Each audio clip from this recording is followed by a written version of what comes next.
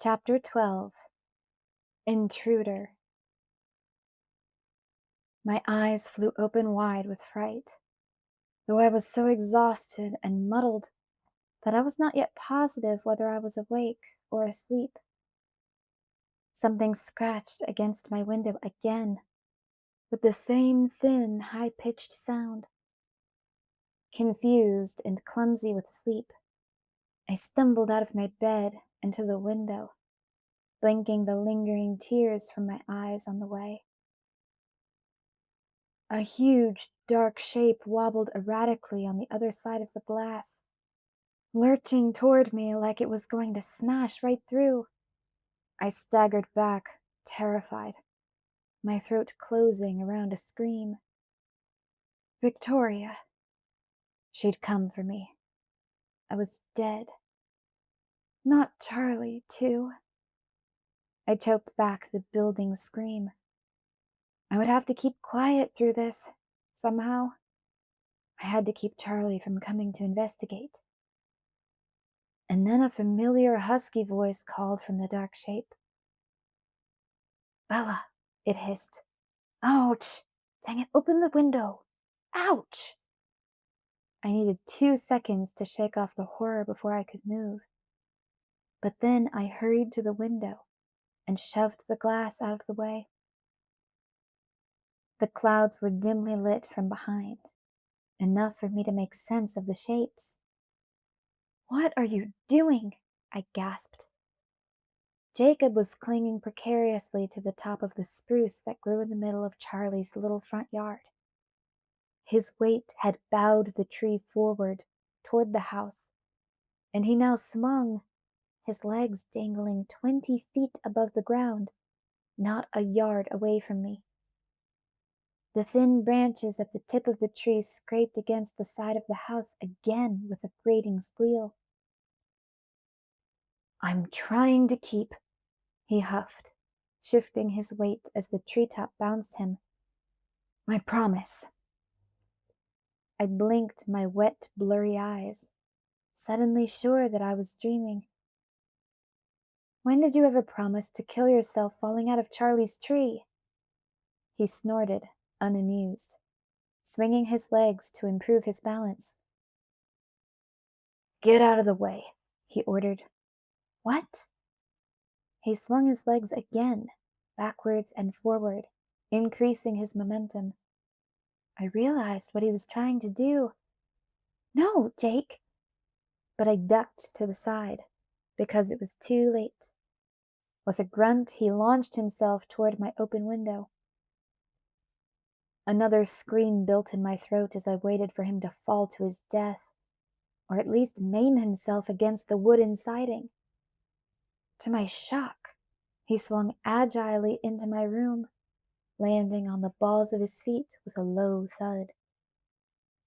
We both looked to the door automatically, holding our breath, waiting to see if the noise had woken Charlie. A short moment of silence passed, and then we heard the muffled sound of Charlie's snore. A wide grin spread slowly across Jacob's face. He seemed extremely pleased with himself. It wasn't the grin that I knew and loved. It was a new grin, one that was a bitter mockery of his old sincerity, on the new face that belonged to Sam. That was a bit much for me. I'd cried myself to sleep over this boy. His harsh rejection had punched a painful new hole in what was left of my chest. He left a new nightmare behind him, like an infection in the sore, the insult after the injury. And now he was here in my room, smirking at me as if none of that had passed. Worse than that, even though his arrival had been noisy and awkward, it reminded me of when Edward used to sneak in through my window at night, and the reminder picked viciously at the unhealed wounds. All of this, coupled with the fact that I was dog-tired, did not put me in a friendly mood. Get out, I hissed, putting as much venom as I could into the whisper. He blinked, his face going blank with surprise. No, he protested. I came to apologize. I don't accept.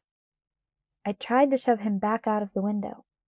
After all, if this was a dream, it wouldn't really hurt him. It was useless, though. I didn't budge him an inch. I dropped my hands quickly and stepped away from him. He wasn't wearing a shirt, though the air blowing in the window was cold enough to make me shiver, and it made me uncomfortable to have my hands on his bare chest. His skin was burning hot, like his head had been the last time I'd touched him, like he was still sick with a fever. He didn't look sick. He looked huge. He leaned over me, so big that he blacked out the window, tongue-tied from my furious reaction. Suddenly, it was just more than I could handle. It felt as if all my sleepless nights were crashing down on me en masse. I was so brutally tired that I thought I might collapse right there on the floor. I swayed unsteadily and struggled to keep my eyes open. Bella? Jacob whispered anxiously. He caught my elbow as I swayed again, and he steered me back to the bed. My legs gave out when I reached the edge, and I plopped into a limp heap on the mattress. Hey, are you okay? Jacob asked, worry creasing his forehead. I looked up at him, the tears not yet dried on my cheeks. Why in the world would I be okay, Jacob? Anguish replaced some of the bitterness in his face. Right, he agreed and took a deep breath. Crap. Well, I'm so sorry, Bella. The apology was sincere, no doubt about it, but there was still an angry twist to his features. Why did you come here? I don't want apologies from you, Jake. I know, he whispered, but I couldn't leave things the way I did this afternoon. That was horrible. I'm sorry. I shook my head warily. I don't understand anything. I know. I want to explain. He broke off suddenly, his mouth open, almost like something had cut off his air. Then he sucked in a deep breath.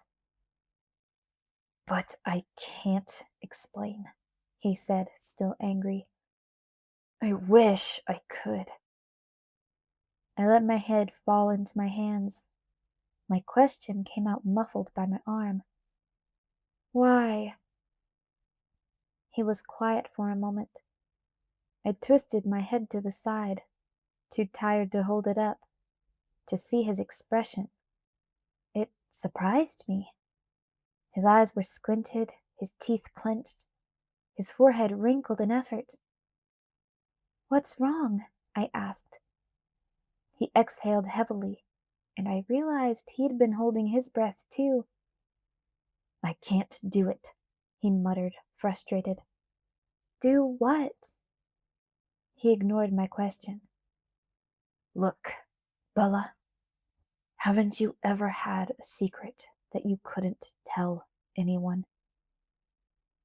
He looked at me with knowing eyes, and my thoughts jumped immediately to the Cullens. I hoped my expression didn't look guilty. Something you felt like you had to keep from Charlie, from your mom, he pressed. Something you won't even talk about with me, not even now. I felt my eyes tighten. I didn't answer his question, though I knew he would take that as a confirmation. Can you understand that I might have the same kind of situation? He was struggling again, seeming to fight for the right words. Sometimes loyalty gets in the way of what you want to do. Sometimes it's not your secret to tell. So I couldn't argue with that. He was exactly right. I had a secret that wasn't mine to tell, yet a secret I felt bound to protect. A secret that suddenly he seemed to know all about. I still didn't see how it applied to him or Sam or Billy. What was it to them now that the Cullens were gone? I don't know why you came here, Jacob, if you were just going to give me riddles instead of answers. I'm sorry, he whispered. This is so frustrating. We looked at each other for a long moment in the dark room, both our faces hopeless. The part that kills me, he said abruptly, is that you already know. I already told you everything. What are you talking about? He sucked in a startled breath and then leaned toward me, his face shifting from hopelessness to blazing intensity in a second. He stared fiercely into my eyes, and his voice was fast and eager. He spoke the words right into my face. His breath was as hot as his skin. I think I see a way to make this all work out. Because you know this, Bella.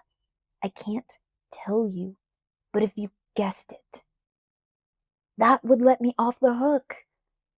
You want me to guess? Guess what? My secret. You can do it. You know the answer. I blinked twice, trying to clear my head. I was so tired. Nothing he said made sense. He took in my blank expression, and then his face tensed with effort again. Hold on, let me see if I can give you some help, he said. Whatever he was trying to do, it was so hard he was panting. Help? I asked, trying to keep up. My lids wanted to slip closed, but I forced them open. Yeah, he said, breathing hard. Like clues. He took my face in his enormous, two warm hands and held it just inches from his. He stared into my eyes while he whispered, as if to communicate something besides the words he spoke. Remember the first day we met? On the beach in La Push? Of course I do. Tell me about it. I took a deep breath and tried to concentrate. You asked me about my truck. He nodded, urging me on. We talked about the rabbit. Keep going. We went for a walk down the beach. My cheeks were growing warm under his palms as I remembered, but he wouldn't notice, as hot as his skin was. I'd asked him to walk with me, flirting ineptly but successfully, in order to pump him for information. He was nodding, anxious for more. My voice was nearly soundless. You told me scary stories, Quileute legends. He closed his eyes and opened them again. Yes. The word was tense, fervent, like he was on the edge of something vital. He spoke slowly, making each word distinct. Do you remember what I said? Even in the dark, he must be able to see the change in the color of my face. How could I ever forget that? Without realizing what he was doing, Jacob had told me exactly what I needed to know that day. That Edward was a vampire. He looked at me with eyes that knew too much. Think hard, he told me.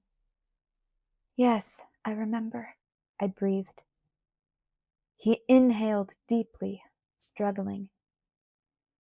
Do you remember all the He couldn't finish the question. His mouth popped open like something had stuck in his throat. All the stories? I asked. He nodded mutely. My head churned. Only one story really mattered. I knew he had begun with others, but I couldn't remember the inconsequential prelude, especially not while my brain was so clouded with exhaustion. I started to shake my head. Jacob groaned and jumped off the bed. He pressed his fists against his forehead and breathed fast and angry. You know this, he muttered to himself. Jake, please, I'm exhausted. I'm no good at this right now. Maybe in the morning. He took a steadying breath and nodded. Maybe it will come back to you. I guess I understand why you only remember the one story, he added in a sarcastic, bitter tone. He plunked back onto the mattress beside me. Do you mind if I ask you a question about that? He asked, still sarcastic. I've been dying to know. A question about what? I asked warily. About the vampire story I told you. I stared at him with guarded eyes, unable to answer. He asked his question anyway. Did you honestly not know? He asked me, his voice turning husky. Was I the one who told you what he was? How did he know this? Why did he decide to believe? Why now? My teeth clenched together. I stared back at him, no intention of speaking. He could see that. See what I mean about loyalty, he murmured, even huskier now. It's the same for me, only worse. You can't imagine how tight I'm bound. I didn't like that. Didn't like the way his eyes closed as if he were in pain when he spoke of being bound. More than dislike, I realized I hated it. Hated anything that caused him pain. Hated it fiercely. Sam's face filled my mind. For me, this was all essentially voluntary. I protected the Cullen's secret out of love. Unrequited, but true. For Jacob, it didn't seem to be that way. Isn't there any way for you to get free? I whispered, touching the rough edge at the back of his shorn hair. His hands began to tremble, but he didn't open his eyes. No, I'm in this for life. A life sentence. A bleak laugh. Longer, maybe. No, Jake, I moaned. What if we ran away? Just you and me? What if we left home and left Sam behind? It's not something I can run away from, Bella, he whispered. I would run with you, though, if I could. His shoulders were shaking now, too. He took a deep breath. Look, I've got to leave. Why? For one thing, you look like you're going to pass out any second. You need your sleep. I need you firing on all pistons. You're going to figure this out. You have to. And why else? He frowned. I had to sneak out. I'm not supposed to see you. They've got to be wondering where I am. His mouth twisted. I suppose I should go let them know. You don't have to tell them anything, I hissed. All the same, I will. The anger flashed hot inside me. I hate them. Jacob looked at me with wide eyes, surprised. No, Bella, Don't hate the guys. It's not Sam's or any of the others' faults. I told you before. It's me. Sam is actually, well, incredibly cool. Jared and Paul are great too, though Paul is kind of... And Embry's always been my friend. Nothing's changed there. The only thing that hasn't changed. I feel really bad about the things I used to think about Sam. Sam was incredibly cool? I glared at him in disbelief, but let it go. Then why aren't you supposed to see me? I demanded. It's not safe, he mumbled, looking down. His words sent a thrill of fear through me. Did he know that, too? Nobody knew that besides me. But he was right. It was the middle of the night, the perfect time for hunting. Jacob shouldn't be here in my room. If someone came for me, I had to be alone. If I thought it was too risky, he whispered, I wouldn't have come. But Bella, he looked at me again. I made you a promise. I had no idea it would be so hard to keep. But that doesn't mean I'm not going to try.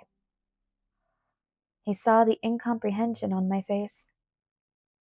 After that stupid movie, he reminded me, I promised you that I wouldn't ever hurt you. So I really blew it this afternoon, didn't I? I know you didn't want to do it, Jake. It's okay. Thanks, Bella. He took my hand. I'm going to do what I can to be here for you, just like I promised. He grinned at me suddenly.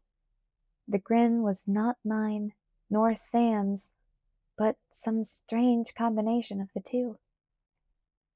It would really help if you could figure this out on your own, Bella.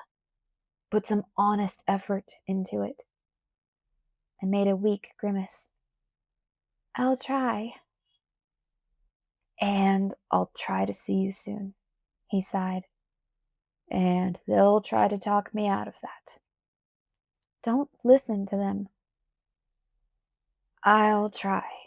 He shook his head as if he doubted his success. Come and tell me as soon as you figure it out. Something occurred to him just then, something that made his hands shake. If you want to. Why wouldn't I want to see you? His face turned hard and bitter. 100% the face that belonged to Sam. Oh, I can think of a reason, he said in a harsh tone. Look, I really have to go. Could you do something for me? I just nodded, frightened of the change in him. At least call me, if you don't want to see me again. Let me know if it's like that. That won't happen, he raised one hand, cutting me off. Just let me know. He stood and headed for the window. Don't be an idiot, Jake, I complained. You'll break your leg. Use the door. Charlie's not going to catch you. I won't get hurt, he muttered, but he turned for the door. He hesitated as he passed me, staring at me with an expression like something was stabbing him. He held one hand out, pleading. I took his hand, and he suddenly yanked me, too roughly, right off of the bed, so that I thudded against his chest. Just in case, he muttered against my hair, crushing me in a bear hug that about broke my ribs. Can't breathe, I gasped. He dropped me at once, keeping one hand at my waist so I didn't fall over. He pushed me, more gently this time, back down on the bed. Get some sleep, Bells. You've got to get your head working. I know you can do this. I need you to understand. I won't lose you, Bella. Not for this. He was to the door in one stride, opening it quietly, and then disappearing through it. I listened for him to hit the squeaky step on the stairs, but there was no sound. I lay back on my bed, my head spinning. I was too confused, too worn out. I closed my eyes, trying to make sense of it, only to be swallowed up by unconsciousness so swiftly that it was disorienting. It was not the peaceful, dreamless sleep I'd yearned for. Of course not. I was in the forest again, and I started to wander the way I always did. I quickly became aware that this was not the same dream as usual. For one thing, I felt no compulsion to wander or to search. I was merely wandering out of habit, because that was what was usually expected of me here. Actually, this wasn't even the same forest. The smell was different, and the light, too. It smelled not like the damp earth of the woods, but like the brine of the ocean. I couldn't see the sky. Still, it seemed like the sun must be shining. The leaves above were bright jade green. This was the forest around La Push. Near the beach there, I was sure of it. I knew that if I found the beach, I would be able to see the sun, so I hurried forward, following the faint sound of waves in the distance. And then Jacob was there. He grabbed my hand, pulling me back toward the blackest part of the forest. "Jacob, what's wrong?" I asked. His face was the frightened face of a boy, and his hair was beautiful again, swept back into a ponytail on the nape of his neck. He yanked with all his strength, but I resisted. I didn't want to go into the dark. "Run, Bella. You have to run," he whispered, terrified. The abrupt wave of déjà vu was so strong, it nearly woke me up. I knew why I recognized this place now. It was because I'd been here before, in another dream, 1,000,000 years ago, part of a different life entirely. This was the dream I'd had the night after I'd walked with Jacob on the beach. The first night I knew that Edward was a vampire. Reliving that day with Jacob must have dredged this dream out of my buried memories. Detached from the dream now, I waited for it to play out. A light was coming toward me from the beach. In just a moment, Edward would walk through the trees, his skin faintly glowing and his eyes black and dangerous. He would beckon to me and smile. He would be beautiful as an angel, and his teeth would be pointed and sharp. But I was getting ahead of myself. Something else had to happen first. Jacob dropped my hand and yelped. Shaking and twitching, he fell to the ground at my feet. "Jacob!" I screamed, but he was gone. In his place was an enormous red-brown wolf with dark, intelligent eyes. The dream veered off course, like a train jumping the tracks. This was not the same wolf that I'd dreamed of in another life. This was the great russet wolf I'd stood half a foot from in the meadow just a week ago. This wolf was gigantic, monstrous, bigger than a bear. This wolf stared intently at me, trying to convey something vital with his intelligent eyes. The black-brown, familiar eyes of Jacob Black. I woke screaming at the top of my lungs. I almost expected Charlie to come check on me this time. This wasn't my usual screaming. I buried my head in my pillow and tried to muffle the hysterics that my screams were building into. I pressed the cotton tight against my face, wondering if I couldn't also somehow smother the connection I had just made. But Charlie didn't come in, and eventually I was able to strangle the strange screeching coming out of my throat. I remembered it all now. Every word that Jacob had said to me that day on the beach. Even the part before he got to the vampires. The cold ones. Especially that first part. Do you know any of our old stories about where we came from? The Quileutes, I mean? He asked. Not really, I admitted. Well, there are lots of legends, some of them claiming to date back to the flood. Supposedly, the ancient Quileutes tied their canoes to the tops of the tallest trees on the mountain to survive, like Noah and the Ark. He smiled then, to show me how little stock he put in the histories. Another legend claims that we descended from wolves, and that the wolves are our brothers still. It's against tribal law to kill them. Then there are the stories about the cold ones. His voice dropped a little lower. The cold ones? Yes. There are stories of the cold ones as old as the wolf legends, and some much more recent. According to legend, my own great-grandfather knew some of them. He was the one who made the treaty that kept them off our land. Jacob rolled his eyes. Your great-grandfather? He was a tribal elder, like my father. You see, the cold ones are the natural enemies of the wolf. Well, not the wolf, really, but the wolves that turn into men, like our ancestors. You would call them werewolves. Werewolves have enemies? Only one. There was something stuck in my throat, choking me. I tried to swallow it down, but it was lodged there, unmoving. I tried to spit it out.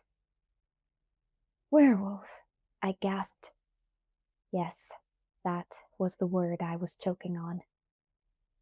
The whole world lurched, tilting the wrong way on its axis. What kind of a place was this? Could a world really exist where ancient legends went wandering around the borders of tiny, insignificant towns, facing down mythical monsters? Did this mean that every impossible fairy tale was grounded somewhere in absolute truth? Was there anything sane or normal at all? Or was everything just magic and ghost stories? I clutched my head in my hands, trying to keep it from exploding. A small, dry voice in the back of my mind asked me what the big deal was. Hadn't I already accepted the existence of vampires long ago, and without all the hysterics that time? Exactly, I wanted to scream back at the voice. Wasn't one myth enough for anyone? Enough for a lifetime? Besides, there'd never been one moment when I wasn't completely aware that Edward Cullen was above and beyond the ordinary. It wasn't such a surprise to find out that he was, because he was so obviously something. But Jacob?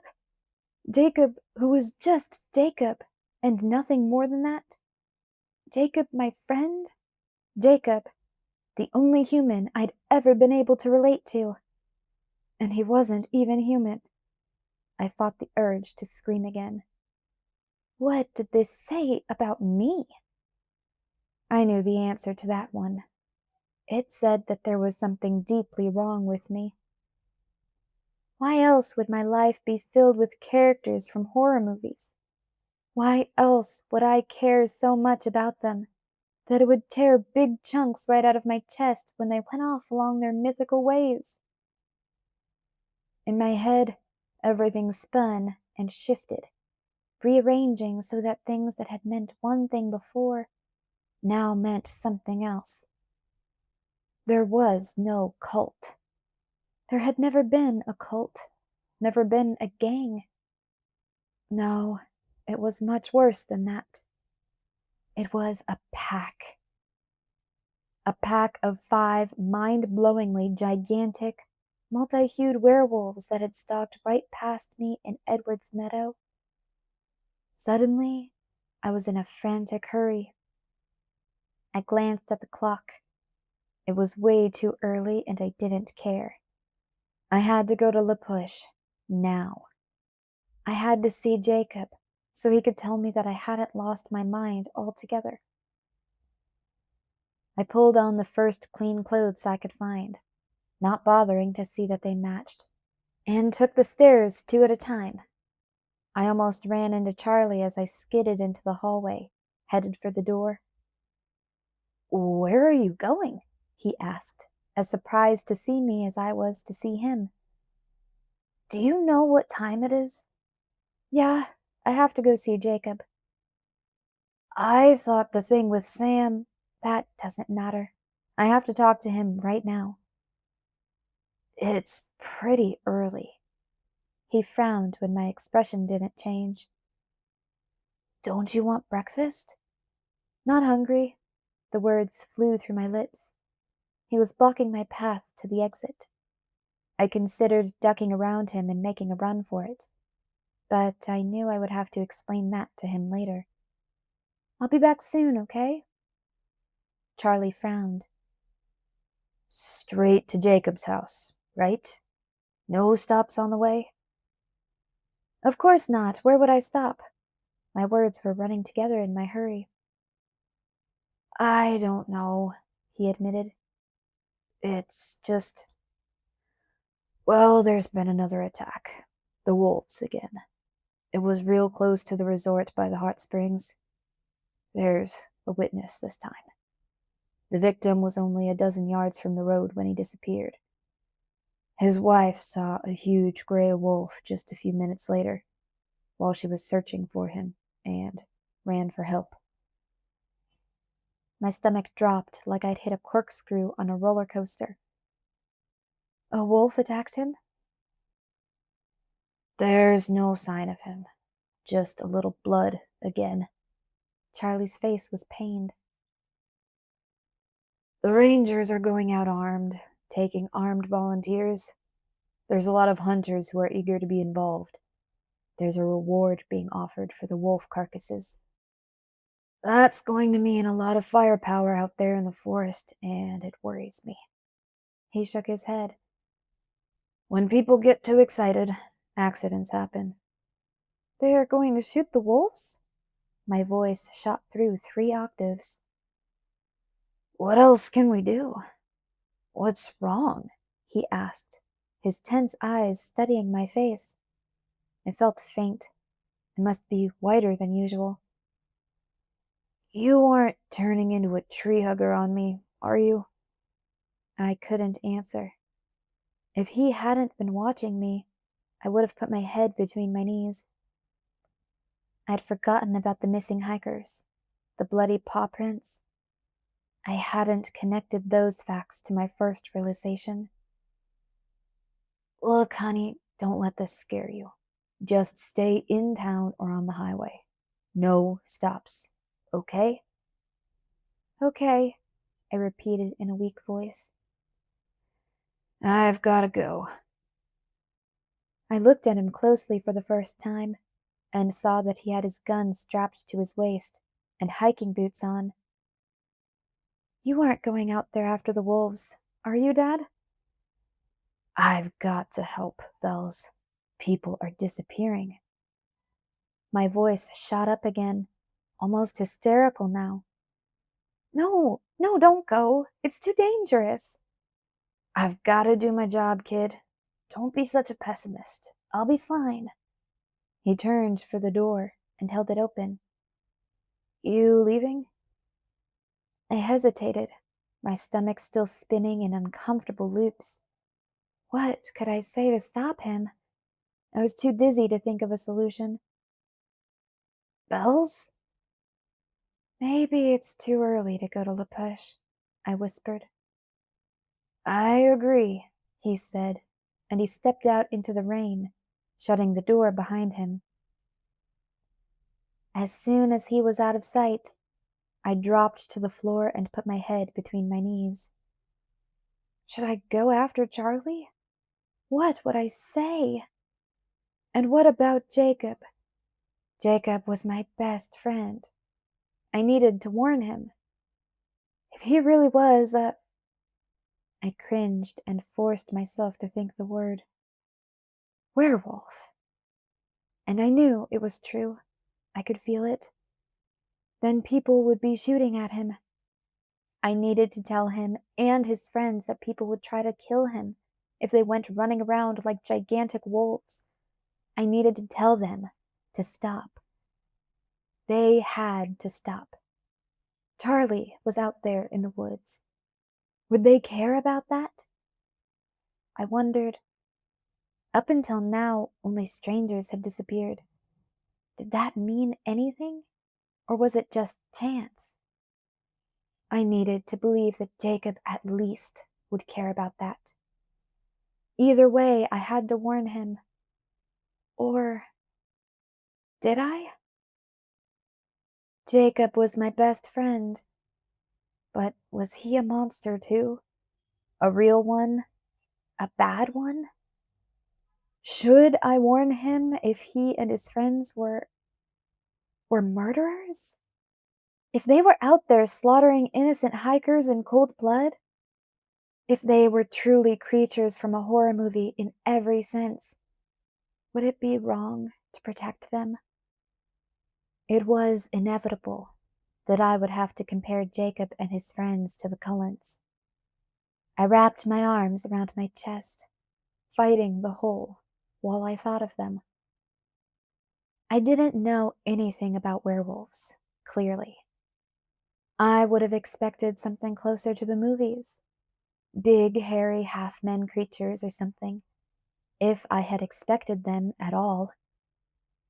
So I didn't know what made them hunt, whether hunger or thirst or just a desire to kill. It was hard to judge, not knowing that. But it couldn't be worse than what the Cullens endured in their quest to be good. I thought of Esme. The tears started when I pictured her kind, lovely face, and how, as motherly and loving as she was, she'd had to hold her nose, all ashamed, and run from me when I was bleeding. It couldn't be harder than that. I thought of Carlyle, the centuries upon centuries that he had struggled to teach himself to ignore blood so that he could save lives as a doctor. Nothing could be harder than that. The werewolves had chosen a different path. Now, what should I choose? Chapter 13. Killer. If it was anyone but Jacob, I thought to myself, shaking my head as I drove down the forest-lined highway to La Push. I still wasn't sure if I was doing the right thing, but I'd made a compromise with myself. I couldn't condone what Jacob and his friends, his pack, were doing. I understood now what he'd said last night, that I might not want to see him again, and I could have called him as he'd suggested, but that felt cowardly. I owed him a face-to-face conversation at least. I would tell him to his face that I couldn't just overlook what was going on. I couldn't be friends with a killer and say nothing. Let the killing continue. That would make me a monster too. But I couldn't not warn him either. I had to do what I could to protect him. I pulled up to the Black's house with my lips pressed together in a hard line. It was bad enough that my best friend was a werewolf. Did he have to be a monster too? The house was dark, no lights in the windows, but I didn't care if I woke them. My fist thudded against the front door with angry energy, the sound reverberating through the walls. "Come in," I heard Billy call after a minute, and a light flicked on. I twisted the knob. It was unlocked. Billy was leaning around an open doorway just off of the little kitchen, a bathrobe around his shoulders, not in his chair yet. When he saw who it was, his eyes widened briefly, and then his face turned stoic. "Well, good morning, Bella. What are you doing up so early?" "Hey, Billy. I need to talk to Jake. Where is he?" Um, I don't really know," he lied, straight-faced. "Do you know what Charlie is doing this morning?" I demanded, sick of the stalling. "Should I?" "He and half the other men in town are all out in the woods with guns, hunting giant wolves." Billy's expression flickered, and then went blank. "So I'd like to talk to Jake about that, if you don't mind," I continued. Billy pursed his thick lips for a long moment. "I'd bet he's still asleep," he finally said, nodding toward the tiny hallway off the front room. "He's out late a lot these days. Kid needs his rest. Probably you shouldn't wake him." "It's my turn," I muttered under my breath as I stalked to the hallway. Billy sighed. Jacob's tiny closet of a room was the only door in the yard-long hallway. I didn't bother to knock. I threw the door open. It slammed against the wall with a bang. Jacob, still wearing just the same black cut-off sweats he'd worn last night, was stretched diagonally across the double bed that took up all of his room but a few inches round the edges. Even on a slant, it wasn't long enough. His feet hung off the one end and his head off the other. He was fast asleep, snoring lightly with his mouth hanging open. The sound of the door hadn't even made him twitch. His face was peaceful with deep sleep, all the angry lines smoothed out. There were circles under his eyes that I hadn't noticed before. Despite his ridiculous size, he looked very young now, and very wary. Pity shook me. I stepped back out and shut the door quietly behind me. Billy stared with curious, guarded eyes as I walked slowly back into the front room. "I think I'll let him get some rest." Billy nodded, and then we gazed at each other for a minute. I was dying to ask him about his part in this. What did he think of what his son had become? But I knew how he'd supported Sam from the very beginning, and so I supposed the murders must not bother him. How he justified that to himself, I couldn't imagine. I could see many questions for me in his dark eyes, but he didn't voice them either. "Look," I said, breaking the loud silence. "I'll be down at the beach for a while. When he wakes up, tell him I'm waiting for him, okay?" Sure," Billy agreed. I wondered if he really would. Well, if he didn't, I'd tried, right? I drove down to First Beach and parked in the empty dirt lot. It was still dark, the gloomy pre-dawn of a cloudy day, and when I cut the headlights, it was hard to see. I had to let my eyes adjust before I could find the path that led through the tall hedge of weeds. It was colder here, with the wind whipping off the black water, and I shoved my hands deep into the pockets of my winter jacket. At least the rain had stopped. I paced down the beach toward the North Sea wall. I couldn't see St. James or the other islands, just the vague shape of the water's edge. I picked my way carefully across the rocks, watching out for driftwood that might trip me. I found what I was looking for before I realized I was looking for it. It materialized out of the gloom when it was just a few feet away. A long, bone-white driftwood tree stranded deep on the rocks. The roots twisted up at the seaward end, like 100 brittle tentacles. I couldn't be sure that it was the same tree where Jacob and I had had our first conversation. A conversation that had begun so many different, tangled threads of my life. But it seemed to be in about the same place. I sat down where I'd sat before and stared out across the invisible sea. Seeing Jacob like that, innocent and vulnerable in sleep, had stolen all my revulsion, dissolved all my anger. I still couldn't turn a blind eye to what was happening, like Billy seemed to. But I couldn't condemn Jacob for it either. Love didn't work that way, I decided. Once you cared about a person, it was impossible to be logical about them anymore. Jacob was my friend, whether he killed people or not. And I didn't know what I was going to do about that. When I pictured him sleeping so peacefully, I felt an overpowering urge to protect him. Completely illogical.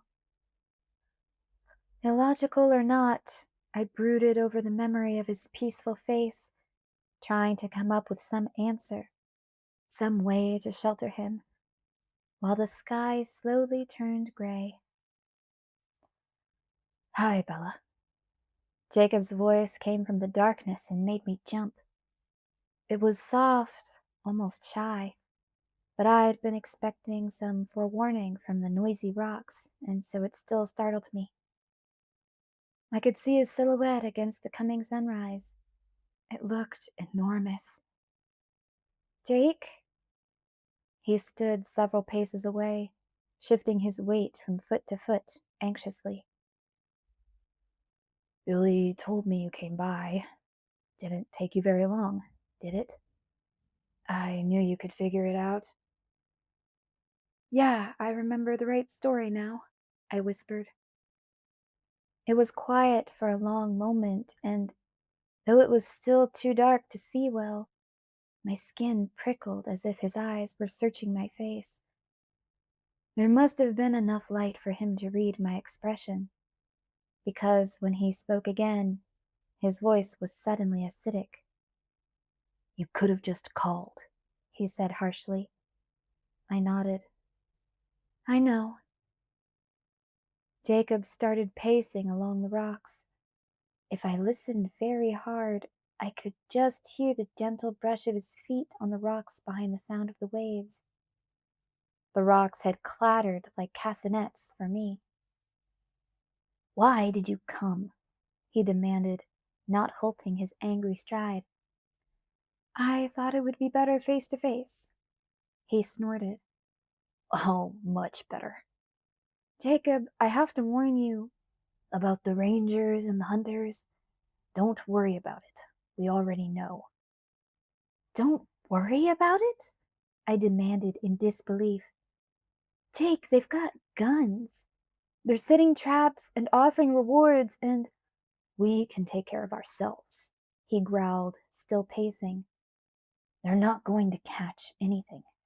They're only making it more difficult. They'll start disappearing soon enough, too." "Jake," I hissed. "What? It's just a fact." My voice was pale with revulsion. "How can you feel that way? You know these people. Charlie's out there." The thought made my stomach twist. He came to an abrupt stop. "What more can we do?" he retorted. The sun turned the clouds a silvery pink above us. I could see his expression now. It was angry, frustrated, betrayed. "Could you, well, try to not be a werewolf?" I suggested in a whisper. He threw his hands up in the air. "Like I have a choice about it," he shouted. And how would that help anything if you're worried about people disappearing? I don't understand you. He glared at me, his eyes narrowing and his mouth twisting into a snarl. You know what makes me so mad I could just spit? I flinched away from his hostile expression. He seemed to be waiting for an answer, so I shook my head. You're such a hypocrite, Bella. There you sit, terrified of me. How is that fair? His hands shook with anger. Hypocrite? How does being afraid of a monster make me a hypocrite? Ugh, he groaned, pressing his trembling fists to his temples and squeezing his eyes shut. Would you listen to yourself? What? He took 2 steps toward me, leaning over me and glaring with fury. Well, I'm so sorry that I can't be the right kind of monster for you, Bella. I guess I'm just not as great as a bloodsucker, am I? I jumped to my feet and glared back. No, you're not, I shouted. It's not what you are, stupid, it's what you do. What's that supposed to mean? He roared, his entire frame quivering with rage. I was taken entirely by surprise when Edward's voice cautioned me. Be very careful, Bella, his velvet voice warned. Don't push him too far. You need to calm him down. Even the voice in my head was making no sense today. I listened to him, though. I would do anything for that voice. Jacob, I pleaded, making my tone soft and even. Is it really necessary to kill people, Jacob? Isn't there some other way? I mean, if vampires can find a way to survive without murdering people, couldn't you give it a try, too? He straightened up with a jerk, like my words had sent an electric shock through him. His eyebrows shot up and his eyes stared wide. Killing people? He demanded. What did you think we were talking about? He wasn't trembling anymore. He looked at me with half-hopeful disbelief. I thought we were talking about your disgust for werewolves. No, Jake, no. It's fine that you're a wolf. That's fine, I promised him, and I knew as I said the words that I meant them. I really didn't care if he turned into a big wolf. He was still Jacob. If you could just find a way not to hurt people. That's all that upsets me. These are innocent people, Jake. People like Charlie. And I can't just look the other way while you... Is that all? Really? He interrupted me, a smile breaking across his face. You're just scared because I'm a murderer? That's the only reason? Isn't that reason enough? He started to laugh. Jacob Black, this is so not funny. Sure, he agreed, still chortling. He took one long stride and caught me in another vice-tight bear hug. You really, honestly don't mind that I morph into a giant dog? He asked, his voice joyful in my ear. No, I gasped. Can't breathe, Jake. He let me go, but took both of my hands. I'm not a killer, Bella. I studied his face, and it was clear that this was the truth. Relief pulsed through me. Really? I asked. Really, he promised solemnly. I threw my arms around him. It reminded me of that first day with the motorcycles. He was bigger, though, and I felt even more like a child now.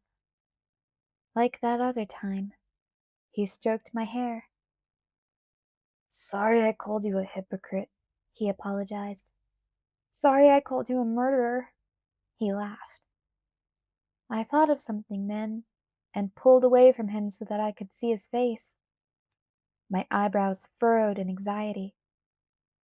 What about Sam and the others? He shook his head, smiling like a huge burden had been removed from his shoulders. Of course not. Don't you remember what we call ourselves? The memory was clear. I'd just been thinking of that very day. Protectors. Exactly. But I don't understand. What's happening in the woods? Missing hikers? The blood? His face was serious, worried at once. We're trying to do our job, Bella. We're trying to protect them, but we're always just a little too late. Protect them from what? Is there really a bear out there too? Bella, honey, we only protect people from one thing. Our one enemy. It's the reason we exist. Because they do. I stared at him blankly for 1 second before I understood. Then the blood drained from my face, and a thin, wordless cry of horror broke through my lips. He nodded. I thought you, of all people, would realize what was really going on. Laurent, I whispered. He's still here. Jacob blinked twice and cocked his head to one side. Who's Laurent? I tried to sort out the chaos in my head so that I could answer. You know, you saw him in the meadow. You were there. The words came out in a wondering tone as it all sunk in. You were there, and you kept him from killing me. Oh, the black-haired leech. He grinned, a tight, fierce grin. Was that his name? I shuddered. What were you thinking? I whispered. He could have killed you. Jake, you don't realize how dangerous. Another laugh interrupted me. Bella, one lone vampire isn't much of a problem for a pack as big as ours. It was so easy, it was hardly even fun. What was so easy? Killing the bloodsucker who was going to kill you. Now, I don't count that towards the whole murder thing, he added quickly. Vampires don't count as people. I could only mouth the words. You killed Laurent? He nodded. Well, it was a group effort, he qualified. Laurent is dead? I whispered. His expression changed. You're not upset about that, are you? He was going to kill you. He was going right for the kill, Bella. We were sure of that before we attacked. You know that, right? I know that. No, I'm not upset. I had to sit down. I stumbled back a step until I felt the driftwood against my calves and then sank down onto it. Laurent is dead. He's not coming back for me. You're not mad? He wasn't one of your friends or anything, was he? My friend? I stared up at him, confused and dizzy with relief. I started babbling, my eyes getting moist. No, Jake, I'm so relieved. I thought he was going to find me. I've been waiting for him every night, just hoping that he'd stop with me and leave Charlie alone. I've been so frightened, Jacob. But how? He was a vampire. How did you kill him? He was so strong, so hard like marble. He sat down next to me and put one big arm around me comfortingly. It's what we're made for, Bells. We're strong too. I wish you would have told me that you were so afraid. You didn't need to be. You weren't around, I mumbled, lost in thought. Oh, right. Wait, Jake, I thought you knew, though. Last night, you said it wasn't safe for you to be in my room. I thought you knew that a vampire might be coming. Isn't that what you were talking about? He looked confused for a minute and then ducked his head. No, that's not what I meant. Then why didn't you think it was safe for you to be there? He looked at me with guilt-ridden eyes. I didn't say it wasn't safe for me. I was thinking of you. What do you mean? He looked down and kicked a rock. There's more than one reason I'm not supposed to be around you, Bella. I wasn't supposed to tell you our secret, for one thing, but the other part is that it's not safe for you. If I get too mad, too upset, you might get hurt. I thought about that carefully. When you were mad before, when I was yelling at you, and you were shaking? Yeah. His face dropped even lower. That was pretty stupid of me. I have to keep a better hold on myself. I swore I wasn't going to get mad, no matter what you said to me, but I just got so upset that I was going to lose you, that you couldn't deal with what I am. What would happen if you got too mad? I whispered. I'd turn into a wolf, he whispered back. You don't need a full moon? He rolled his eyes. Hollywood's version doesn't get much right. Then he sighed and he was serious again. You don't need to be so stressed out, Bells. We're going to take care of this. And we're keeping a special eye on Charlie and the others. We won't let anything happen to him. Trust me on that. Something very, very obvious. Something I should have grasped at once. But I'd been so distracted by the idea of Jacob and his friends fighting with Laurent that I'd completely missed it at the time. Occurred to me only then, when Jacob used the present tense again. We're going to take care of this. It wasn't over.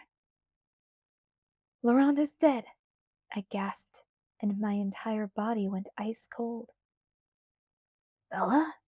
Jacob asked anxiously, touching my ashen cheek. If Laurent died a week ago, then someone else is killing people now. Jacob nodded, his teeth clenched together, and he spoke through them. There were two of them. We thought his mate would want to fight us. In our stories, they usually get pretty pissed off if you kill their mate. But she just keeps running away, and then coming back again. If we could figure out what she was after, it would be easier to take her down. But she makes no sense. She keeps dancing around the edges like she's testing our defenses, looking for a way in, but in where? Where does she want to go? Sam thinks she's trying to separate us, so she'll have a better chance. His voice faded until it sounded like it was coming through a long tunnel. I couldn't make out the individual words anymore. My forehead dewed with sweat and my stomach rolled like I had the stomach flu again. Exactly like I had the flu. I turned away from him quickly and leaned over the tree trunk. My body convulsed with useless heaves, my empty stomach contracting with horrified nausea until there was nothing in it to expel. Victoria was here, looking for me, killing strangers in the woods where Charlie was searching. My head spun sickeningly. Jacob's hands caught my shoulders, kept me from sliding forward onto the rocks. I could feel his hot breath on my cheek. Bella, what's wrong? Victoria, I gasped as soon as I could catch my breath around the nauseous spasms. In my head, Edward snarled in fury at the name. I felt Jacob pull me up from my slump. He draped me awkwardly across his lap, laying my limp head over his shoulder. He struggled to balance me, to keep me from sagging over, one way or the other. He brushed the sweaty hair back from my face. Who? Jacob asked. Can you hear me, Bella? Bella! She wasn't Laurent's mate, I moaned into his shoulder. They were just old friends. Do you need some water? A doctor? Tell me what to do, he demanded, frantic. I'm not sick. I'm scared, I explained in a whisper. The word scared didn't really seem to cover it. Jacob patted my back. Scared of this, Victoria? I nodded, shuddering. Victoria is the red-headed female. I trembled again and whimpered. Yes. How do you know she wasn't his mate? Laurent told me James was her mate, I explained, automatically flexing the hand with the scar. He pulled my face around, holding it steady in his big hand. He stared intently into my eyes. Did he tell you anything else, Bella? This is important. Do you know what she wants? Of course, I whispered. She wants me. His eyes flipped wide, then narrowed into slits. Why? He demanded. Edward killed James, I whispered. Jacob held me so tightly that there was no need for me to clutch at the hole.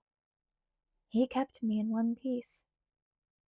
She did get pissed off, but Laurent said she thought it was fairer to kill me than Edward.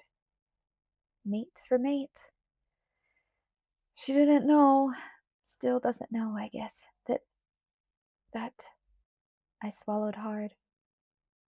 That things aren't like that with us anymore.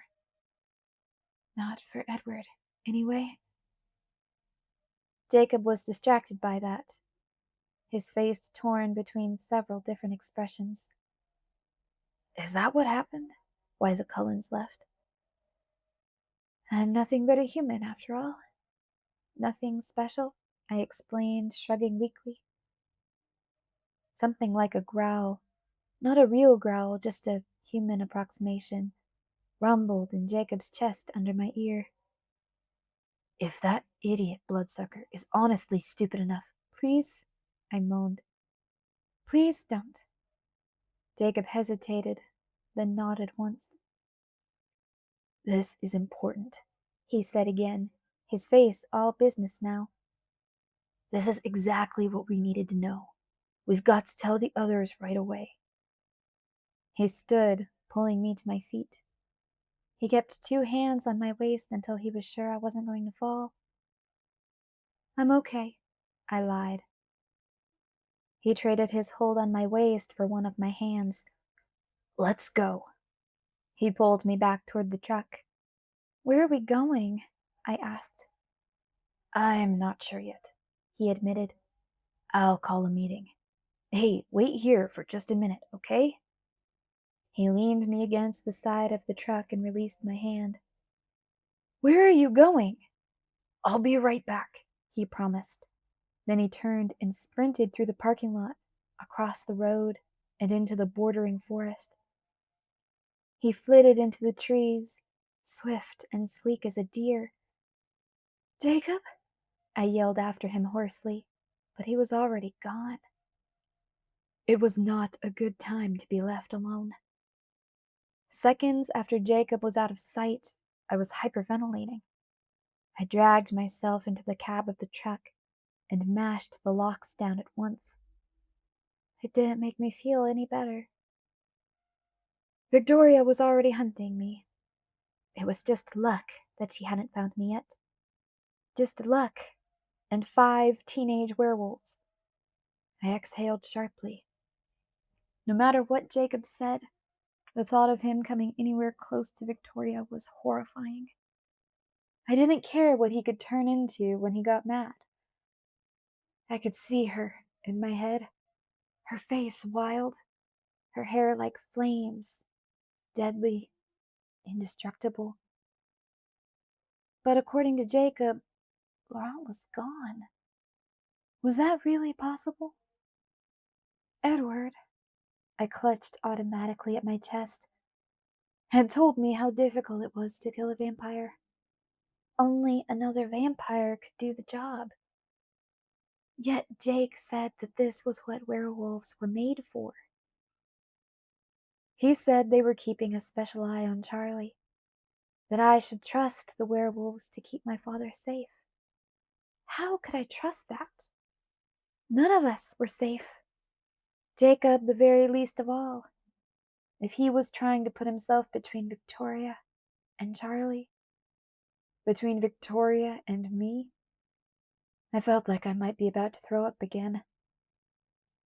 A sharp rap on the truck's window made me yelp in terror. But it was just Jacob, back already.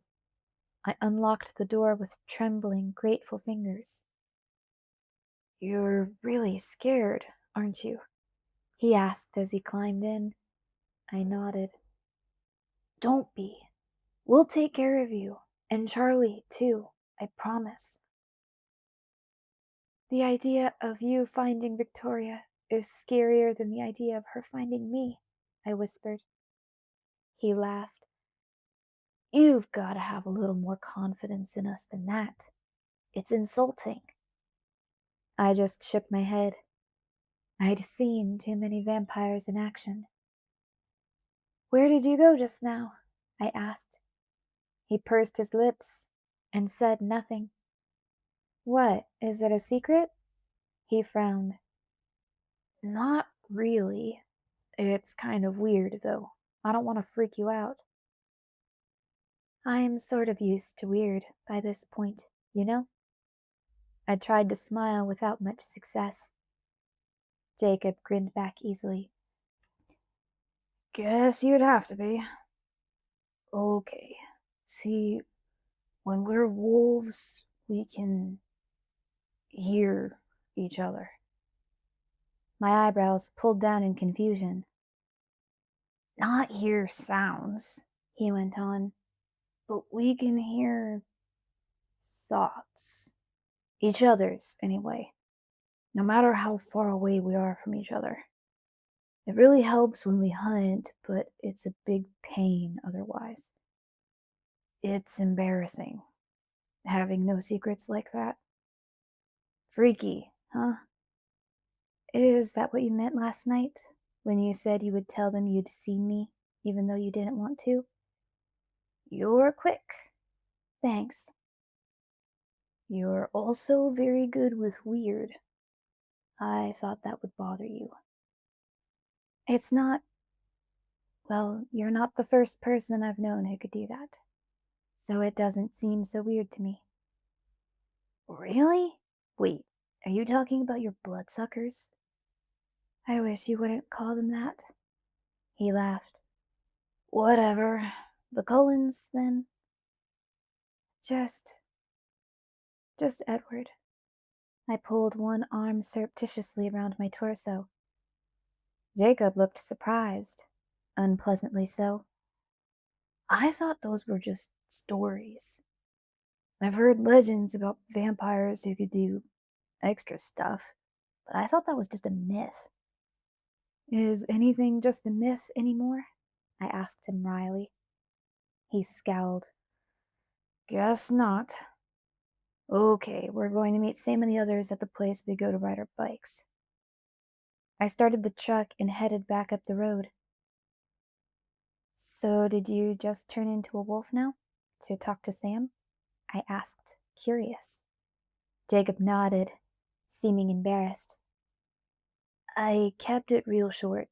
I tried not to think about you so they wouldn't know what was going on. I was afraid Sam would tell me I couldn't bring you. That wouldn't have stopped me. I couldn't get rid of my perception of Sam as the bad guy. My teeth clenched together whenever I heard his name." "Well, it would have stopped me," Jacob said, morose now. "Remember how I couldn't finish my sentences last night? How I couldn't just tell you the whole story?" "Yeah, you looked like you were choking on something." He chuckled darkly. "Close enough. Sam told me I couldn't tell you. He's the head of the pack, you know. He's the alpha. When he tells us to do something or to not do something, when he really means it, well, we can't just ignore him." "Weird," I muttered. "Very," he agreed. It's kind of a wolf thing. Huh, was the best response I could think of. Yeah, there's loads of stuff like that. Wolf things. I'm still learning. I can't imagine what it was like for Sam, trying to deal with this alone. It sucks bad enough to go through it with a whole pack for support. Sam was alone? Yeah, Jacob's voice lowered. When I changed, it was the most horrible, the most terrifying thing I've ever been through. Worse than anything I could have imagined. But I wasn't alone. There were the voices there in my head, telling me what had happened and what I had to do. That kept me from losing my mind, I think. But Sam, he shook his head. Sam had no help. This was going to take some adjusting. When Jacob explained it like that, it was hard not to feel compassion for Sam. I had to keep reminding myself that there was no reason to hate him anymore. Will they be angry that I'm with you? I asked. He made a face. Probably. Maybe I shouldn't. No, it's okay, he assured me. You know a ton of things that can help us. It's not like you're just some ignorant human. You're like I don't know, spy or something. You've been behind enemy lines. I frowned to myself. Was that what Jacob would want from me? Insider information to help them destroy their enemies? I wasn't a spy, though. I hadn't been collecting that kind of information. Already his words made me feel like a traitor. But I wanted him to stop Victoria, didn't I? No. I did want Victoria to be stopped, preferably before she tortured me to death or ran into Charlie or killed another stranger. I just didn't want Jacob to be the one to stop her, or rather to try. I didn't want Jacob within 100 miles of her. Like the stuff about the mind-reading bloodsucker, he continued, oblivious to my reverie. That's the kind of thing we need to know about. That really sucks that those stories are true. It makes everything more complicated. Hey, do you think this Victoria can do anything special? I don't think so. I hesitated and then sighed. He would have mentioned it. He? Oh, you mean Edward. Oh, sorry, I forgot.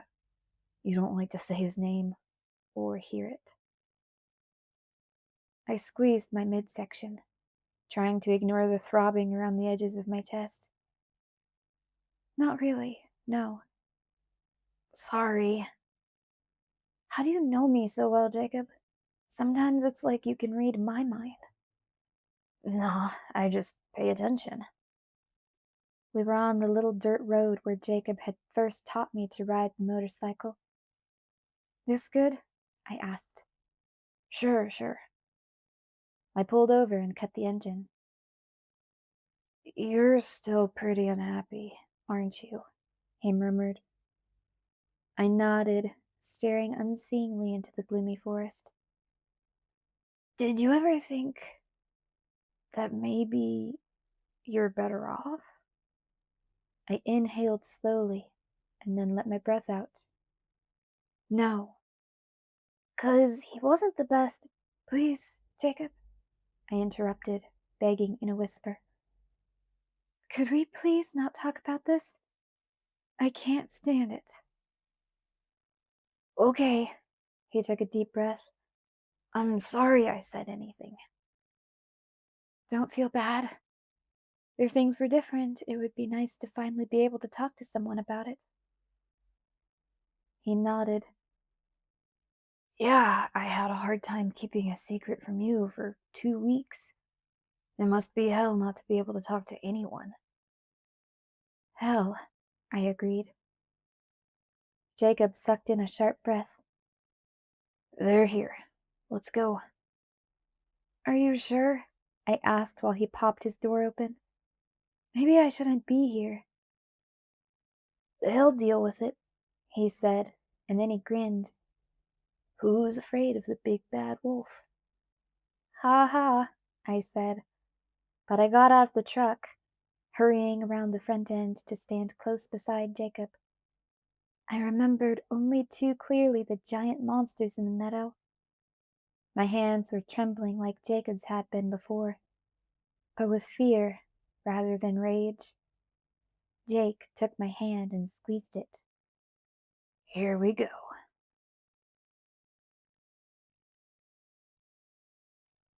Chapter 14. Family. I cowered into Jacob's side, my eyes scanning the forest for the other werewolves. When they appeared, striding out from between the trees, they weren't what I was expecting. I'd gotten the image of the wolves stuck in my head. These were just 4 really big, half-naked boys. Again, they reminded me of brothers, quadruplets. Something about the way they moved, almost in synchronization, to stand across the road from us. The way they all had the same long, round muscles, under the same red-brown skin, the same cropped black hair, and the way their expressions altered at exactly the same moment. They started out curious and cautious. When they saw me there, half hidden beside Jacob, they all became furious in the same second. Sam was still the biggest, though Jacob was getting close to catching up with him. Sam didn't really count as a boy. His face was older, not in the sense of lines or signs of aging, but in the maturity, the patience of his expression. "What have you done, Jacob?" he demanded. One of the others, one I didn't recognize, Jared or Paul, thrust past Sam and spoke before Jacob could defend himself. "Why can't you just follow the rules, Jacob?" he yelled, throwing his arms in the air. "What the hell are you thinking? Is she more important than everything? Than the whole tribe? Than the people getting killed?" "She can help," Jacob said quietly. "Help!" the angry boy shouted. His arms began to quiver. "Oh, that's likely. I'm sure the leech lover is just dying to help us out." "Don't talk about her like that," Jacob shouted back, stung by the boy's criticism. A shudder rippled through the other boy, along his shoulders and down his spine. "Paul, relax," Sam commanded. Paul shook his head back and forth, not in defiance, but as though he were trying to concentrate. "Geez, Paul," one of the other boys, probably Jared, muttered. "Get a grip." Paul twisted his head toward Jared, his lips curling back in irritation.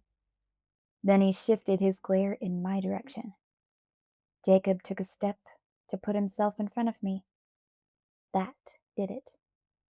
"Right, protect her?" Paul roared in outrage. Another shudder, a convulsion, heaved through his body. He threw his head back, a real growl tearing from between his teeth. "Paul!" Sam and Jacob shouted together.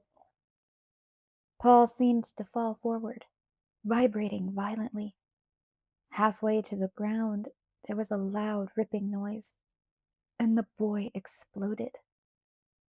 Dark, silver fur blew out from the boy, coalescing into a shape more than 5 times his size. A massive, crouched shape, ready to spring.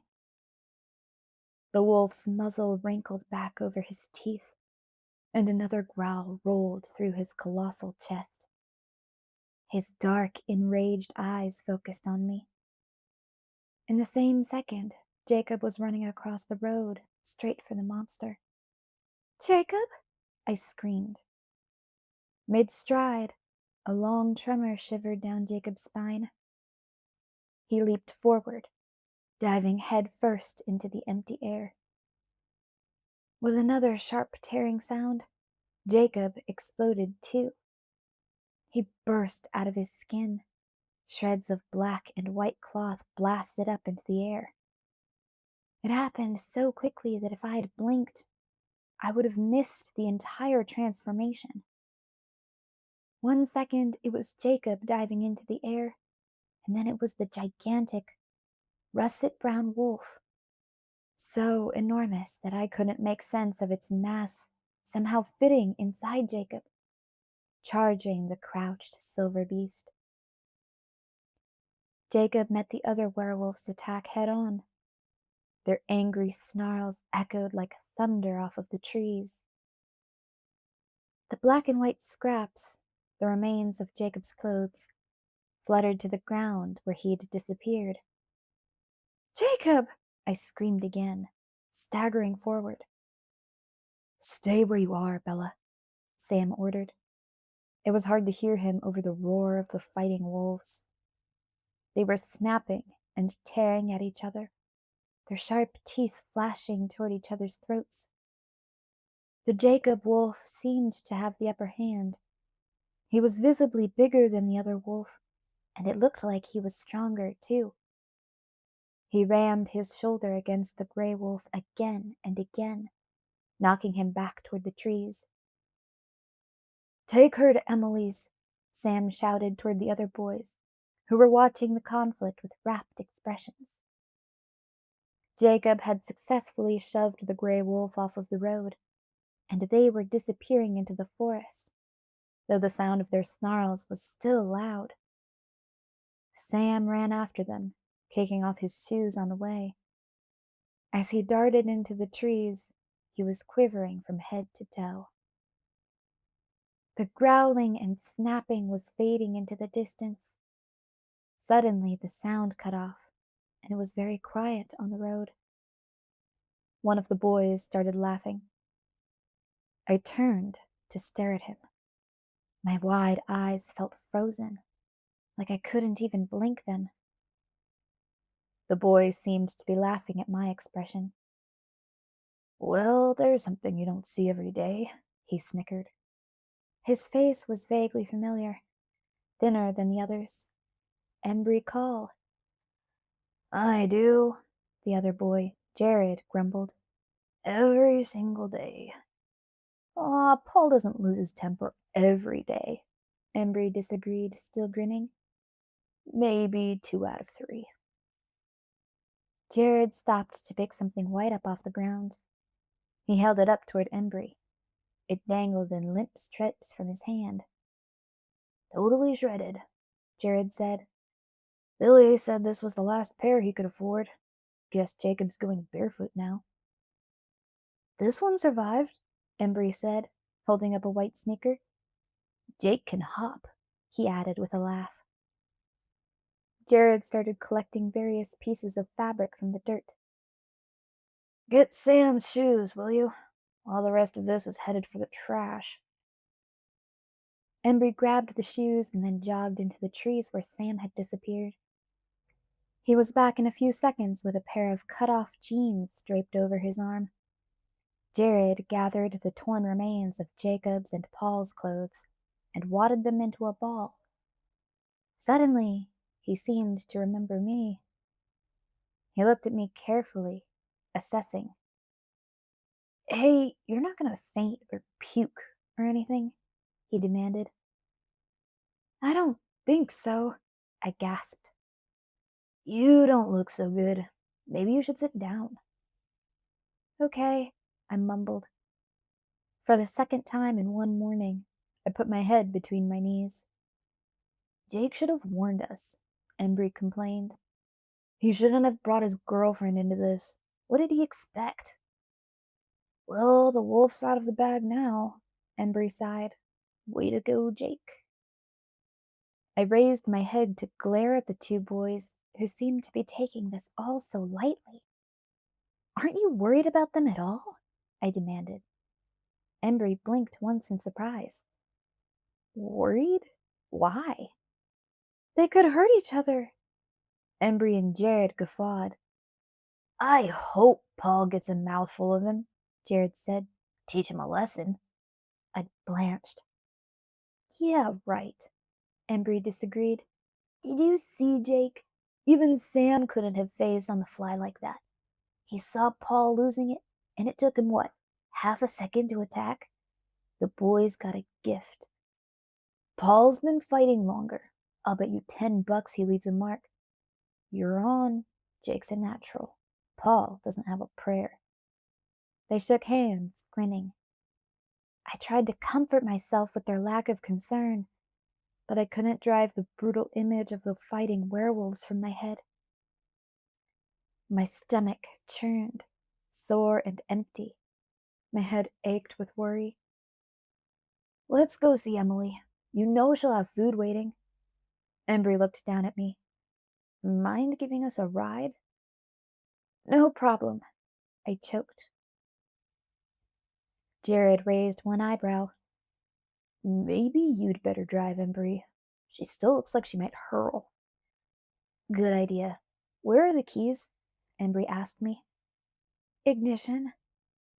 Embry opened the passenger side door. In you go, he said cheerfully, hauling me up from the ground with one hand and stuffing me into my seat. He appraised the available space. You'll have to ride in the back, he told Jared. That's fine. I got a weak stomach. I don't want to be in there when she blows. I bet she's tougher than that. She runs with vampires. $5? Jared asked. Done. I feel guilty taking your money like this. Embry got in and started the engine, while Jared leapt agilely into the bed. As soon as his door was closed, Embry muttered to me, Don't throw up, okay? I've only got a 10, and if Paul got his teeth into Jacob... Okay, I whispered. Embry drove us back toward the village. Hey, how did Jake get around the injunction anyway? The what? The order? You know, to not spill the beans. How did he tell you about this? Oh, that, I said, remembering Jacob trying to choke out the truth to me last night. He didn't. I guessed right. Embry pursed his lips, looking surprised. Suppose that would work. Where are we going? I asked. Emily's house. She's Sam's girlfriend. No. Fiancé now, I guess. They'll meet us back there after Sam gives it to them for what just happened. And after Paul and Jake scrounge up some new clothes, if Paul even has any left. Does Emily know about? Yeah. And hey, don't stare at her. That bugs Sam. I frowned at him. Why would I stare?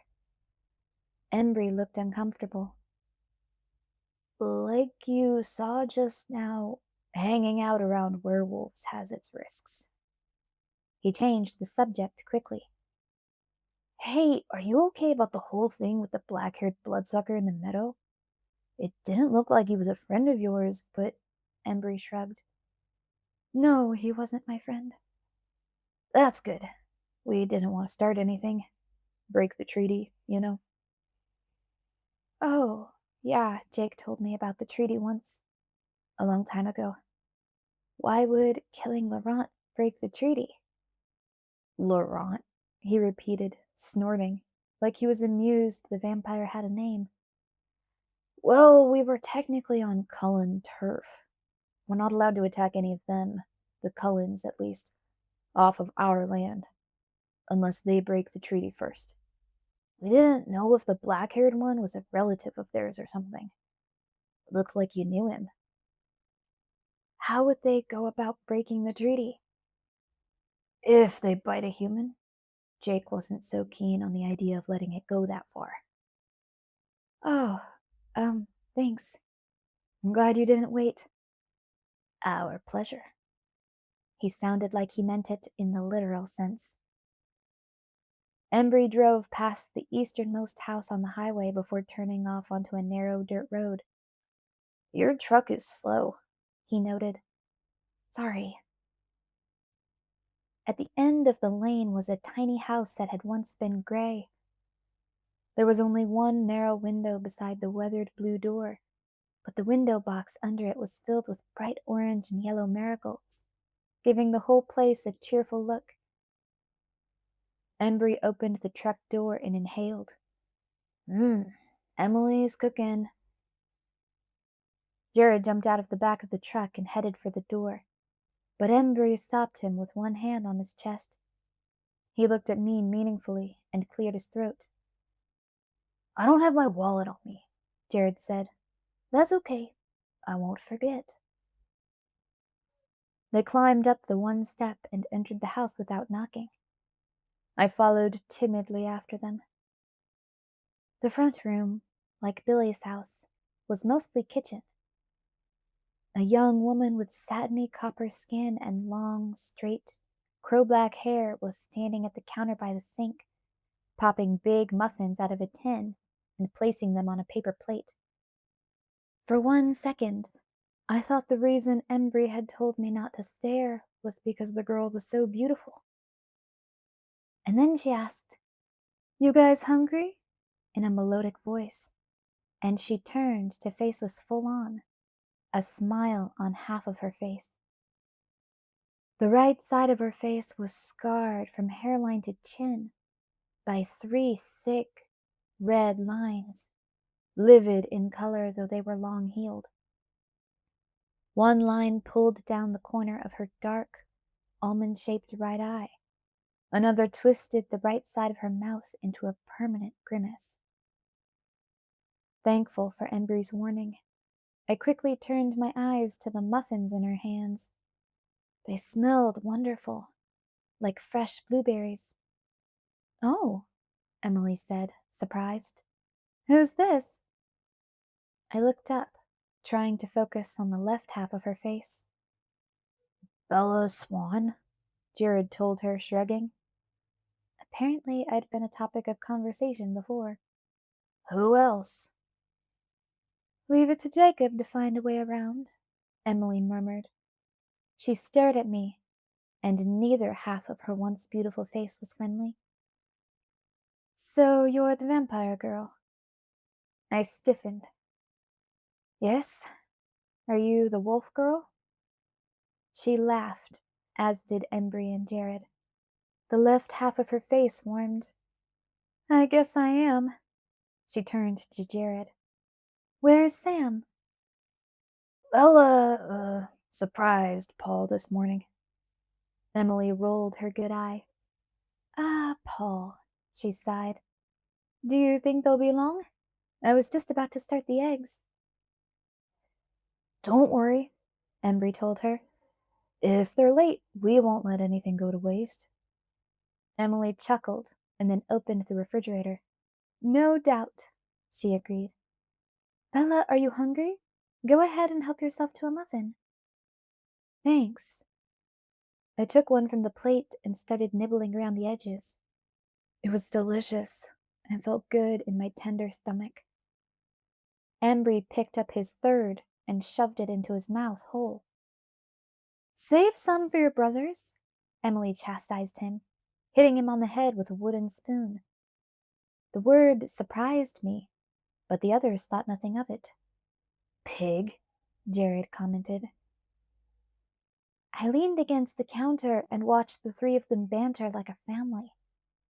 Emily's kitchen was a friendly place, bright with white cupboards and pale wooden floorboards. On the little round table, a cracked blue and white china pitcher was overflowing with wildflowers. Embry and Jared seemed entirely at ease here. Emily was mixing a humongous batch of eggs, several dozen, in a big yellow bowl. She had the sleeves of her lavender shirt pushed up, and I could see that the scars extended all the way down her arm to the back of her right hand. Hanging out with werewolves truly did have its risks, just as Embry had said. The front door opened, and Sam stepped through. Emily, he said, and so much love saturated his voice that I felt embarrassed, intrusive, as I watched him cross the room in one stride and take her face in his wide hands. He leaned down and kissed the dark scars on her right cheek before he kissed her lips. Hey, none of that, Jared complained. I'm eating. Then shut up and eat, Sam suggested, kissing Emily's ruined mouth again. Ugh, Embry groaned. This was worse than any romantic movie. This was so real that it sang out loud with joy and life and true love. I put my muffin down and folded my arms across my empty chest. I stared at the flowers, trying to ignore the utter peace of their moment and the wretched throbbing of my wounds. I was grateful for the distraction when Paul and Jacob came through the door, and then shocked when I saw that they were laughing.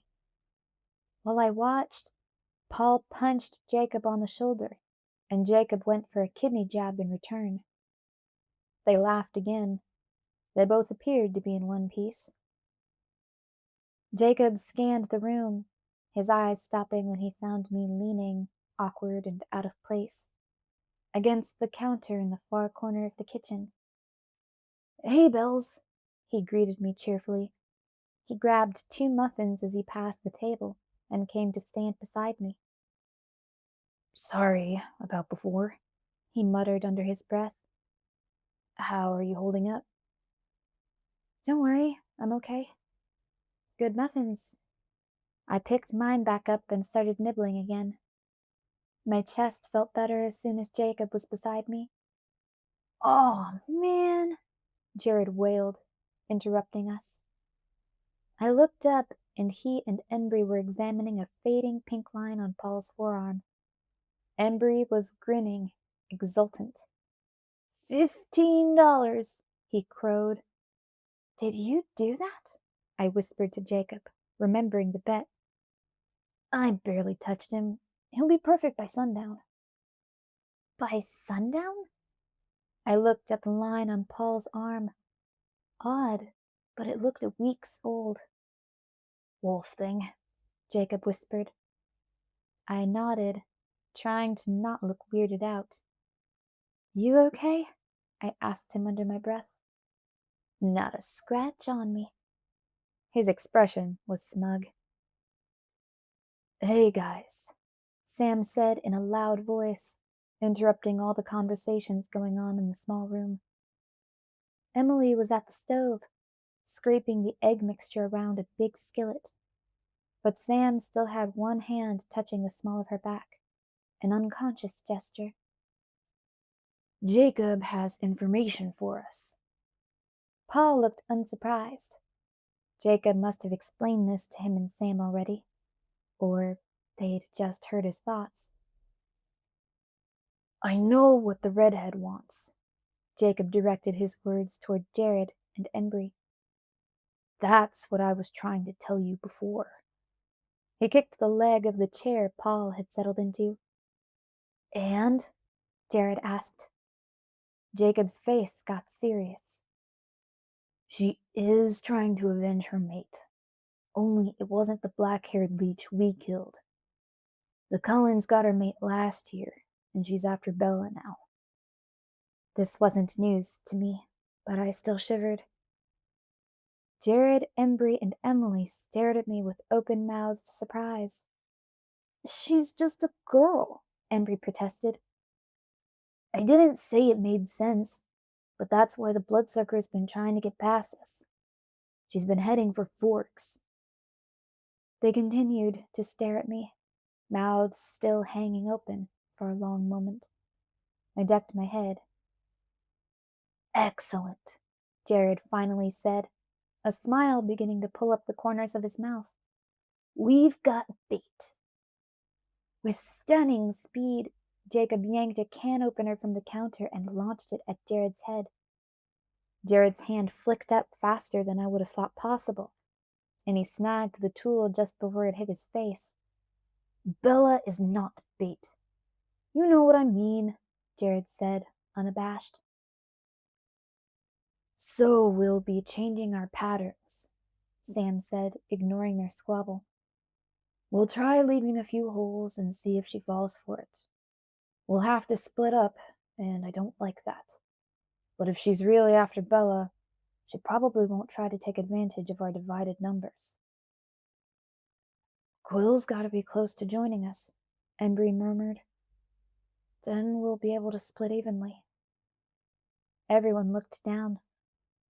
I glanced at Jacob's face, and it was hopeless, like it had been yesterday afternoon outside of his house. No matter how comfortable they all seemed to be with their fate, here in this happy kitchen, none of these werewolves wanted the same fate for their friend. Well, we won't count on that, Sam said in a low voice, and then continued at his regular volume. Paul, Jared, and Embry will take the outer perimeter, and Jacob and I will take the inner. We'll collapse in when we've got her trapped. I noticed that Emily didn't particularly like that Sam would be in the smaller grouping. Her worry had me glancing up at Jacob, worrying too. Sam caught my eye. Jacob thinks it would be best if you spent as much time as possible here in the push. She won't know where to find you so easily, just in case. What about Charlie? I demanded. March Madness is still going, Jacob said. I think Billy and Harry can manage to keep Charlie down here while he's not at work. Wait, Sam said, holding one hand up. His glance flickered to Emily and then back to me. That's what Jacob thinks is best. But you need to decide for yourself. You should weigh the risk of both options very seriously. You saw this morning how easily things can get dangerous here, how quickly they get out of hand. If you choose to stay with us, I can't make any guarantees about your safety. I won't hurt her, Jacob mumbled, looking down. Sam acted as if he hadn't heard him speak. If there was somewhere else you felt safe. I bit my lip. Where could I go that wouldn't put someone else in danger? I recoiled again from the idea of bringing Renee into this, pulling her into the circle of the target I wore. I don't want to lead Victoria anywhere else, I whispered. Sam nodded. That's true. It's better to have her here, where we can end this. I flinched. I didn't want Jacob or any of the rest of them trying to end Victoria. I glanced at Jake's face. It was relaxed, almost the same as I remembered it from before the onset of the wolf thing, and utterly unconcerned by the idea of hunting vampires. You'll be careful, right? I asked, an audible lump in my throat. The boys burst into loud hoots of amusement. Everyone laughed at me, except Emily. She met my eyes, and I could suddenly see the symmetry underlying her deformity. Her face was still beautiful, and alive with a concern even more fierce than mine. I had to look away, before the love behind that concern would start me aching again. Food's ready, she announced then, and the strategic conversation was history.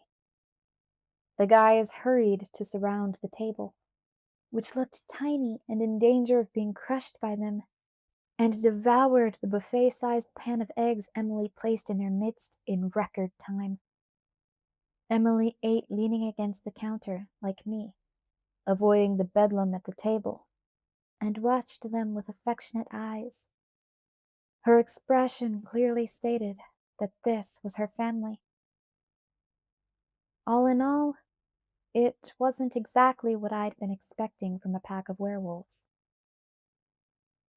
I spent the day in La Push, the majority of it in Billy's house. He left a message on Charlie's phone and at the station, and Charlie showed up around dinner time with 2 pizzas. It was good he brought 2 larges. Jacob ate 1, all by himself.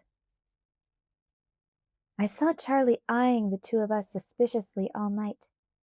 especially the much-changed Jacob. He asked about the hair. Jacob shrugged and said it was just more convenient. I knew that as soon as Charlie and I were headed home, Jacob would take off to run around as a wolf, as he had done intermittently throughout the entire day.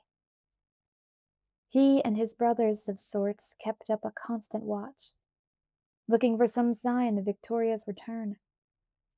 But since they'd chased her away from the hot springs last night, chased her halfway to Canada, according to Jacob, she'd yet to make another foray.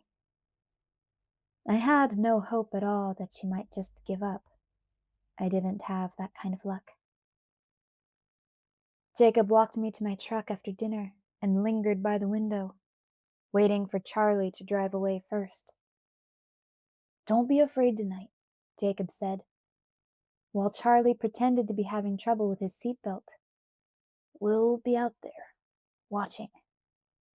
"I won't worry about myself," I promised. "You're silly. Hunting vampires is fun. It's the best part of this whole mess." I shook my head. "If I'm silly, then you're dangerously unbalanced." He chuckled. "Get some rest, Bella, honey. You look exhausted."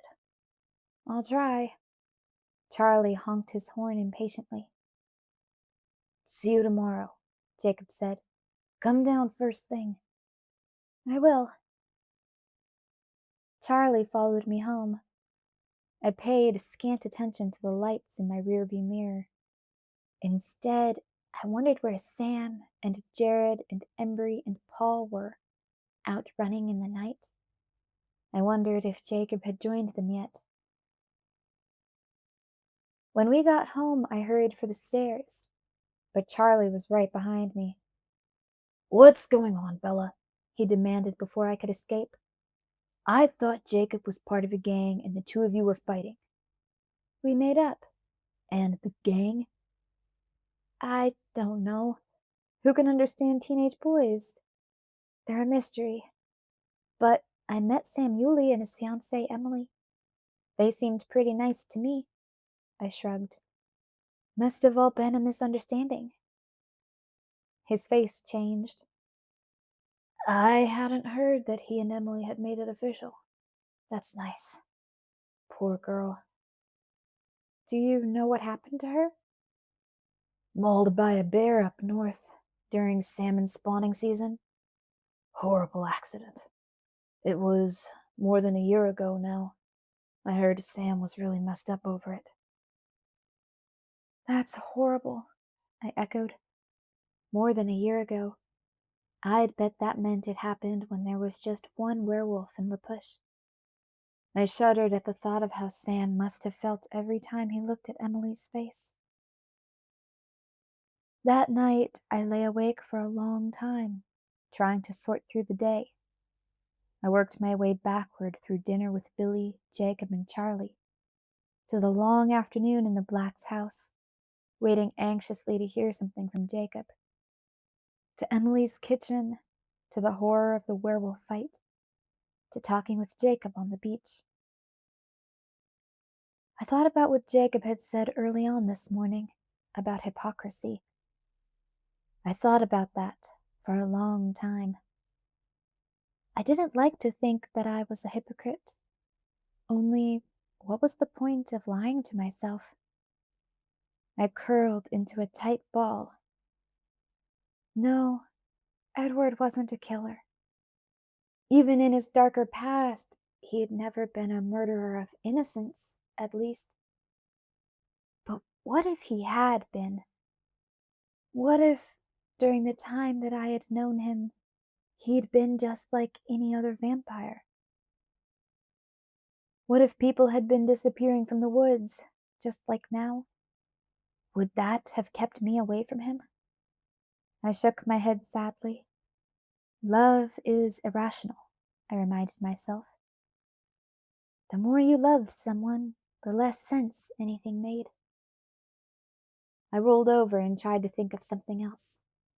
And I thought of Jacob and his brothers, out running in the darkness. I fell asleep imagining the wolves, invisible in the night, guarding me from danger. When I dreamed, I stood in the forest again, but I didn't wander. I was holding Emily's scarred hand as we faced into the shadows and waited anxiously for our werewolves to come home.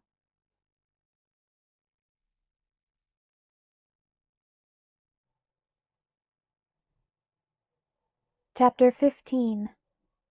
Pressure. It was spring break in Forks again. When I woke up on Monday morning, I lay in bed for a few seconds, absorbing that. Last spring break, I'd been hunted by a vampire too. I hoped this wasn't some kind of tradition forming. Already I was falling into the pattern of things in La Push. I'd spent Sunday mostly on the beach, while Charlie hung out with Billy at the Black's house. I was supposed to be with Jacob, but Jacob had other things to do. So I wandered alone, keeping the secret from Charlie. When Jacob dropped in to check on me, he apologized for ditching me so much. He told me his schedule wasn't always this crazy, but until Victoria was stopped, the wolves were on red alert. When we walked along the beach now, he always held my hand.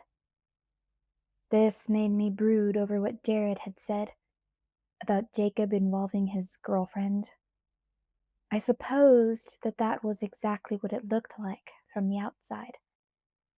As long as Jake and I knew how it really was, I shouldn't let those kinds of assumptions bother me. And maybe they wouldn't if I hadn't known that Jacob would have loved for things to be what they appeared. But his hand felt nice as it warmed mine, and I didn't protest. I worked Tuesday afternoon. Jacob followed me on his bike to make sure I arrived safely, and Mike noticed. "Are you dating that kid from La Push? The sophomore?" he asked, poorly disguising the resentment in his tone. I shrugged. Not in the technical sense of the word. I do spend most of my time with Jacob, though. He is my best friend. Mike's eyes narrowed shrewdly. "Don't kid yourself, Bella. The guy's head over heels for you." "I know," I sighed. "Life is complicated." "And girls are cruel," Mike said under his breath. I supposed that was an easy assumption to make, too. That night, Sam and Emily joined Charlie and me for dessert at Billy's house. Emily brought a cake that would have won over a harder man than Charlie. I could see, as the conversation flowed naturally through a range of casual subjects, that any worries Charlie might have harbored about gangs in La Push were being dissolved. Jake and I skipped out early to get some privacy. We went out to his garage and sat in the Rabbit. Jacob leaned his head back, his face drawn with exhaustion. "You need some sleep, Jake." "I'll get around to it." He reached over and took my hand. His skin was blazing on mine. "Is that one of those wolf things?" I asked him. "The heat, I mean." "Yeah, we run a little warmer than the normal people. About 108, 109. I never get cold anymore. I could stand like this," he gestured to his bare torso, "in a snowstorm and it wouldn't bother me. The flakes would turn to rain where I stood."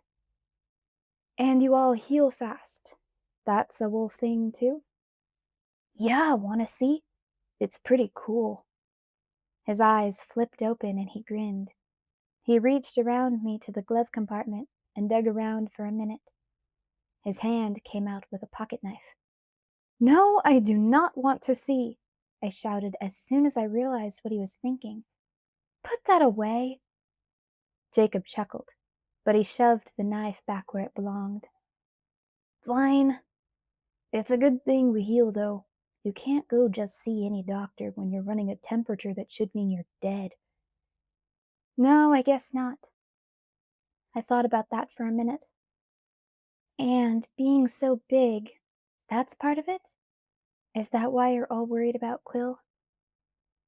That and the fact that Quill's grandfather says the kid could fry an egg on his forehead. Jacob's face turned hopeless. It won't be long now. There's no exact age, it just builds and then suddenly. He broke off, and it was a moment before he could speak again. Sometimes, if you get really upset or something, that can trigger it early. But I wasn't upset about anything. I was happy. He laughed bitterly. Because of you, mostly. That's why it didn't happen to me sooner. Instead, it just kept building up inside me. I was like a time bomb. You know what set me off? I got back from that movie and Billy said I looked weird. That was all, but I just snapped. And then I exploded. I almost ripped his face off. My own father. He shuddered, and his face paled. Is it really that bad, Jake? I asked anxiously, wishing I had some way to help him. Are you miserable? No, I'm not miserable, he told me. Not anymore. Not now that you know. That was hard before. He leaned over so that his cheek was resting on top of my head. He was quiet for a moment, and I wondered what he was thinking about. Maybe I didn't want to know. What's the hardest part? I whispered, still wishing I could help. The hardest part is feeling out of control, he said slowly. Feeling like I can't be sure of myself. Like maybe you shouldn't be around me. Like maybe nobody should. Like I am a monster who might hurt somebody. You've seen Emily. Sam lost control of his temper for just 1 second, and she was standing too close. And now there's nothing he can ever do to put it right again. I hear his thoughts. I know what that feels like. Who wants to be a nightmare? A monster? And then the way it comes so easily to me, the way I'm better at it than the rest of them, does that make me even less human than Embry or Sam? Sometimes I'm afraid that I'm losing myself. Is it hard to find yourself again? At first, he said, it takes some practice to phase back and forth. But it's easier for me. Why? I wondered. Because Ephraim Black was my father's grandfather, and Quillatera was my mother's grandfather. Quill? I asked in confusion. His great-grandfather, Jacob clarified. The Quill you know is my second cousin. But why does it matter who your great-grandfathers are? Because Ephraim and Quill were in the last pack. Levi Yuli was the third. It's in my blood on both sides. I never had a chance, like Quill doesn't have a chance. His expression was bleak. What's the very best part? I asked, hoping to cheer him up. The best part, he said, suddenly smiling again, is the speed. Better than the motorcycles? He nodded, enthusiastic. There's no comparison. How fast can you run? He finished my question. Fast enough. What can I measure it by? We caught, what was his name? Laurent? I imagine that means more to you than it would to someone else. It did mean something to me. I couldn't imagine that. The wolves running faster than a vampire. When the Cullens ran, they all but turned invisible with speed. So, tell me something I don't know, he said. Something about vampires. How did you stand it, being around them? Didn't it creep you out? No, I said curtly. My tone made him thoughtful for a moment. Say, why'd your bloodsucker kill that James, anyway? He asked suddenly. James was trying to kill me. It was like a game for him. He lost. Do you remember last spring when I was in the hospital down in Phoenix? Jacob sucked in a breath. He got that close? He got very, very close. I stroked my scar. Jacob noticed because he held the hand I moved. What's that? He traded hands, examining my right. This is your funny scar, the cold one. He looked at it closer, with new eyes, and gasped. Yes, it's what you think it is, I said. James bit me. His eyes bulged, and his face turned a strange, sallow color under the russet surface. He looked like he was about to be sick. But if he bit you, shouldn't you be... He choked. Edward saved me twice, I whispered. He sucked the venom out, like with a rattlesnake. I twitched as the pain lashed around the edges of the hole. But I wasn't the only one twitching. I could feel Jacob's whole body trembling next to mine. Even the car shook. Careful, Jake. Easy. Calm down. Yeah, he panted. Calm. He shook his head back and forth quickly. After a moment, only his hands were shaking. You okay? Yeah, almost. Tell me something else. Give me something else to think about. What do you want to know? I don't know. He had his eyes closed, concentrating. The extra stuff, I guess. Did any of the other Cullens have extra talents?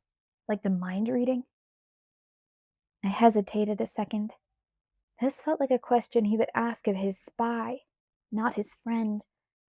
But what was the point of hiding what I knew?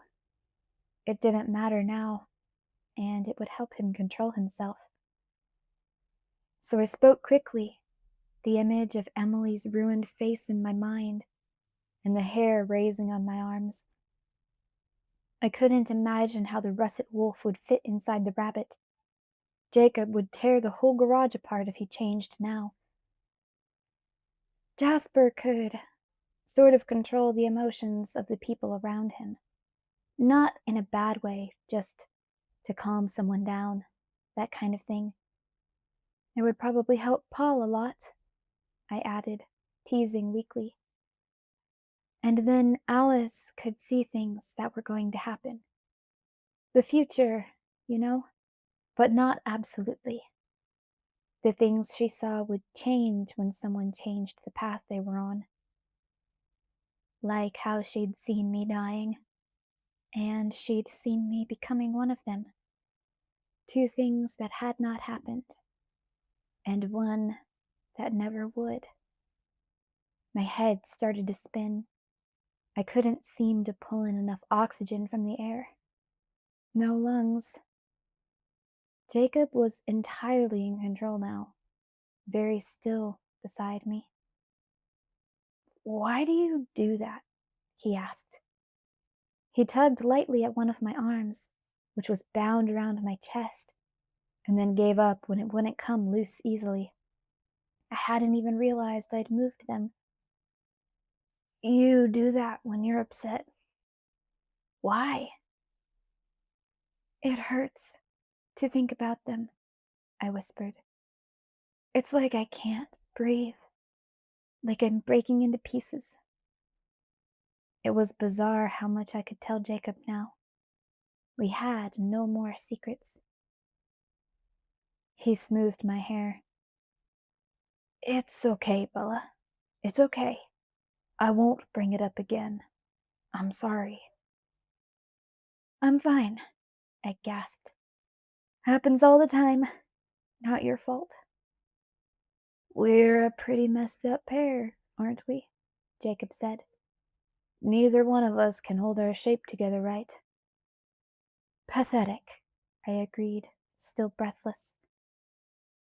At least we have each other, he said, clearly comforted by the thought.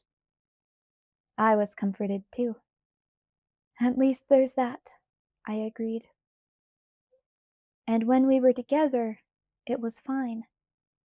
But Jacob had a horrible, dangerous job he felt compelled to do, and so I was often alone, stuck in La Push for safety, with nothing to do to keep my mind off any of my worries.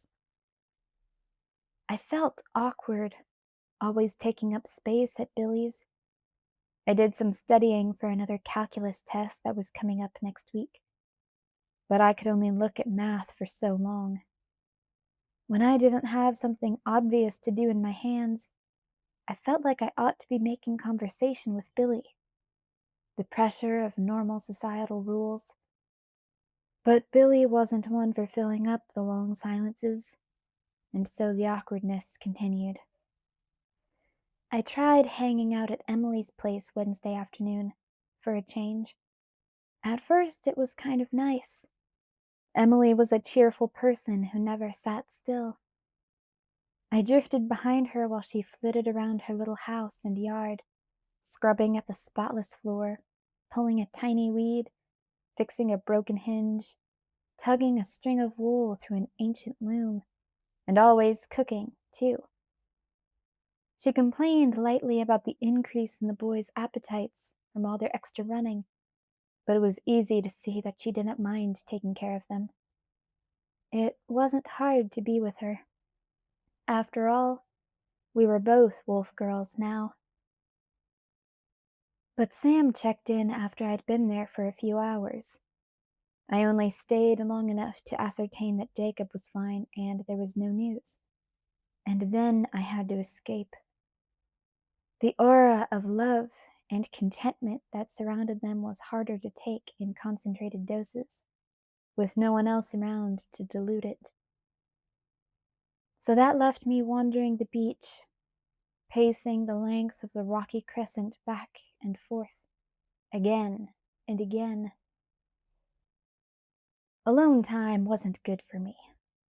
Thanks to the new honesty with Jacob, I'd been talking and thinking about the Cullens way too much.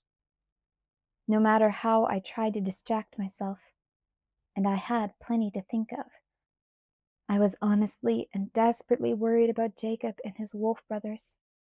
I was terrified for Charlie and the others who thought they were hunting animals. I was getting in deeper and deeper with Jacob, without ever having consciously decided to progress in that direction, and I didn't know what to do about it. None of these very real, very deserving of thought, very pressing concerns could take my mind off the pain in my chest for long. Eventually, I couldn't even walk anymore, because I couldn't breathe.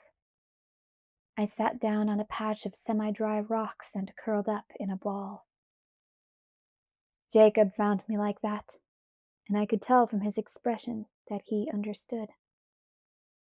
Sorry, he said right away. He pulled me up from the ground and wrapped both arms around my shoulders. I hadn't realized that I was cold until then. His warmth made me shudder, but at least I could breathe with him there. I'm ruining your spring break, Jacob accused himself as we walked back up the beach. No, you're not. I didn't have any plans. I don't think I like spring breaks anyway. I'll take off tomorrow morning. The others can run without me. We'll do something fun. The word seemed out of place in my life right now. Barely comprehensible. Bizarre. Fun? Fun is exactly what you need. He gazed out across the heaving gray waves, deliberating. As his eyes scanned the horizon, he had a flash of inspiration. "Got it," he crowed. "Another promise to keep." "What are you talking about?"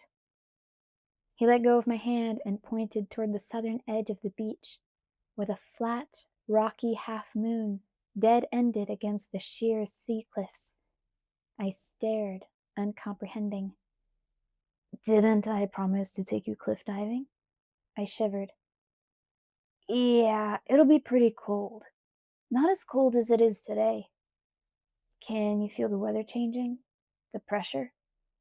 "It'll be warmer tomorrow. You up for it?" The dark water did not look inviting, and from this angle, the cliffs looked even higher than before. But it had been days since I'd heard Edward's voice. That was probably part of the problem. I was addicted to the sound of my delusions. It made things worse if I went too long without them. Jumping off of a cliff was certain to remedy that situation. "Sure, I'm up for it. Fun." "It's a date," he said, and draped his arm around my shoulders. "Okay, now let's go get you some sleep." I didn't like the way the circles under his eyes were beginning to look permanently etched into his skin. I woke early the next morning and snuck a change of clothes out to the truck.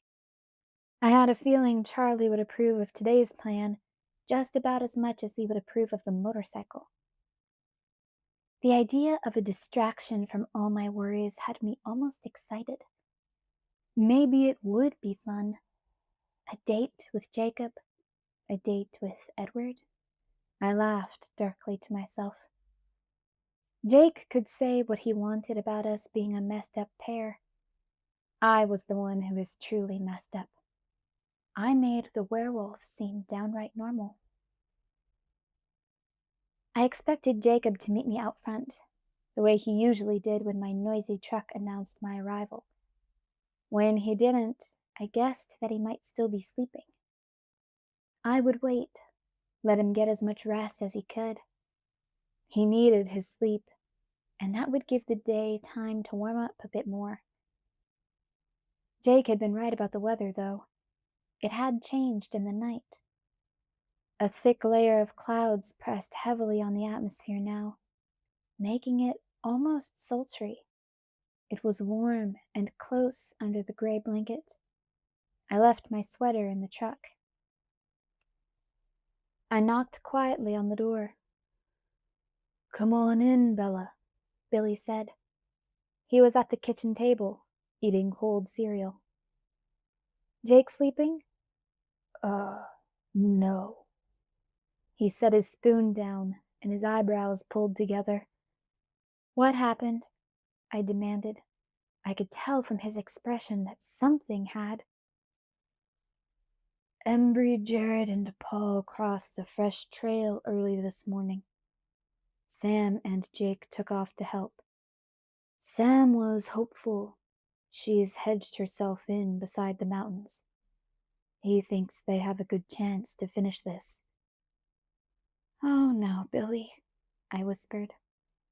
"Oh no." He chuckled, deep and low. "Do you really like La Push so well that you want to extend your sentence here?" "Don't make jokes, Billy. This is too scary for that." "You're right," he agreed, still complacent. His ancient eyes were impossible to read. "This one's tricky." I bit my lip. "It's not as dangerous for them as you think it is. Sam knows what he's doing. You're the one that you should worry about. The vampire doesn't want to fight them. She's just trying to find a way around them. To you." "How does Sam know what he's doing?" I demanded, brushing aside his concern for me. "They've only killed just the one vampire. That could have been luck." We take what we do very seriously, Bella. Nothing's been forgotten. Everything they need to know has been passed down from father to son for generations. That didn't comfort me the way he probably intended it to. The memory of Victoria, wild, cat-like, lethal, was too strong in my head. If she couldn't get around the wolves, she would eventually try to go through them. Billy went back to his breakfast. I sat down on the sofa and flipped aimlessly through the TV channels. That didn't last long. I started to feel closed in by the small room, claustrophobic, upset by the fact that I couldn't see out the curtained windows. "I'll be at the beach," I told Billy abruptly, and hurried out the door. Being outside didn't help as much as I had hoped. The clouds pushed down with an invisible weight that kept the claustrophobia from easing. The forest seemed strangely vacant as I walked toward the beach. I didn't see any animals, no birds, no squirrels. I couldn't hear any birds either. The silence was eerie. There wasn't even the sound of wind in the trees. I knew it was all just a product of the weather, but it still made me edgy. The heavy, warm pressure of the atmosphere was perceptible, even to my weak human senses, and it hinted at something major in the storm department. A glance at the sky backed this up. The clouds were turning sluggishly despite the lack of breeze on the ground. The closest clouds were a smoky gray, but between the cracks I could see another layer that was a gruesome purple color. The skies had a ferocious plan in store for today. The animals must be bunkering down. As soon as I reached the beach, I wished I hadn't come. I'd already had enough of this place. I'd been here almost every day, wandering alone. Was it so much different from my nightmares? But where else to go? I trudged down to the driftwood tree and sat at the end so that I could lean against the tangled roots. I stared up at the angry sky broodingly, waiting for the first drops to break the stillness. I tried not to think about the danger Jacob and his friends were in, because nothing could happen to Jacob. The thought was unendurable. I'd lost too much already. Would fate take the last few shreds of peace left behind? That seemed unfair, out of balance. But maybe I'd violated some unknown rule, crossed some line that had condemned me. Maybe it was wrong to be so involved with myths and legends, to turn my back on the human world. Maybe... No, nothing would happen to Jacob. I had to believe that, or I wouldn't be able to function. Ugh, I groaned and jumped off the log. I couldn't sit still. It was worse than pacing. I had really been counting on hearing Edward this morning. It seemed like the one thing that might make it bearable to live through this day. The hole had been festering lately, like it was getting revenge for the times that Jacob's presence had tamed it. The edges burned. The waves picked up as I paced, beginning to crash against the rocks, but there was still no wind. I felt pinned down by the pressure of the storm. Everything swirled around me, but it was perfectly still where I stood. The air had a faint electric charge. I could feel the static in my hair. Farther out, the waves were angrier than they were along the shore.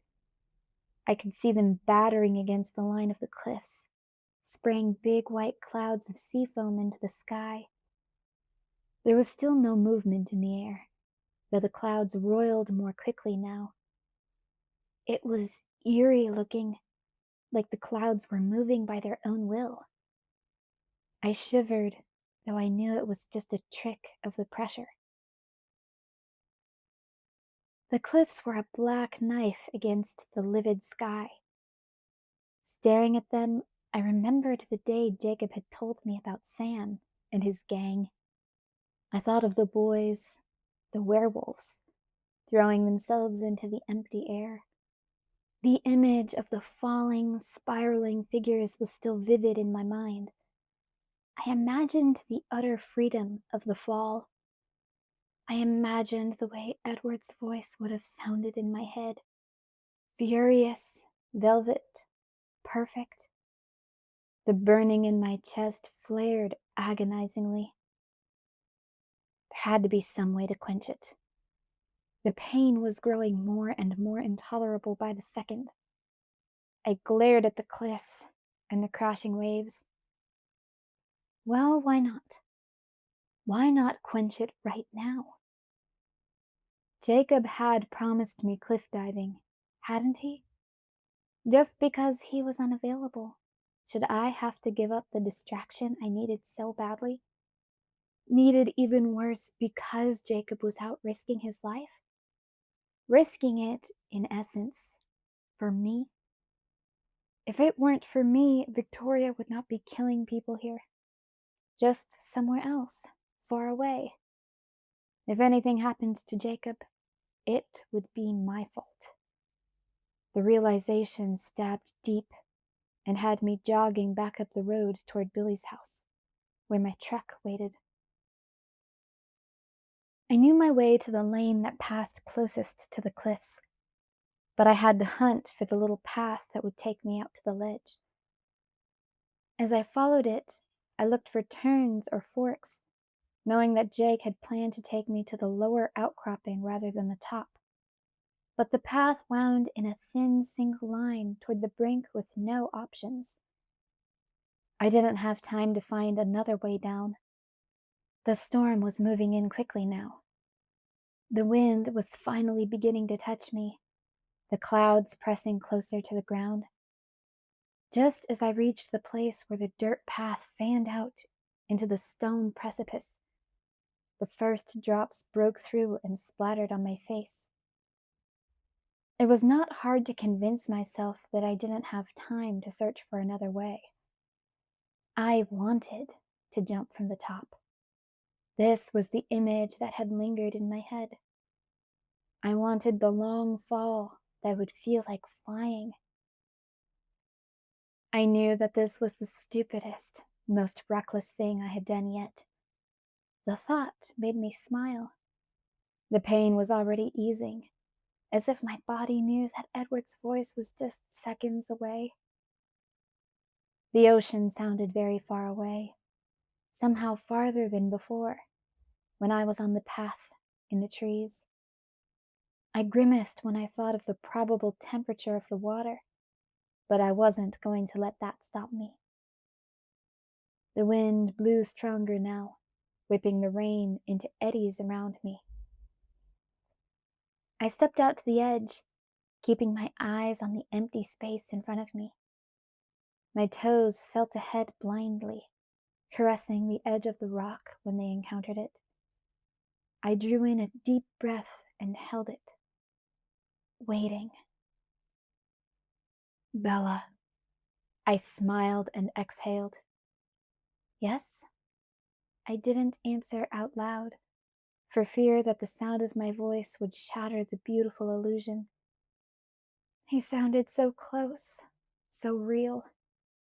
It was only when he was disapproving like this that I could hear the true memory of his voice, the velvet texture and the musical intonation that made up the most perfect of all voices.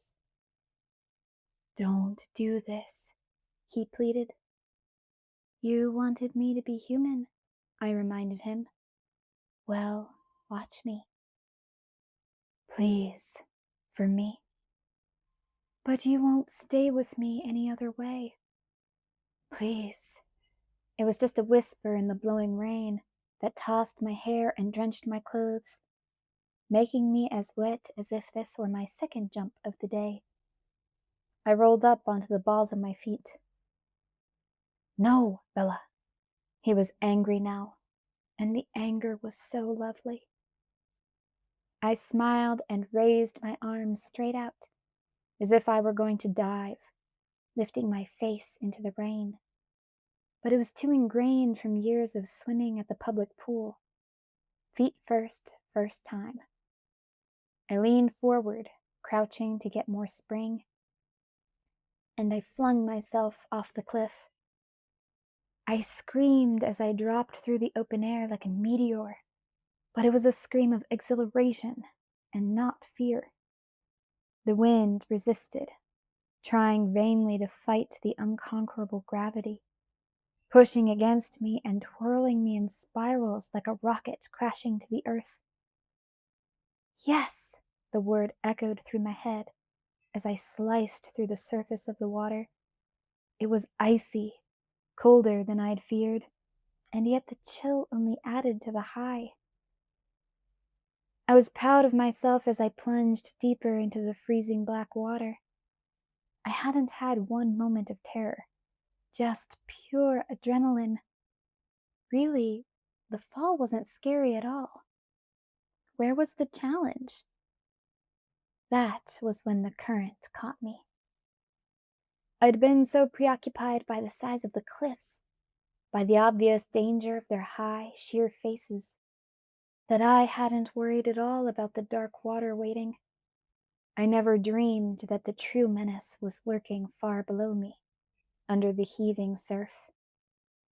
It felt like the waves were fighting over me, jerking me back and forth between them, as if determined to share by pulling me into halves. I knew the right way to avoid a riptide. Swim parallel to the beach rather than struggling for the shore. But the knowledge did me little good when I didn't know which way the shore was. I couldn't even tell which way the surface was. The angry water was black in every direction. There was no brightness to direct me upward. Gravity was all-powerful when it competed with the air, but it had nothing on the waves. I couldn't feel a downward pull, a sinking in any direction. Just the battering of the current that flung me round and round like a rag doll. I fought to keep my breath in, to keep my lips locked around my last store of oxygen. It didn't surprise me that my delusion of Edward was there. He owed me that much, considering that I was dying. I was surprised by how sure that knowledge was.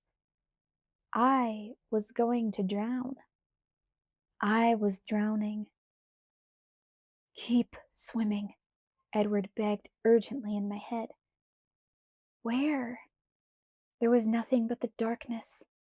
There was no place to swim to. "Stop that," he ordered. "Don't you dare give up." The cold of the water was numbing my arms and legs. I didn't feel the buffeting so much as before.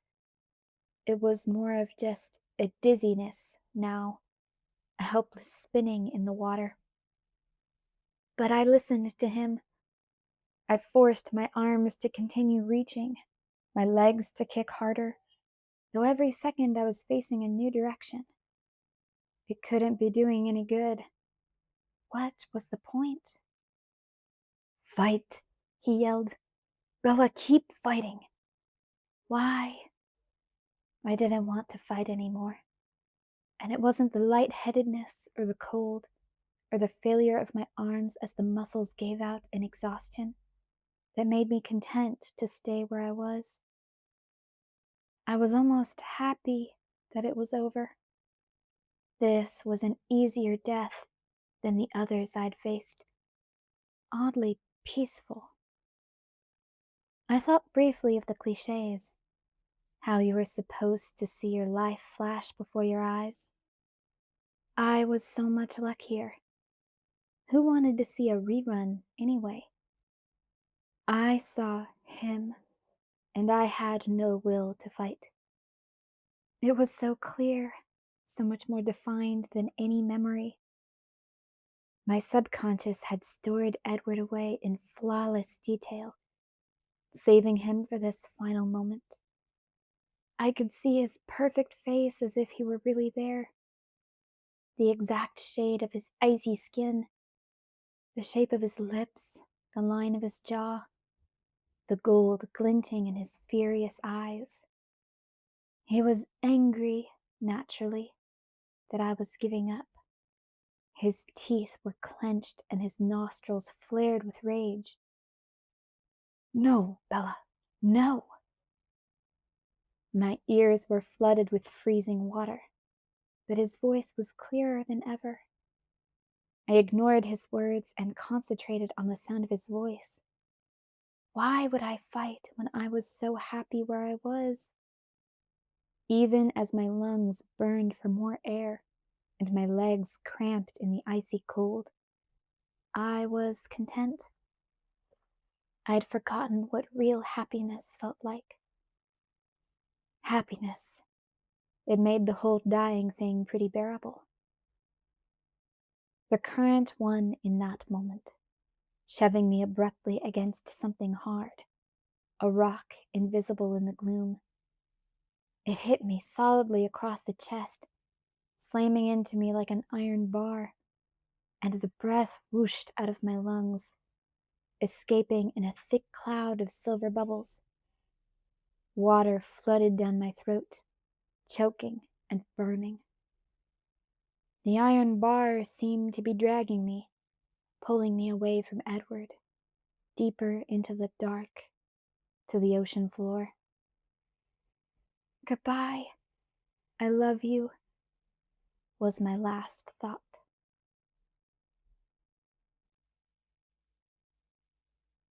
Chapter 16. Paris. At that moment, my head broke the surface. How disorienting. I'd been sure I was sinking. The current wouldn't let up. It was slamming me against more rocks. They beat against the center of my back sharply, rhythmically, pushing the water from my lungs.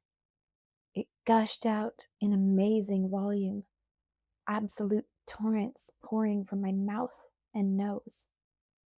The salt burned, and my lungs burned, and my throat was too full of water to catch a breath, and the rocks were hurting my back. Somehow I stayed in one place, though the waves still heaved around me. I couldn't see anything but water everywhere, reaching for my face. Breathe, a voice, wild with anxiety, ordered, and I felt a cruel stab of pain when I recognized the voice, because it wasn't Edward's. I could not obey. The waterfall pouring from my mouth didn't stop long enough for me to catch a breath.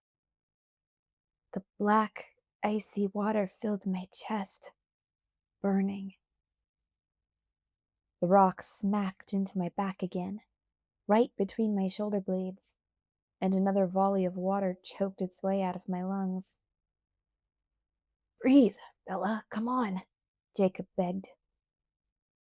Black spots bloomed across my vision, getting wider and wider, blocking out the light. The rock struck me again. The rock wasn't cold like the water, it was hot on my skin. I realized it was Jacob's hand, trying to beat the water from my lungs. The iron bar that had dragged me from the sea was also warm. My head whirled, the black spots covering everything. Was I dying again, then? I didn't like it. This wasn't as good as the last time. It was only dark now, nothing worth looking at here. The sound of the crashing waves faded into the black and became a quiet, even whoosh that sounded like it was coming from the inside of my ears. Bella, Jacob asked, his voice still tense, but not as wild as before. Bells, honey, can you hear me? The contents of my head swished and rolled sickeningly, like they'd joined the rough water. How long has she been unconscious? Someone else asked. The voice that was not Jacob's shocked me, jarred me into a more focused awareness. I realized I was still. There was no tug of the current on me. The heaving was inside of my head. The surface under me was flat and motionless. It felt grainy against my bare arms. I don't know, Jacob reported, still frantic. His voice was very close. Hands, so warm that they had to be his, brushed wet hair from my cheeks. A few minutes. It didn't take long to tow her to the beach. The quiet whooshing inside my ears was not the waves. It was the air moving in and out of my lungs again. Each breath burned. The passageways were as raw as if I'd scrubbed them out with steel wool. But I was breathing. And I was freezing. 1,000 sharp, icy beads were striking my face and arms, making the cold worse. She's breathing. She'll come around. We should get her out of the cold, though I don't like the color she's turning. I recognized Sam's voice this time. You think it's okay to move her? She didn't hurt her back or anything when she fell? I don't know. They hesitated.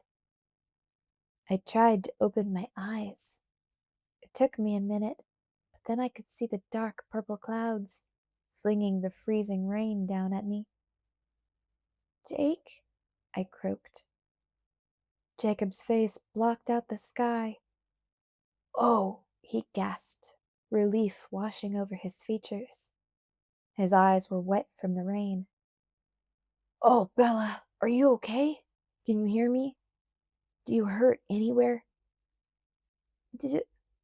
Just my throat, I stuttered, my lips quivering from the cold. Let's get you out of here then, Jacob said. He slid his arms under me and lifted me without effort, like picking up an empty box. His chest was bare and warm. He hunched his shoulders to keep the rain off of me. My head lolled over his arm. I stared vacantly back toward the furious water, beating the sand behind him. You got her? I heard Sam ask. Yeah, I'll take it from here. Get back to the hospital. I'll join you later. Thanks, Sam. My head was still rolling. None of his words sunk in at first. Sam didn't answer. There was no sound, and I wondered if he were already gone. The water licked and writhed up the sand after us as Jacob carried me away, like it was angry that I'd escaped. As I stared warily, a spark of color caught my unfocused eyes. A small flash of fire was dancing on the black water, far out in the bay. The image made no sense, and I wondered how conscious I really was. My head swirled with the memory of the black, churning water, of being so lost that I couldn't find up or down. So lost. But somehow, Jacob, how did you find me? I rasped. I was searching for you, he told me. He was half jogging through the rain, up the beach toward the road. I followed the tire tracks to your truck, and then I heard you scream. He shuddered. Why would you jump, Bella? Didn't you notice that it's turning into a hurricane out here? Couldn't you have waited for me? Anger filled his tone as the relief faded. Sorry, I muttered. It was stupid. Yeah, it was Really stupid, he agreed, drops of rain shaking free of his hair as he nodded. Look, do you mind saving the stupid stuff for when I'm around? I won't be able to concentrate if I think you're jumping off cliffs behind my back. Sure, I agreed. No problem. I sounded like a chain smoker. I tried to clear my throat and then winced. The throat clearing felt like stabbing a knife down there. What happened today? Did you find her? It was my turn to shudder, though I wasn't so cold here, right next to his ridiculous body heat. Jacob shook his head. He was still more running than walking as he headed up the road to his house. No, she took off into the water. The bloodsuckers have the advantage there. That's why I raced home. I was afraid she was going to double back swimming. You spend so much time on the beach. He trailed off, a catch in his throat. Sam came back with you. Is everyone else home too? I hoped they weren't still out searching for her. Yeah, sort of. I tried to read his expression, squinting into the hammering rain. His eyes were tight with worry or pain. The words that hadn't made sense before suddenly did. You said hospital before to Sam? Someone hurt? Did she fight you?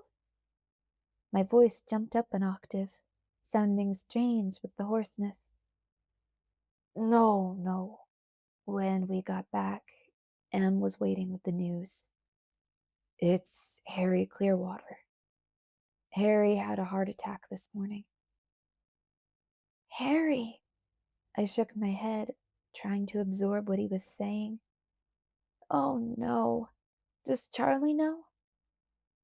Yeah, he's over there too, with my dad. Is Harry gonna be okay? Jacob's eyes tightened again. It doesn't look so great right now. Abruptly, I felt really sick with guilt. Felt truly horrible about the brainless cliff dive. Nobody needed to be worrying about me right now. What a stupid time to be reckless. What can I do? I asked.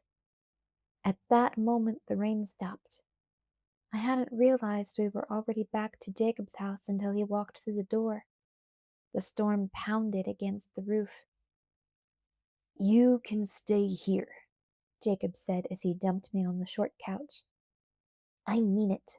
Right here. I'll get you some dry clothes. I let my eyes adjust to the dark room while Jacob banged around in his bedroom. The cramped front room seemed so empty without Billy, almost desolate. It was strangely ominous, probably just because I knew where he was. Jacob was back in seconds. He threw a pile of gray cotton at me. These will be huge on you, but it's the best I've got. I'll, step outside so you can change. Don't go anywhere. I'm too tired to move yet. Just stay with me. Jacob sat on the floor next to me, his back against the couch. I wondered when he'd slept last. He looked as exhausted as I felt. He leaned his head on the cushion next to mine and yawned. Guess I could rest for a minute. His eyes closed. I let mine slide shut too. Poor Harry. Poor Sue. I knew Charlie was going to be beside himself. Harry was one of his best friends. Despite Jake's negative take on things, I hoped fervently that Harry would pull through. For Charlie's sake. For Sue's and Leah's and Seth's. Billy's sofa was right next to the radiator. and I was warm now, despite my soaked clothes. My lungs ached in a way that pushed me toward unconsciousness rather than keeping me awake.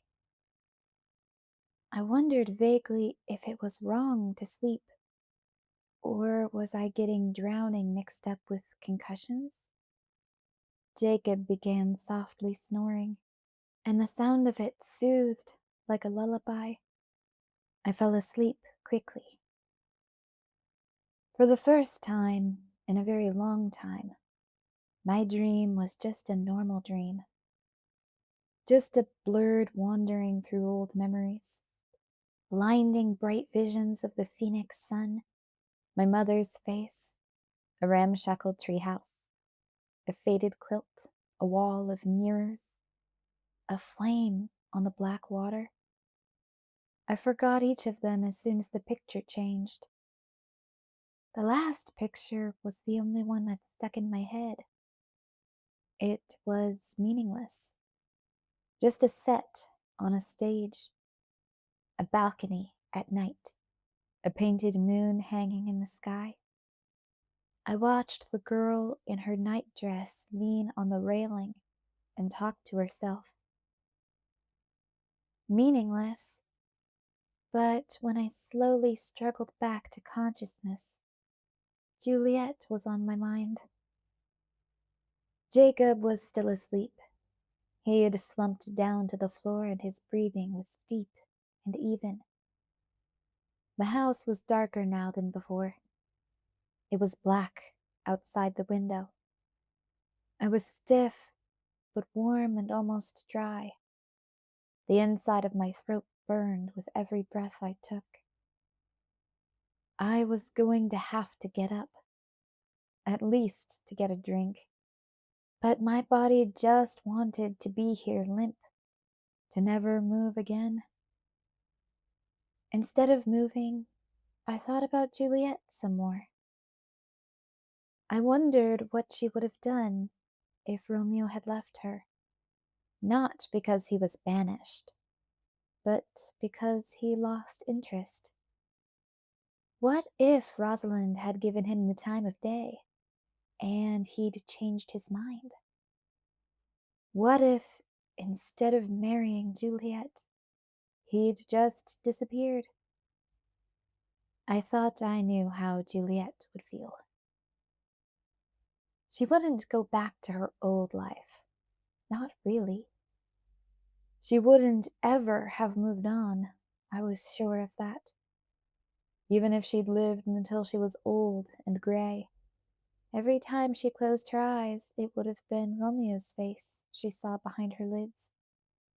She would have accepted that, eventually.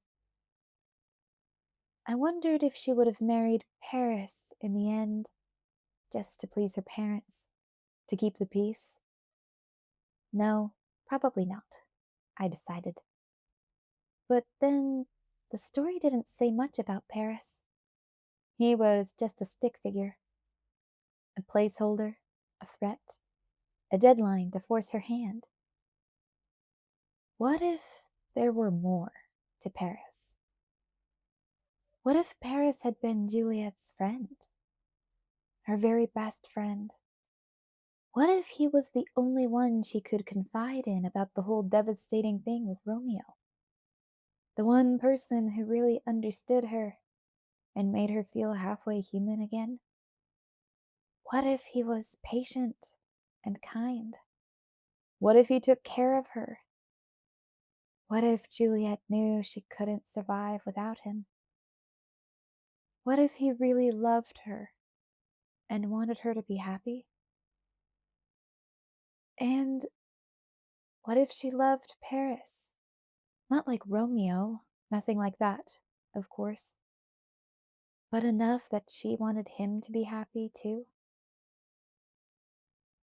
Jacob's slow, deep breathing was the only sound in the room, like a lullaby hummed to a child, like the whisper of a rocking chair, like the ticking of an old clock when you had nowhere you needed to go. It was the sound of comfort. If Romeo was really gone, never coming back. Would it have mattered whether or not Juliet had taken Paris up on his offer? Maybe she should have tried to settle into the leftover scraps of life that were left behind. Maybe that would have been as close to happiness as she could get. I sighed and then groaned when the sigh scraped my throat. I was reading too much into the story. Romeo wouldn't change his mind. That's why people still remembered his name, always twined with hers. Romeo and Juliet. That's why it was a good story. Juliet gets dumped and ends up with Paris would never have been a hit. I closed my eyes and drifted again, letting my mind wander away from the stupid play I didn't want to think about anymore. I thought about reality instead, about jumping off the cliff and what a brainless mistake that had been. And not just the cliff, but the motorcycles, and the whole irresponsible Evel Knievel bit. What if something bad had happened to me? What would that do to Charlie? Harry's heart attack had pushed everything suddenly into perspective for me. Perspective that I didn't want to see because, if I admitted to the truth of it, it would mean that I would have to change my ways. Could I live like that? Maybe. It wouldn't be easy. In fact, it would be downright miserable to give up my hallucinations and try to be a grown-up. But maybe I should do it. And maybe I could, if I had Jacob. I couldn't make that decision right now. It hurt too much. I'd think about something else. Images from my ill-considered afternoon stunt rolled through my head while I tried to come up with something pleasant to think about. The feel of the air as I fell, the blackness of the water, the thrashing of the current. Edward's face. I lingered there for a long time. Jacob's warm hands trying to beat the life back into me. The stinging rain flung down by the purple clouds. The strange fire on the waves. There was something familiar about that flash of color on top of the water. Of course, it couldn't really be fire. My thoughts were interrupted by the sound of a car squelching through the mud on the road outside. I heard it stop in front of the house, and doors started opening and closing. I thought about sitting up, and then decided against that idea. Billy's voice was identifiable, but he kept it uncharacteristically low, so that it was only a gravelly grumble. The door opened, and the light flicked on. I blinked, momentarily blind. Jake startled awake, gasping and jumping to his feet. "Sorry," Billy grunted. "Did we wake you?" My eyes slowly focused on his face, and then, as I could read his expression, they filled with tears. "Oh no, Billy," I moaned. He nodded slowly, his expression hard with grief. Jake hurried to his father and took one of his hands. The pain made his face suddenly childlike. It looked odd on top of the man's body. Sam was right behind Billy, pushing his chair through the door. His normal composure was absent from his agonized face. "I'm so sorry," I whispered. Billy nodded.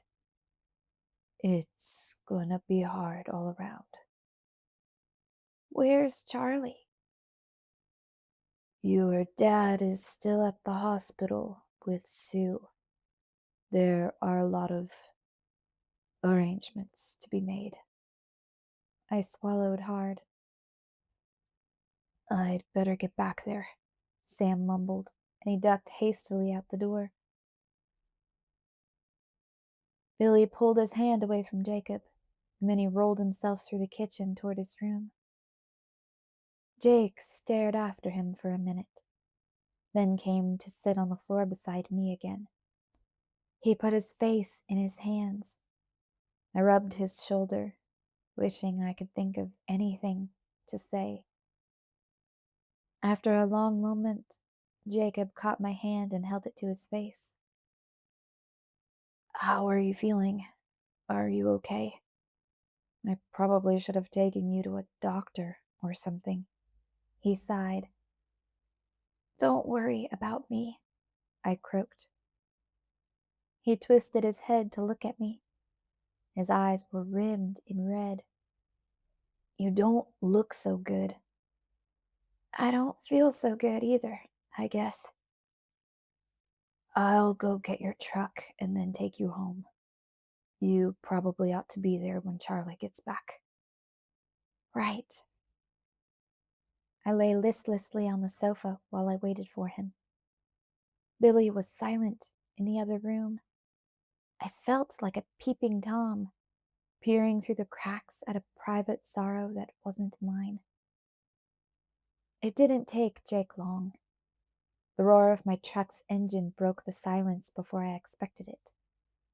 He helped me up from the couch without speaking, keeping his arm around my shoulder when the cold air outside made me shiver.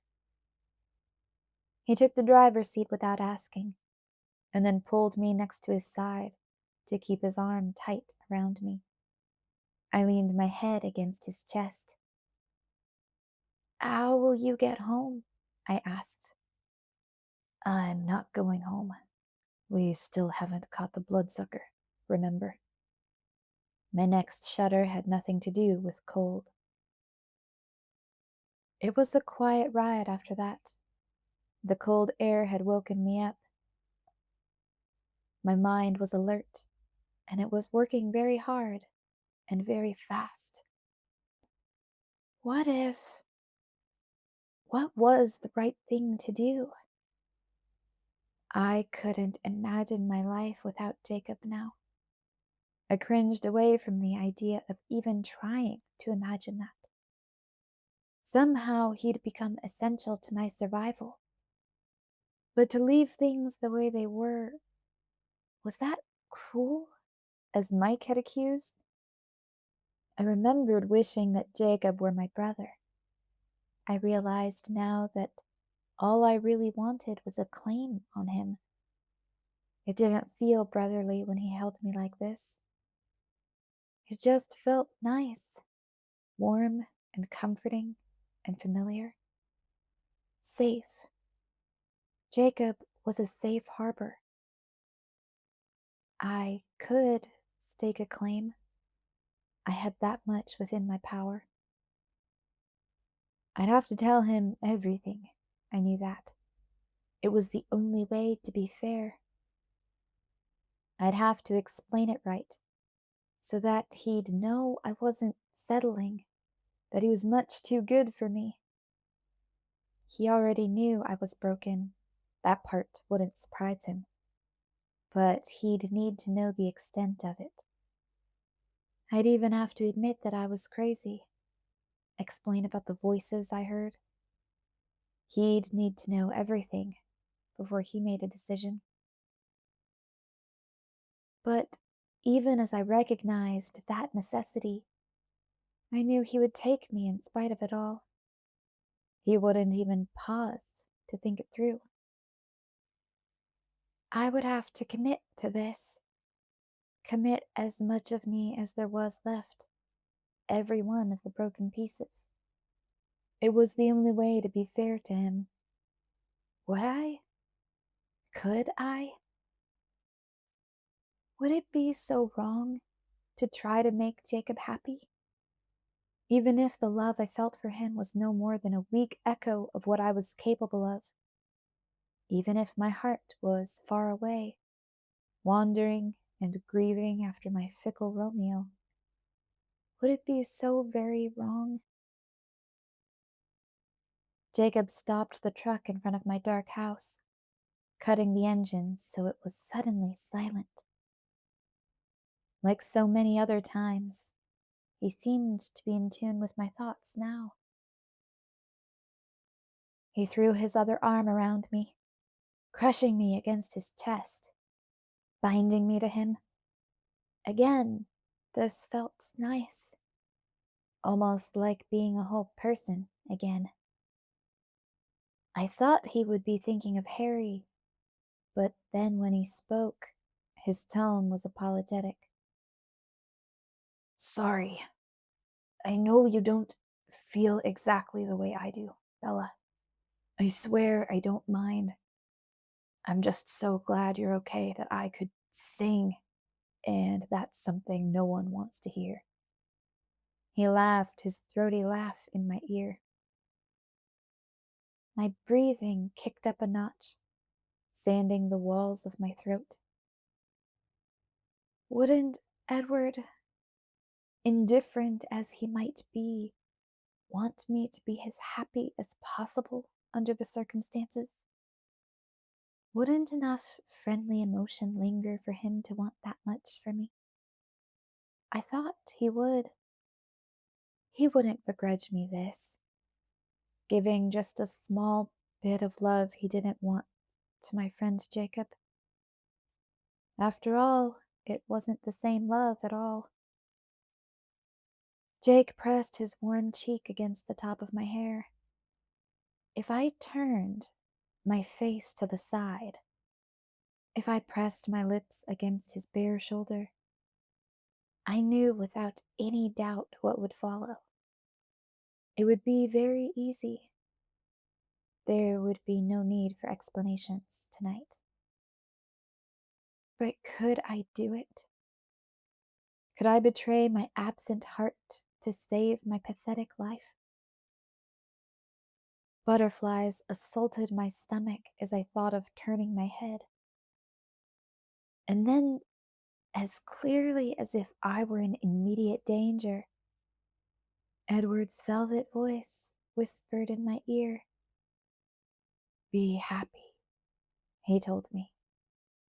I froze. Jacob felt me stiffen and released me automatically, reaching for the door. Wait, I wanted to say. Just a minute. But I was still locked in place, listening to the echo of Edward's voice in my head. Storm-cooled air blew through the cab of the truck. Oh! The breath whooshed out of Jacob like someone had punched him in the gut. Holy crap! He slammed the door and twisted the keys in the ignition at the same moment. His hands were shaking so hard I didn't know how he managed it. What's wrong? He revved the engine too fast. It sputtered and faltered. Vampire, he spit out. The blood rushed from my head and left me dizzy. How do you know? Because I can smell it. Jacob's eyes were wild, raking the dark street. He barely seemed aware of the tremors that were rolling through his body. Phase or get her out of here, he hissed at himself. He looked down at me for a split second, taking in my horror-struck eyes and white face, and then he was scanning the street again. Right, get you out. The engine caught with a roar. The tires squealed as he spun the truck around, turning toward our only escape. The headlights washed across the pavement, lit the front line of the Black Forest, and finally glinted off of a car parked across the street from my house. Stop! I gasped. It was a black car, a car I knew. I might be the farthest thing from an autophile, but I could tell you everything about that particular car. It was a Mercedes S55 AMG.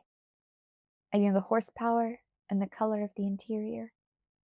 I knew the feel of the powerful engine purring through the frame. I knew the rich smell of the leather seats and the way the extra dark tint made noon look like dusk through those windows. It was Carlyle's car. Stop! I cried again, louder this time, because Jacob was gunning the truck down the street. What? It's not Victoria. Stop! Stop! I want to go back.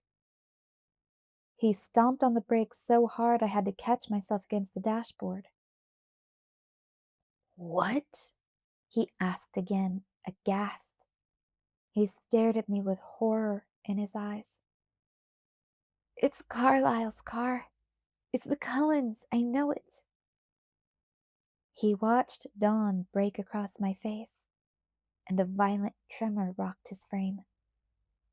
Hey, calm down, Jake. It's okay. No danger. See? Relax. Yeah. Calm. He panted, putting his head down and closing his eyes, while he concentrated on not exploding into a wolf. I stared out the back window at the black car. It was just Carlyle, I told myself. Don't expect anything more. Maybe Esme? Stop right there, I told myself. Just Carlyle. That was plenty. More than I'd ever hoped to have again. There's a vampire in your house, Jacob hissed. And you want to go back? I glanced at him, ripping my unwilling eyes off of the Mercedes, terrified it would disappear the second I looked away.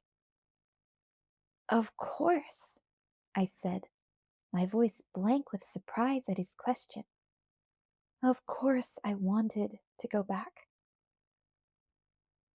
Jacob's face hardened while I stared at him, congealing into the bitter mask that I had thought was gone for good.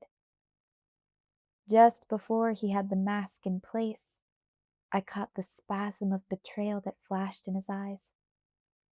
His hands were still shaking. He looked 10 years older than me. He took a deep breath. You're sure it's not a trick? He asked in a slow, heavy voice. It's not a trick. It's Carlyle. Take me back. A shudder rippled through his wide shoulders, but his eyes were flat and emotionless. No. Jake, it's okay. No. Take yourself back, Bella. His voice was a slap. I flinched as the sound of it struck me. His jaw clenched and unclenched. Look, Bella, he said in the same hard voice. I can't go back. Treaty or no treaty. That's my enemy in there. It's not like that. I have to tell Sam right away. This changes things. We can't be caught on their territory. Jake, it's not a war. He didn't listen. He put the truck in neutral and jumped out of the door, leaving it running. Bye, Bella, he called back over his shoulder. I really hope you don't die. He sprinted into the darkness, shaking so hard that his shape seemed blurred. He disappeared before I could open my mouth to call him back. Remorse pinned me against the seat for one long second. What had I just done to Jacob? But remorse couldn't hold me very long. I slid across the seat and put the truck back into drive. My hands were shaking almost as hard as Jake's had been, and this took a minute of concentration. Then I carefully turned the truck around and drove it back to my house. It was very dark when I turned off the headlights. Charlie had left in such a hurry that he'd forgotten to leave the porch lamp on. I felt a pang of doubt, staring at the house, deep in the shadow. What if it was a trick? I looked back at the black car, almost invisible in the night. No, I knew that car. Still, my hands were shaking even worse than before as I reached for the key above the door. When I grabbed the doorknob to unlock it, it twisted easily under my hand. I let the door fall open. The hallway was black. I wanted to call out a greeting, but my throat was too dry. I couldn't quite seem to catch my breath. I took a step inside and fumbled for the light switch. It was so black, like the black water. Where was the switch? Just like the black water, with the orange flame flickering impossibly on top of it. Flame that couldn't be a fire, but what then? My fingers traced the wall, still searching, still shaking. Suddenly, something Jacob had told me this afternoon echoed in my head, finally sinking in. She took off into the water, he'd said. The bloodsuckers have the advantage there. That's why I raced home. I was afraid she was going to double back swimming. My hand froze in its searching. My whole body froze into place as I realized why I recognized the strange orange color on the water. Victoria's hair, blowing wild in the wind, the color of fire. She'd been right there in the harbor with me and Jacob. If Sam hadn't been there, if it had been just the two of us, I couldn't breathe or move.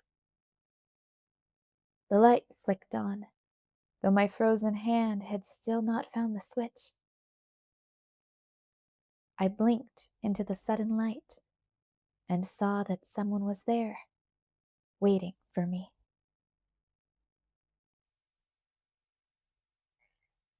Chapter 17. Visitor. Unnaturally still and white, with large black eyes intent on my face, my visitor waited perfectly motionless in the center of the hall, beautiful beyond imagining.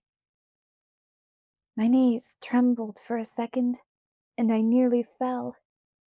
Then I hurled myself at her. Alice!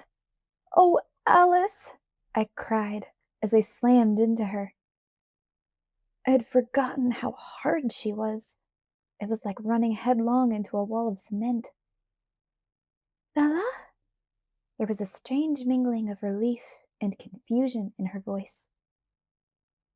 I locked my arms around her, gasping to inhale as much of the scent of her skin as possible. It wasn't like anything else. Not floral or spice, citrus or musk. No perfume in the world could compare. My memory hadn't done it justice. I didn't notice when the gasping turned into something else. I only realized I was sobbing when Alice dragged me to the living room couch and pulled me into her lap.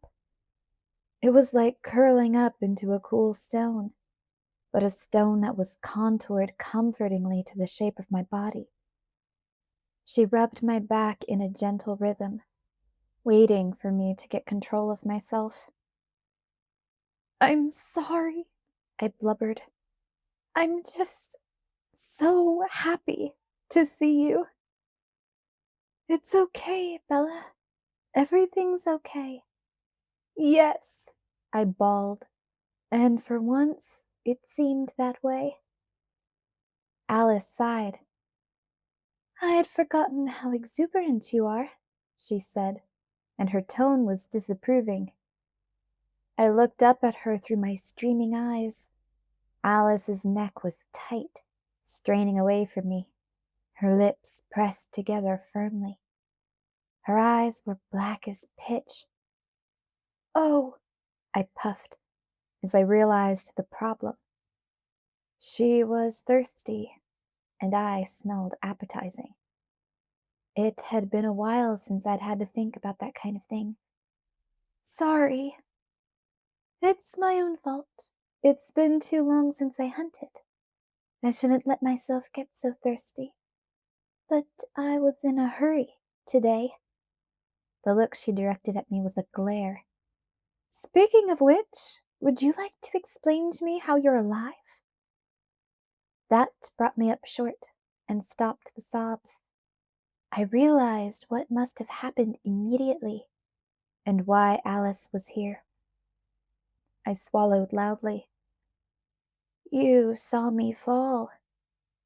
No, she disagreed, her eyes narrowing. I saw you jump. I pursed my lips as I tried to think of an explanation that wouldn't sound nuts. Alice shook her head. I told him this would happen, but he didn't believe me. Bella promised. Her voice imitated his so perfectly that I froze in shock while the pain ripped through my torso. Don't bother looking for her future, either, she continued to quote him. We've done enough damage. But just because I'm not looking doesn't mean I don't see, she went on. I wasn't keeping tabs on you, I swear, Bella. It's just that I'm already attuned to you. When I saw you jumping, I didn't think. I just got on a plane. I knew I would be too late, but I couldn't do nothing. And then I got here, thinking maybe I could help Charlie somehow. And you drive up. She shook her head, this time in confusion. Her voice was strained. I saw you go into the water and waited for you to come up, but you didn't. What happened? And how could you do that to Charlie? Did you stop to think what this would do to him? And my brother? Do you have any idea what Edward... I cut her off then, as soon as she said his name. I'd let her go on, even after I realized the misunderstanding she was under, just to hear the perfect bell tone of her voice. But it was time to interrupt. Alice, I wasn't committing suicide. She eyed me dubiously. Are you saying you didn't jump off a cliff? No, but... I grimaced. It was for recreational purposes only. Her expression hardened. I'd seen some of Jacob's friends cliff diving, I insisted. It looked like fun, and I was bored. She waited. I didn't think about how the storm would affect the currents. Actually, I didn't think about the water much at all. Alice didn't buy it. I could see that she still thought I had been trying to kill myself. I decided to redirect. So if you saw me go in, why didn't you see Jacob? She cocked her head to the side, distracted. I continued. It's true that I probably would have drowned if Jacob hadn't jumped in after me. Well, okay, there's no probably about it. But he did, and he pulled me out. And I guess he towed me back to the shore, though I was kind of out for that part. It couldn't have been more than a minute that I was under before he grabbed me. How come you didn't see that? She frowned in perplexity. Someone pulled you out? Yes, Jacob saved me. I watched curiously as an enigmatic range of emotions flitted across her face. Something was bothering her. Her imperfect vision? But I wasn't sure. Then she deliberately leaned in and sniffed my shoulder. I froze. Don't be ridiculous, she muttered, sniffing at me some more. What are you doing? She ignored my question.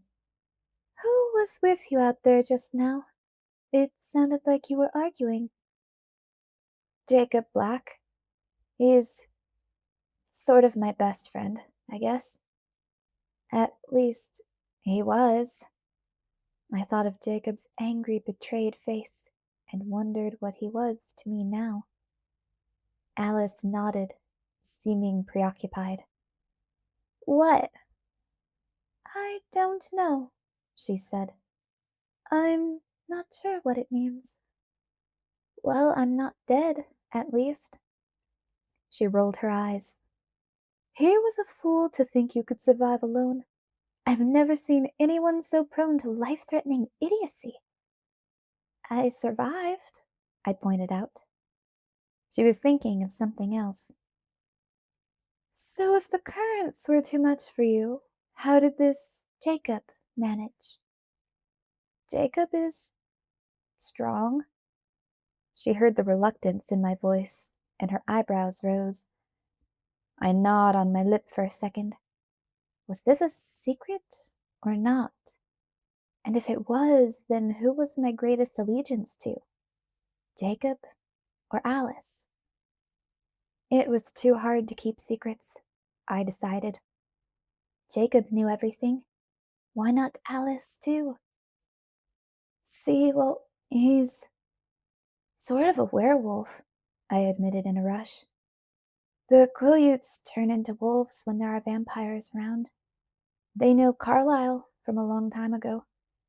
Were you with Carlyle then? Alice gawked at me for a moment, and then recovered herself, thinking rapidly. Well, I guess that explains the smell, she muttered. But does it explain what I didn't see? She frowned, her porcelain forehead creasing. The smell? I repeated. You smell awful, she said absently, still frowning. A werewolf. Are you sure about that? Very sure, I promised, wincing as I remembered Paul and Jacob fighting in the road. I guess you weren't with Carlyle the last time there were werewolves here in Forks? No, I hadn't found him yet.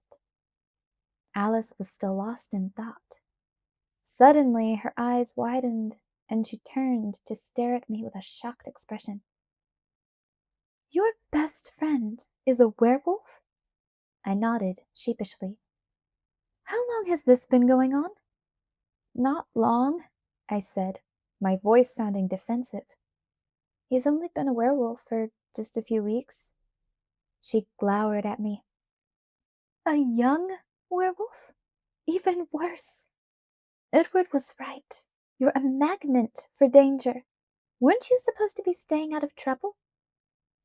There's nothing wrong with werewolves, I grumbled, stung by her critical tone. Until they lose their tempers. She shook her head sharply from side to side. Leave it to you, Bella.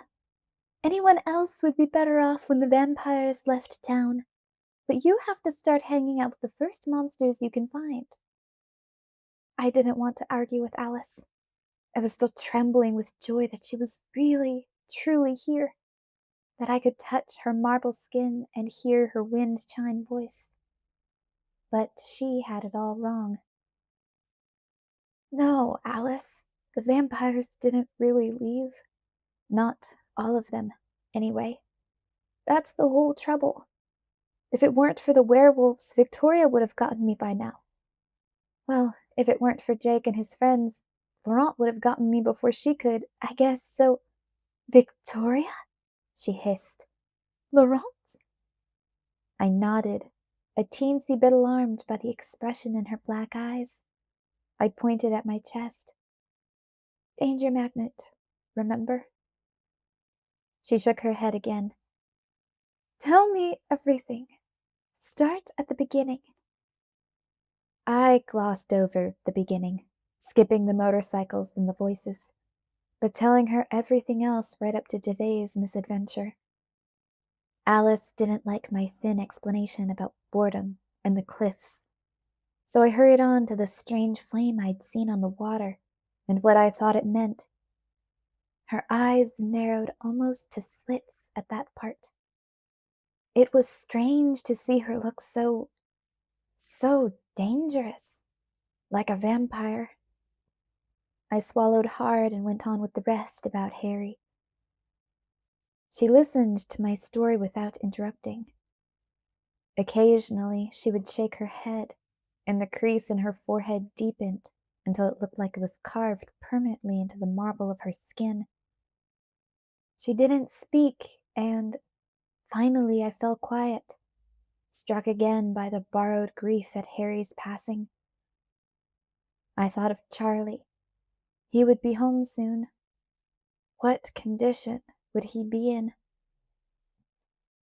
Our leaving didn't do you any good at all, did it? Alice murmured. I laughed once. It was a slightly hysterical sound. That was never the point, though, was it? It's not like you left for my benefit. Alice scowled at the floor for a moment. Well, I guess I acted impulsively today. I probably shouldn't have intruded. I could feel the blood draining from my face. My stomach dropped. Don't go, Alice, I whispered. My fingers locked around the collar of her white shirt, and I began to hyperventilate. Please don't leave me. Her eyes opened wider. All right, she said, enunciating each word with slow precision. I'm not going anywhere tonight. Take a deep breath. I tried to obey, though I couldn't quite locate my lungs. She watched my face while I concentrated on my breathing. She waited till I was calmer to comment. You look like hell, Bella. I drowned today, I reminded her.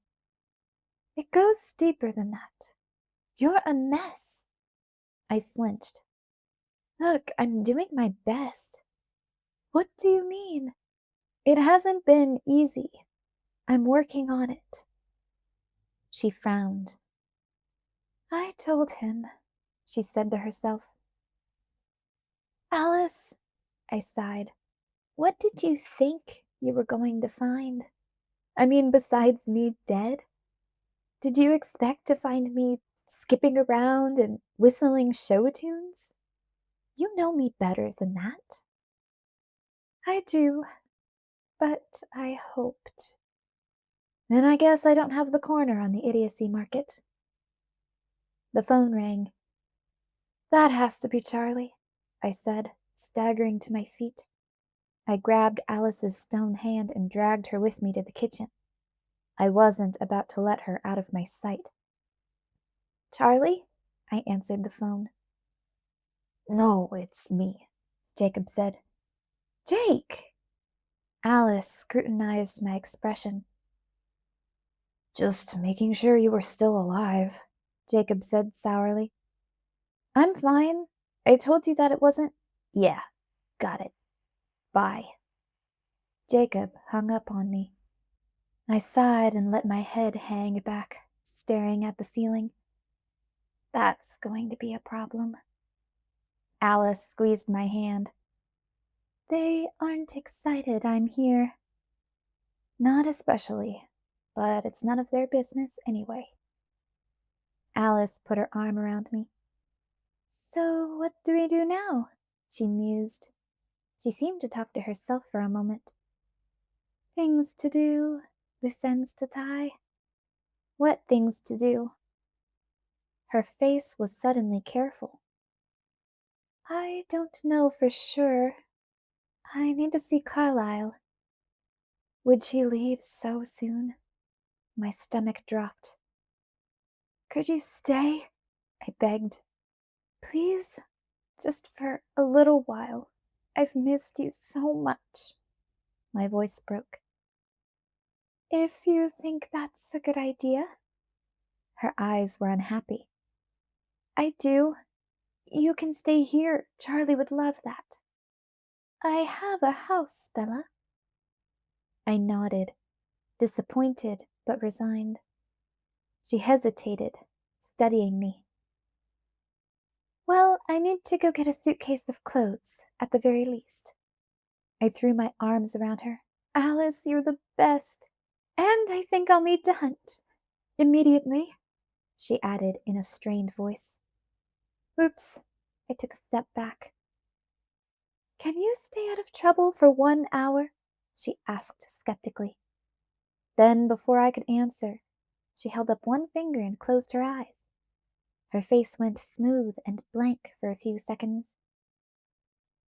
And then she opened her eyes and answered her own question. "Yes, you'll be fine. For tonight, anyway." She grimaced. Even making faces, she looked like an angel. "You'll come back?" I asked in a small voice. "I promise. 1 hour." I glanced at the clock over the kitchen table. She laughed and leaned in quickly to kiss me on the cheek. Then she was gone. I took a deep breath. Alice would be back. I suddenly felt so much better. I had plenty to do to keep myself busy while I waited. A shower was definitely first on the agenda. I sniffed my shoulders as I undressed, but I couldn't smell anything but the brine and seaweed scent of the ocean. I wondered what Alice had meant about me smelling bad. When I was cleaned up, I went back to the kitchen. I couldn't see any signs that Charlie had eaten recently, and he would probably be hungry when he got back. I hummed tunelessly to myself as I moved around the kitchen. While Thursday's casserole rotated in the microwave, I made up the couch with sheets and an old pillow. Alice wouldn't need it, but Charlie would need to see it. I was careful not to watch the clock. There was no reason to start myself panicking. Alice had promised. I hurried through my dinner, not tasting it, just feeling the ache as it slid down my raw throat. Mostly I was thirsty. I must have drunk a half-gallon of water by the time I was finished. All the salt in my system had dehydrated me. I went to go try to watch TV while I waited. Alice was already there, sitting on her improvised bed. Her eyes were a liquid butterscotch. She smiled and patted the pillow. "Thanks. You're early," I said, elated. I sat down next to her and leaned my head on her shoulder. She put her cold arms around me and sighed. "Bella, what are we going to do with you?" "I don't know," I admitted. "I really have been trying my hardest." "I believe you." It was silent. Does he?" I took a deep breath. It was harder to say his name out loud, even though I was able to think it now. "Does Edward know you're here?" I couldn't help asking. It was my pain, after all. I'd deal with it when she was gone, I promised myself, and felt sick at the thought. No. There was only one way that could be true. He's not with Carlisle and Esme. He checks in every few months. Oh. He must still be out enjoying his distractions. I focused my curiosity on a safer topic. "You said you flew here. Where did you come from?" "I was in Denali, visiting Tanya's family." "Is Jasper here? Did he come with you?" She shook her head. "He didn't approve of my interfering. We promised." She trailed off, and then her tone changed. "And you think Charlie won't mind my being here?" she asked, sounding worried. "Charlie thinks you're wonderful, Alice." "Well, we're about to find out." Sure enough, a few seconds later, I heard the cruiser pull into the driveway. I jumped up and hurried to open the door. Charlie trudged slowly up the walk, his eyes on the ground and his shoulders slumped. I walked forward to meet him. He didn't even see me until I hugged him around his waist. He embraced me back fiercely. I'm so sorry about Harry, Dad. I'm really going to miss him, Charlie mumbled. How's Sue doing? She seems dazed, like she hasn't grasped it yet. Sam's staying with her.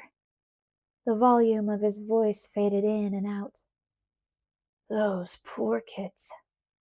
Leah's just a year older than you, and Seth is only 14. He shook his head. He kept his arms tight around me as he started toward the door again. Dad? I figured I'd better warn him. You'll never guess who's here. He looked at me blankly. His head swiveled around and he spied the Mercedes across the street, the porch light reflecting off of the glossy black paint. Before he could react, Alice was in the doorway. Hi, Charlie, she said in a subdued voice. I'm sorry I came at such a bad time. Alice Cullen? He peered at the slight figure in front of him, as if he doubted what his eyes were telling him. Alice, is that you? It's me, she confirmed. I was in the neighborhood. Is Carlyle? No, I'm alone. Both Alice and I knew he wasn't really asking about Carlyle. His arm tightened over my shoulder. She can stay here, can't she? I pleaded. I already asked her. Of course, Charlie said mechanically. We'd love to have you, Alice. Thank you, Charlie. I know it's horrid timing. No, it's fine, really. I'm going to be really busy doing what I can for Harry's family. It will be nice for Bella to have some company. There's dinner for you on the table, Dad, I told him. Thanks, Belle. He gave me one more squeeze before he shuffled toward the kitchen. Alice went back to the couch, and I followed her. This time she was the one to pull me against her shoulder. You look tired. Yeah, I agreed and then shrugged. Near-death experiences do that to me. So what does Carlyle think of you being here? He doesn't know. He and Esme were on a hunting trip. I'll hear from him in a few days when he gets back. You won't tell him, though, when he checks in again? I asked. She knew I didn't mean Carlyle now. No, he'd bite my head off, Alice said grimly. I laughed once and then sighed. I didn't want to sleep. I wanted to stay up all night talking to Alice. And it didn't make sense for me to be so tired, what with crashing on Jacob's couch all day. But drowning really had taken a lot out of me, and my eyes wouldn't stay open. I rested my head on her stone shoulder and drifted into a more peaceful oblivion than I had any hope of. I woke early from a deep and dreamless sleep, feeling well rested but stiff. I was on the couch, tucked under the blankets I'd left out for Alice, and I could hear her and Charlie talking in the kitchen. It sounded like Charlie was fixing her breakfast. How bad was it, Charlie? Alice asked softly, and at first I thought they were talking about the Clearwaters. Charlie sighed. Real bad. Tell me about it. I want to know exactly what happened when we left. There was a pause while a cupboard door was closed and a dial on the stove was clicked off. I waited, cringing. I've never felt so helpless, Charlie began slowly. I didn't know what to do. That first week, I thought I was going to have to hospitalize her. She wouldn't eat or drink. She wouldn't move. Dr. Durandi was throwing around words like catatonic, but I didn't let him up to see her. I was afraid it would scare her. She snapped out of it, though?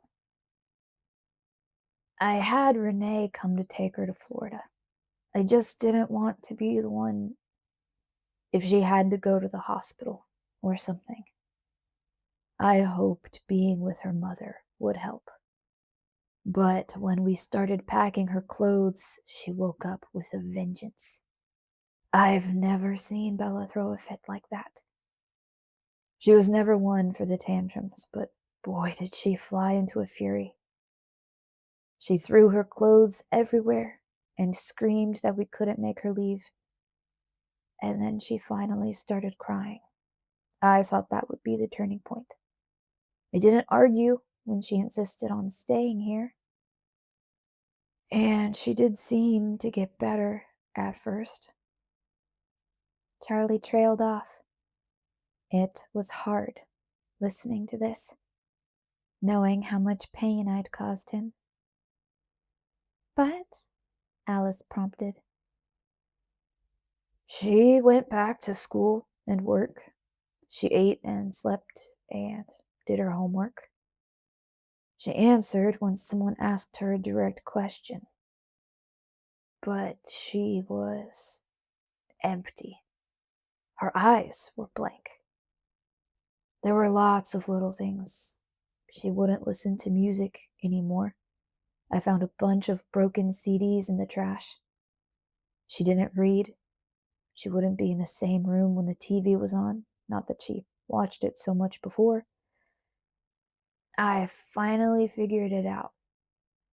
She was avoiding everything that might remind her of him.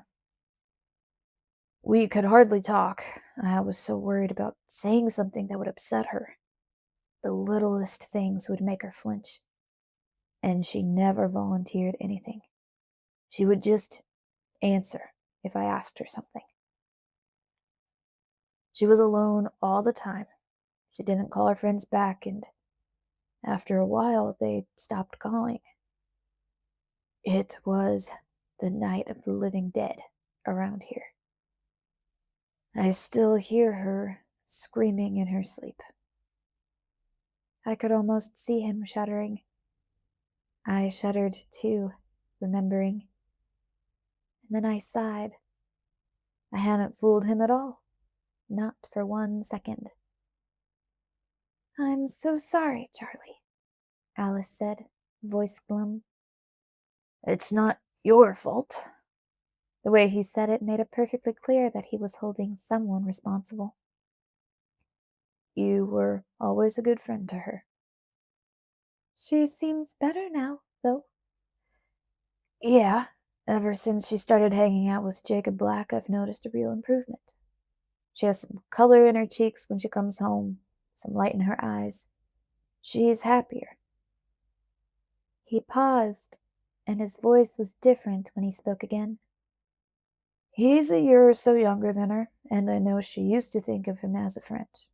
But I think maybe it's something more now. Or headed in that direction, anyway. Charlie said this in a tone that was almost belligerent. It was a warning, not for Alice, but for her to pass along. Jake's old for his years, he continued, still sounding defensive. He's taking care of his father physically, the way Bella took care of her mother emotionally. It matured him. He's a good-looking kid, too, takes after his mom's side. He's good for Bella, you know? Charlie insisted. Then it's good she has him, Alice agreed. Charlie sighed out a big gust of air, folding quickly to the lack of opposition. Okay, so I guess that's overstating things. I don't know. Even with Jacob, now and then I see something in her eyes, and I wonder if I've ever grasped how much pain she's really in. It's not normal, Alice, and it frightens me. Not normal at all. Not like someone left her, but like someone died. His voice cracked. It was like someone had died. Like I had died. Because it had been more than just losing the truest of true loves, as if that were not enough to kill anyone. It was also losing a whole future, a whole family, the whole life that I had chosen. Charlie went on in a hopeless tone. I don't know if she's ever going to get over it. I'm not sure if it's in her nature to heal from something like this. She's always been such a constant little thing. She doesn't get past things, change her mind. She's one of a kind, Alice agreed in a dry voice. And Alice, Charlie hesitated. Now, you know how fond I am of you, and I can tell that she's happy to see you, but I'm a little worried about what your visit will do to her. So am I, Charlie. So am I. I wouldn't have come if I'd had any idea. I'm sorry. Don't apologize, honey. Who knows? Maybe it will be good for her. I hope you're right. There was a long break while forks scraped plates and Charlie chewed. I wondered where Alice was hiding the food. Alice, I have to ask you something, Charlie said awkwardly. Alice was calm. Go ahead. He's not coming back to visit too, is he? I could hear the suppressed anger in Charlie's voice. Alice answered in a soft, reassuring tone. He doesn't even know I'm here. The last time I spoke with him, he was in South America. I stiffened as I heard this new information, and listened harder. That's something, at least, Charlie snorted. Well, I hope he's enjoying himself. For the first time, Alice's voice had a bit of steel in it. I wouldn't make assumptions, Charlie. I knew how her eyes would flash when she used that tone. A chair scooted from the table, scraping loudly across the floor. I pictured Charlie getting up. There was no way Alice would make that kind of noise. The faucet ran, splashing against a dish. It didn't sound like they were going to say anything more about Edward, so I decided it was time to wake up. I turned over, bouncing against the springs to make them squeak. Then I yawned loudly. All was quiet in the kitchen. I stretched and groaned. Alice? I asked innocently. The soreness rasping in my throat added nicely to the charade.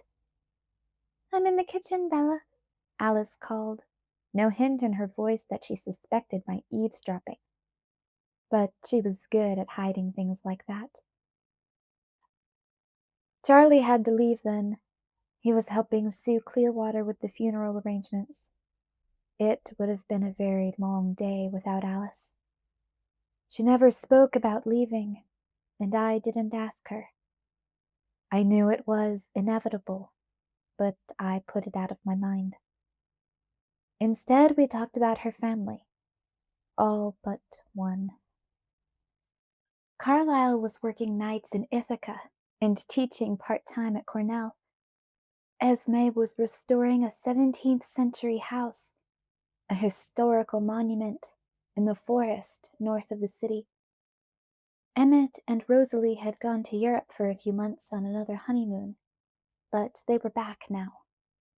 Jasper was at Cornell too, studying philosophy this time. And Alice had been doing some personal research concerning the information I'd accidentally uncovered for her last spring. She'd successfully tracked down the asylum where she'd spent the last years of her human life. the life she had no memory of.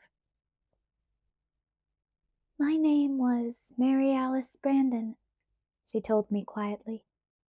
"I had a little sister named Cynthia. Her daughter, my niece, is still alive in Biloxi." "Did you find out why they put you in that place? What would drive parents to that extreme, even if their daughter saw visions of the future?" She just shook her head, her topaz eyes thoughtful. "I couldn't find out much about them. I went through all the old newspapers on microfiche. My family wasn't mentioned often. They weren't part of the social circle that made the papers. My parents' engagement was there. And Cynthia's." The name fell uncertainly from her tongue. "My birth was announced, and my death. I found my grave. I also filched my admissions sheet from the old asylum archives. The date on the admission and the date on my tombstone are the same." I didn't know what to say, and after a short pause, Alice moved on to lighter topics. The Cullens were reassembled now, with one exception, spending Cornell's spring break in Denali with Tanya and her family. I listened too eagerly to even the most trivial news. She never mentioned the one I was most interested in, and for that I was grateful. It was enough to listen to the stories of the family I'd once dreamed of belonging to. Charlie didn't get back until after dark, and he looked more worn now than he had the night before. He would be headed back to the reservation first thing in the morning for Harry's funeral, so he turned in early. I stayed on the couch with Alice again.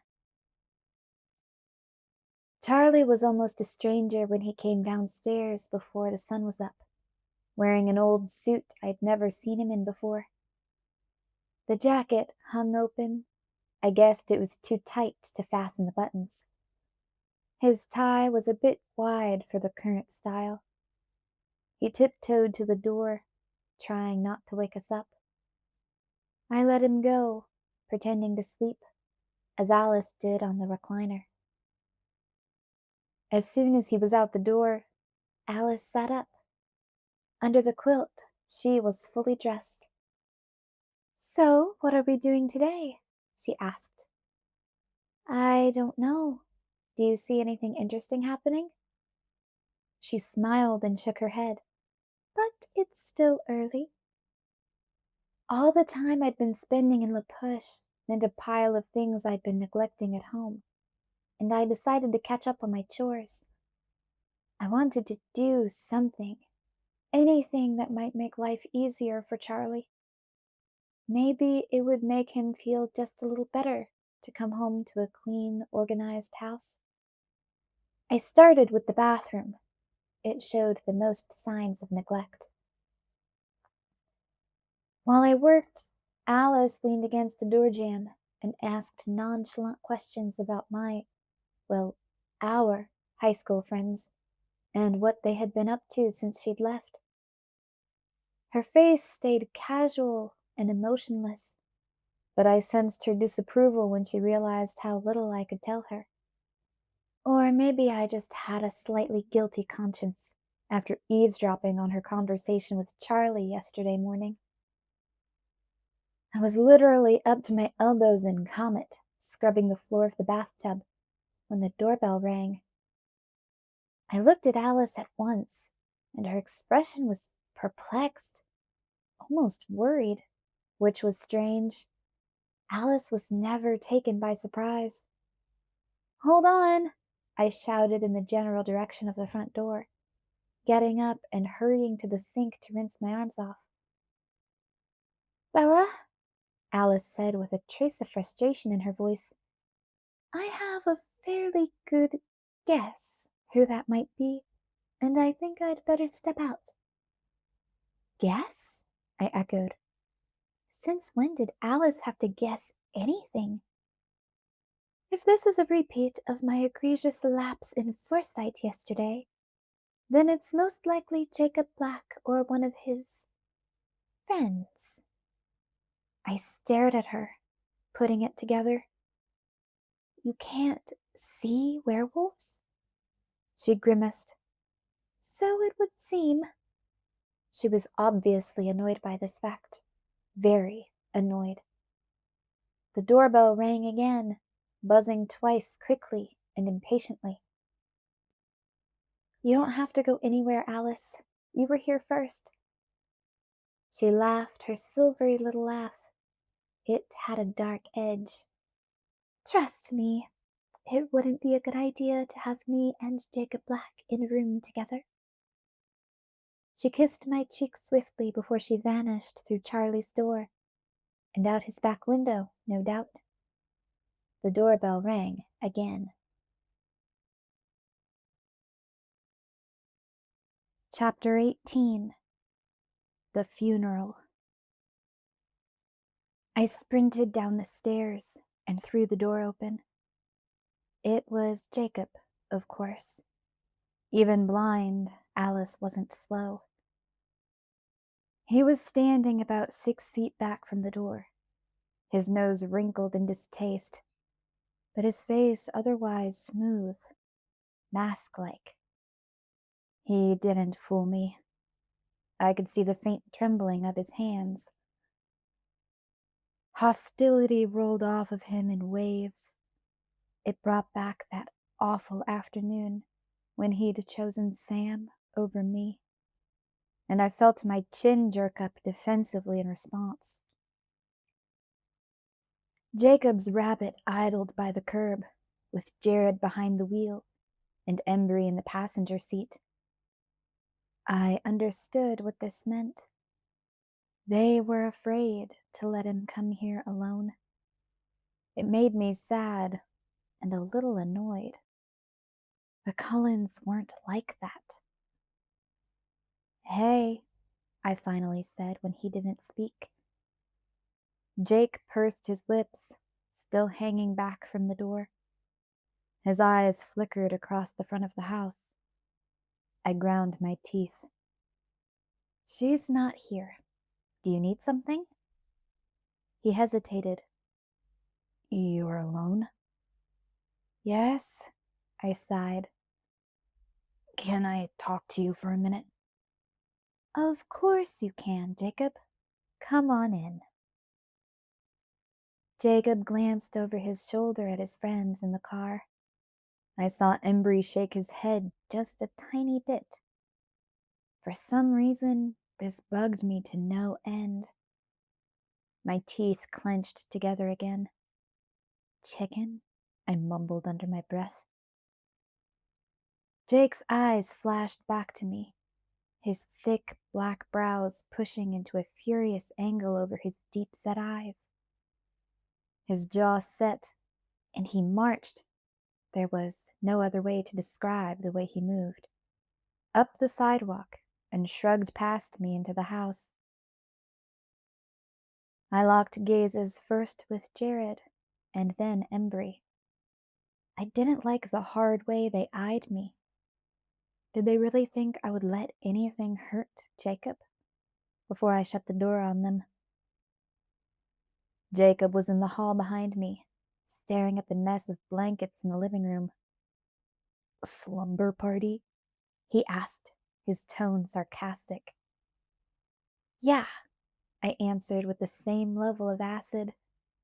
I didn't like Jacob when he acted this way. What's it to you? He wrinkled his nose again like he smelled something unpleasant. Where's your friend? I could hear the quotation marks in his tone. She had some errands to run. Look, Jacob, what do you want? Something about the room seemed to make him edgier. His long arms were quivering. He didn't answer my question. Instead, he moved on to the kitchen, his restless eyes darting everywhere. I followed him. He paced back and forth along the short counter. "Hey," I said, putting myself in his way. He stopped pacing and stared down at me. "What's your problem?" "I don't like having to be here." That stung. I winced, and his eyes tightened. "Then I'm sorry you had to come," I muttered. "Why don't you tell me what you need so you can leave?" "I just have to ask you a couple of questions. It shouldn't take long. We have to get back for the funeral." "Okay, get it over with then." I was probably overdoing it with the antagonism, but I didn't want him to see how much this hurt. I knew I wasn't being fair. After all, I'd picked the bloodsucker over him last night. I had hurt him first. He took a deep breath, and his trembling fingers were suddenly still. His face smoothed into a serene mask. "One of the Cullens is staying here with you," he stated. "Yes, Alice Cullen." He nodded thoughtfully. "How long is she here for?" "As long as she wants to be." The belligerence was still there in my tone. "It's an open invitation." "Do you think you could, please, explain to her about the other one, Victoria?" I paled. "I told her about that." He nodded. "You should know that we can only watch our own lands with a Cullen here. You'll only be safe in La Push. I can't protect you here anymore." "Okay," I said in a small voice. He looked away then, out the back windows. He didn't continue. "Is that all?" He kept his eyes on the glass as he answered. "Just one more thing."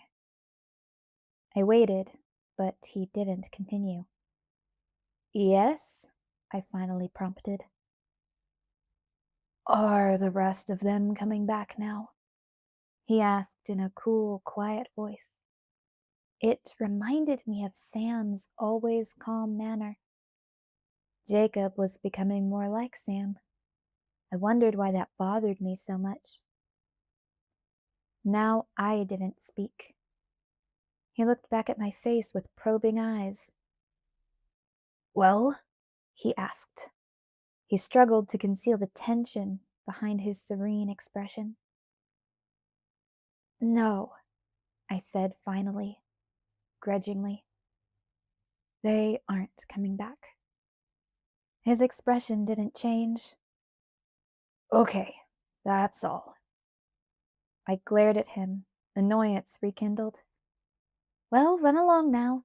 Go tell Sam that the scary monsters aren't coming to get you." "Okay," he repeated, still calm. That seemed to be it. Jacob walked swiftly from the kitchen. I waited to hear the front door open, but I heard nothing. I could hear the clock over the stove ticking, and I marveled again at how quiet he'd become. What a disaster. How could I have alienated him so completely in such a short amount of time?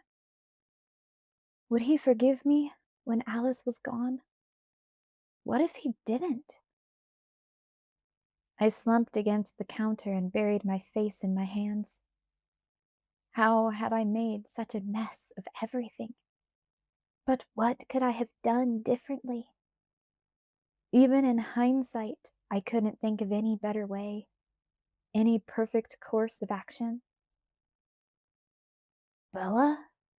Jacob asked in a troubled voice. I pulled my face out of my hands to see Jacob hesitating in the kitchen doorway. He hadn't left when I'd thought. It was only when I saw the clear drops sparkling in my hands that I realized I was crying. Jacob's calm expression was gone. His face was anxious and unsure. He walked quickly back to stand in front of me. ducking his head so that his eyes were closer to being on the same level with mine. "Did it again, didn't I?" "Did what?" I asked, my voice cracking. "Broke my promise. Sorry." "It's okay," I mumbled. "I started it this time." His face twisted. "I knew how you felt about them. It shouldn't have taken me by surprise like that." I could see the revulsion in his eyes. I wanted to explain to him what Alice was really like, to defend her against the judgments he'd made. But something warned me that now was not the time. So I just said, "Sorry," again. "Let's not worry about it, okay? She's just visiting, right? She'll leave, and things will go back to normal." "Can't I be friends with both of you at the same time?" I asked, my voice not hiding an ounce of the hurt I felt. He shook his head slowly. "No, I don't think you can." I sniffed and stared at his big feet. "But you'll wait, right? You'll still be my friend, even though I love Alice too?" I didn't look up, afraid to see what he'd think of that last part. It took him a minute to answer, so I was probably right not to look. "Yeah, I'll always be your friend, He said gruffly. no matter what you love. "Promise?" Promise."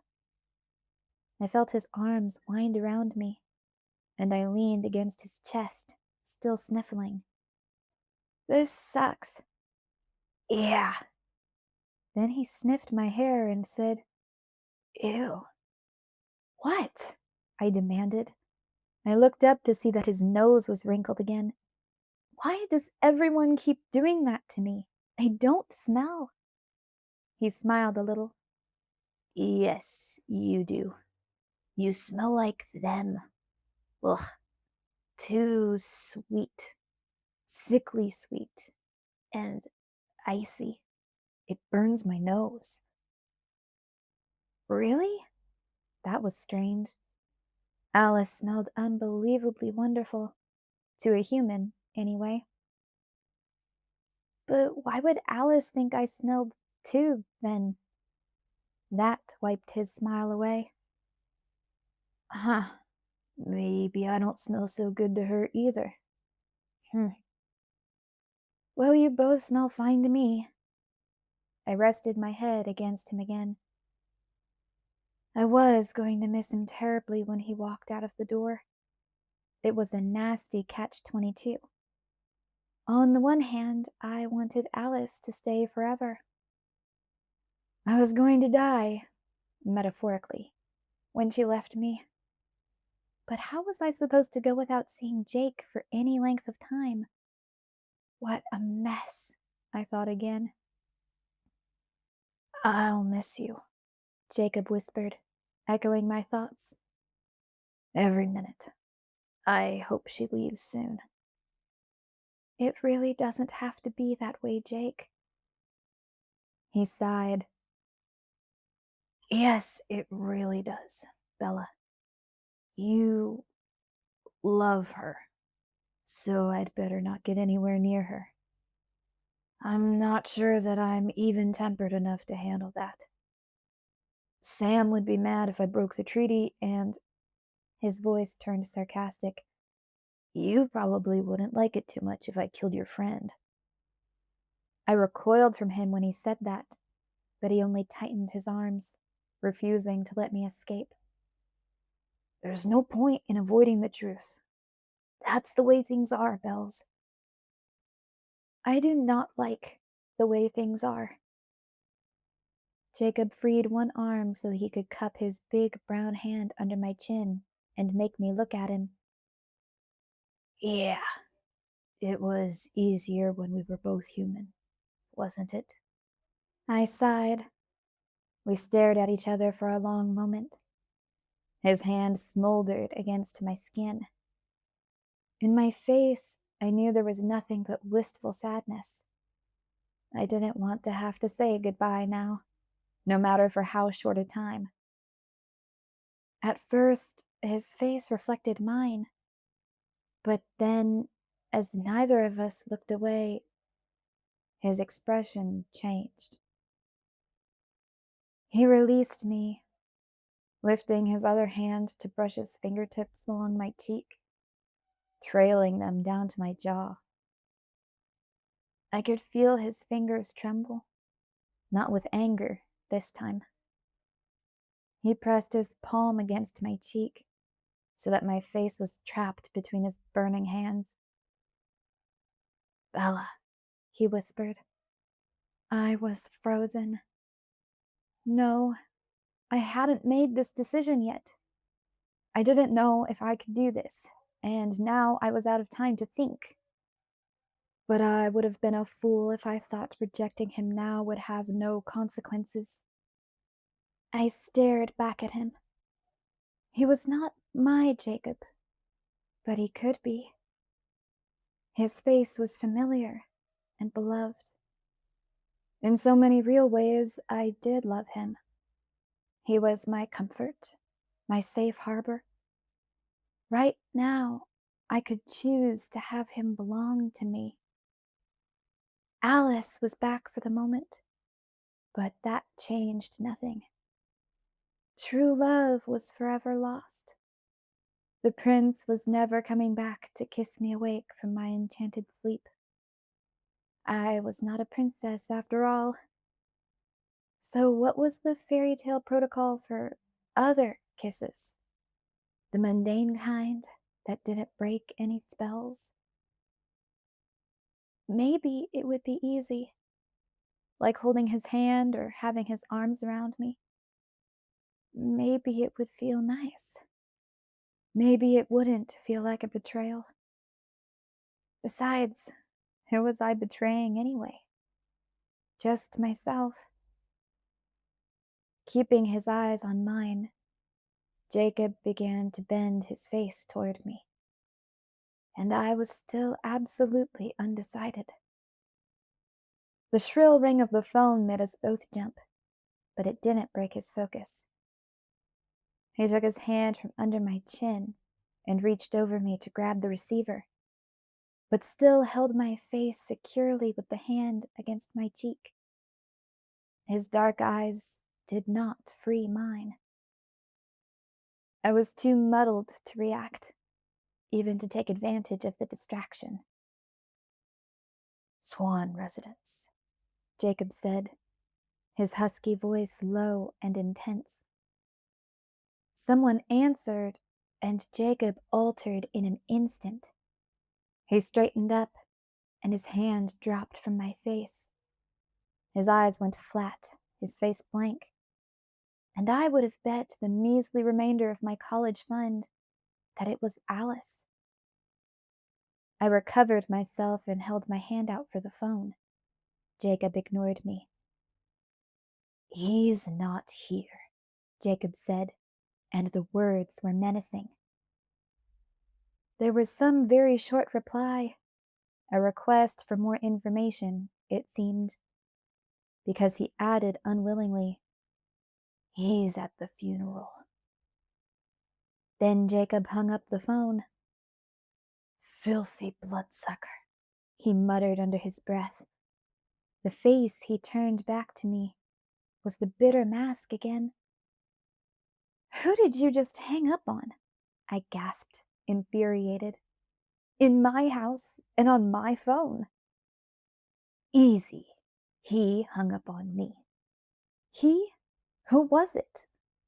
He sneered the title. "Dr. Carlyle Cullen." "Why didn't you let me talk to him?" "He didn't ask for you," Jacob said coldly. His face was smooth, expressionless, but his hands shook. "He asked where Charlie was, and I told him. I don't think I broke any rules of etiquette." "You listened to me, Jacob Black." But he obviously wasn't listening. He looked quickly over his shoulder, as if someone had called his name from the other room. His eyes went wide and his body stiff. Then he started trembling. I listened too, automatically, but heard nothing. "Bye, Bells," he spit out and wheeled toward the front door. I ran after him. "What is it?" And then I ran into him as he rocked back on his heels, cursing under his breath. He spun around again, knocking me sideways. I bobbled and fell to the floor, my legs tangled with his. "Shoot! Ow!" I protested as he hurriedly jerked his legs free one at a time. I struggled to pull myself up as he darted for the back door. He suddenly froze again. Alice stood motionless at the foot of the stairs. "Ella?" she choked. I scrambled to my feet and lurched to her side. Her eyes were dazed and far away, her face drawn and whiter than bone. Her slim body trembled to an inner turmoil. "Alice, what's wrong?" I cried. I put my hands on her face, trying to calm her. Her eyes focused on mine abruptly, wide with pain. "Edward," was all she whispered. My body reacted faster than my mind was able to catch up with the implications of her reply. I didn't at first understand why the room was spinning, or where the hollow roar in my ears was coming from. My mind labored, unable to make sense of Alice's bleak face, and how it could possibly relate to Edward, while my body was already swaying, seeking the relief of unconsciousness before the reality could hit me. The stairway tilted at the oddest angle.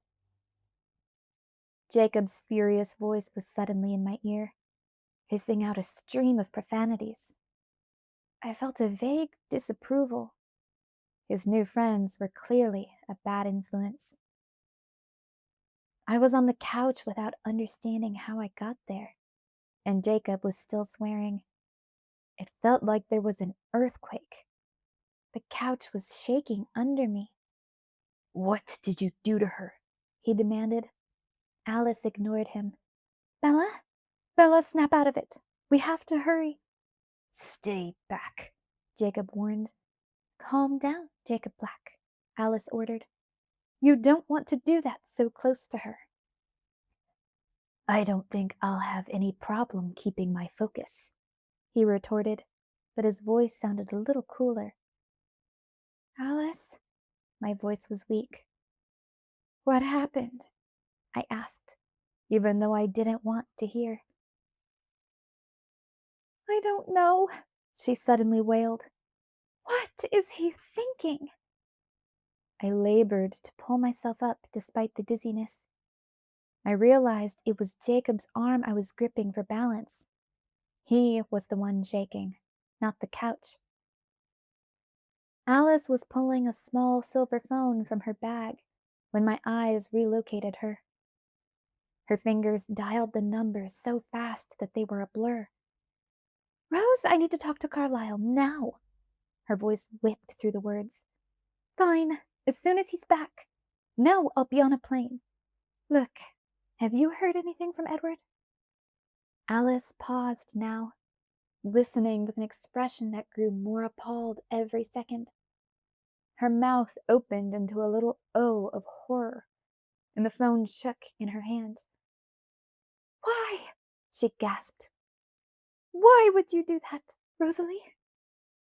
Whatever the answer was, it made her jaw tighten in anger. Her eyes flashed and narrowed.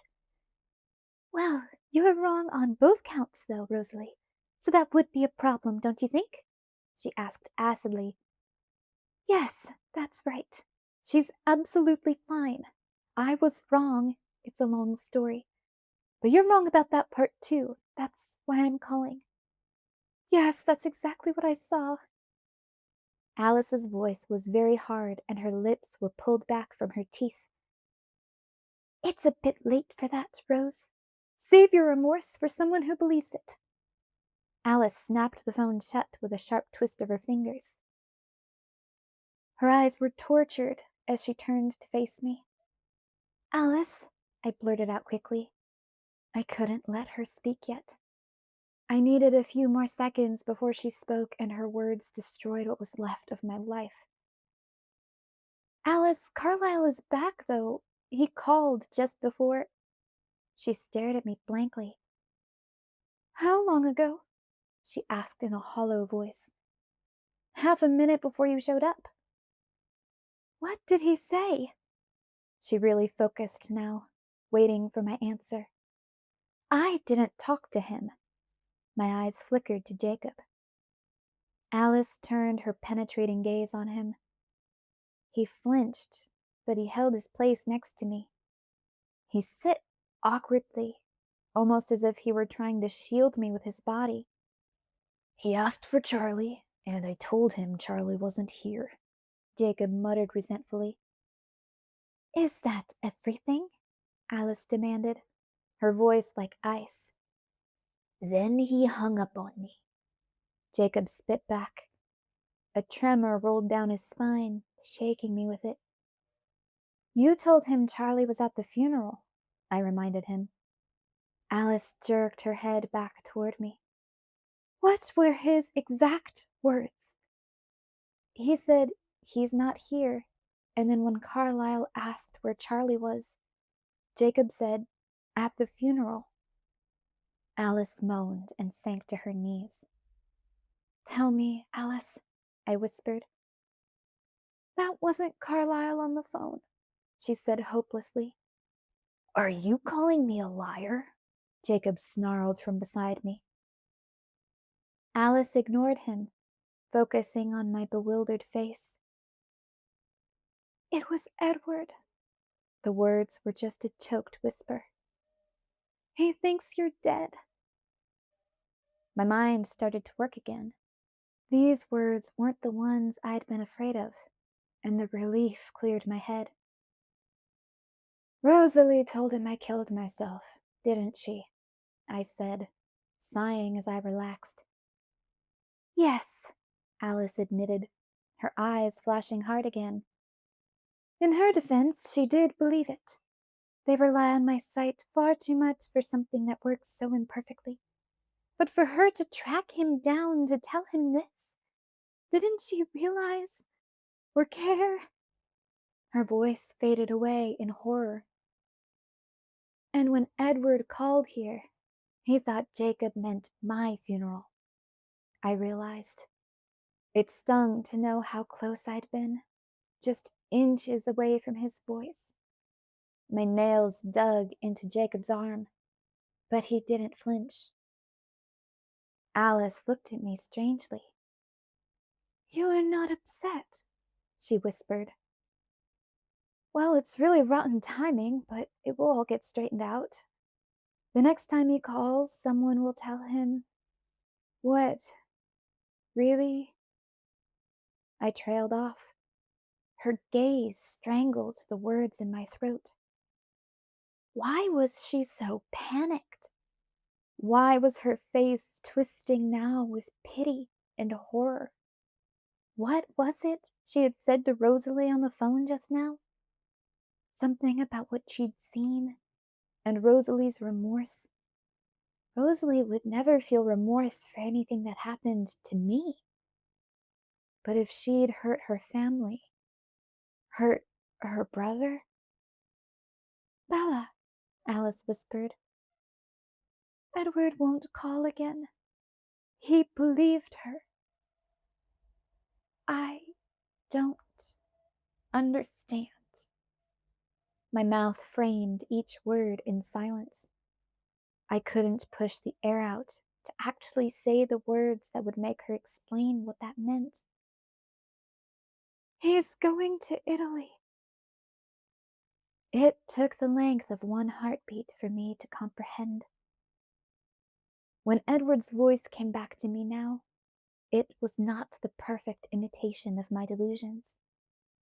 It was just the weak, flat tone of my memories.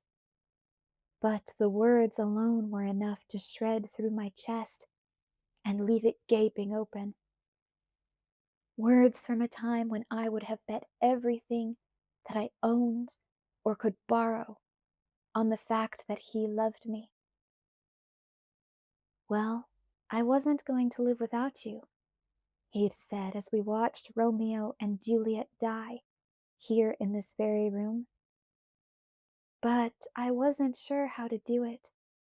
I knew Emmett and Jasper would never help. So I was thinking maybe I would go to Italy and do something to provoke the Volturi.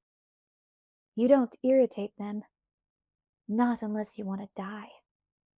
Not unless you want to die. "No!" The half-shrieked denial was so loud after the whispered words, it made us all jump. I felt the blood rushing to my face as I realized what she'd seen. "No! No! No! No! He can't! He can't do that! He made up his mind as soon as your friend confirmed that it was too late to save you. But he left! He didn't want me anymore. What difference does it make now? He knew I would die sometime." "I don't think he ever planned to outlive you by long," Alice said quietly. "How dare he!" I screamed.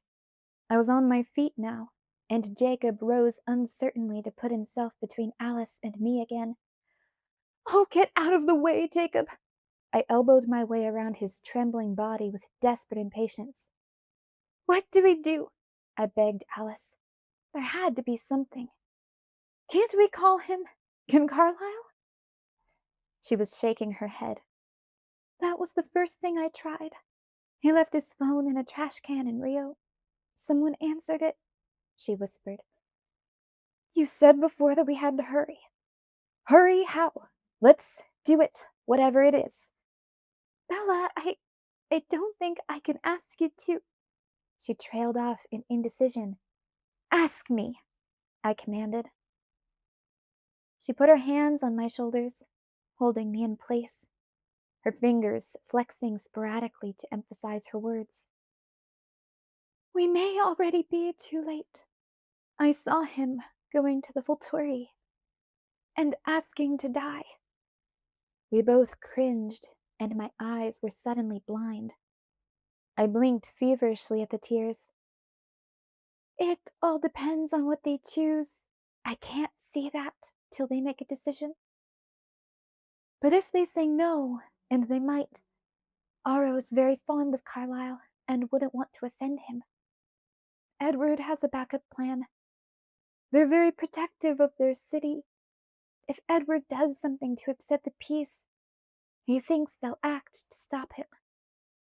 And he's right. They will."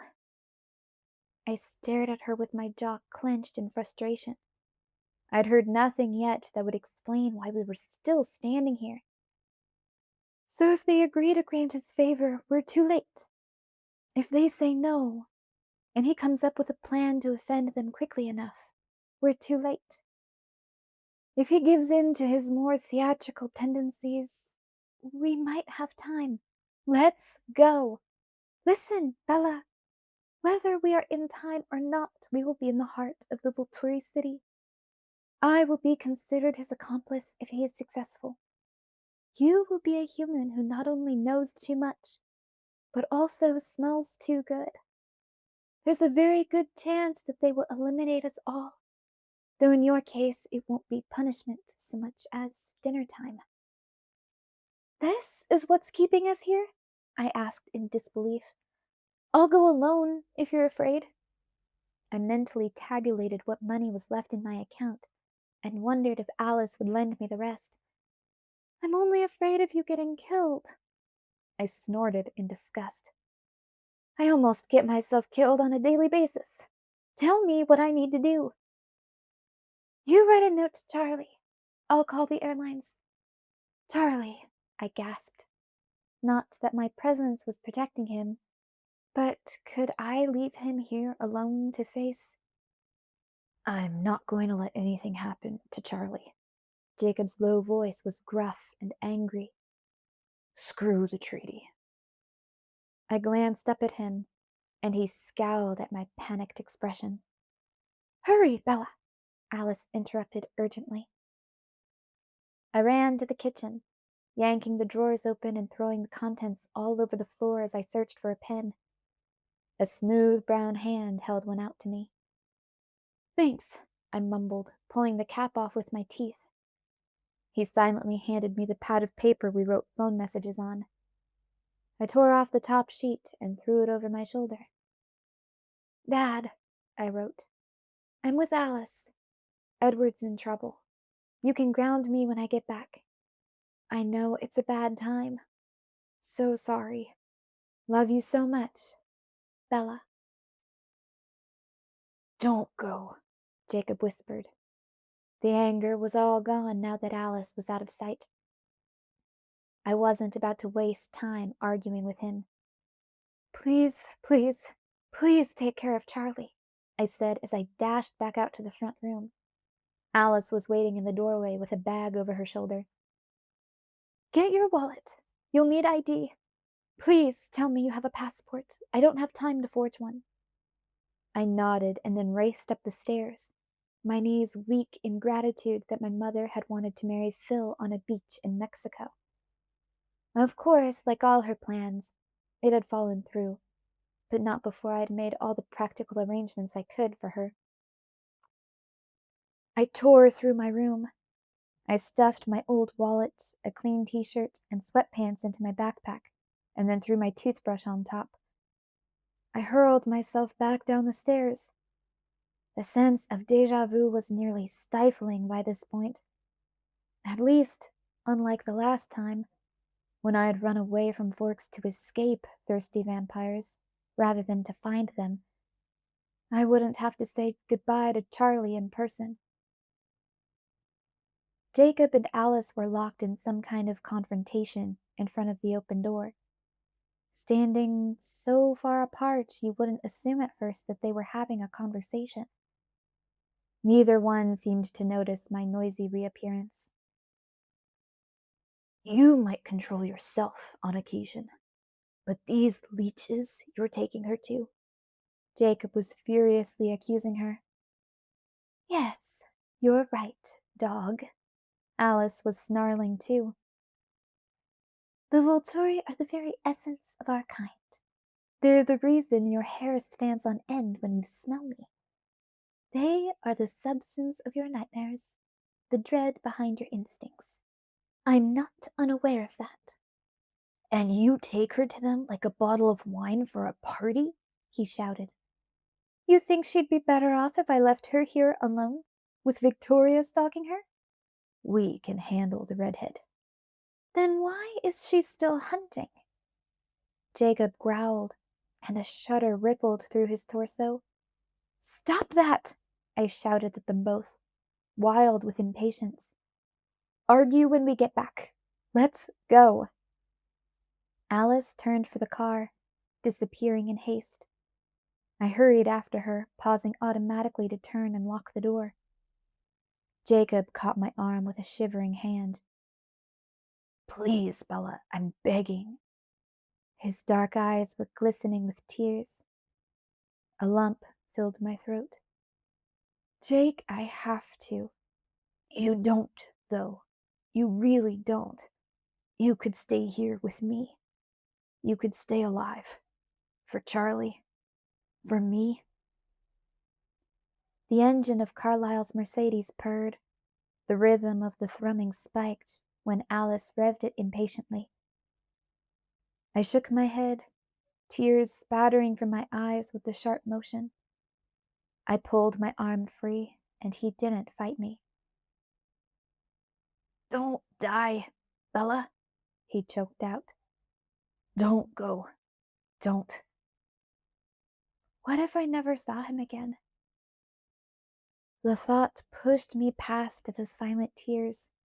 A sob broke out from my chest. I threw my arms around his waist and hugged for one too short moment, burying my tear-wet face against his chest. He put his big hand on the back of my hair, as if to hold me there. Bye, Jake.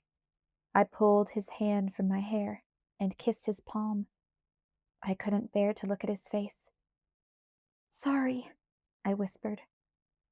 Then I spun and raced for the car. The door on the passenger side was open and waiting. I threw my backpack over the headrest and slid in, slamming the door behind me. Take care of Charlie, I turned to shout out the window. But Jacob was nowhere in sight. As Alice stomped on the gas, and with the tires screeching like human screams, spun us around to face the road, I caught sight of a shred of white near the edge of the trees. A piece of a shoe. Chapter 19. Race.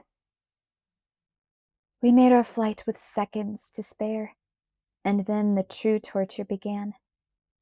The plane sat idle on the tarmac while the flight attendants strolled, so casually, up and down the aisle, patting the bags in the overhead compartments to make sure everything fit.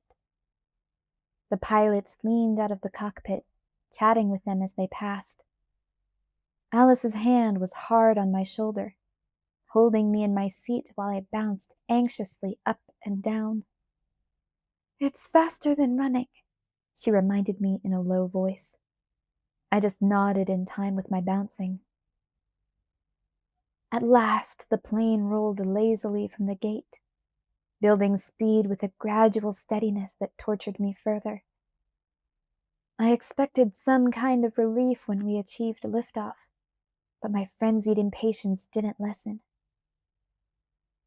Alice lifted the phone on the back of the seat in front of her before we'd stopped climbing, turning her back on the stewardess who eyed her with disapproval. Something about my expression stopped the stewardess from coming over to protest. I tried to tune out what Alice was murmuring to Jasper. I didn't want to hear the words again, but some slipped through. I can't be sure. I keep seeing him do different things. He keeps changing his mind. A killing spree through the city, attacking the guard, lifting a car over his head in the main square. Mostly things that would expose them. He knows that's the fastest way to force a reaction. No, you can't. Alice's voice dropped till it was nearly inaudible, though I was sitting inches from her. Contrarily, I listened harder. Tell Emmett no. Well, go after Emmett and Rosalie and bring them back. Think about it, Jasper. If he sees any of us, what do you think he will do? She nodded. Exactly. I think Bella is the only chance, if there is a chance. I'll do everything that can be done. But prepare Carlyle. The odds aren't good. She laughed then, and there was a catch in her voice. I've thought of that. Yes, I promise. Her voice became pleading. Don't follow me.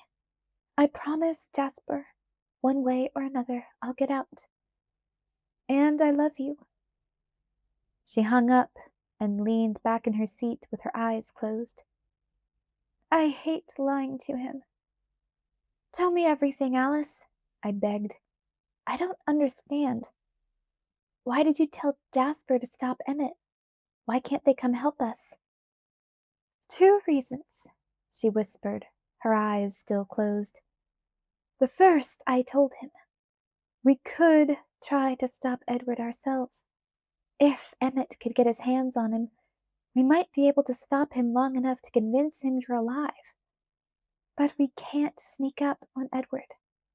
And if he sees us coming for him, he'll act just that much faster. He'll throw a Buick through a wall or something, and the Volturi will take him down. That's the second reason, of course. The reason I couldn't say to Jasper. Because if they're there, and the Volturi kill Edward, they'll fight them. Bella. She opened her eyes and stared at me, beseeching. If there were any chance we could win, If there were a way that the four of us could save my brother by fighting for him, maybe it would be different. But we can't. And Bella, I can't lose Jasper like that. I realized why her eyes begged for my understanding. She was protecting Jasper, at our expense, and maybe at Edward's too. I understood, and I did not think badly of her. I nodded. Couldn't Edward hear you, though? I asked. Wouldn't he know as soon as he heard your thoughts that I was alive and there was no point to this? Not that there was any justification either way. I still couldn't believe that he was capable of reacting like this. It made no sense. I remembered with painful clarity his words that day on the sofa while we watched Romeo and Juliet kill themselves, one after the other. I wasn't going to live without you, he'd said, as if it should be such an obvious conclusion. But the words he had spoken in the forest as he'd left me had cancelled all that out, forcefully. If he were listening, she explained. But believe it or not, it is possible to lie with your thoughts. If you had died, I would still try to stop him. And I would be thinking, she's alive, as hard as I could. He knows that. I ground my teeth in mute frustration. If there was any way to do this without you, Bella, I wouldn't be endangering you like this. It's very wrong of me. Don't be stupid. I'm the last thing you should be worrying about. I shook my head impatiently. Tell me what you meant about hating to lie to Jasper. She smiled a grim smile. I promised him I would get out before they killed me, too. It's not something I can guarantee. Not by a long shot. She raised her eyebrows, as if willing me to take the danger more seriously. Who are these Volturi? I demanded in a whisper. What makes them so much more dangerous than Emmett, Jasper, Rosalie, and you? It was hard to imagine something scarier than that. She took a deep breath and then abruptly leveled a dark glance over my shoulder. I turned in time to see the man in the aisle seat looking away, as if he wasn't listening to us. He appeared to be a businessman in a dark suit with a power tie and a laptop on his knees. While I stared at him with irritation, he opened the computer and very conspicuously put headphones on. I leaned closer to Alice. Her lips were at my ears as she breathed the story. I was surprised that you recognized the name, she said, that you understood so immediately what it meant when I said he was going to Italy. I thought I would have to explain. How much did Edward tell you? He just said that they were an old, powerful family, like royalty, that you didn't antagonize them unless you wanted to die, I whispered. The last word was hard to choke out. You have to understand, she said, her voice slower, more measured now. We Cullens are unique in more ways than one, you know. It's abnormal for so many of us to live together in peace. It's the same for Tanya's family in the north, and Carlyle speculates that abstaining makes it easier for us to be civilized, to form bonds based on love rather than survival or convenience. Even James's little coven of 3 was unusually large, and you saw how easily Laurent left them. Our kind travel alone or in pairs, as a general rule. Carlyle's family is the biggest in existence, as far as I know, with one exception. The Volturi.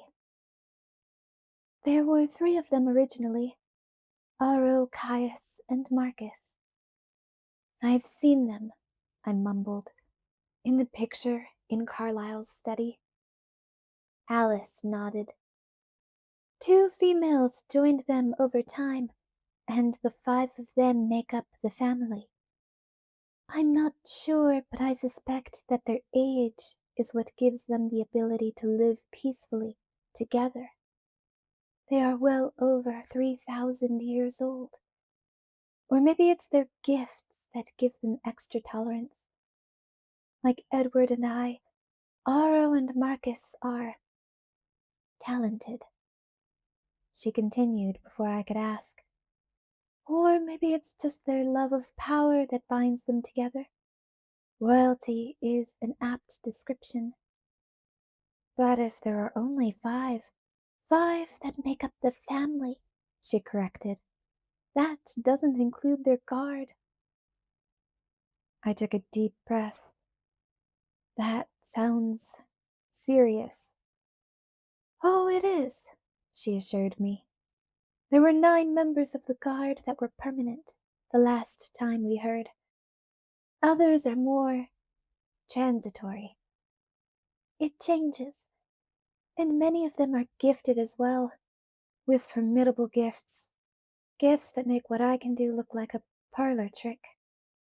The Volturi chose them for their abilities, physical or otherwise.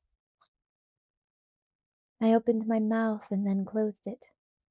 I didn't think I wanted to know how bad the odds were. She nodded again, as if she understood exactly what I was thinking. They don't get into too many confrontations. No one is stupid enough to mess with them. They stay in their city, leaving only as duty calls. Duty? I wondered. Didn't Edward tell you what they do? No, I said, feeling the blank expression on my face. Alice looked over my head again, toward the businessman, and put her wintry lips back to my ear. There's a reason he called them royalty, the ruling class. Over the millennia, they have assumed the position of enforcing our rules, which actually translates to punishing transgressors. They fulfill that duty decisively. My eyes popped wide with shock. There are rules? I asked in a voice that was too loud. Shh.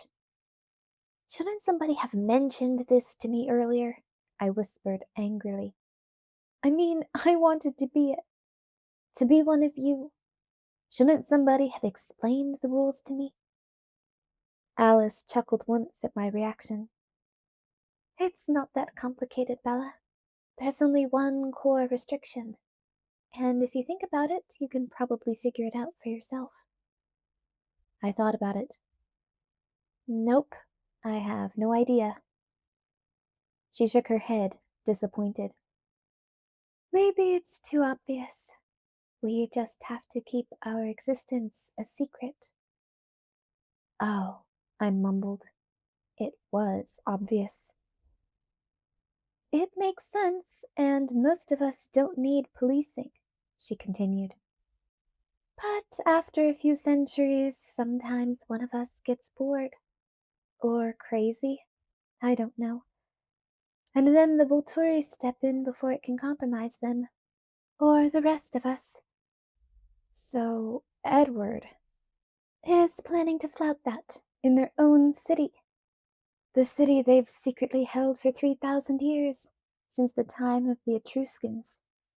They are so protective of their city that they don't allow hunting within its walls.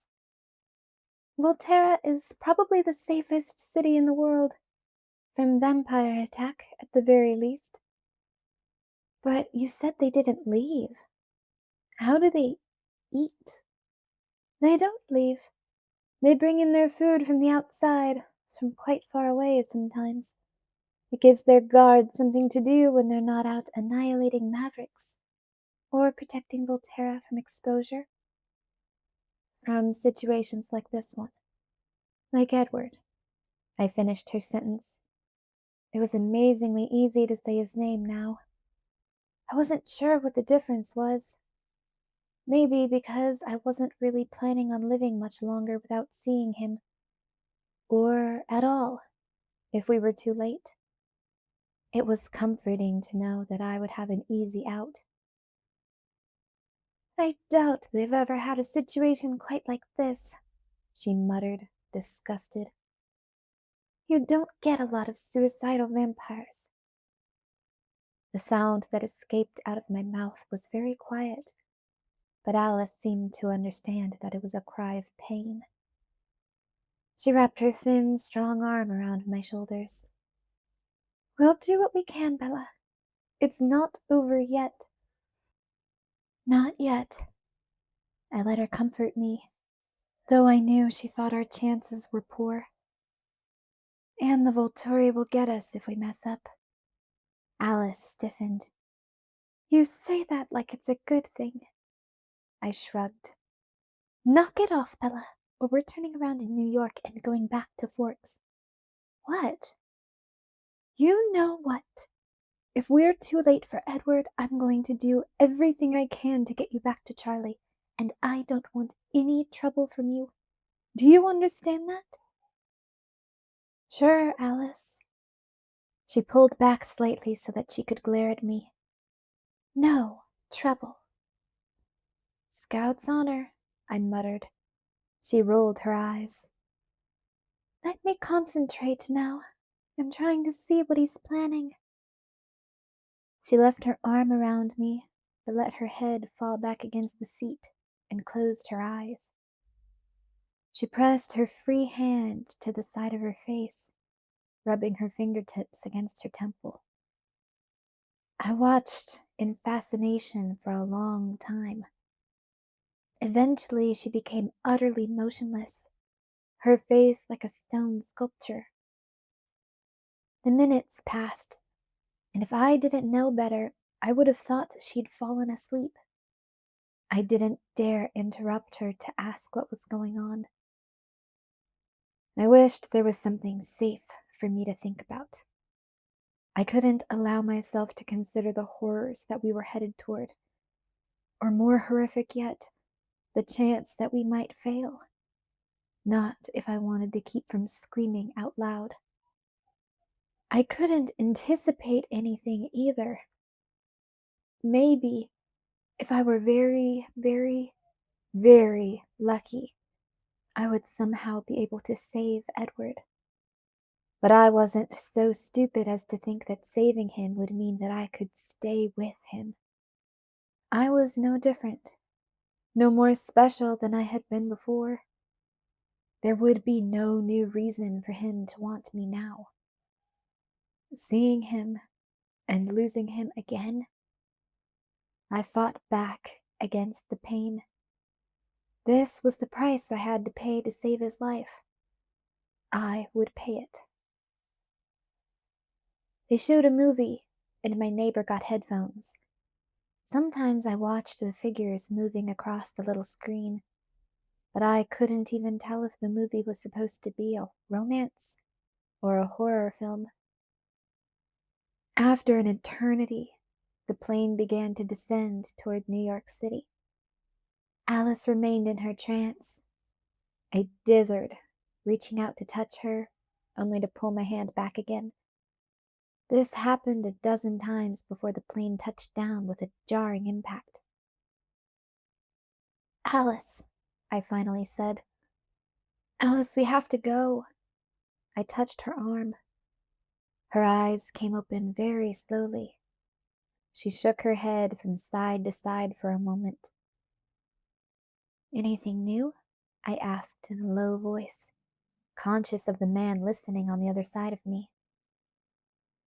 Not exactly, she breathed in a voice I could barely catch. He is getting closer. He's deciding how he's going to ask. We had to run for our connection, but that was good, better than having to wait. As soon as the plane was in the air, Alice closed her eyes and slid back into the same stupor as before. I waited as patiently as I could.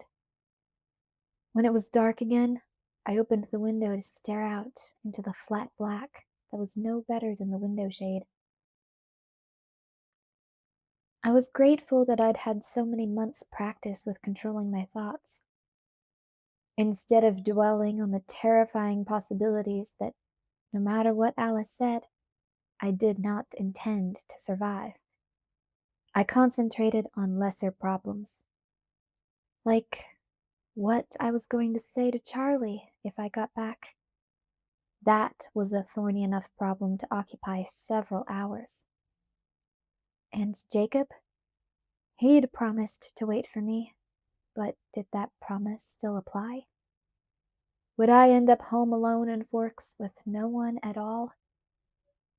Maybe I didn't want to survive, no matter what happened. It felt like seconds later when Alice shook my shoulder. I hadn't realized I'd fallen asleep. "Bella!" she hissed, her voice a little too loud in the darkened cabin full of sleeping humans. I wasn't disoriented. I hadn't been out long enough for that. "What's wrong?" Alice's eyes gleamed in the dim light of a reading lamp in the row behind us. "It's not wrong," she smiled fiercely. "It's right. They're deliberating, but they've decided to tell him no." "The Volturi?" I muttered, groggy. "Of course! Bella, keep up! I can see what they're going to say." "Tell me." An attendant tiptoed down the aisle to us. "Can I get you ladies a pillow?" His hushed whisper was a rebuke to our comparatively loud conversation. "No, thank you." Alice beamed up at him, her smile shockingly lovely. The attendant's expression was dazed as he turned and stumbled his way back.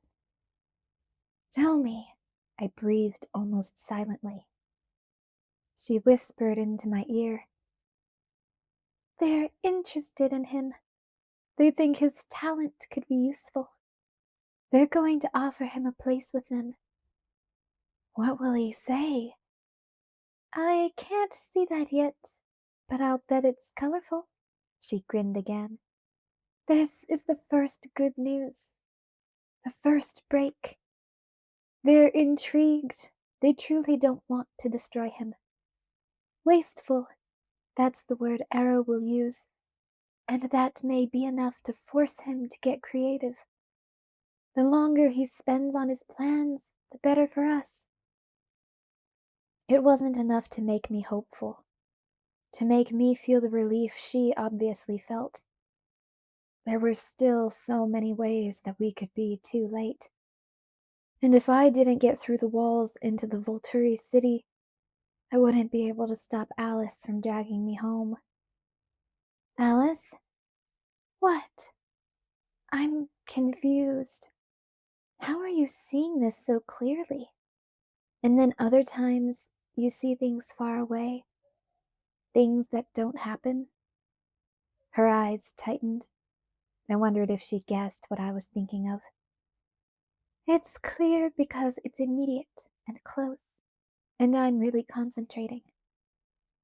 The faraway things that come on their own, those are just glimpses, faint maybes. Plus, I see my kind more easily than yours. Edward is even easier, because I'm so attuned to him." "You see me sometimes," I reminded her. She shook her head. "Not as clearly." I sighed. "I really wish you could have been right about me. In the beginning, when you first saw things about me. Before we even met." "What do you mean?" "You saw me become one of you." I barely mouthed the words. She sighed. "It was a possibility at the time." "At the time," I repeated. "Actually, Bella." She hesitated and then seemed to make a choice. "Honestly, I think it's all gotten beyond ridiculous. I'm debating whether to just change you myself." I stared at her, frozen with shock. Instantly, my mind resisted her words. I couldn't afford that kind of hope if she changed her mind. Did I scare you? She wondered. I thought that's what you wanted. I do, I gasped. Oh, Alice, do it now. I could help you so much, and I wouldn't slow you down. Bite me. Shh, she cautioned. The attendant was looking in our direction again. Try to be reasonable, she whispered. We don't have enough time. We have to get into Volterra tomorrow. You'd be writhing in pain for days. She made a face. And I don't think the other passengers would react well. I bit my lip. If you don't do it now, you'll change your mind. No, she frowned, her expression unhappy. I don't think I will. He'll be furious, but what will he be able to do about it? My heart beat faster. Nothing at all. She laughed quietly, and then sighed. You have too much faith in me, Bella. I'm not sure that I can. I'll probably just end up killing you. I'll take my chances. You are so bizarre, even for a human. Thanks. Oh well, this is purely hypothetical at this point, anyway. First, we have to live through tomorrow. Good point. But at least I had something to hope for if we did. If Alice made good on her promise, and if she didn't kill me, then Edward could run after his distractions all he wanted, and I could follow. I wouldn't let him be distracted. Maybe when I was beautiful and strong, he wouldn't want distractions. Go back to sleep, she encouraged me. I'll wake you up when there's something new. Right, I grumbled, certain that sleep was a lost cause now. Alice pulled her legs up on the seat, wrapping her arms around them and leaning her forehead against her knees. She rocked back and forth as she concentrated. I rested my head against the seat, watching her, and the next thing I knew she was snapping the shade closed against the faint brightening in the eastern sky. What's happening? I mumbled. They've told him no, she said quietly. I noticed at once that her enthusiasm was gone. My voice choked in my throat with panic. What's he going to do? It was chaotic at first. I was only getting flickers. He was changing plans so quickly. What kinds of plans? I pressed. There was a bad hour, she whispered. He'd decided to go hunting. She looked at me, seeing the comprehension in my face. In the city, she explained. It got very close. He changed his mind at the last minute. He wouldn't want to disappoint Carlyle, I mumbled. Not at the end. Probably, she agreed. Will there be enough time? As I spoke, there was a shift in the cabin pressure. I could feel the plane angling downward. I'm hoping so. If he sticks to his latest decision, maybe. What is that? He's going to keep it simple. He's just going to walk out into the sun.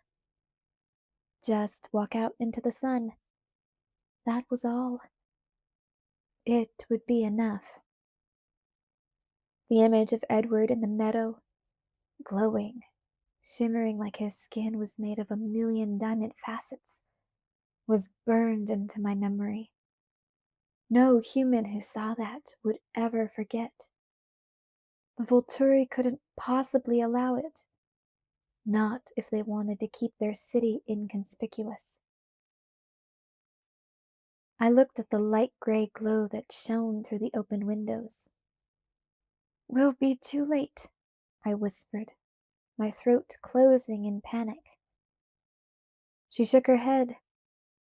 Right now, he's leaning toward the melodramatic. He wants the biggest audience possible, so he'll choose the main plaza, under the clock tower. The walls are high there. He'll wait until the sun is exactly overhead. So we have till noon. If we're lucky, if he sticks with this decision. The pilot came on over the intercom, announcing, first in French and then in English, our imminent landing. The seatbelt lights dinged and flashed. How far is it from Florence to Volterra? That depends on how fast you drive. Bella? Yes? She eyed me speculatively. How strongly are you opposed to Grand Theft Auto? A bright yellow Porsche screamed to a stop a few feet in front of where I paced, the word turbo scrawled in silver cursive across its back. Everyone beside me on the crowded airport sidewalk stared. Hurry, Bella! Alice shouted impatiently through the open passenger window. I ran to the door and threw myself in, feeling as though I might as well be wearing a black stocking over my head. Sheesh, Alice, I complained. Could you pick a more conspicuous car to steal? The interior was black leather, and the windows were tinted dark. It felt safer inside, like nighttime. Alice was already weaving, too fast, through the thick airport traffic, sliding through tiny spaces between the cars as I cringed and fumbled for my seatbelt. The important question, she corrected, is whether I could have stolen a faster car, and I don't think so. I got lucky. I'm sure that will be very comforting at the roadblock. She trilled a laugh. Trust me, Bella. If anyone sets up a roadblock, it will be behind us. She hit the gas then, as if to prove her point. I probably should have watched out the window as first the city of Florence, and then the Tuscan landscape flashed past with blurring speed. This was my first trip anywhere, and maybe my last, too. But Alice's driving frightened me, despite the fact that I knew I could trust her behind the wheel. And I was too tortured with anxiety to really see the hills or the walled towns that looked like castles in the distance. Do you see anything more? There's something going on, Alice muttered. Some kind of festival? The streets are full of people and red flags. What's the date today? I wasn't entirely sure. The 19th, maybe? Well, that's ironic. It's St. Marcus Day. Which means... She chuckled darkly. The city holds a celebration every year. As the legend goes, a Christian missionary, a Father Marcus of the Vultan, in fact, drove all the vampires from Volterra 1500 years ago. The story claims he was martyred in Romania, still trying to drive away the vampire scourge. Of course, that's nonsense. He's never left the city. But that's where some of the superstitions about things like crosses and garlic come from. Father Marcus used them so successfully. And vampires don't trouble Volterra, so they must work. Her smile was sardonic. It's become more a celebration of the city and recognition for the police force. After all, Volterra is an amazingly safe city. The police get the credit. I was realizing what she meant when she'd said ironic. They're not going to be very happy if Edward messes things up for them on St. Marcus Day, are they? She shook her head, her expression grim. No, they'll act very quickly. I looked away, fighting against my teeth as they tried to break through the skin of my lower lip. Bleeding was not the best idea right now. The sun was terrifyingly high in the pale blue sky. He's still planning on noon? I checked. Yes, he's decided to wait, and they're waiting for him. Tell me what I have to do. She kept her eyes on the winding road. The needle on the speedometer was touching the far right on the dial. You don't have to do anything. He just has to see you before he moves into the light. And he has to see you before he sees me. How are we going to work that?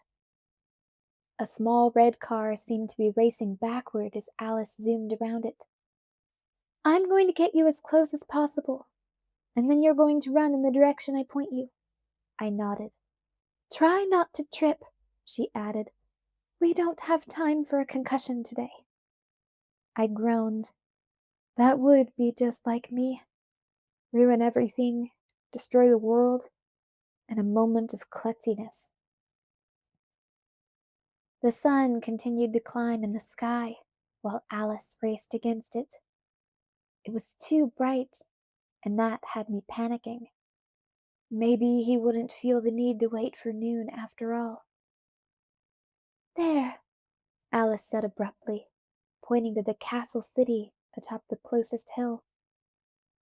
I stared at it, feeling the very first hint of a new kind of fear. Every minute since yesterday morning, it seemed like a week ago, when Alice had spoken his name at the foot of the stairs, there had been only one fear. And yet, now, as I stared at the ancient sienna walls and towers crowning the peak of the steep hill, I felt another, more selfish kind of dread thrill through me. I supposed the city was very beautiful. It absolutely terrified me. Volterra, Alice announced in a flat, icy voice. Chapter 20. Volterra. We began the steep climb, and the road grew congested.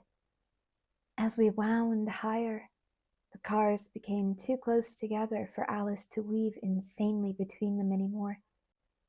We slowed to a crawl behind a little tan Peugeot. Alice, I moaned. The clock on the dash seemed to be speeding up. It's the only way in, she tried to soothe me, but her voice was too strained to comfort. The cars continued to edge forward, one car length at a time. The sun beamed down brilliantly, seeming already overhead. The cars crept one by one toward the city. As we got closer, I could see cars parked by the side of the road, with people getting out to walk the rest of the way. At first, I thought it was just impatience, something I could easily understand.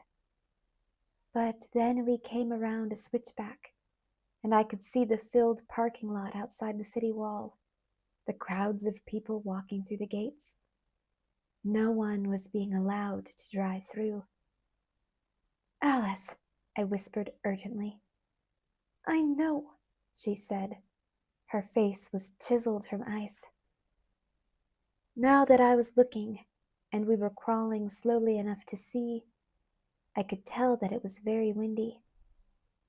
The people crowding toward the gate gripped their hats and tugged their hair out of their faces. Their clothes billowed around them. I also noticed that the color red was everywhere. Red shirts, red hats, red flags dripping like long ribbons beside the gate, whipping in the wind. As I watched, the brilliant crimson scarf one woman had tied around her hair was caught in a sudden gust. It twisted up into the air above her, writhing like it was alive. She reached for it, jumping in the air, but it continued to flutter higher. a patch of bloody color against the dull, ancient walls. "Bella?" Alice spoke quickly in a fierce, low voice. "I can't see what the guard here will decide now. If this doesn't work, you're going to have to go in alone. You're going to have to run. Just keep asking for the Palazzo dei Priori and running in the direction they tell you. Don't get lost."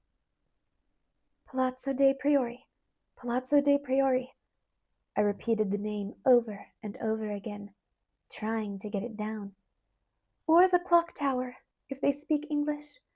I'll go around and try to find a secluded spot somewhere behind the city where I can get over the wall." I nodded. "Palazzo dei Priori." "Edward will be under the clock tower, to the north of the square. There's a narrow alleyway on the right, and he'll be in the shadow there. You have to get his attention before he can move into the sun." I nodded furiously. Alice was near the front of the line. A man in a navy blue uniform was directing the flow of traffic, turning the cars away from the full lot. They U-turned and headed back to find a place beside the road. Then it was Alice's turn. The uniformed man motioned lazily, not paying attention. Alice accelerated, edging around him and heading for the gate. He shouted something at us, but held his ground, waving frantically to keep the next car from following our bad example. The man at the gate wore a matching uniform. As we approached him, the throngs of tourists passed, crowding the sidewalks, staring curiously at the pushy, flashy Porsche. The guard stepped into the middle of the street. Alice angled the car carefully before she came to a full stop. The sun beat against my window, and she was in the shadow. She swiftly reached behind the seat and grabbed something from her bag. The guard came around the car with an irritated expression and tapped on her window angrily. She rolled the window down halfway, and I watched him do a double take when he saw the face behind the dark glass. "I'm sorry, only tour buses allowed in the city today, miss," he said in English with a heavy accent. He was apologetic now, as if he wished he had better news for the strikingly beautiful woman. "It's a private tour," Alice said, flashing an alluring smile. She reached her hand out of the window, into the sunlight, and I froze, until I realized she was wearing an elbow-length tan glove. She took his hand, still raised from tapping her window, and pulled it into the car.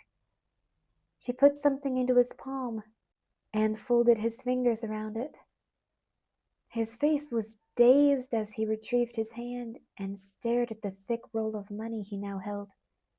The outside bill was $1,000 bill. "Is this a joke?" he mumbled. Alice's smile was blinding. "Only if you think it's funny." He looked at her, his eyes staring wide. I glanced nervously at the clock on the dash. If Edward stuck to his plan, we had only 5 minutes left. "I'm in a wee bit of a hurry," she hinted, still smiling. The guard blinked twice and then shoved the money inside of his vest. He took a step away from the window and waved us on. None of the passing people seemed to notice the quiet exchange. Alice drove into the city, and we both sighed in relief. The street was very narrow, cobbled with the same color stones as the faded cinnamon brown buildings that darkened the street with their shade. It had the feel of an alleyway. Red flags decorated the walls, spaced only a few yards apart, flapping in the wind that whistled through the narrow lane. It was crowded, and the foot traffic slowed our progress. Just a little further, Alice encouraged me. I was gripping the door handle, ready to throw myself into the street as soon as she spoke the word. She drove in quick spurts and sudden stops, and the people in the crowd shook their fists at us and said angry words I was glad I couldn't understand. She turned onto a little path that couldn't have been meant for cars. Shocked people had to squeeze into doorways as we scraped by. We found another street at the end. The buildings were taller here. They leaned together overhead so that no sunlight touched the pavement. The thrashing red flags on either side nearly met. The crowd was thicker here than anywhere else. Alice stopped the car. I had the door open before we were at a standstill. She pointed to where the street widened into a patch of bright openness. There, we're at the southern end of the square. Run straight across to the right of the clock tower. I'll find a way around. Her breath caught suddenly, and when she spoke again, her voice was a hiss. They're everywhere. I froze in place, but she pushed me out of the car. Forget about them. You have 2 minutes. Go, Bella, go, she shouted, climbing out of the car as she spoke. I didn't pause to watch Alice melt into the shadows. I didn't stop to close my door behind me. I shoved a heavy woman out of my way and ran flat out, head down, paying little attention to anything but the uneven stones beneath my feet. Coming out of the dark lane, I was blinded by the brilliant sunlight beating down into the principal plaza. The wind whooshed into me, flinging my hair into my eyes and blinding me further. It was no wonder that I didn't see the wall of flesh until I'd smacked into it. There was no pathway, no crevice between the close-pressed bodies. I pushed against them furiously, fighting the hands that shoved back. I heard exclamations of irritation and even pain as I battled my way through, but none were in a language I understood. The faces were a blur of anger and surprise, surrounded by the ever-present red. A blonde woman scowled at me, and the red scarf coiled around her neck looked like a gruesome wound. A child, lifted on a man's shoulders to see over the crowd, grinned down at me, his lips distended over a set of plastic vampire fangs. The throng jostled around me, spinning me in the wrong direction. I was glad the clock was so visible, or I'd never keep my course straight. But both hands on the clock pointed upward, toward the pitiless sun, though I shoved viciously against the crowd. I knew I was too late. I wasn't halfway across. I wasn't going to make it. I was stupid and slow and human, and we were all going to die because of it. I hoped Alice would get out. I hoped that she would see me from some dark shadow and know that I had failed, so she could go home to Jasper. I listened above the angry exclamations, trying to hear the sound of discovery, the gasp, maybe the scream, as Edward came into someone's view. But there was a break in the crowd. I could see a bubble of space ahead. I pushed urgently toward it, not realizing till I bruised my shins against the bricks that there was a wide, square fountain set into the center of the plaza. I was nearly crying with relief as I flung my leg over the edge and ran through the knee-deep water. It sprayed all around me as I thrashed my way across the pool. Even in the sun, the wind was glacial, and the wet made the cold actually painful. But the fountain was very wide. It let me cross the center of the square and then some more in mere seconds. I didn't pause when I hit the far edge. I used the low wall as a springboard, throwing myself into the crowd. They moved more readily for me now, avoiding the icy water that splattered from my dripping clothes as I ran.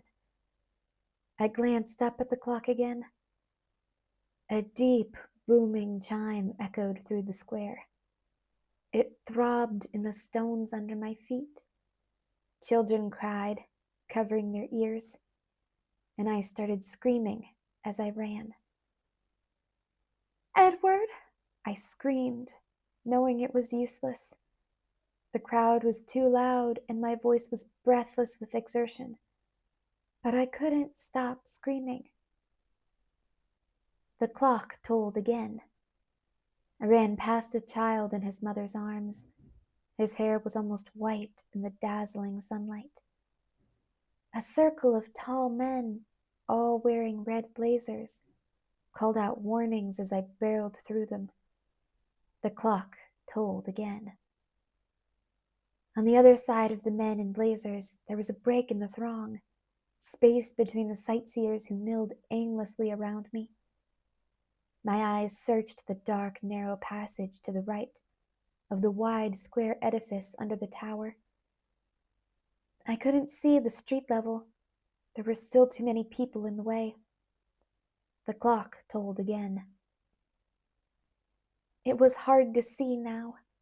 Without the crowd to break the wind, it whipped at my face and burned my eyes. I couldn't be sure if that was the reason behind my tears, or if I was crying in defeat as the clock tolled again. A little family of 4 stood nearest to the alley's mouth. 2 girls wore crimson dresses, with matching ribbons tying their dark hair back. The father wasn't tall. It seemed like I could see something bright in the shadows, just over his shoulder. I hurtled toward them, trying to see past the stinging tears. The clock tolled, and the littlest girl clamped her hands over her ears. The older girl, just waist high on her mother, hugged her mother's leg and stared into the shadows behind them. As I watched, she tugged on her mother's elbow and pointed toward the darkness. The clock tolled, and I was so close now.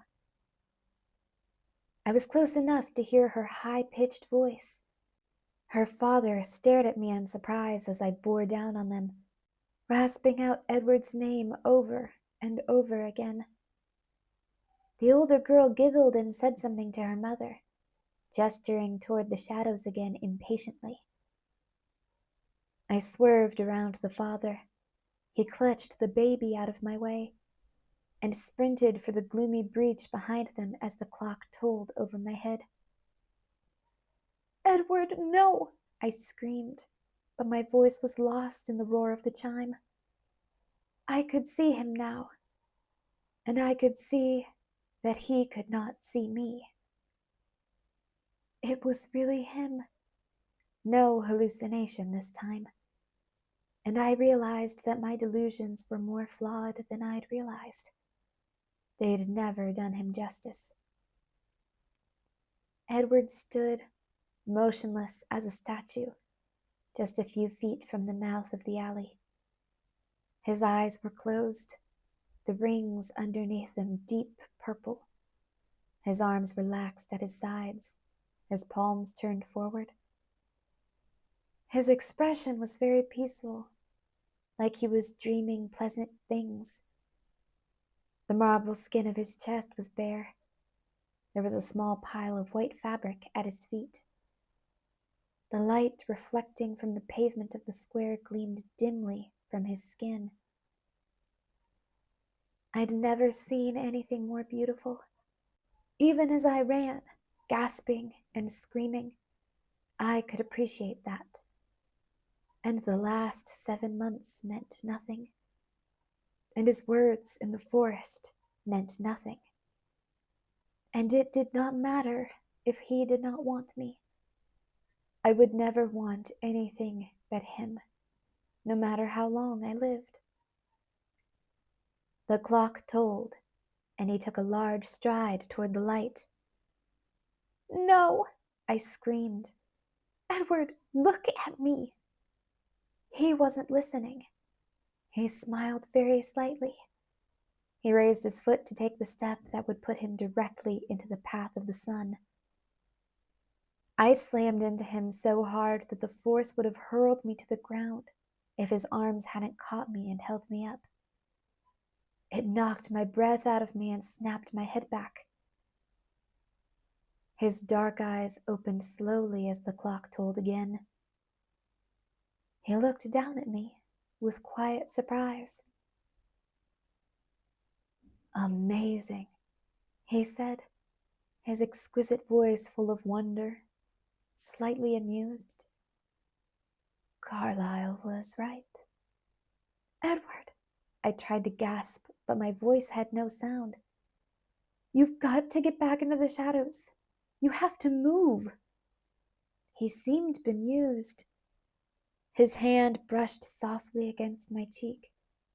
He didn't appear to notice that I was trying to force him back. I could have been pushing against the alley walls for all the progress I was making. The clock tolled, but he didn't react. It was very strange, for I knew we were both in mortal danger. Still, in that instant, I felt well, whole. I could feel my heart racing in my chest, the blood pulsing hot and fast through my veins again. My lungs filled deep with the sweet scent that came off of his skin. It was like there had never been any hole in my chest. I was perfect. Not healed, but as if there had been no wound in the first place. I can't believe how quick it was. I didn't feel a thing. They're very good, he mused, closing his eyes again and pressing his lips against my hair. His voice was like honey and velvet. Death that hath sucked the honey out of thy breath hath had no power yet upon thy beauty, he murmured, and I recognized the line spoken by Romeo in the tomb. The clock boomed out its final chime. You smell just exactly the same as always, he went on. So maybe this is hell. I don't care. I'll take it. I'm not dead, I interrupted. And neither are you. Please, Edward, we have to move. They can't be far away. I struggled in his arms, and his brow furrowed in confusion. What was that? He asked politely. We're not dead, not yet, but we have to get out of here before the Volturi... Comprehension flickered on his face as I spoke. Before I could finish, he suddenly yanked me away from the edge of the shadows, spinning me effortlessly so that my back was tight against the brick wall, and his back was to me as he faced away into the alley. His arms spread wide, protectively, in front of me. I peeked under his arm to see two dark shapes detach themselves from the gloom. Greetings, gentlemen. Edward's voice was calm and pleasant on the surface. I don't think I'll be requiring your services today. I would appreciate it very much, however, if you would send my thanks to your masters. Shall we take this conversation to a more appropriate venue? A smooth voice whispered menacingly. I don't believe that will be necessary. Edward's voice was harder now. I know your instructions, Felix. I haven't broken any rules. Felix merely meant to point out the proximity of the sun, the other shadow said in a soothing tone.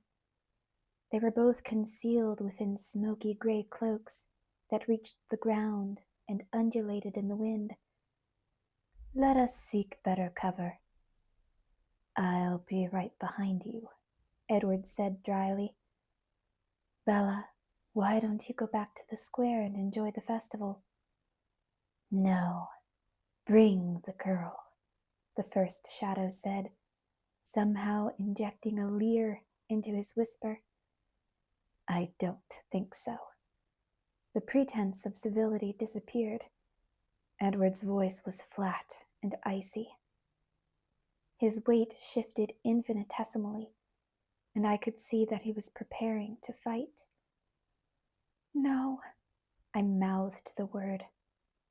Shh, he murmured, only for me. Felix, the second, more reasonable shadow continued. Not here. He turned to Edward. Aro would simply like to speak with you again, if you have decided not to force our hand after all. Certainly, Edward agreed, but the girl goes free.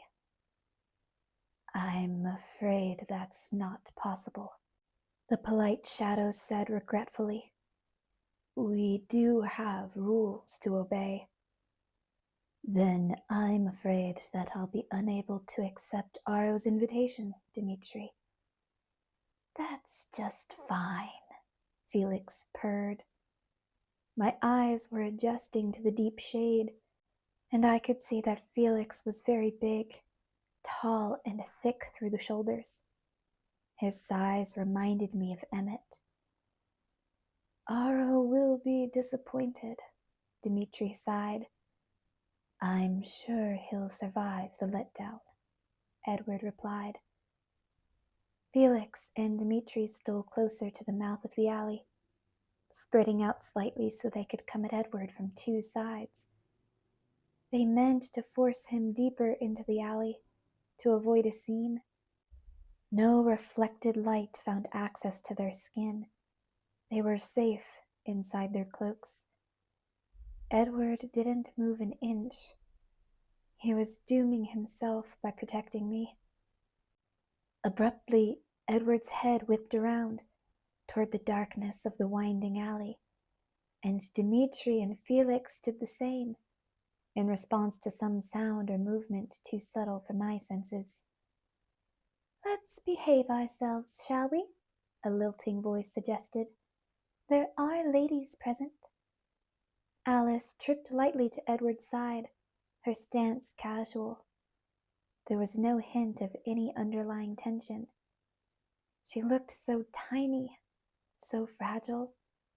Her little arms swung like a child's. Yet Dimitri and Felix both straightened up, their cloaks swirling lightly as a gust of wind funneled through the alley.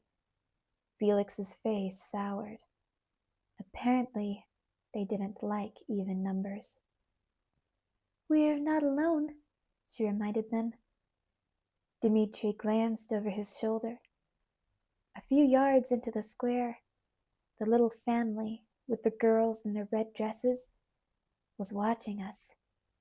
The mother was speaking urgently to her husband, her eyes on the five of us. She looked away when Dimitri met her gaze. The man walked a few steps farther into the plaza and tapped on one of the red-blazered men on the shoulder.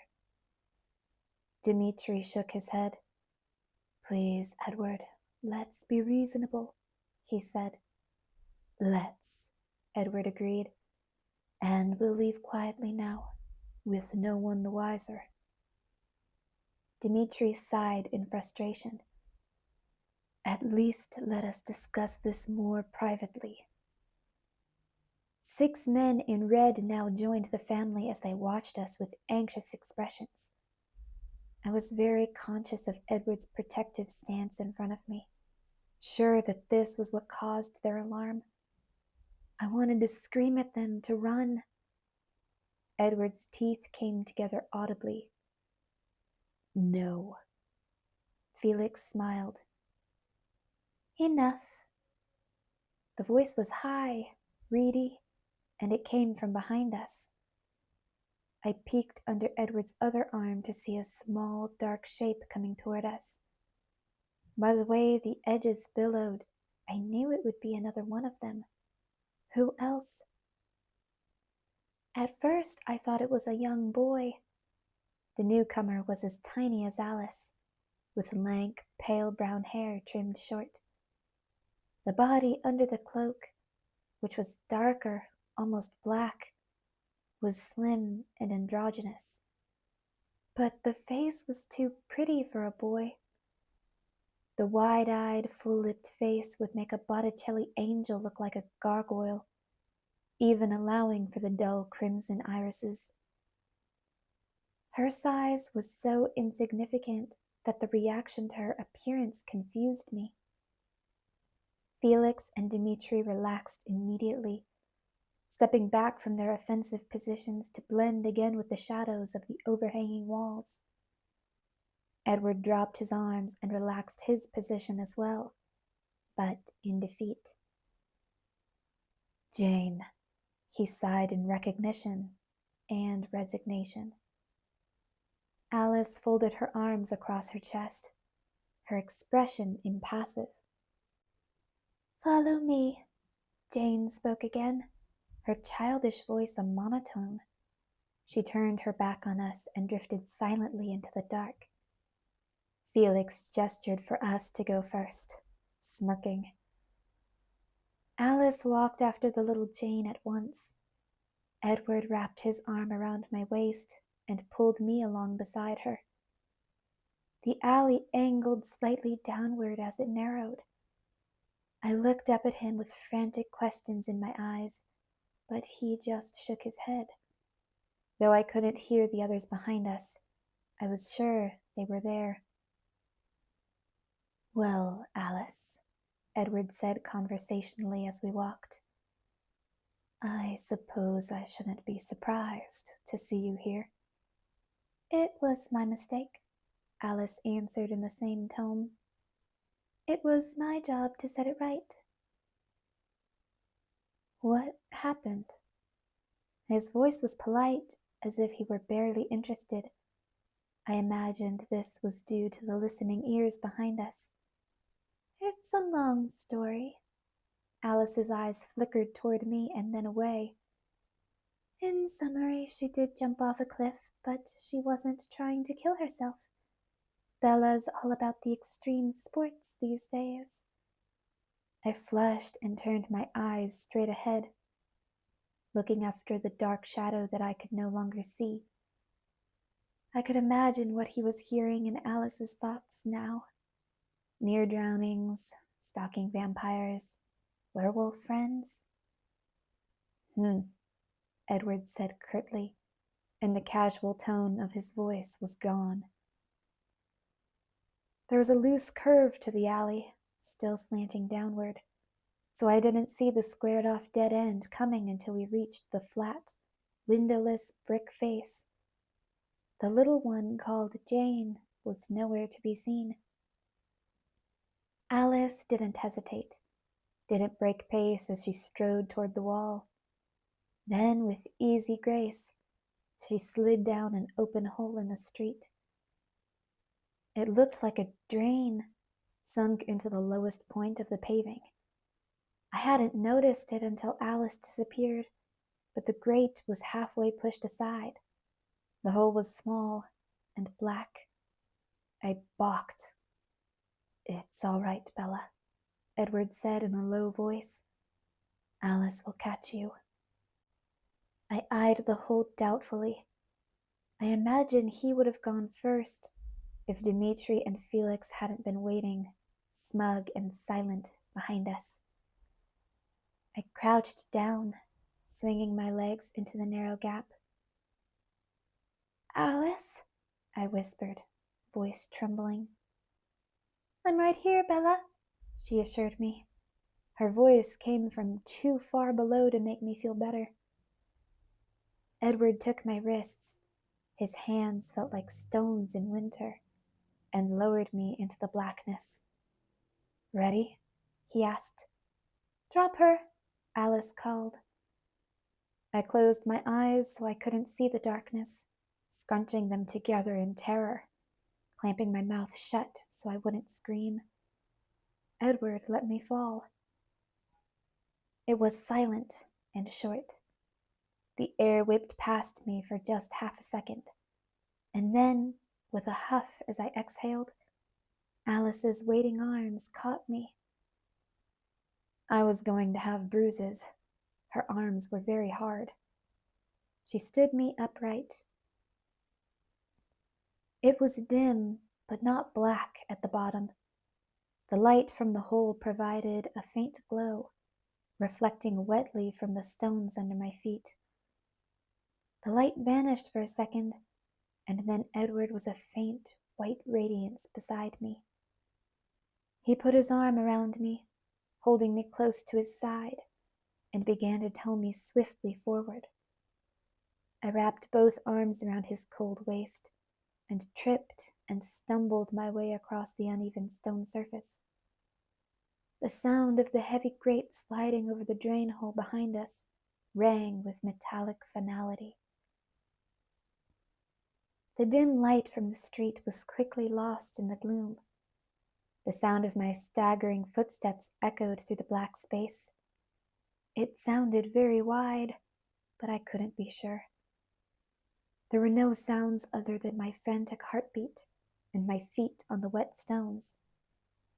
Except for once, when an impatient sigh whispered from behind me. Edward held me tightly. He reached his free hand across his body to hold my face, too, his smooth thumb tracing across my lips. Now and then I felt his face press into my hair. I realized that this was the only reunion we would get, and I clutched myself closer to him. For now, it felt like he wanted me, and that was enough to offset the horror of the subterranean tunnel and the prowling vampires behind us. It was probably no more than guilt, the same guilt that compelled him to come here to die when he'd believed that it was his fault that I had killed myself. But I felt his lips press silently against my forehead, and I didn't care what his motivation was. At least I could be with him again before I died. That was better than a long life. I wished I could ask him exactly what was going to happen now. I wanted desperately to know how we were going to die, as if that would somehow make it better, knowing in advance. But I couldn't speak, even in a whisper, surrounded as we were. The others could hear everything, my every breath, my every heartbeat. The path beneath our feet continued to slant downward, taking us deeper into the ground, and it made me claustrophobic. Only Edward's hand, soothing against my face, kept me from screaming out loud. I couldn't tell where the light was coming from, but it slowly turned dark gray instead of black. We were in a low, arched tunnel. Long trails of ebony moisture seeped down the gray stones, like they were bleeding ink. I was shaking, and I thought it was from fear. It wasn't until my teeth started to chatter together that I realized I was cold. My clothes were still wet, and the temperature underneath the city was wintry, as was Edward's skin. He realized this at the same time I did, and let go of me, keeping only my hand. No, I chattered, throwing my arms around him. I didn't care if I froze. Who knew how long we had left? His cold hand chafed against my arm, trying to warm me with the friction. We hurried through the tunnel, or it felt like hurrying to me. My slow progress irritated someone, I guessed Felix, and I heard him heave a sigh now and then. At the end of the tunnel was a grate. The iron bars were rusting, but thick as my arm. A small door made of thinner, interlaced bars was standing open. Edward ducked through and hurried on to a larger, brighter stone room. The grille slammed shut with a clang, followed by the snap of a lock. I was too afraid to look behind me. On the other side of the long room was a low, heavy wooden door. It was very thick. I could tell because it, too, stood open. We stepped through the door, and I glanced around me in surprise, relaxing automatically.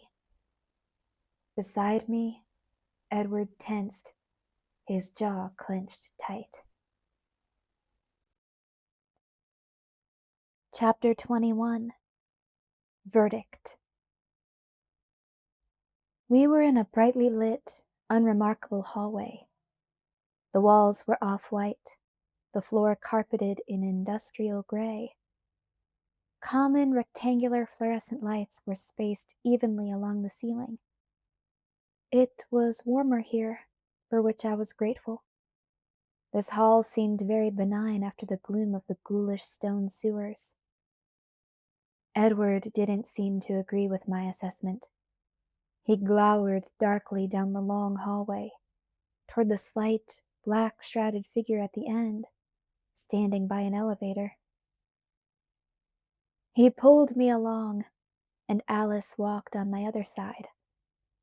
The heavy door creaked shut behind us, and then there was the thud of a bolt sliding home. Jane waited by the elevator, one hand holding the doors open for us. Her expression was apathetic. Once inside the elevator, the three vampires that belonged to the Volturi relaxed further. They threw back their cloaks, letting the hoods fall back on their shoulders. Felix and Dmitri were both of a slightly olive complexion. It looked odd combined with their chalky pallor. Felix's black hair was cropped short, but Dimitri's waved to his shoulders. Their irises were deep crimson around the edges, darkening until they were black around the pupil. Under the shrouds, their clothes were modern, pale, and nondescript. I cowered in the corner, cringing against Edward. His hand still rubbed against my arm. He never took his eyes off Jane. The elevator ride was short. We stepped out onto what looked like a posh office reception area. The walls were paneled in wood, the floors carpeted in thick, deep green. There were no windows, but large, brightly lit paintings of the Tuscan countryside hung everywhere as replacements. Pale leather couches were arranged in cozy groupings, and the glossy tables held crystal vases full of vibrantly colored bouquets. The flowers' smell reminded me of a funeral home. In the middle of the room was a high, polished mahogany counter. I gawked in astonishment at the woman behind it. She was tall, with dark skin and green eyes. She would have been very pretty in any other company, but not here, because she was every bit as human as I was. I couldn't comprehend what this human woman was doing here, totally at ease, surrounded by vampires. She smiled politely in welcome. "Good afternoon, Jane," she said.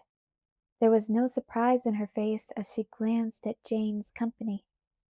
Not Edward, his bare chest glinting dimly in the white lights, or even me, disheveled and comparatively hideous.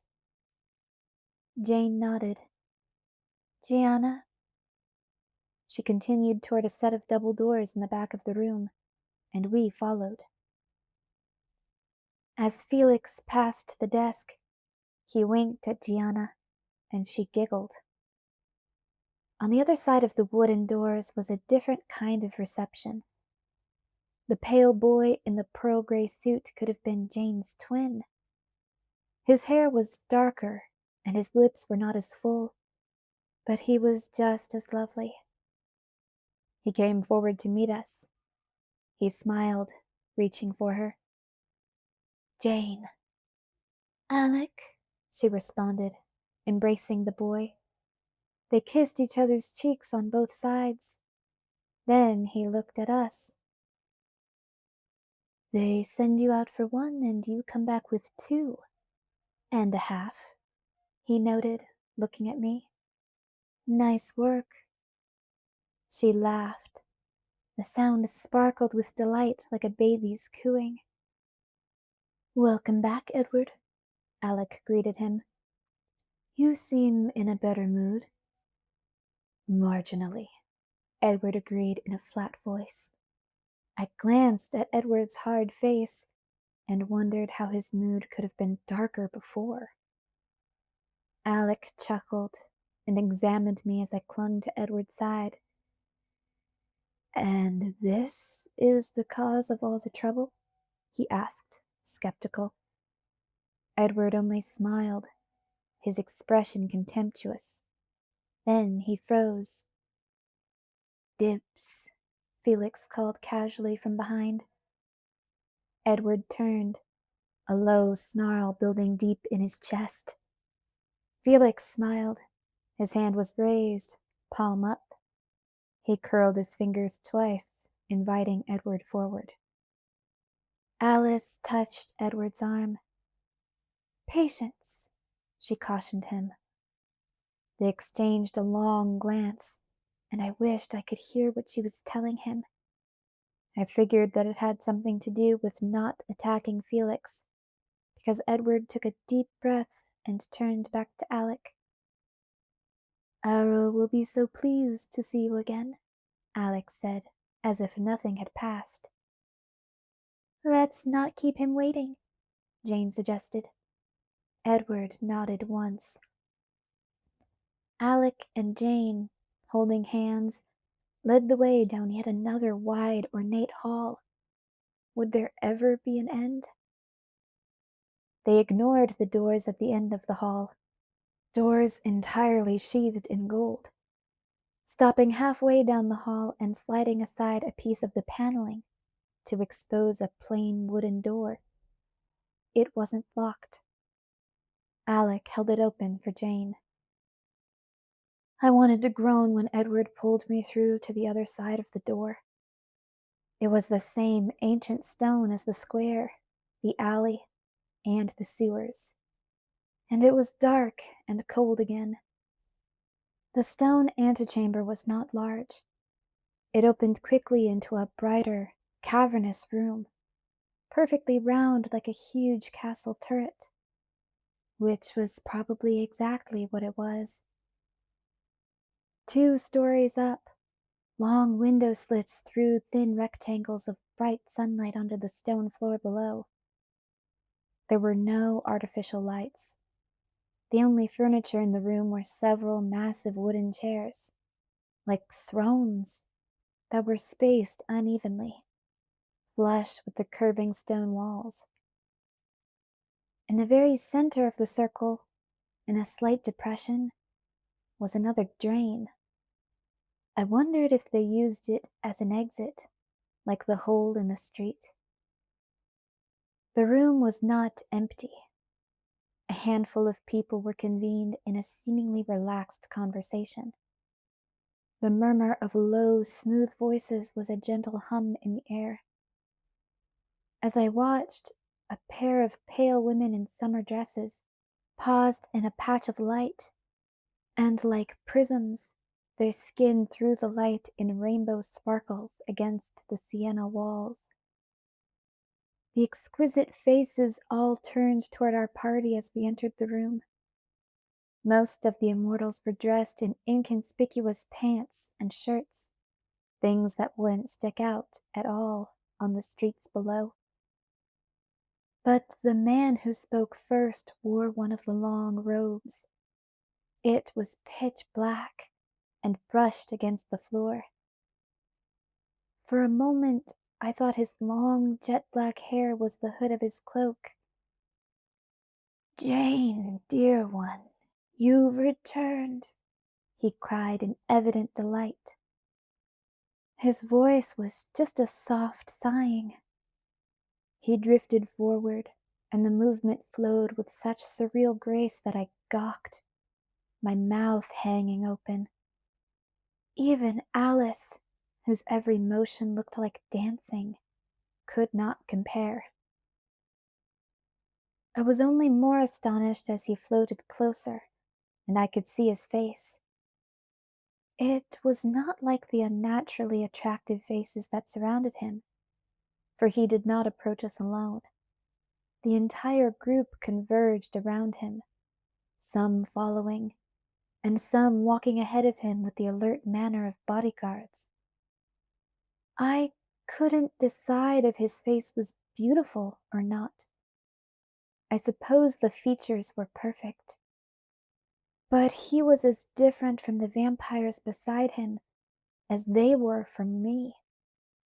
His skin was translucently white, like onion skin, and it looked just as delicate. It stood in shocking contrast to the long black hair that framed his face. I felt a strange, horrifying urge to touch his cheek, to see if it was softer than Edward's or Alice's, or if it was powdery like chalk. His eyes were red, the same as the others around him, but the color was clouded, milky. I wondered if his vision was affected by the haze. He glided to Jane, took her face in his papery hands, kissed her lightly on her full lips, and then floated back a step. "Yes, master." Jane smiled.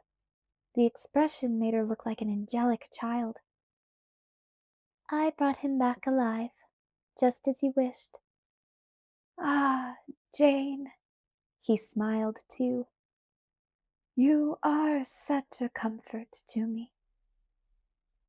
He turned his misty eyes toward us, and the smile brightened, became ecstatic. "And Alice and Bella too," he rejoiced, clapping his thin hands together. "This is a happy surprise. Wonderful." I stared in shock as he called out our names informally, as if we were old friends dropping in for an unexpected visit. He turned to our hulking escort. "Felix, be a dear and tell my brothers about our company. I'm sure they wouldn't want to miss this." "Yes, master." Felix nodded and disappeared back the way we had come. "You see, Edward." The strange vampire turned and smiled at Edward, like a fond but scolding grandfather.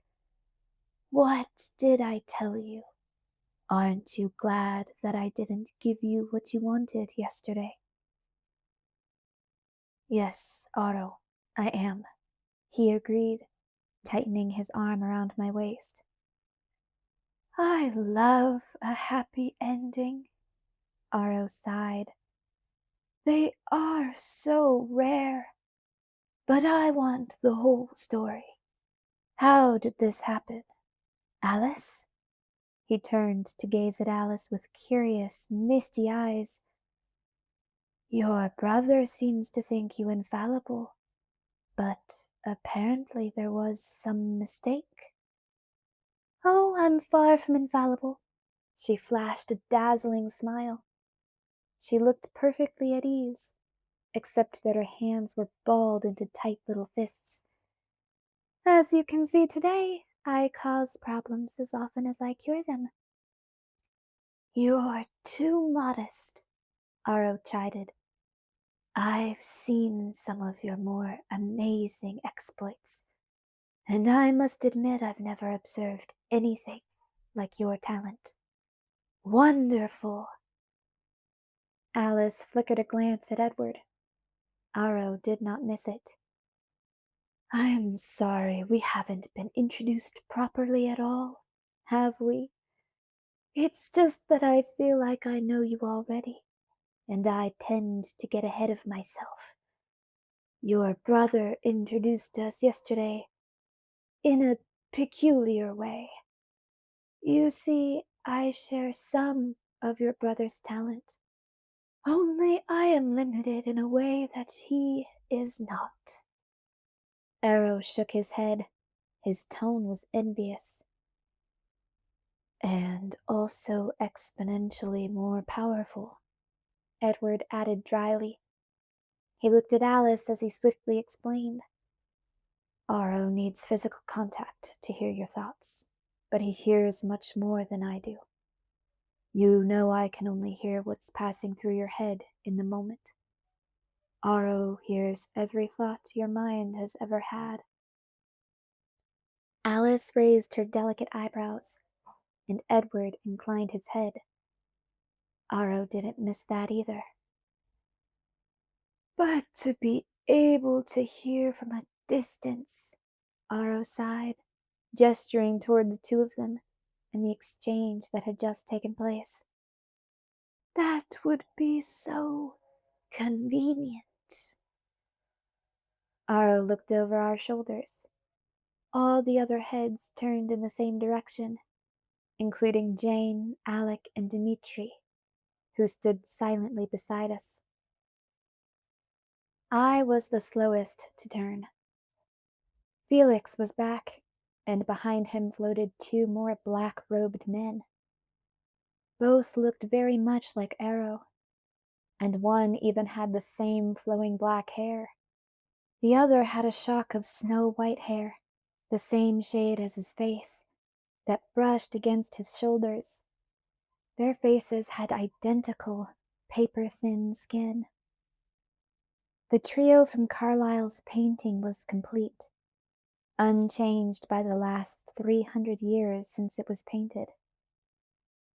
Marcus, Caius, look, Aro crooned. Bella is alive after all, and Alice is here with her. Isn't that wonderful? Neither of the other two looked as if wonderful would be their first choice of words. The dark-haired man seemed utterly bored, like he'd seen too many millennia of Aro's enthusiasm. The other's face was sour under the snowy hair. Their lack of interest did not curb Aro's enjoyment. Let us have the story, Aro almost sung in his feathery voice. The white-haired ancient vampire drifted away, gliding toward one of the wooden thrones. The other paused beside Aro, and he reached his hand out. At first, I thought to take Aro's hand, but he just touched Aro's palm briefly and then dropped his hand to his side. Aro raised one black brow. I wondered how his papery skin did not crumple in the effort. Edward snorted very quietly, and Alice looked at him, curious. Thank you, Marcus, Aro said. That's quite interesting. I realized a second late that Marcus was letting Aro know his thoughts. Marcus didn't look interested. He glided away from Aro to join the one who must be Caius, seated against the wall. Two of the attending vampires followed silently behind him. Bodyguards, like I'd thought before. I could see that the two women in the sundresses had gone to stand beside Caius in the same manner. The idea of any vampire needing a guard was faintly ridiculous to me. But maybe the ancient ones were as frail as their skin suggested. Aro was shaking his head.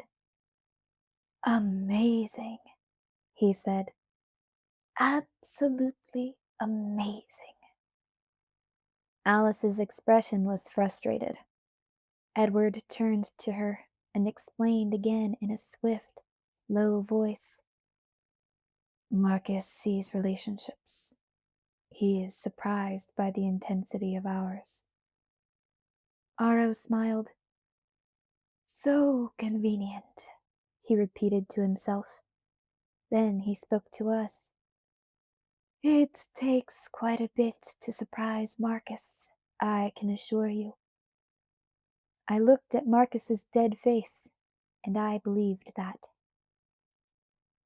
It's just so difficult to understand, even now, Aro mused, staring at Edward's arm wrapped around me. It was difficult for me to follow Aro's chaotic train of thought. I struggled to keep up. How can you stand so close to her like that? It's not without effort, Edward answered calmly. But still, la tua cantante. What a waste. Edward chuckled once without humor. I look at it more as a price. Aro was skeptical. A very high price. Opportunity cost. Aro laughed.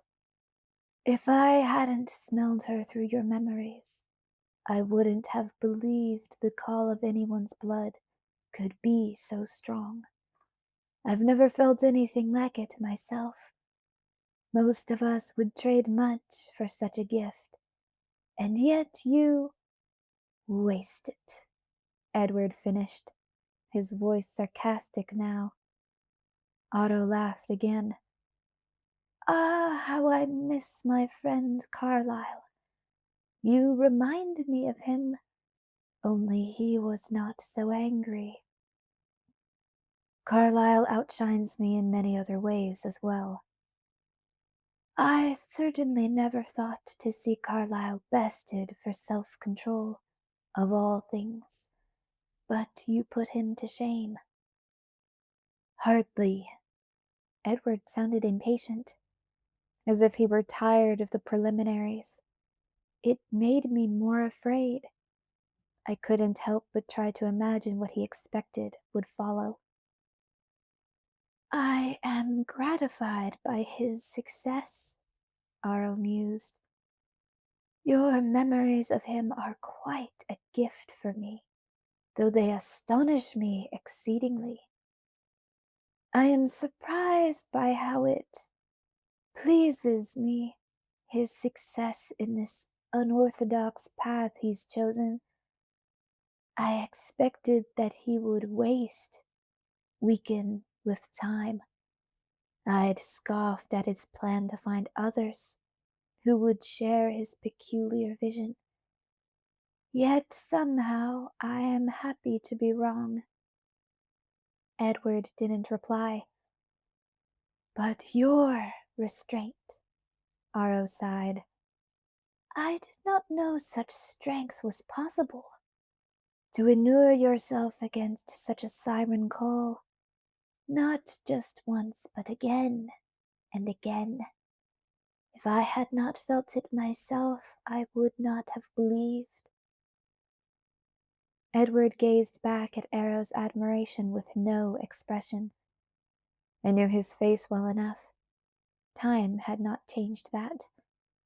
To guess at something seething beneath the surface, I fought to keep my breathing even. Just remembering how she appeals to you, Aro chuckled. It makes me thirsty. Edward tensed. Don't be disturbed, Aro reassured him. I mean her no harm, but I am so curious about one thing in particular. He eyed me with bright interest. May I? He asked eagerly, lifting one hand. Ask her, Edward suggested in a flat voice. Of course, how rude of me, Aro exclaimed. Bella, he addressed me directly now. I am fascinated that you are the one exception to Edward's impressive talent. So very interesting that such a thing should occur. And I was wondering, since our talents are similar in many ways, if you would be so kind as to allow me to try to see if you are an exception for me as well. My eyes flashed up to Edward's face in terror. Despite Aro's overt politeness, I didn't believe I really had a choice. I was horrified at the thought of allowing him to touch me, and yet also perversely intrigued by the chance to feel his strange skin. Edward nodded in encouragement, whether because he was sure Otto would not hurt me, or because there was no choice, I couldn't tell. I turned back to Arrow and raised my hand slowly in front of me. It was trembling. He glided closer, and I believe he meant his expression to be reassuring. But his papery features were too strange, too alien and frightening to reassure. The look on his face was more confident than his words had been. Otto reached out as if to shake my hand and press his insubstantial-looking skin against mine. It was hard, but felt brittle, shale rather than granite, and even colder than I expected. His filmy eyes smiled down at me, and it was impossible to look away. They were mesmerizing in an odd, unpleasant way. Otto's face altered as I watched. The confidence wavered and became first doubt, then incredulity before he calmed it into a friendly mask. "So very interesting," he said as he released my hand and drifted back. My eyes flickered to Edward, and though his face was composed, I thought he seemed a little smug. Aro continued to drift with a thoughtful expression. He was quiet for a moment, his eyes flickering between the three of us. Then, abruptly, he shook his head.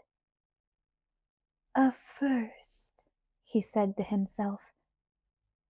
"I wonder if she is immune to our other talents.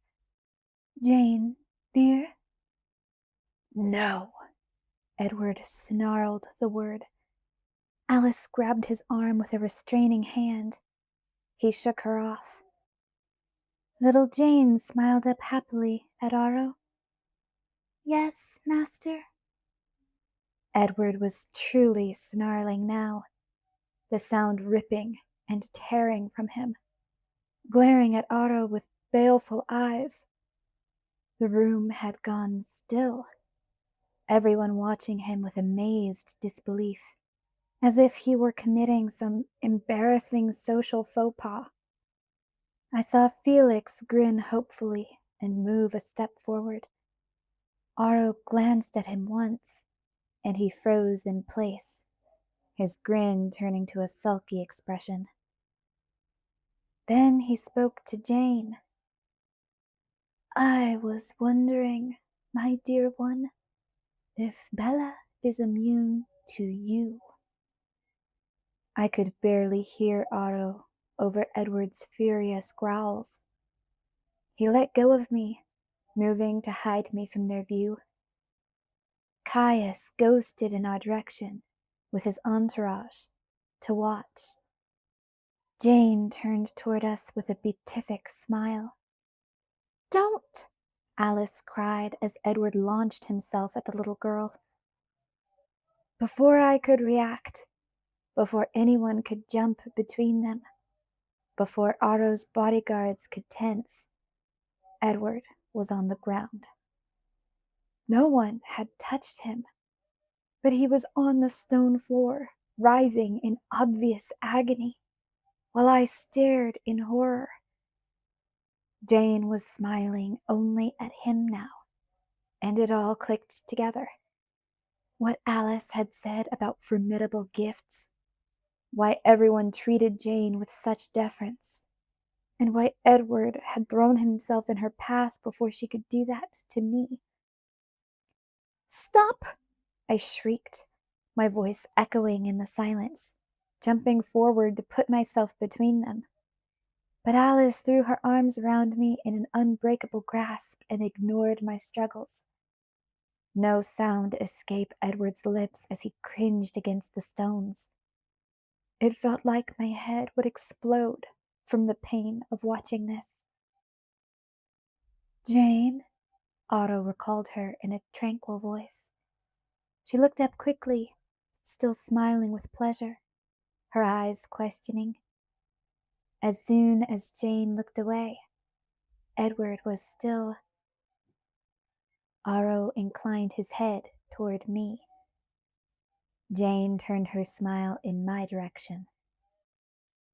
I didn't even meet her gaze. I watched Edward from the prison of Alice's arms, still struggling pointlessly. "He's fine," Alice whispered in a tight voice. As she spoke, he sat up and then sprang lightly to his feet. His eyes met mine, and they were horror-struck. At first, I thought the horror was for what he had just suffered. But then he looked quickly at Jane and back to me, and his face relaxed into relief. I looked at Jane too, and she no longer smiled. She glared at me, her jaw clenched with the intensity of her focus. I shrank back, waiting for the pain. Nothing happened.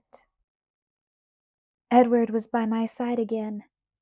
He touched Alice's arm, and she surrendered me to him.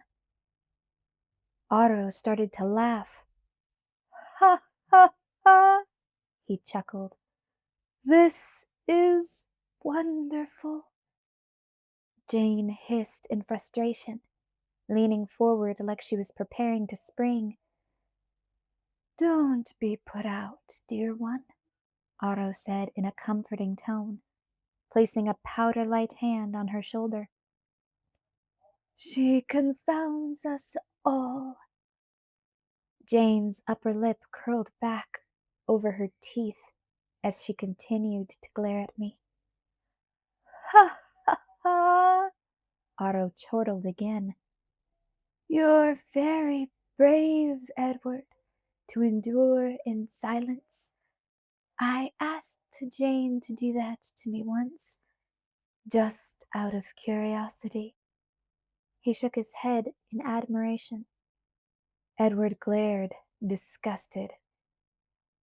"So, what do we do with you now?" Otto sighed. Edward and Alice stiffened. This was the part they'd been waiting for. I began to tremble. "I don't suppose there's any chance that you've changed your mind?" Otto asked Edward hopefully. "Your talent would be an excellent addition to our little company." Edward hesitated. From the corner of my eye, I saw both Felix and Jane grimace. Edward seemed to weigh each word before he spoke it.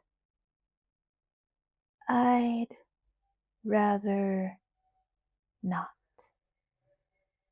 "Alice," Otto asked, still hopeful, "would you perhaps be interested in joining us?" "No, thank you," Alice said. "And you, Bella?" Otto raised his eyebrows. Edward hissed, low in my ear. I stared at Arrow blankly. Was he joking? Or was he really asking me if I wanted to stay for dinner? It was the white-haired Caius who broke the silence. "What?" he demanded of Otto. His voice, though no more than a whisper, was flat. "Caius, surely you see the potential?" Otto chided him affectionately. "I haven't seen a prospective talent so promising since we found Jane and Alec. Can you imagine the possibilities when she is one of us?" Caius looked away with a caustic expression. Jane's eyes sparked with indignation at the comparison. Edward fumed beside me. I could hear a rumble in his chest, building toward a growl. I couldn't let his temper get him hurt. "Oh, thank you," I spoke up, in barely more than a whisper, my voice breaking in fright. Otto sighed. "That's unfortunate. Such a waste." Edward hissed. "Join or die, is that it? I suspected as much when we were brought into this room. So much for your laws." The tone of his voice surprised me. He sounded irate, but there was something deliberate about his delivery, as if he'd chosen his words with great care. "Of course not." Otto blinked, astonished. "We were already convened here, Edward, awaiting Heidi's return. Not for you."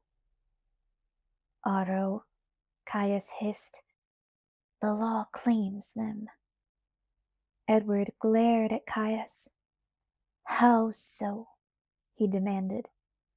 He must have known what Caius was thinking, but he seemed determined to make him speak it aloud. Caius pointed a skeletal finger at me.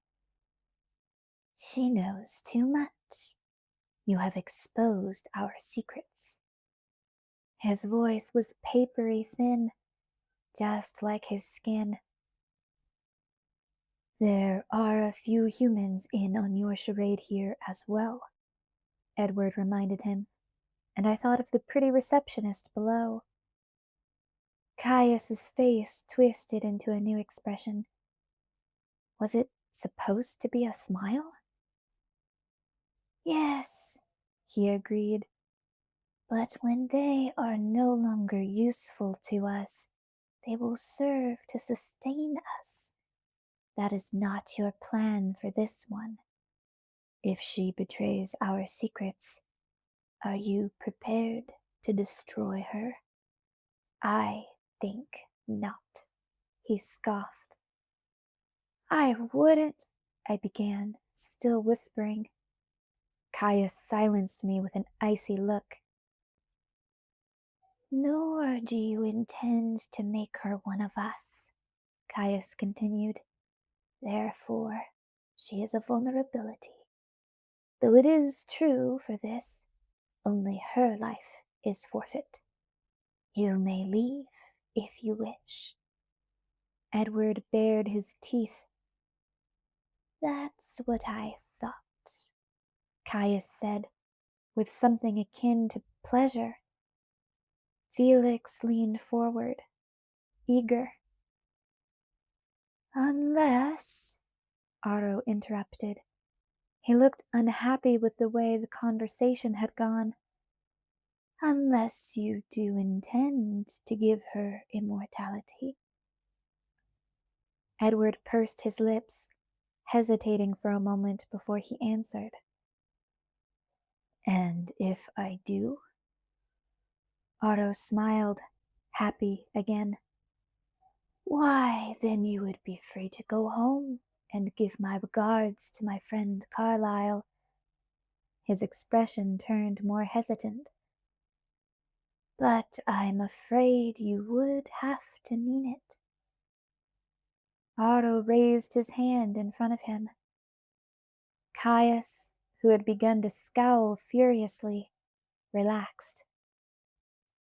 Edward's lips tightened into a fierce line. He stared into my eyes, and I stared back. "Mean it," I whispered. "Please?" Was it really such a loathsome idea? Would he rather die than change me? I felt like I'd been kicked in the stomach. Edward stared down at me with a tortured expression. And then Alice stepped away from us, forward, toward Otto. We turned to watch her. Her hand was raised like his. She didn't say anything, and Otto waved off his anxious guard as they moved to block her approach. Otto met her halfway and took her hand with an eager, inquisitive glint in his eyes. He bent his head over their touching hands, his eyes closing as he concentrated. Alice was motionless, her face blank. I heard Edward's teeth snap together. No one moved. Otto seemed frozen over Alice's hand. The seconds passed, and I grew more and more stressed, wondering how much time would pass before it was too much time, before it meant something was wrong, more wrong than it already was. Another agonizing moment passed, and then Otto's voice broke the silence. Ha ha ha! He laughed, his head still bent forward. He looked up slowly, his eyes bright with excitement. That was fascinating. Alice smiled dryly. I'm glad you enjoyed it. To see the things you've seen, especially the ones that haven't happened yet. He shook his head in wonder. But that will, she reminded him, voice calm. Yes, it's quite determined. Certainly, there is no problem. Caius looked bitterly disappointed, a feeling he seemed to share with Felix and Jane. Aro, Caius complained. Dear Caius, Aro smiled. Do not fret. Think of the possibilities. They do not join us today, but we can always hope for the future. Imagine the joy young Alice alone would bring to our little household. Besides, I'm so terribly curious to see how Bella turns out. Otto seemed convinced. Did he not realize how subjective Alice's visions were? That she could make up her mind to transform me today, and then change it tomorrow? A million tiny decisions. Her decisions and so many others too. Edward's could alter her path, and with that, the future. And would it really matter that Alice was willing? Would it make any difference if I did become a vampire, when the idea was so repulsive to Edward?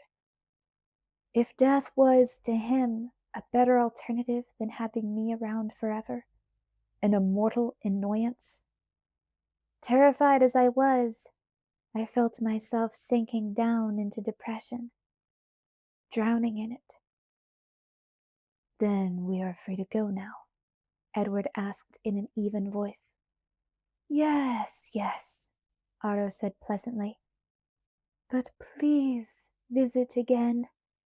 It's been absolutely enthralling. And we will visit you as well, Caius promised, his eyes suddenly half closed, like the heavy-lidded gaze of a lizard. To be sure that you follow through on your side. Were I you, I would not delay too long. We do not offer second chances. Edward's jaw clenched tight, but he nodded once. Caius smirked and drifted back to where Marcus sat, still, unmoving and uninterested. Felix groaned. Ah, Felix, Otto smiled, amused. Heidi will be here at any moment. Patience. Edward's voice had a new edge to it. In that case, perhaps we'd better leave sooner rather than later. Yes, Otto agreed. That's a good idea. Accidents do happen. Please wait below until after dark, though, if you don't mind. Of course, Edward agreed, while I cringed at the thought of waiting out the day before we could escape. And here, Aro added, motioning to Felix with one finger. Felix came forward at once, and Otto unfastened the gray cloak the huge vampire wore, pulling it from his shoulders. He tossed it to Edward. Take this. You're a little conspicuous. Edward put the long cloak on, leaving the hood down. Otto sighed. It suits you. Edward chuckled, but broke off suddenly, glancing over his shoulder. Thank you, Otto. We'll wait below. Goodbye, young friends, Otto said, his eyes bright as he stared in the same direction. Let's go, Edward said, urgent now. Dmitri gestured that we should follow, and then set off the way we'd come, the only exit by the looks of things. Edward pulled me swiftly along beside him. Alice was close by my other side, her face hard. Not fast enough, she muttered. I stared up at her, frightened, but she only seemed chagrined. It was then that I first heard the babble of voices, loud, rough voices, coming from the antechamber. Well, this is unusual, a man's coarse voice boomed. So medieval, an unpleasantly shrill female voice gushed back. A large crowd was coming through the little door, filling the smaller stone chamber. Dmitri motioned for us to make room. We pressed back against the cold wall to let them pass. The couple in front, Americans from the sound of them, glanced around themselves with appraising eyes. Welcome, guests. Welcome to Volterra. I could hear Otto sing from the big turret room. The rest of them, maybe 40 or more, filed in after the couple. Some studied the setting like tourists. A few even snapped pictures. Others looked confused, as if the story that had led them into this room was not making sense anymore. I noticed one small, dark woman in particular. Around her neck was a rosary, and she gripped the cross tightly in one hand. She walked more slowly than the others, touching someone now and then and asking a question in an unfamiliar language. No one seemed to understand her, and her voice grew more panicked. Edward pulled my face against his chest, but it was too late. I already understood. As soon as the smallest break appeared, Edward pushed me quickly toward the door. I could feel the horrified expression on my face, and the tears beginning to pool in my eyes. The ornate golden hallway was quiet, empty except for one gorgeous, statuesque woman. She stared at us curiously, me in particular. Welcome home, Heidi, Dmitri greeted her from behind us. Heidi smiled absently. She reminded me of Rosalie, though they looked nothing alike. It was just that her beauty, too, was exceptional, unforgettable. I couldn't seem to look away. She was dressed to emphasize that beauty. Her amazingly long legs, darkened with tights, were exposed by the shortest of miniskirts. Her top was long-sleeved and high-necked, but extremely close-fitting, and constructed of red vinyl.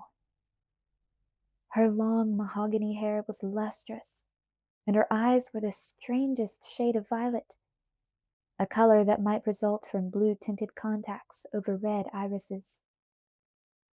Dmitri, she responded in a silky voice, her eyes flickering between my face and Edward's gray cloak. Nice fishing, Dmitri complimented her, and I suddenly understood the attention-grabbing outfit she wore.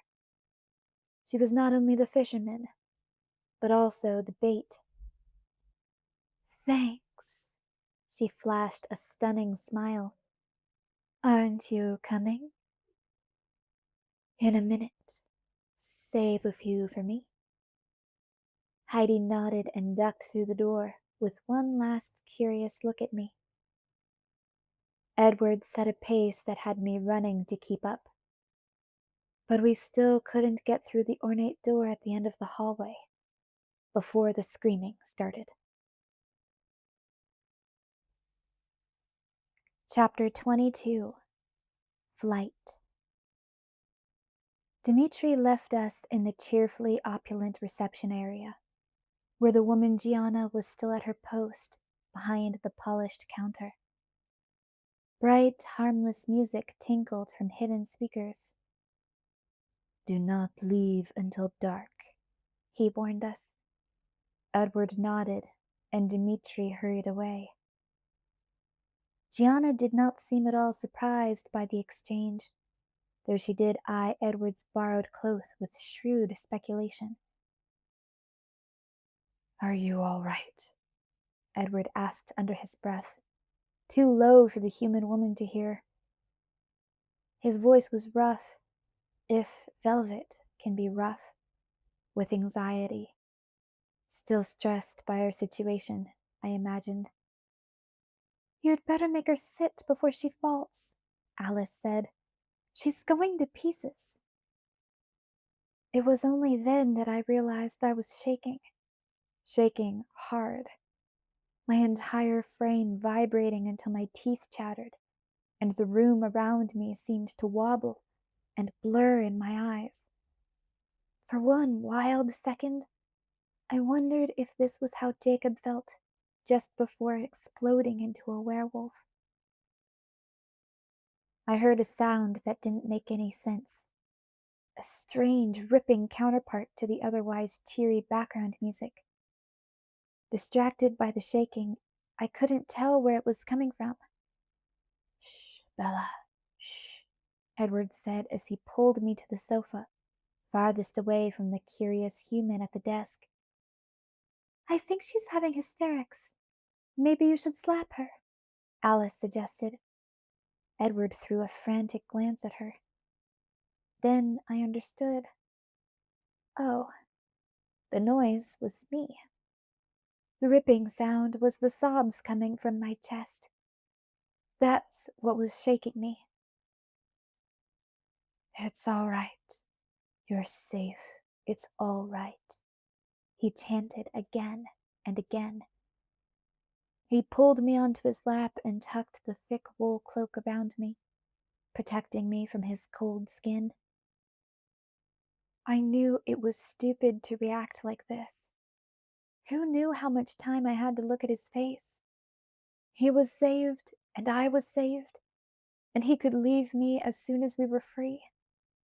To have my eyes so filled with tears that I could not see his features clearly was wasteful. Insanity. But behind my eyes, where the tears could not wash the image away, I could still see the panicked face of the tiny woman with the rosary. All those people, I sobbed. I know, he whispered. It's so horrible. Yes, it is. I wish you hadn't had to see that. I rested my head against his cold chest, using the thick cloak to wipe my eyes.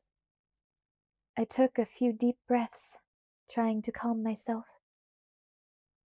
Is there anything I can get you? A voice asked politely. It was Gianna, leaning over Edward's shoulder with a look that was both concerned and yet still professional and detached at the same time. It didn't seem to bother her that her face was inches from a hostile vampire. She was either totally oblivious or very good at her job. No, Edward answered coldly. She nodded, smiled at me, and then disappeared. I waited until she was out of hearing range.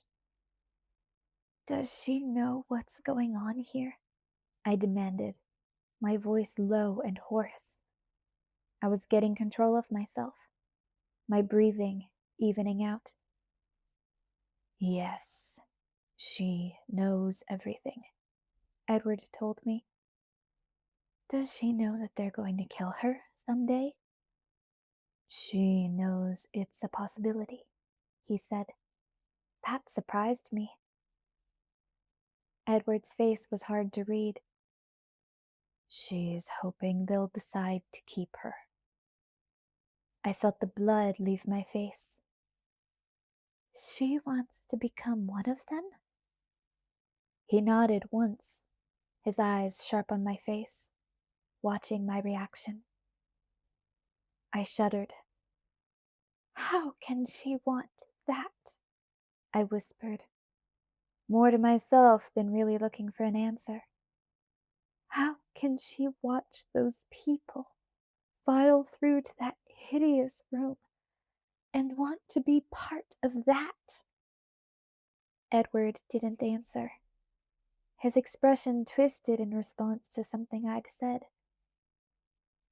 As I stared at his too beautiful face, trying to understand the change, it suddenly struck me that I was really here, in Edward's arms, however fleetingly, and that we were not, at this exact moment, about to be killed.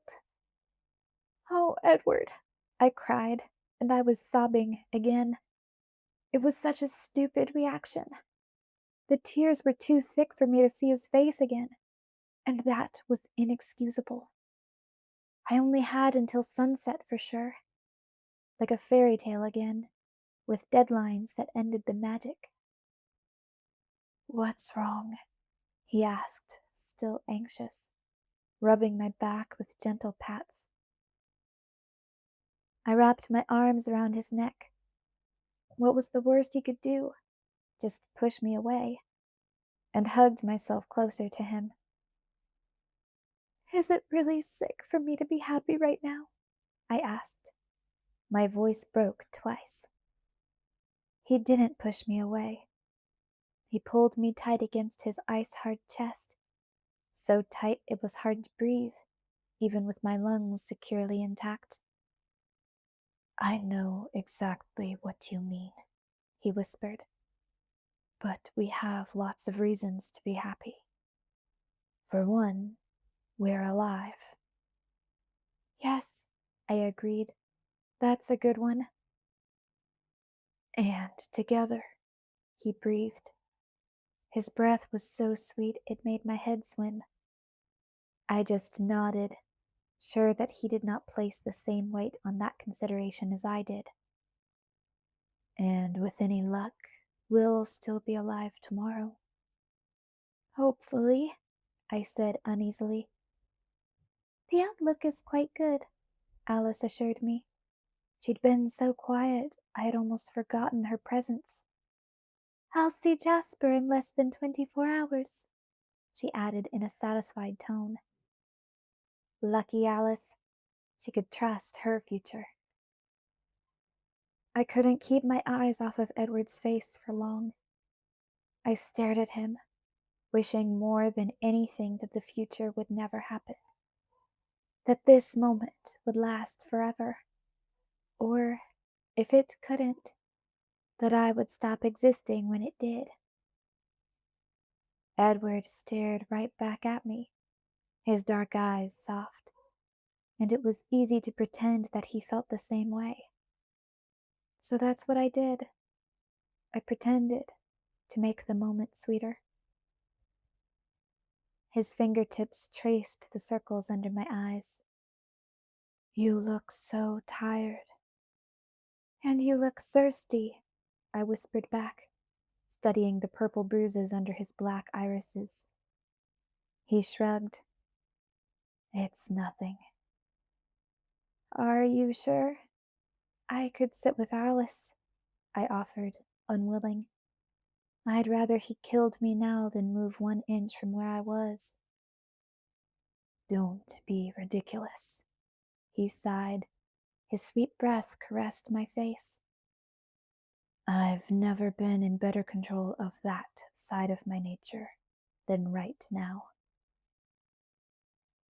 I had a million questions for him. One of them bubbled to my lips now, but I held my tongue. I didn't want to ruin the moment, as imperfect as it was, here in this room that made me sick, under the eyes of the would-be monster. Here in his arms, it was so easy to fantasize that he wanted me. I didn't want to think about his motivations now, about whether he acted this way to keep me calm while we were still in danger, or if he just felt guilty for where we were and relieved that he wasn't responsible for my death. Maybe the time apart had been enough that I didn't bore him for the moment. But it didn't matter. I was so much happier pretending. I lay quiet in his arms, re-memorizing his face, pretending. He stared at my face like he was doing the same, while he and Alice discussed how to get home. Their voices were so quick and low that I knew Gianna couldn't understand. I missed half of it myself. It sounded like more theft would be involved, though. I wondered idly if the yellow Porsche had made it back to its owner yet. What was all that talk about singers? Alice asked at one point. La tua cantante, Edward said. His voice made the words into music. Yes, that, Alice said, and I concentrated for a moment. I'd wondered about that too, at the time. I felt Edward shrug around me. They have a name for someone who smells the way Bella does to me. They call her my singer, because her blood sings for me. Alice laughed. I was tired enough to sleep, but I fought against the weariness. I wasn't going to miss a second of the time I had with him. Now and then, as he talked with Alice, he would lean down suddenly and kiss me, his glass-smooth lips brushing against my hair, my forehead, the tip of my nose. Each time it was like an electric shock to my long dormant heart. The sound of its beating seemed to fill the entire room. It was heaven, right smack in the middle of hell. I lost track of time completely. So when Edward's arms tightened around me, and both he and Alice looked to the back of the room with wary eyes, I panicked. I cringed into Edward's chest as Alec, his eyes now a vivid ruby, but still spotless in his light gray suit, despite the afternoon meal, walked through the double doors. It was good news. You're free to leave now, Alec told us, his tone so warm you'd think we were all lifelong friends. We ask that you don't linger in the city. Edward made no answering pretense. His voice was ice cold. That won't be a problem.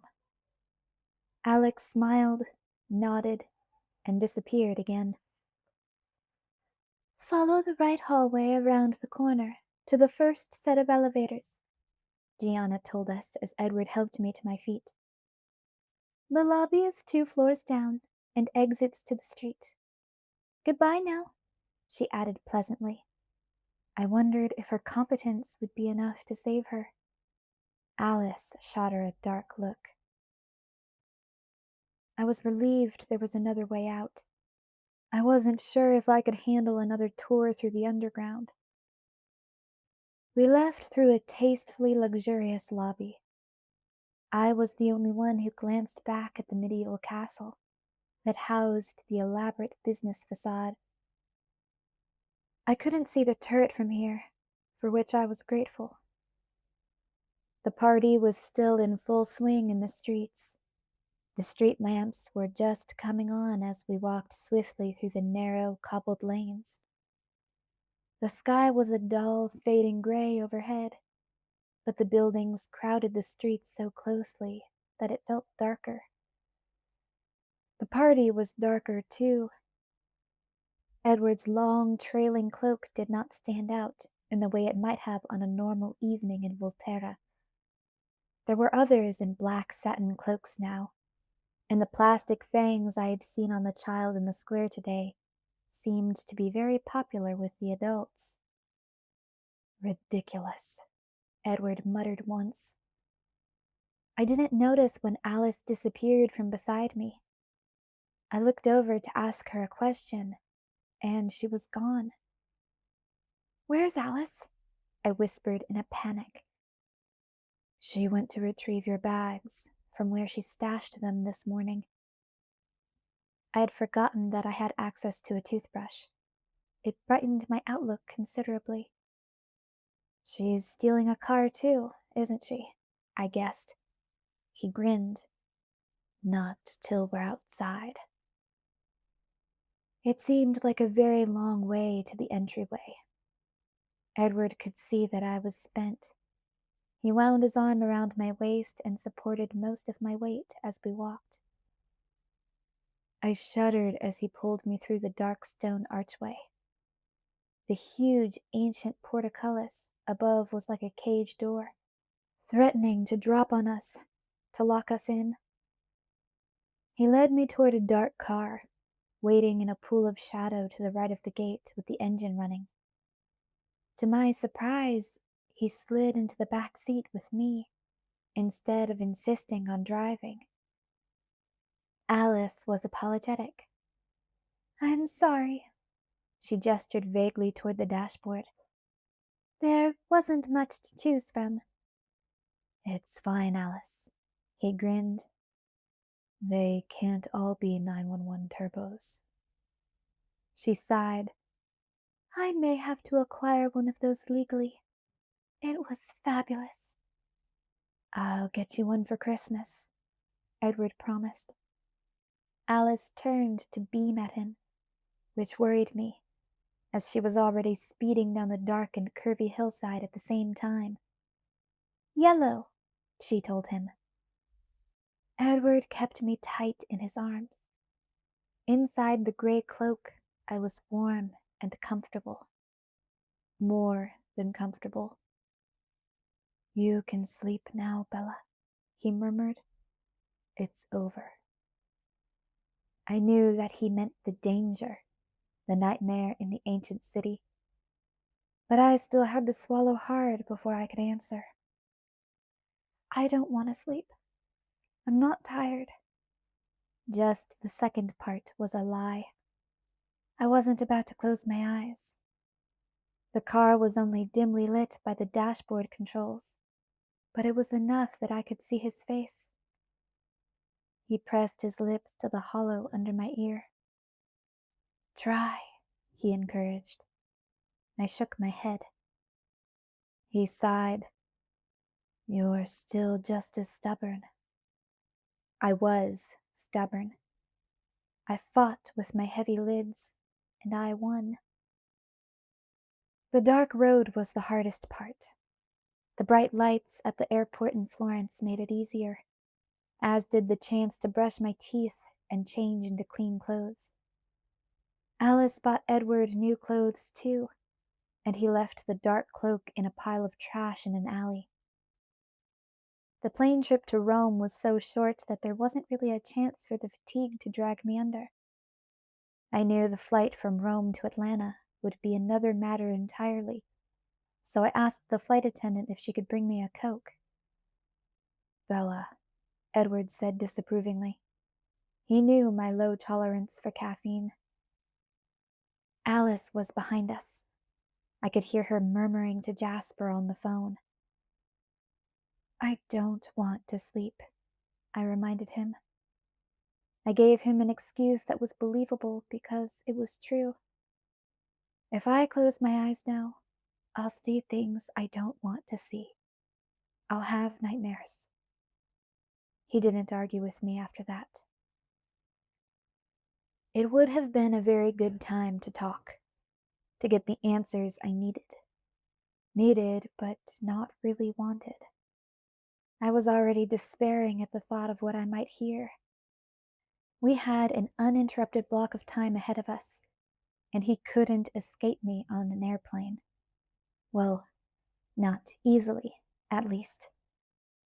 No one would hear us except Alice. It was late, and most of the passengers were turning off lights and asking for pillows in muted voices. Talk would help me fight off the exhaustion.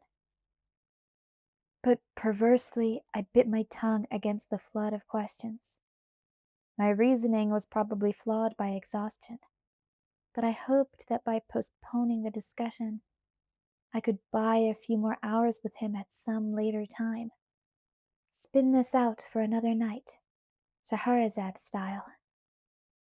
So I kept drinking soda and resisting even the urge to blink.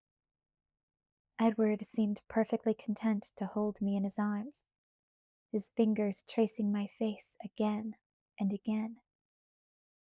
I touched his face, too. I couldn't stop myself, though I was afraid it would hurt me later, when I was alone again.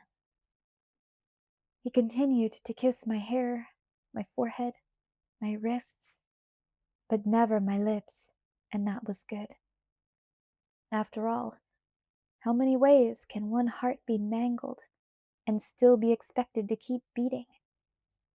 I'd lived through a lot that should have finished me in the last few days, but it didn't make me feel strong. Instead, I felt horribly fragile, like one word could shatter me. Edward didn't speak. Maybe he was hoping I would sleep.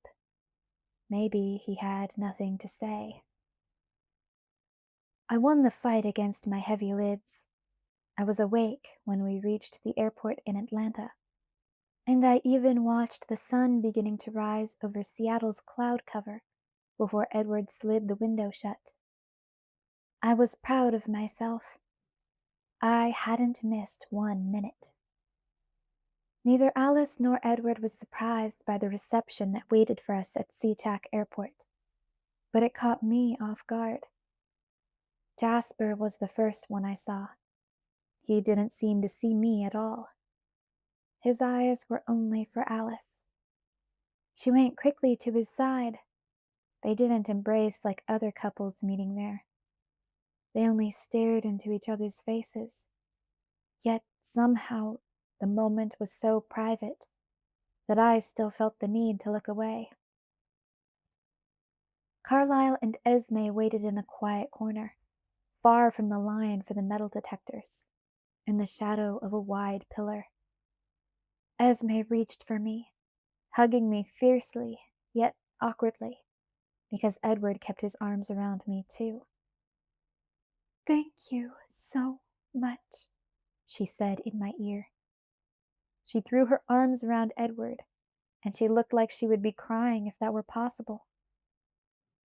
"You will never put me through that again," she nearly growled.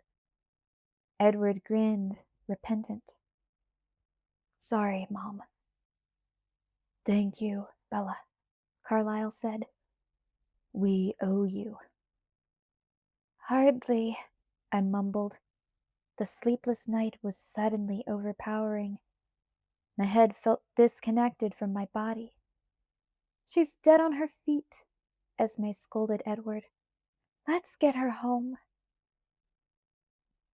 Not sure if home was what I wanted at this point.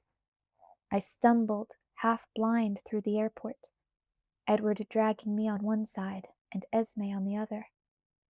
I didn't know if Alice and Jasper were behind us or not, and I was too exhausted to look.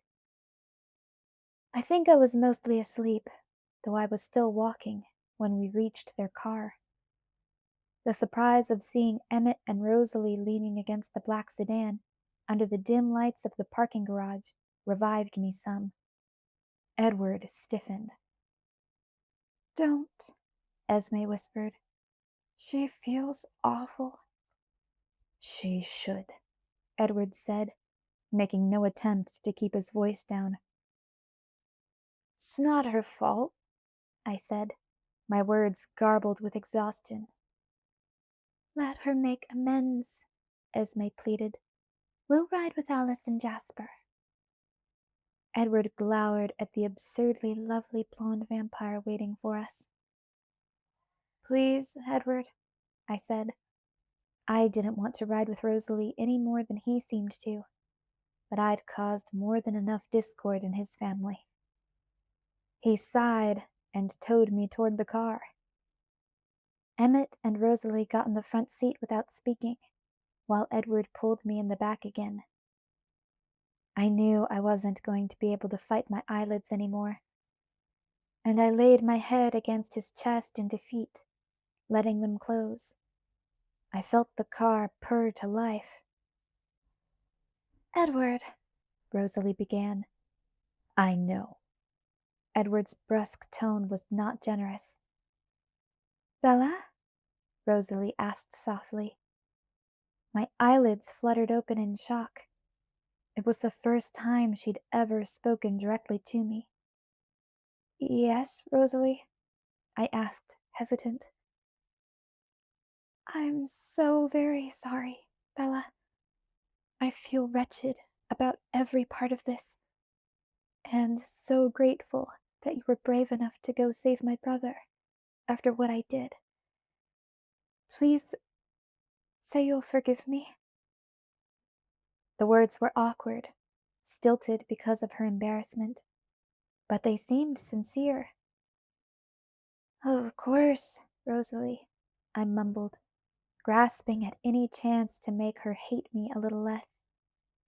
It's not your fault at all. I'm the one who jumped off the cliff. Of course I forgive you. The words came out like mush. It doesn't count till she's conscious, Rose, Emmett chuckled. I am conscious, I said. It just sounded like a garbled sigh. Let her sleep, Edward insisted, but his voice was a little warmer. It was quiet then, except for the gentle thrum of the engine. I must have fallen asleep, because it seemed like seconds later when the door opened and Edward was carrying me from the car. My eyes wouldn't open. At first, I thought we were still at the airport. And then I heard Charlie. Bella! He shouted from some distance. Charlie, I mumbled, trying to shake off the stupor. Shh, Edward whispered. It's okay. You're home and safe. Just sleep.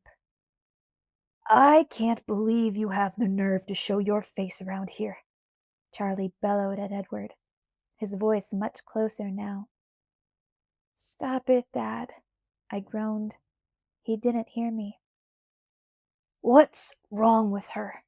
Charlie demanded. She's just very tired, Charlie, Edward assured him quietly. Please let her rest.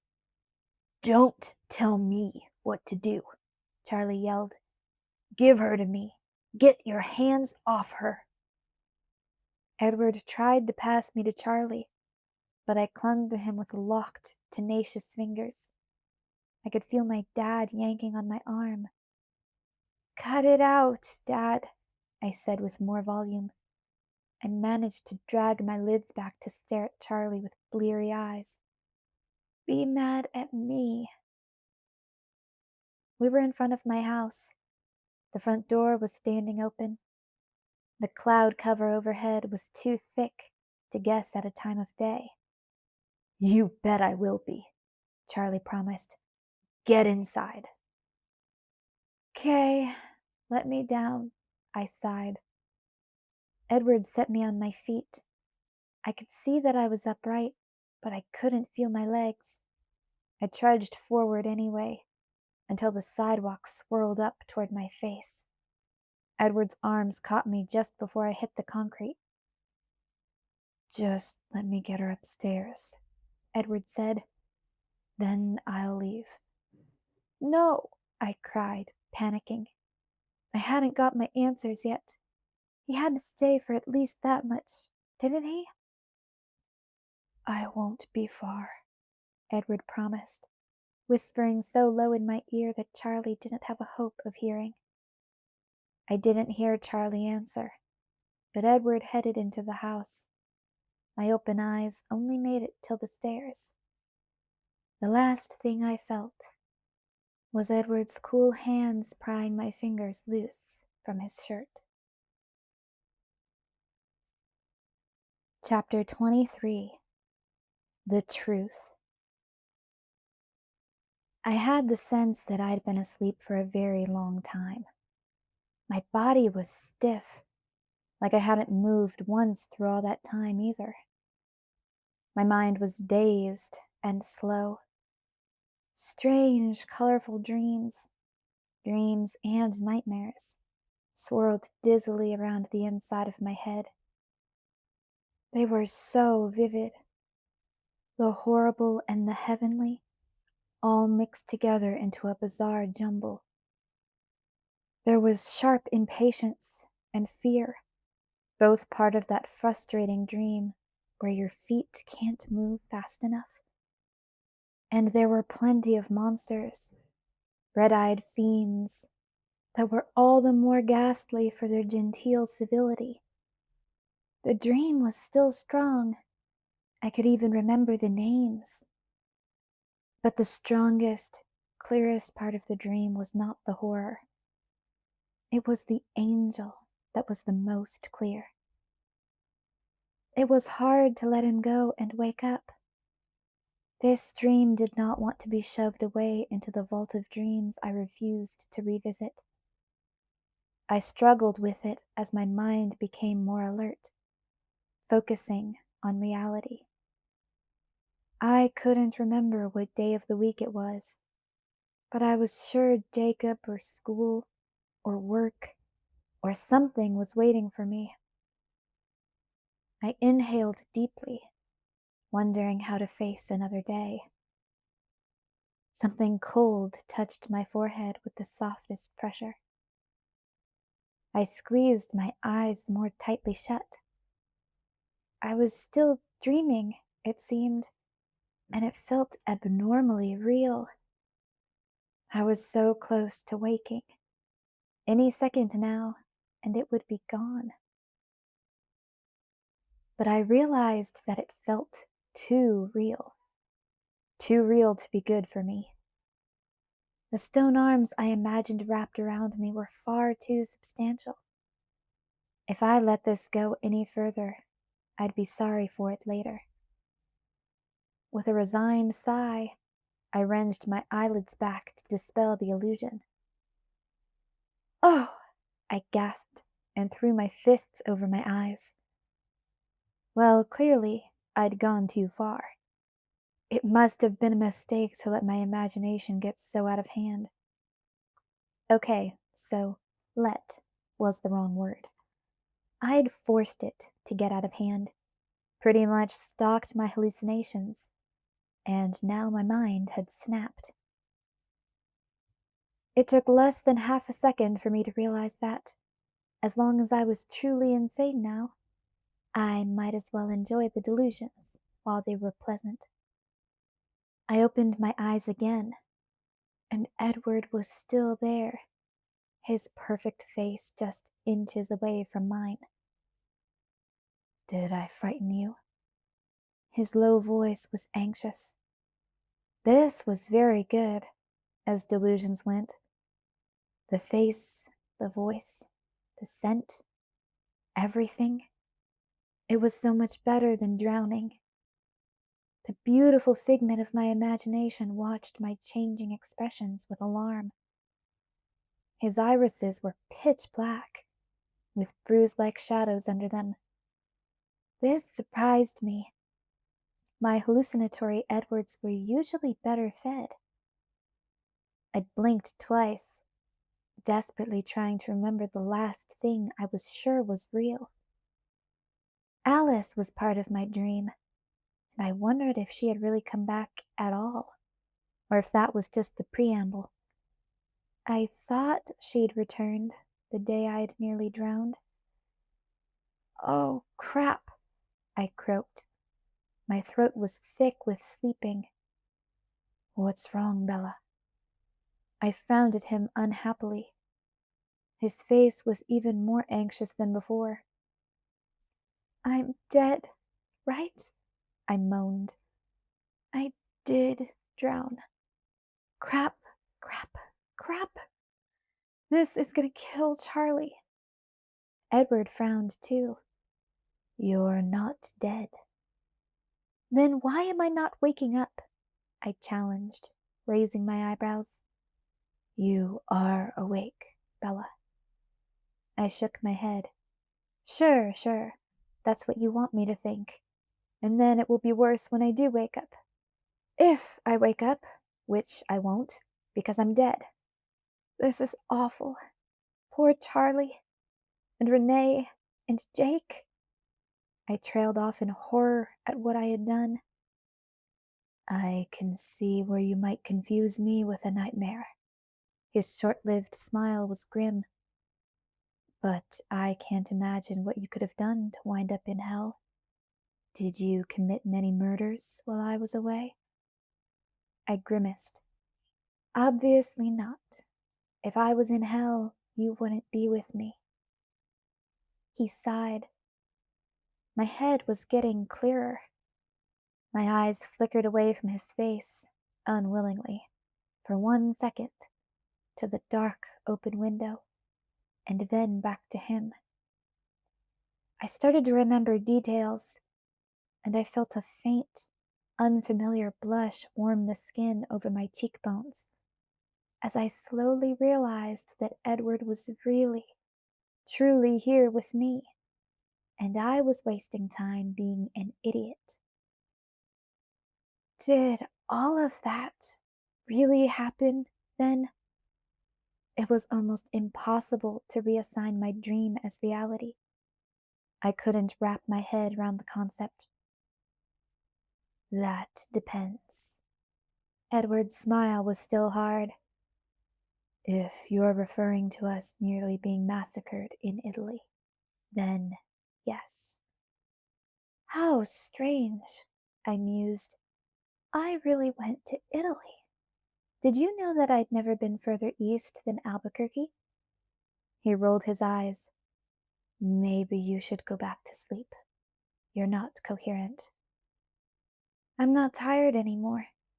It was all coming clear now. What time is it? How long have I been sleeping? "It's just after 1 in the morning. So, about 14 hours.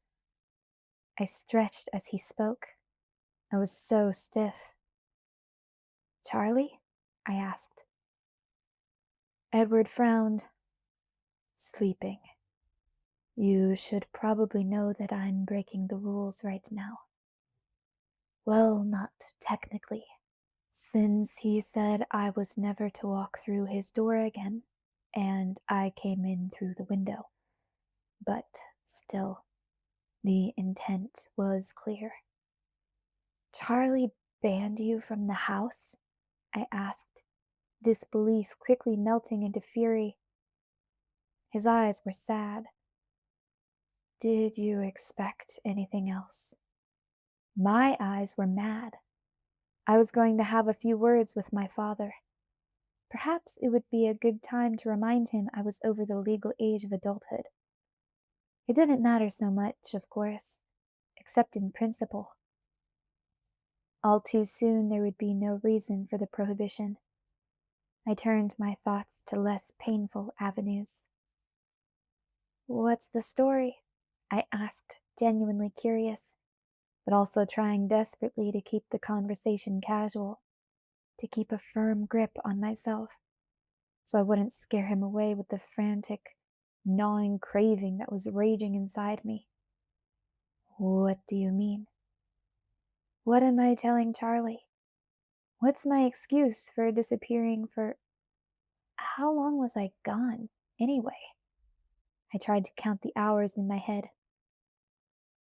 "Just 3 days." His eyes tightened, but he smiled more naturally this time. Actually, I was hoping you might have a good explanation. I've got nothing. I groaned. Fabulous. Well, maybe Alice will come up with something, he offered, trying to comfort me. And I was comforted. Who cared what I had to deal with later? Every second that he was here, so close, his flawless face glowing in the dim light from the numbers on my alarm clock, was precious and not to be wasted. So, I began, picking the least important, though still vitally interesting, question to start with. I was safely delivered home, and he might decide to leave at any moment. I had to keep him talking. Besides, this temporary heaven wasn't entirely complete without the sound of his voice. What have you been doing up until 3 days ago? His face turned wary in an instant. Nothing terribly exciting. Of course not, I mumbled. Why are you making that face? Well, I pursed my lips, considering. If you were, after all, just a dream, that's exactly the kind of thing you would say. My imagination must be used up. He sighed. If I tell you, will you finally believe that you're not having a nightmare? Nightmare? I repeated scornfully. He waited for my answer. Maybe, I said after a second of thought. If you tell me. I was hunting. Is that the best you can do? I criticized. That definitely doesn't prove I'm awake. He hesitated and then spoke slowly, choosing his words with care. I wasn't hunting for food. I was actually trying my hand at tracking. I'm not very good at it. What were you tracking? I asked, intrigued. Nothing of consequence. His words didn't match his expression. He looked upset, uncomfortable. I don't understand. He hesitated, his face, shining with an odd green cast from the light of the clock, was torn. He took a deep breath. I owe you an apology. No, of course I owe you much, much more than that. But you have to know. The words began to flow so fast, the way I remembered he spoke sometimes when he was agitated, that I really had to concentrate to catch them all. That I had no idea. I didn't realize the mess I was leaving behind. I thought it was safe for you here. So safe. I had no idea that Victoria, his lips curled back when he said the name, would come back. I'll admit when I saw her that one time, I was paying much more attention to James's thoughts. But I just didn't see that she had this kind of response in her, that she even had such a tie to him. I think I realize why now. She was so sure of him, the thought of him failing never occurred to her. It was her overconfidence that clouded her feelings about him, that kept me from seeing the depth of them, the bond there. Not that there's any excuse for what I left you to face. When I heard what you had told Alice, what she saw herself, when I realized that you had to put your life in the hands of werewolves, immature, volatile, the worst thing out there beside Victoria herself. He shuddered and the gush of words halted for a short second.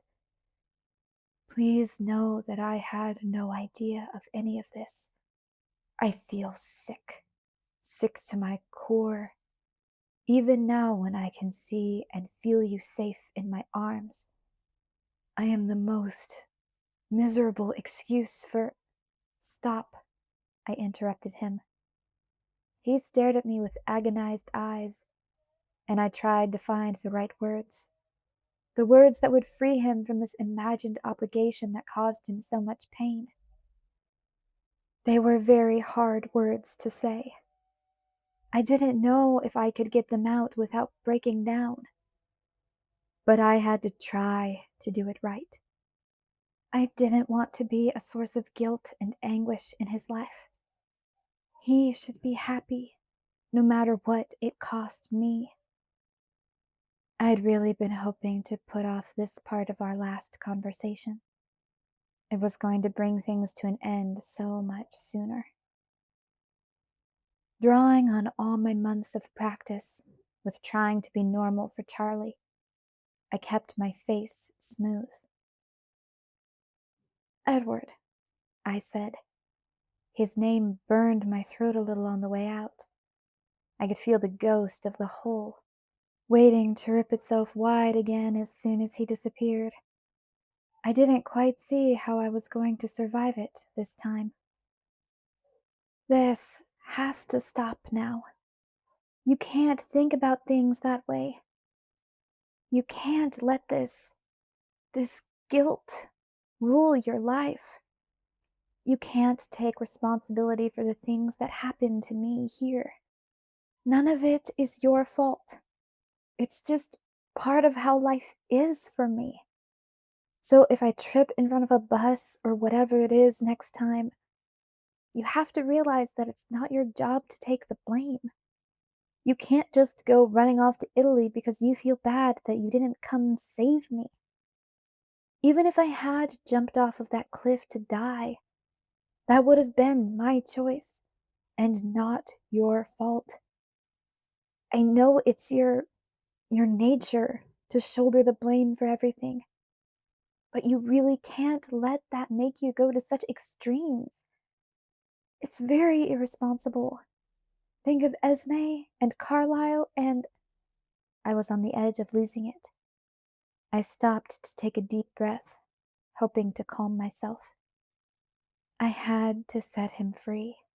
I had to make sure this never happened again. Isabella Marie Swan, he whispered, the strangest expression crossing his face.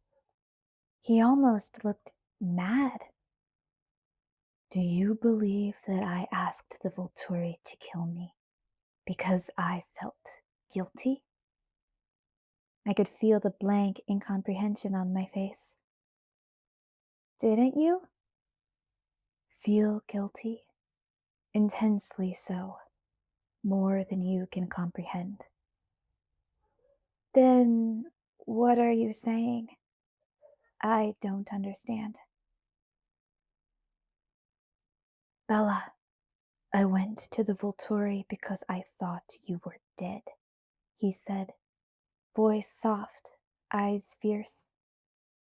Even if I'd had no hand in your death, he shuddered as he whispered the last word.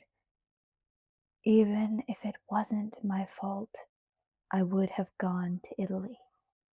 Obviously, I should have been more careful. I should have spoken to Alice directly, rather than accepting it secondhand from Rosalie.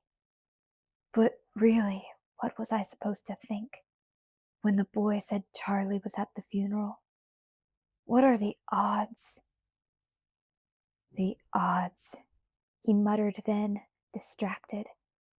His voice was so low I wasn't sure I heard it right. The odds are always stacked against us, mistake after mistake. I'll never criticize Romeo again. But I still don't understand, I said. That's my whole point. So what? Excuse me? So what if I was dead? He stared at me dubiously for a long moment before answering. Don't you remember anything I told you before? I remember everything that you told me, including the words that had negated all the rest. He brushed the tip of his cool finger against my lower lip. Bella, you seem to be under a misapprehension. He closed his eyes, shaking his head back and forth with half a smile on his beautiful face. It wasn't a happy smile. I thought I'd explained it clearly before. Bella, I can't live in a world where you don't exist. I am... My head swam as I looked for the appropriate word. Confused. That worked. I couldn't make sense of what he was saying. He stared deep into my eyes with his sincere, earnest gaze. I'm a good liar, Bella. I have to be. I froze, my muscles locking down as if for impact. The fault line in my chest rippled. The pain of it took my breath away. He shook my shoulder, trying to loosen my rigid pose. Let me finish. I'm a good liar, but still for you to believe me so quickly. He winced. That was excruciating. I waited, still frozen. When we were in the forest, when I was telling you goodbye, I didn't allow myself to remember. I fought to keep myself in the present second only. You weren't going to let go, he whispered. I could see that. I didn't want to do it. It felt like it would kill me to do it. But I knew that if I couldn't convince you that I didn't love you anymore, it would just take you that much longer to get on with your life. I hoped that if you thought I'd moved on, so would you. A clean break, I whispered through unmoving lips. Exactly. But I never imagined it would be so easy to do. I thought it would be next to impossible. That you would be so sure of the truth that I would have to lie through my teeth for hours to even plant the seed of doubt in your head. I lied, and I am so sorry. Sorry because I hurt you. Sorry because it was a worthless effort. Sorry that I couldn't protect you from what I am. I lied to save you, and it didn't work. I'm sorry. But how could you believe me? After all the 1,000 times I've told you I love you, how could you let one word break your faith in me? I didn't answer. I was too shocked to form a rational response. I could see it in your eyes that you honestly believed I didn't want you anymore.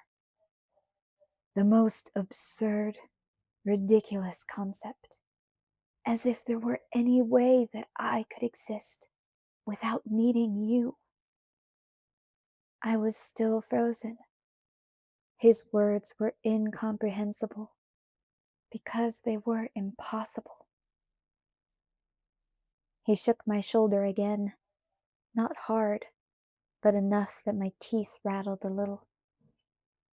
Bella, he sighed.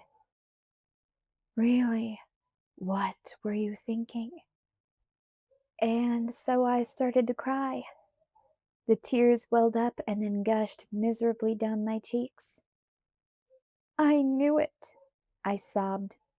I knew I was dreaming.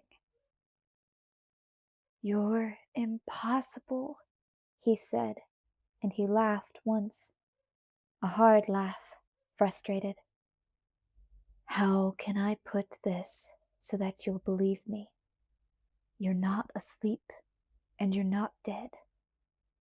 I'm here, and I love you. I have always loved you, and I will always love you.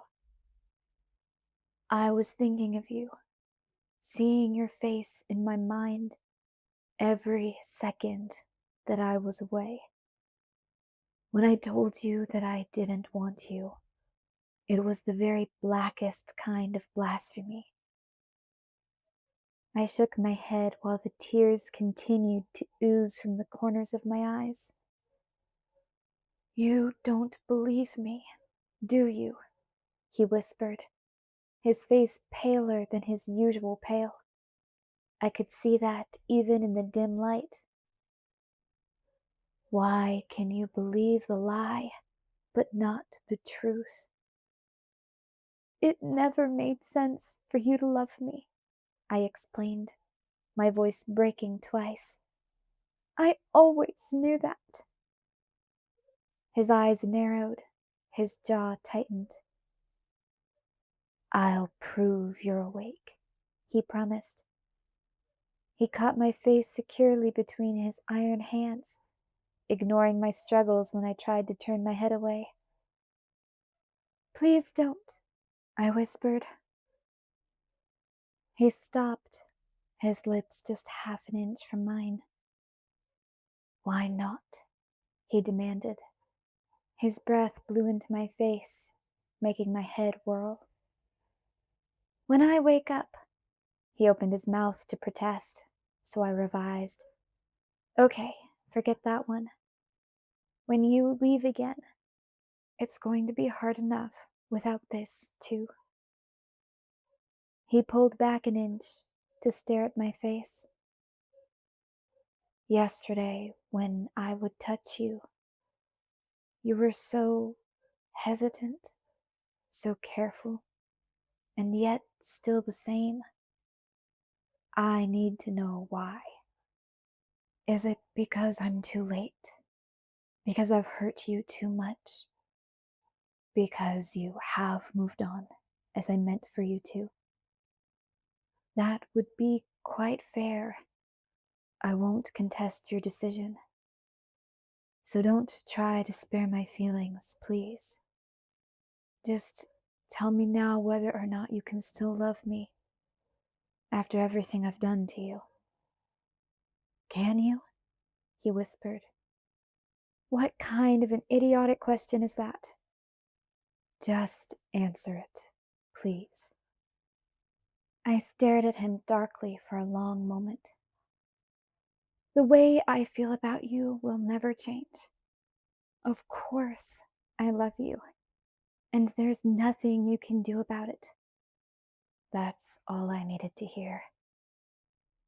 His mouth was on mine then, and I couldn't fight him. Not because he was so many thousand times stronger than me, but because my will crumpled into dust the second our lips met.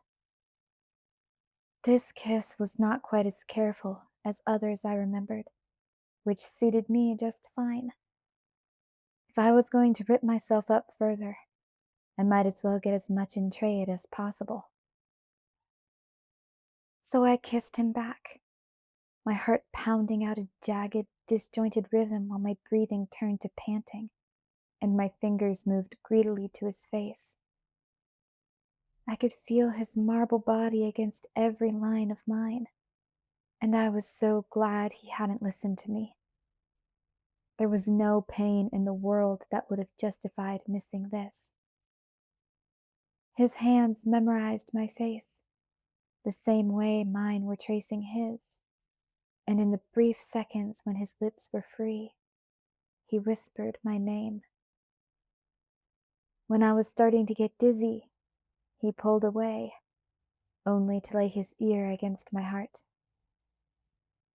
I lay there, dazed, waiting for my gasping to slow and quiet. By the way, he said in a casual tone, I'm not leaving you. I didn't say anything, and he seemed to hear skepticism in my silence. He lifted his face to lock my gaze in his. I'm not going anywhere. Not without you. he added more seriously. I only left you in the first place because I wanted you to have a chance at a normal, happy human life. I could see what I was doing to you, keeping you constantly on the edge of danger, taking you away from the world you belonged in, risking your life every moment I was with you. So I had to try. I had to do something, and it seemed like leaving was the only way.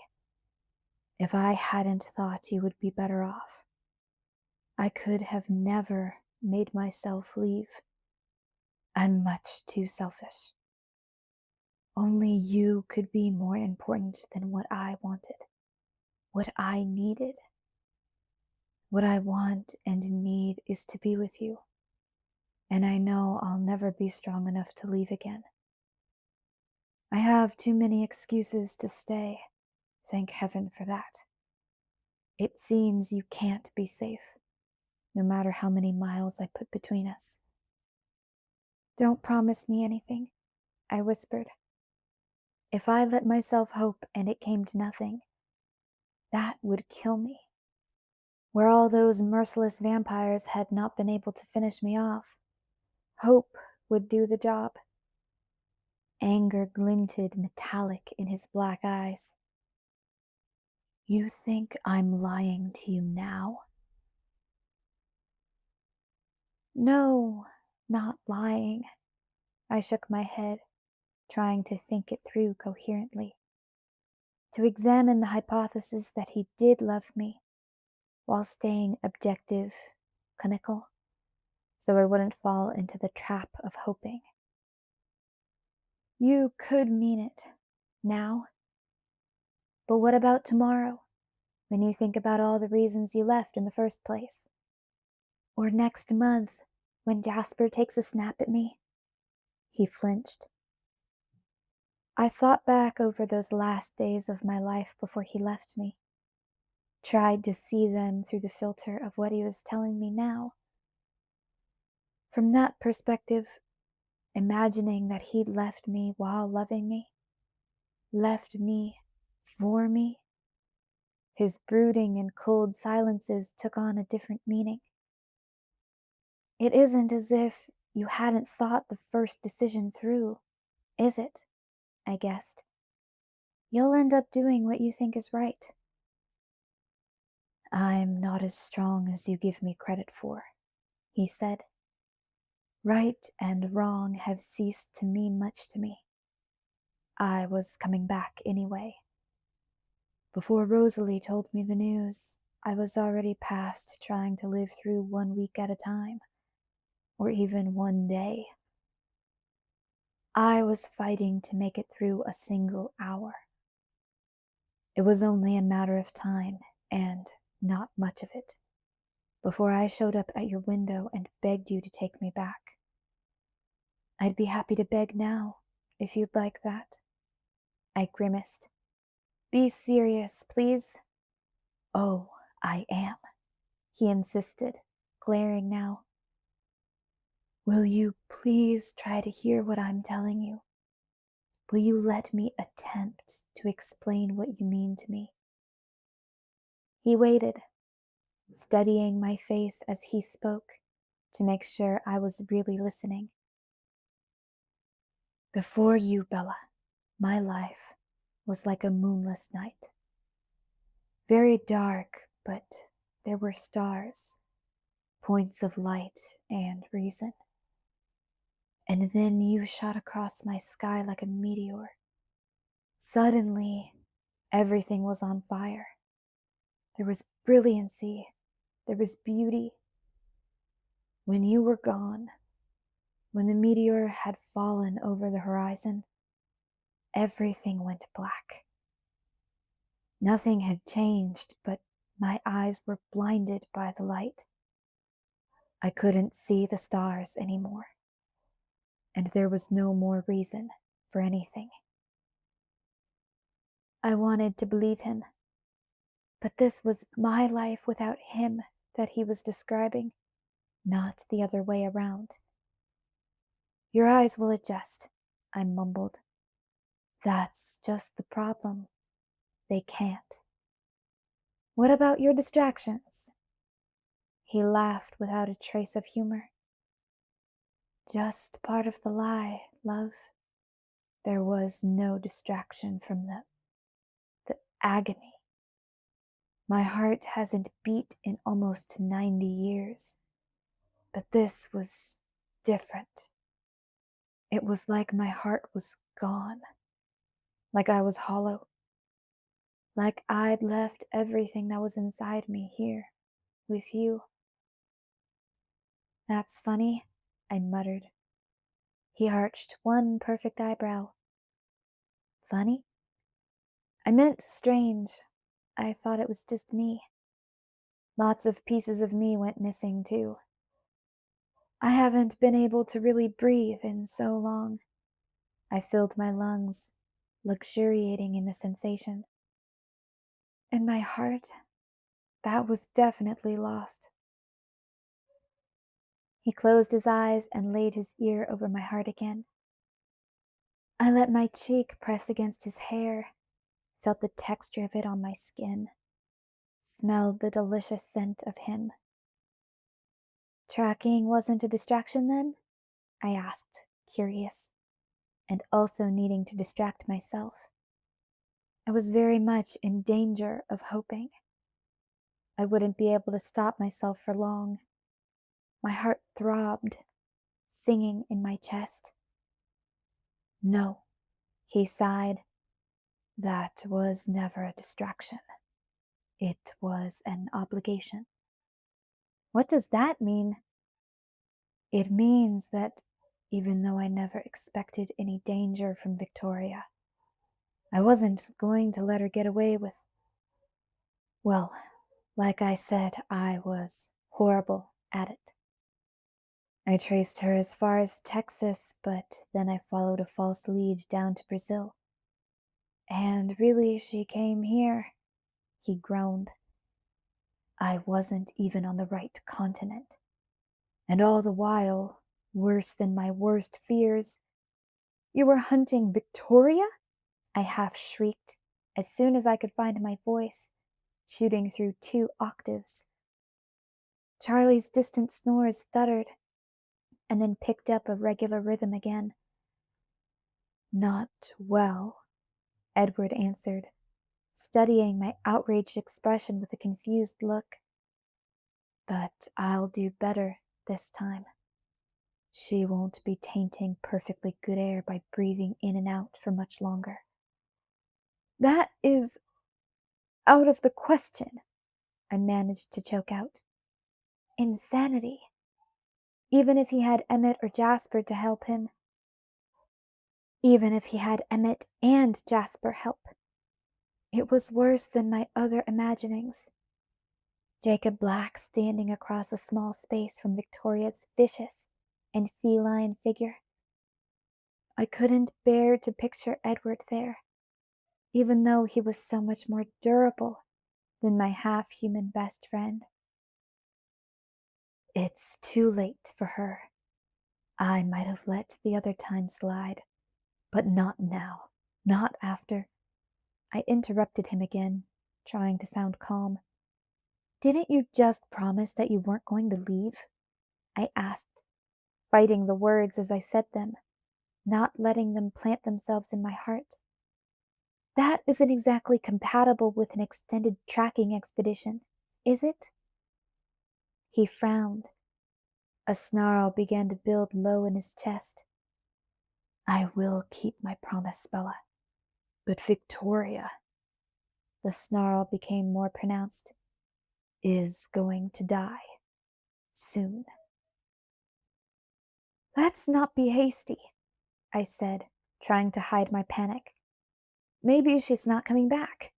Jake's pack probably scared her off. There's really no reason to go looking for her. Besides, I've got bigger problems than Victoria. Edward's eyes narrowed, but he nodded. It's true. The werewolves are a problem. I snorted. I wasn't talking about Jacob. My problems are a lot worse than a handful of adolescent wolves getting themselves into trouble. Edward looked as if he were about to say something, and then thought better of it. His teeth clicked together, and he spoke through them. Really? He asked. Then what would be your greatest problem?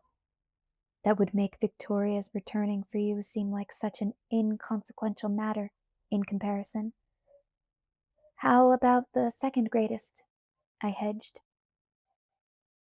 All right, he agreed, suspicious. I paused.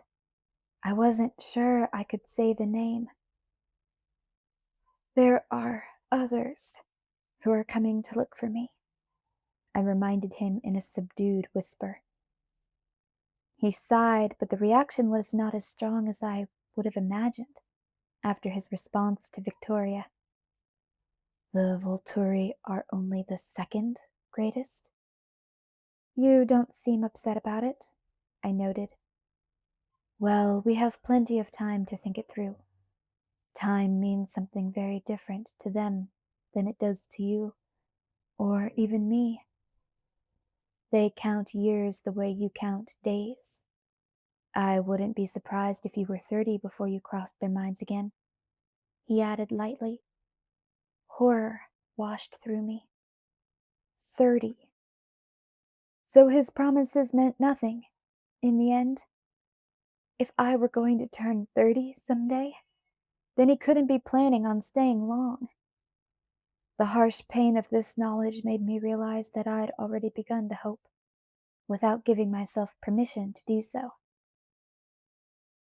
You don't have to be afraid, he said, anxious as he watched the tears dew up against the rims of my eyes. I won't let them hurt you. While you're here. Not that I cared what happened to me when he left. He took my face between his two stone hands, holding it tightly while his midnight eyes glared into mine with the gravitational force of a black hole. I will never leave you again. But you said 30, I whispered. The tears leaked over the edge. What? You're going to stay, but let me get all old anyway. Right. His eyes softened, while his mouth went hard. That's exactly what I'm going to do. What choice have I? I cannot be without you, but I will not destroy your soul. Is this really? I tried to keep my voice even, but this question was too hard. I remembered his face when Aro had almost begged him to consider making me immortal. The sick look there. Was this fixation with keeping me human really about my soul? Or was it because he wasn't sure he wanted me around for that long? Yes, he asked, waiting for my question. I asked a different one. Almost, but not quite as hard. But what about when I get so old that people think I'm your mother? Your grandmother? My voice was pale with revulsion. I could see Gran's face again in the dream mirror. His whole face was soft now. He brushed the tears from my cheek with his lips. That doesn't mean anything to me, he breathed against my skin. You will always be the most beautiful thing in my world.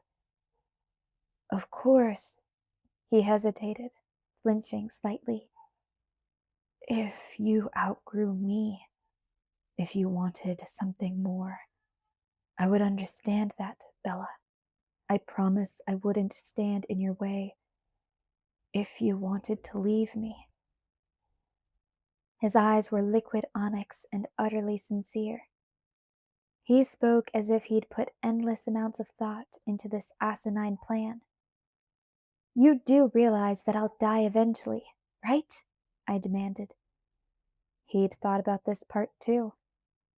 I'll follow after as soon as I can. That is seriously, I looked for the right word, sick. Bella, it's the only right way left. Let's just back up for a minute, I said. Feeling angry made it so much easier to be clear, decisive. You do remember the Volturi, right? I can't stay human forever. They'll kill me. Even if they don't think of me until I'm 30, I hissed the word. Do you really think they'll forget? No, he answered slowly, shaking his head. They won't forget, but... But?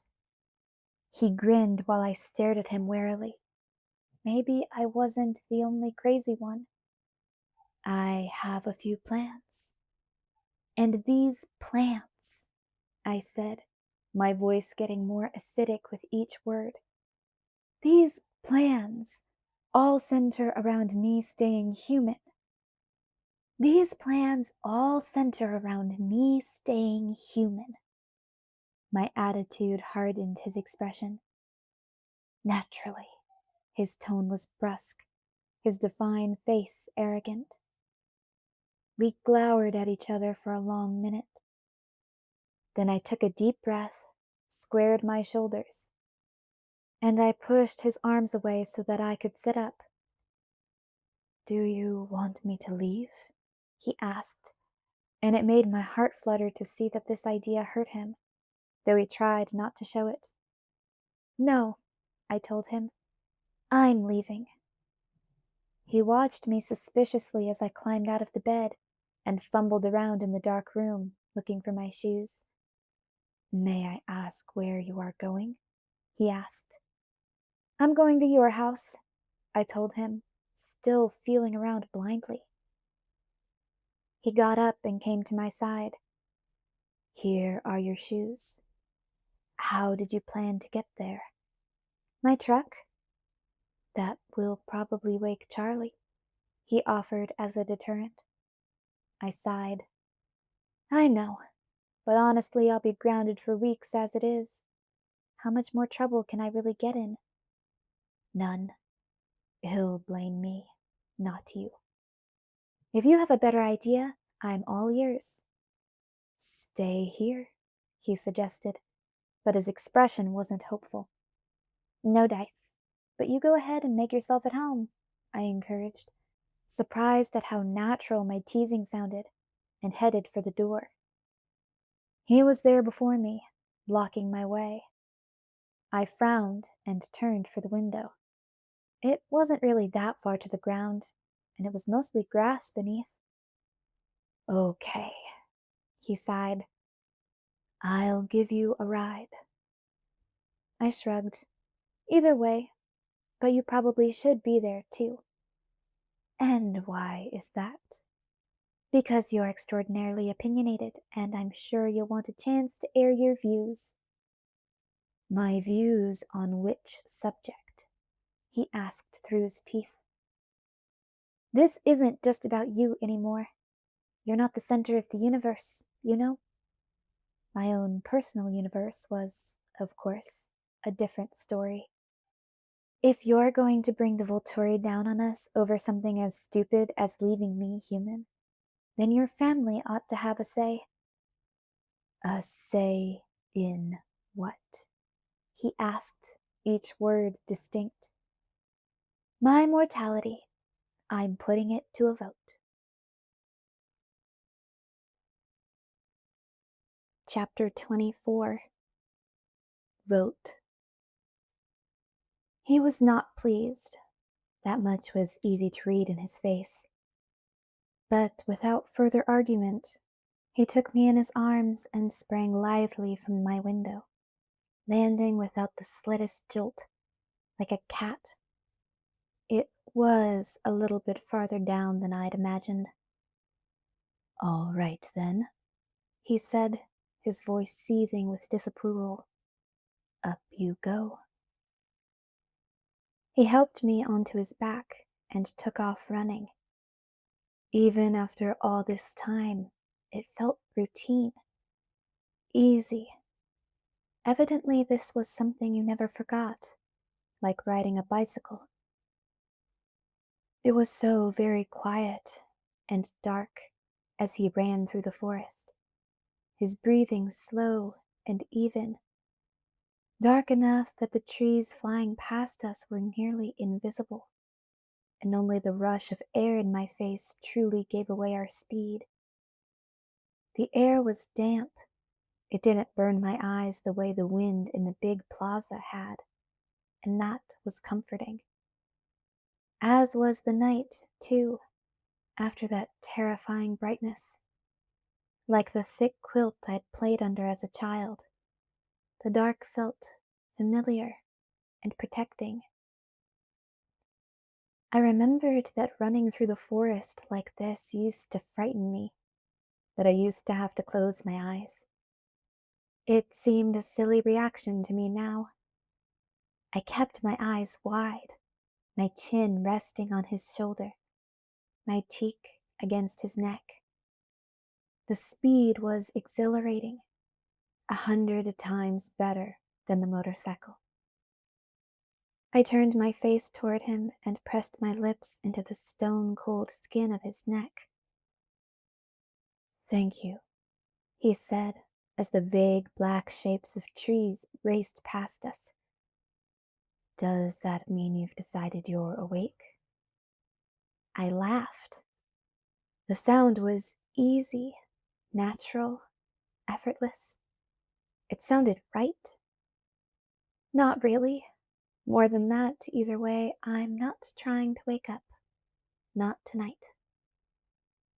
"I'll earn your trust back, somehow," he murmured, mostly to himself. "If it's my final act." "I trust you," I assured him. "It's me I don't trust." "Explain that, please." He'd slowed to a walk.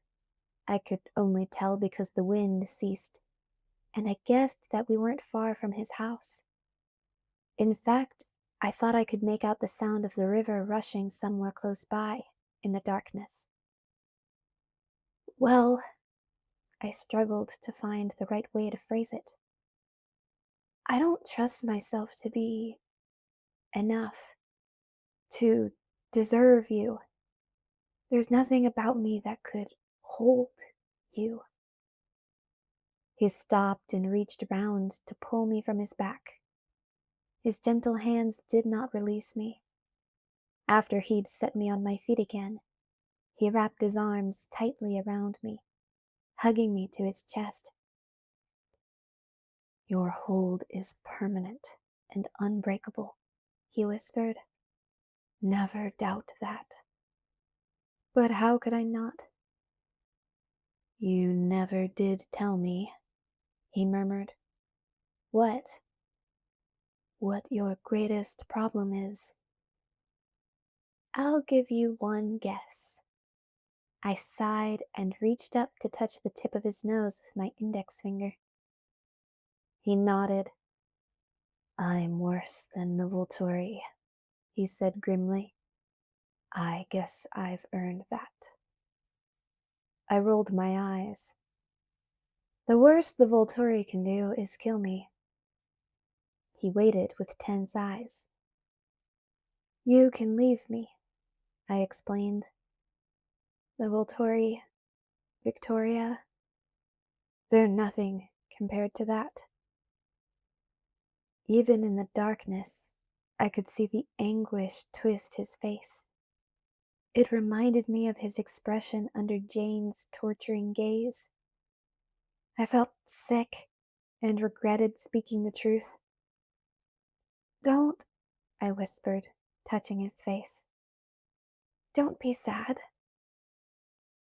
He pulled one corner of his mouth up half-heartedly, but the expression didn't touch his eyes. "If there was only some way to make you see that I can't leave you," he whispered. "Time, I suppose, will be the way to convince you." I liked the idea of time. "Okay," I agreed. His face was still tormented. I tried to distract him with inconsequentials. So, since you're staying, can I have my stuff back?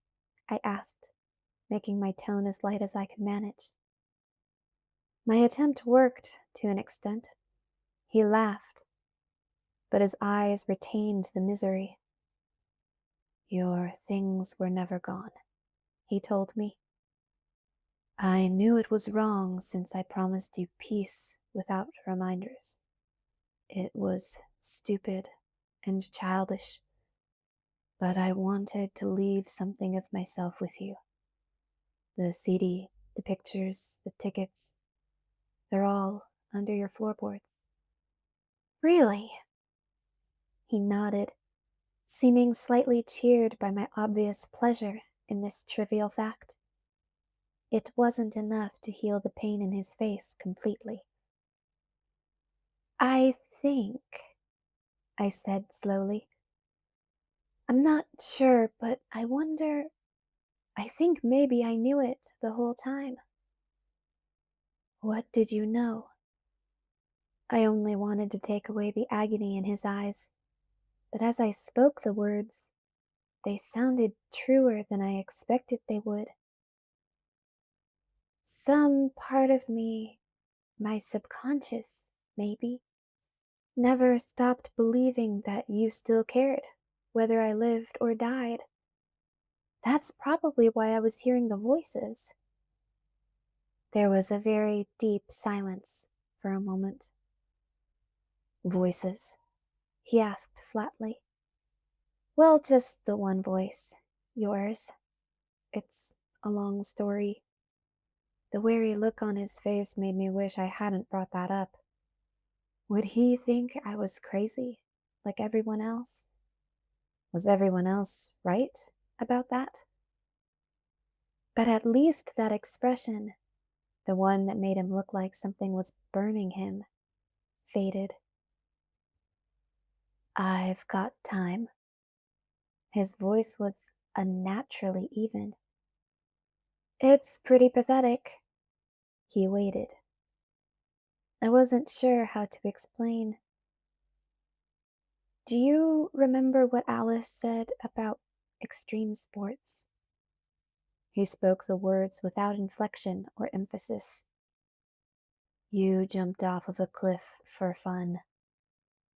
Ah, right.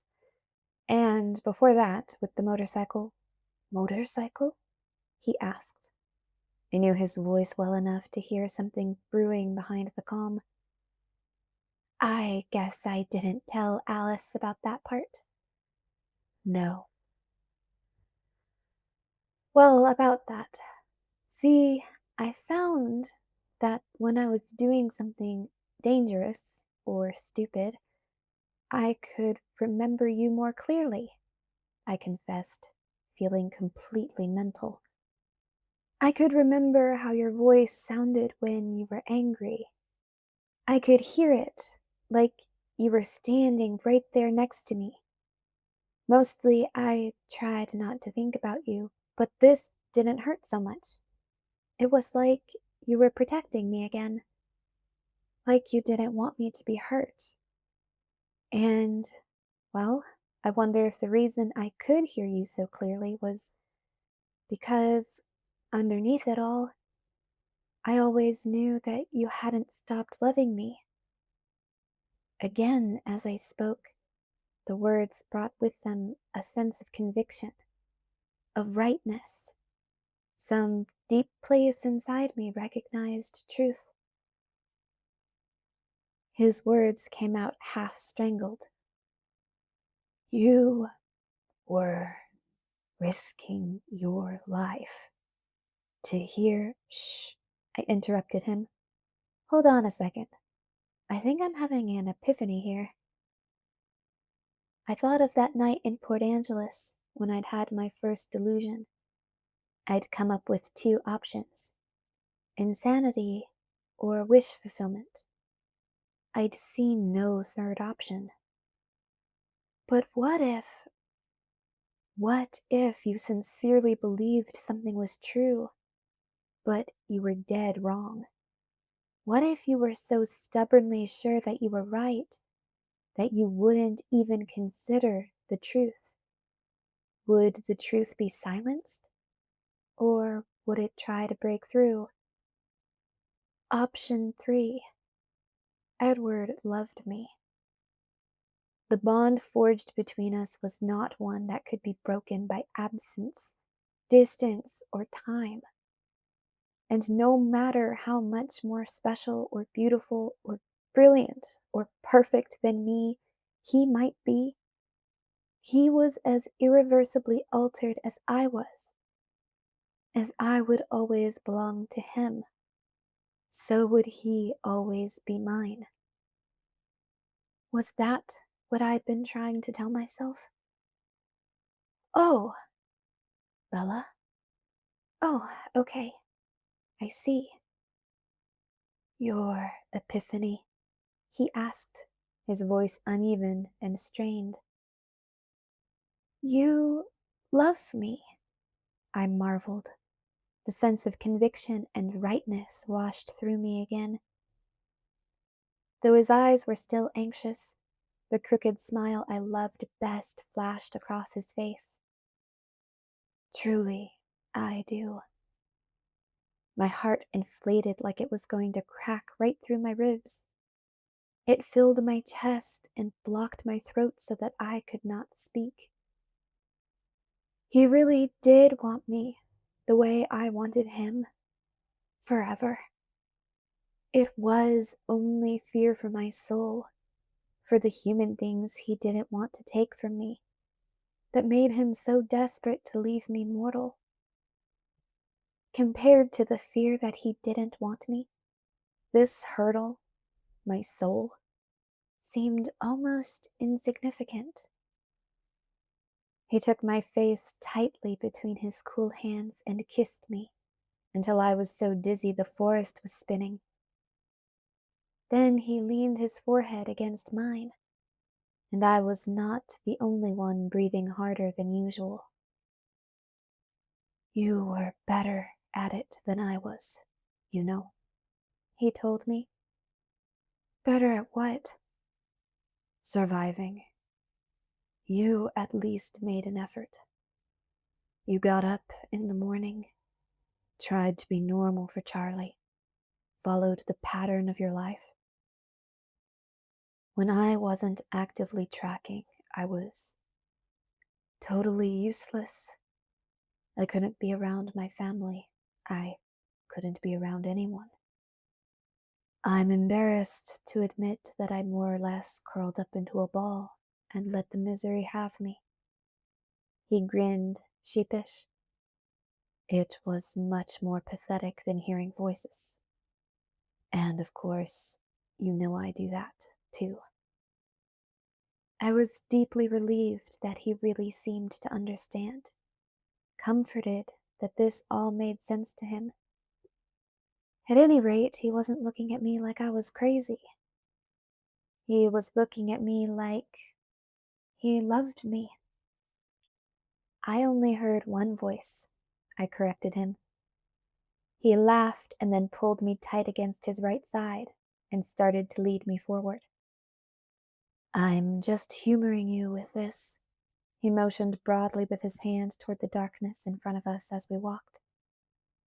There was something pale and immense there. The house, I realized. It doesn't matter in the slightest what they say. This affects them now, too. He shrugged indifferently.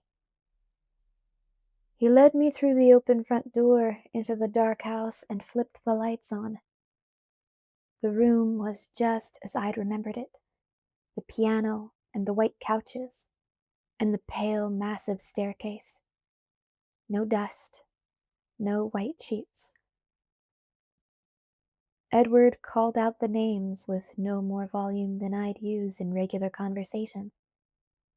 Carlyle, Esme, Rosalie, Emmett, Jasper, Alice. They would hear. Carlyle was suddenly standing beside me, as if he'd been there all along. Welcome back, Bella. He smiled. What can we do for you this morning? I imagine, due to the hour, that this is not a purely social visit. I nodded. I'd like to talk to everyone at once, if that's okay, about something important. I couldn't help glancing up at Edward's face as I spoke. His expression was critical, but resigned. When I looked back to Carlyle, he was looking at Edward, too. Of course, Carlyle said. Why don't we talk in the other room? Carlyle led the way through the bright living room, around the corner to the dining room, turning on lights as he went. The walls were white, the ceilings high, like the living room. In the center of the room, under the low-hanging chandelier, was a large, polished oval table surrounded by 8 chairs. Carlyle held out a chair for me at the head. I'd never seen the Cullens use the dining room table before. It was just a prop. They didn't eat in the house. As soon as I turned to sit in the chair, I saw that we were not alone.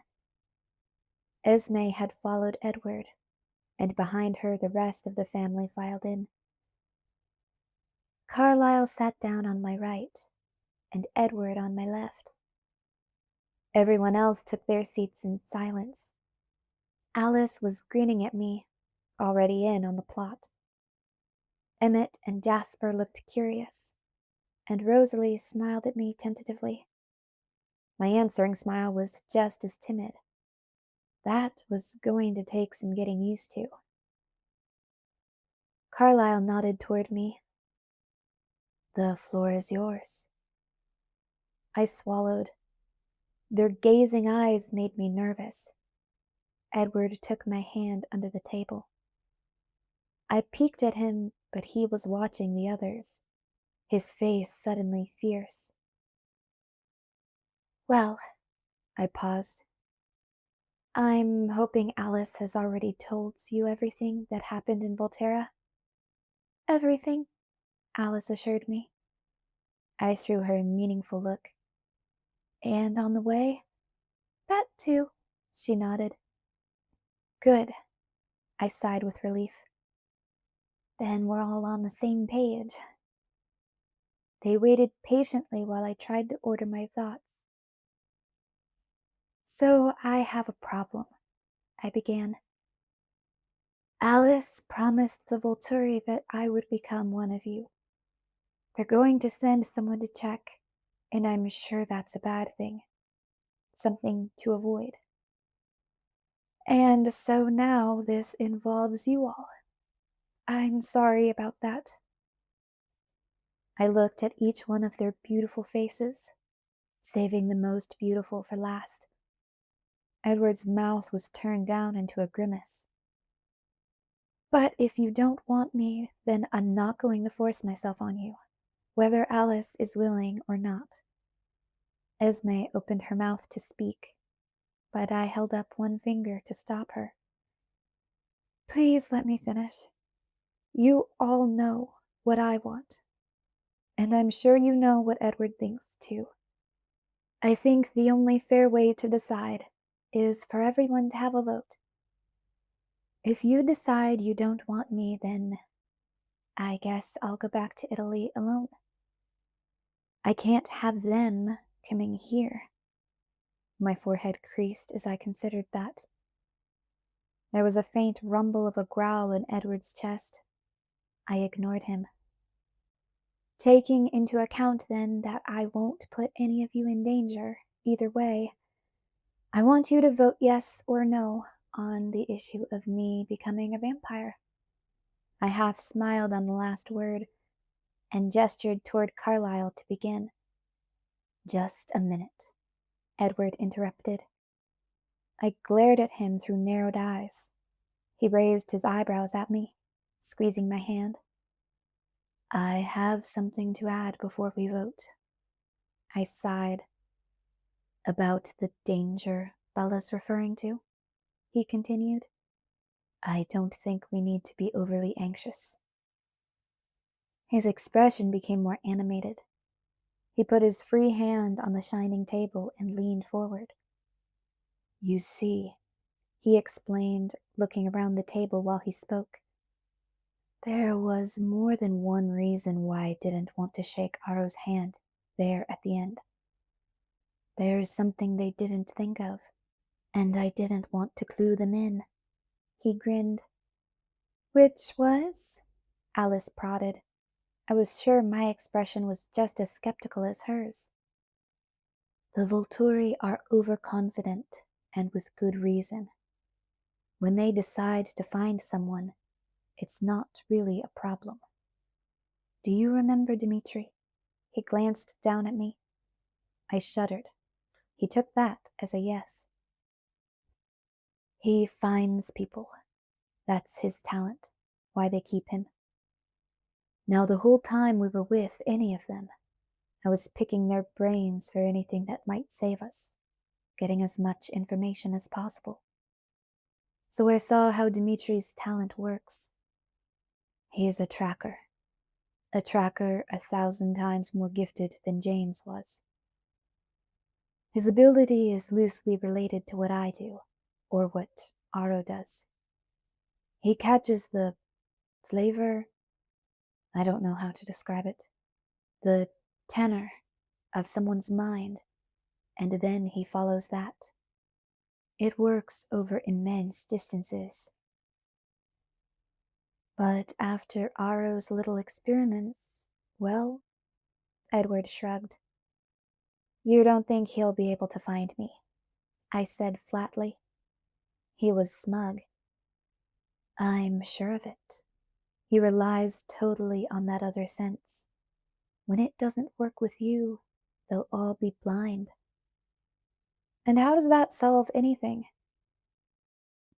Quite obviously. Alice will be able to tell when they're planning a visit, and I'll hide you. They'll be helpless, he said with fierce enjoyment. It will be like looking for a piece of straw in a haystack. He and Emmett exchanged a glance and a smirk. This made no sense. But they can find you, I reminded him, and I can take care of myself. Emmett laughed and reached across the table toward his brother, extending a fist. Excellent plan, my brother, he said with enthusiasm. Edward stretched out his arm to smack Emmett's fist with his own. No, Rosalie hissed. Absolutely not, I agreed. Nice. Jasper's voice was appreciative. Idiots, Alice muttered. Esme just glared at Edward. I straightened up in my chair, focusing. This was my meeting.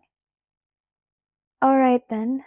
Edward has offered an alternative for you to consider, I said coolly. Let's vote. I looked toward Edward this time. It would be better to get his opinion out of the way. Do you want me to join your family? His eyes were hard and black as flint. Not that way. You're staying human. I nodded once, keeping my face businesslike, and then moved on. Alice? Yes. Jasper? Yes, he said, voice grave. I was a little surprised. I hadn't been at all sure of his vote, but I suppressed my reaction and moved on. Rosalie? She hesitated, biting down on her full, perfect bottom lip.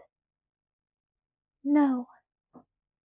I kept my face blank and turned my head slightly to move on, but she held up both her hands, palms forward. Let me explain, she pleaded.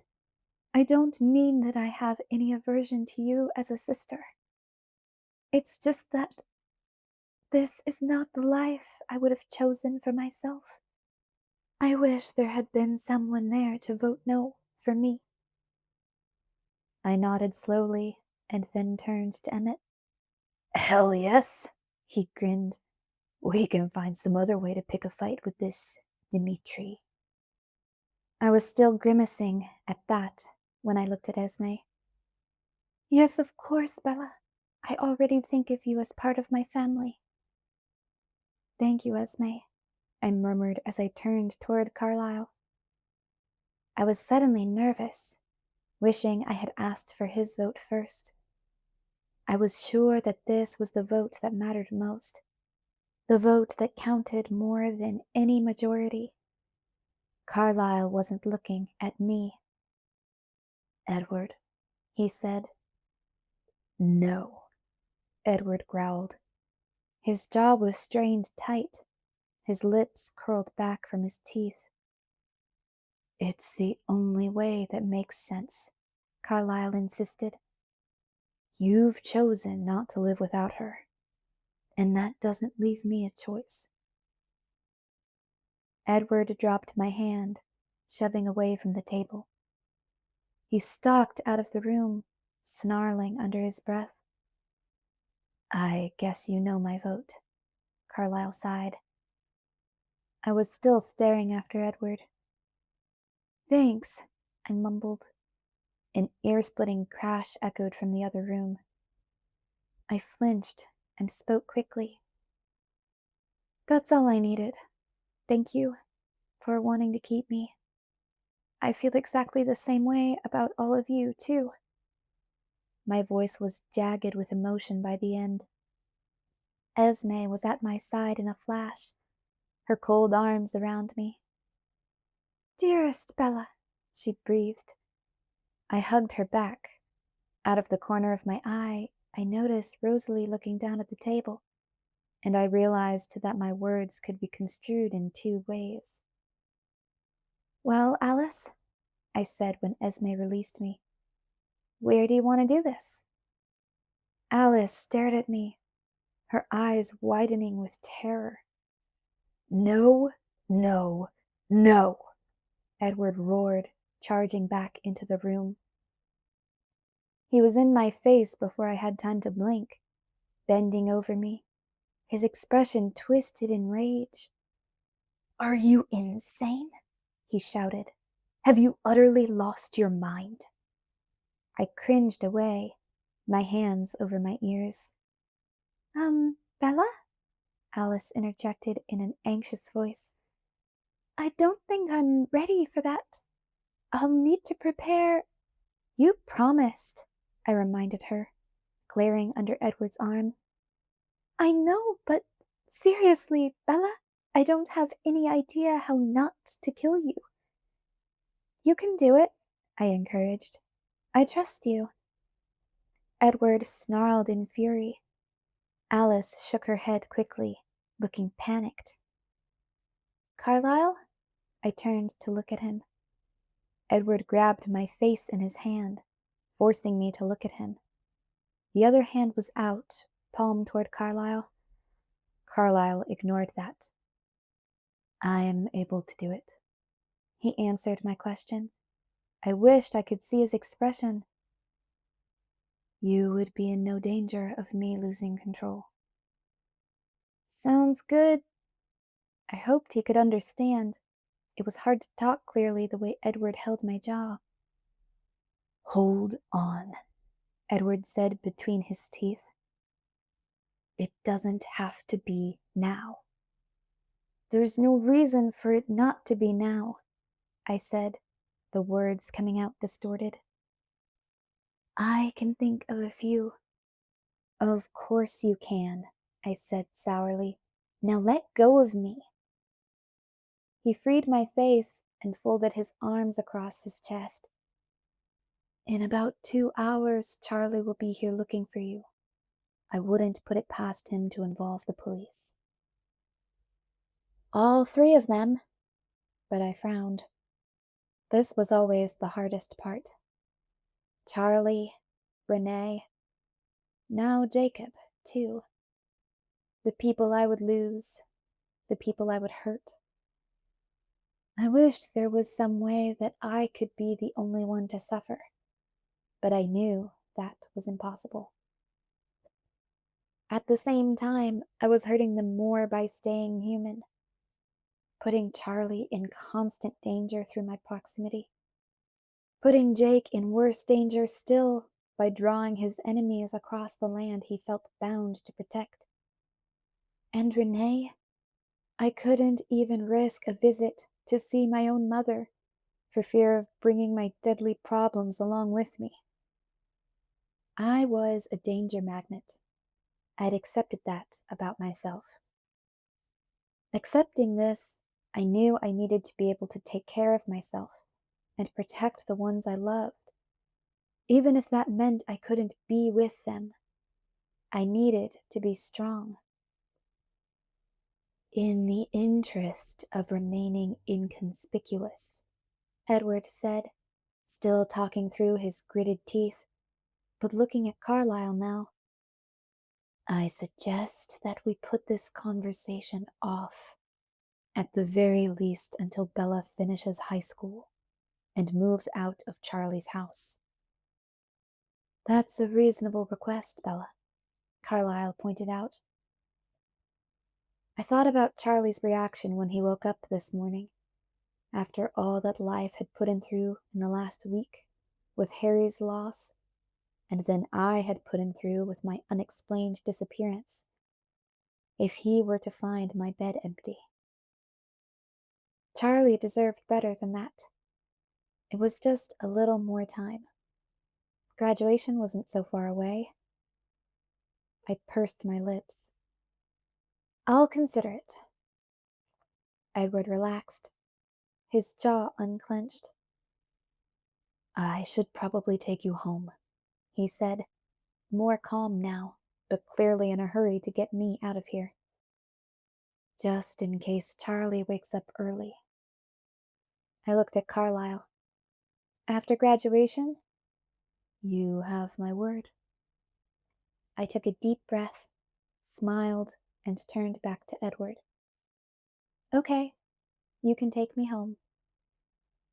Edward rushed me out of the house before Carlyle could promise me anything else.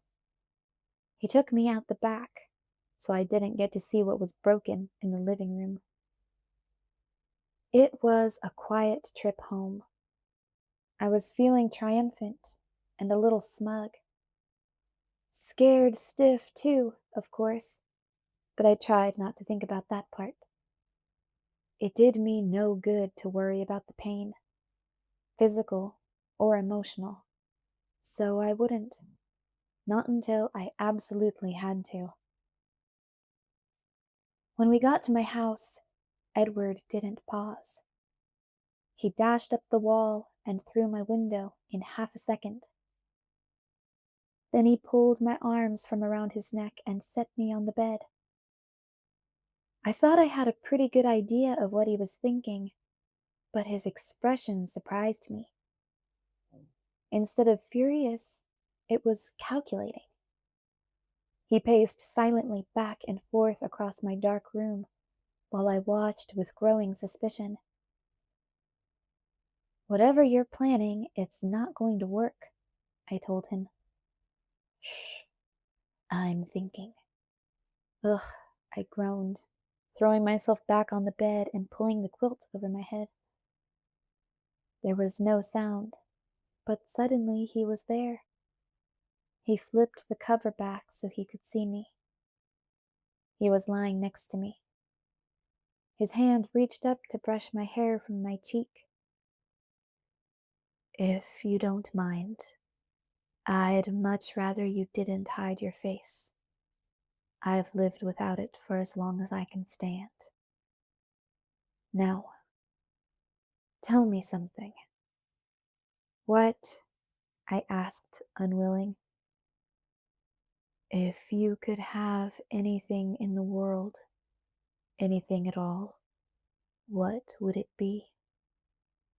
I could feel the skepticism in my eyes. You?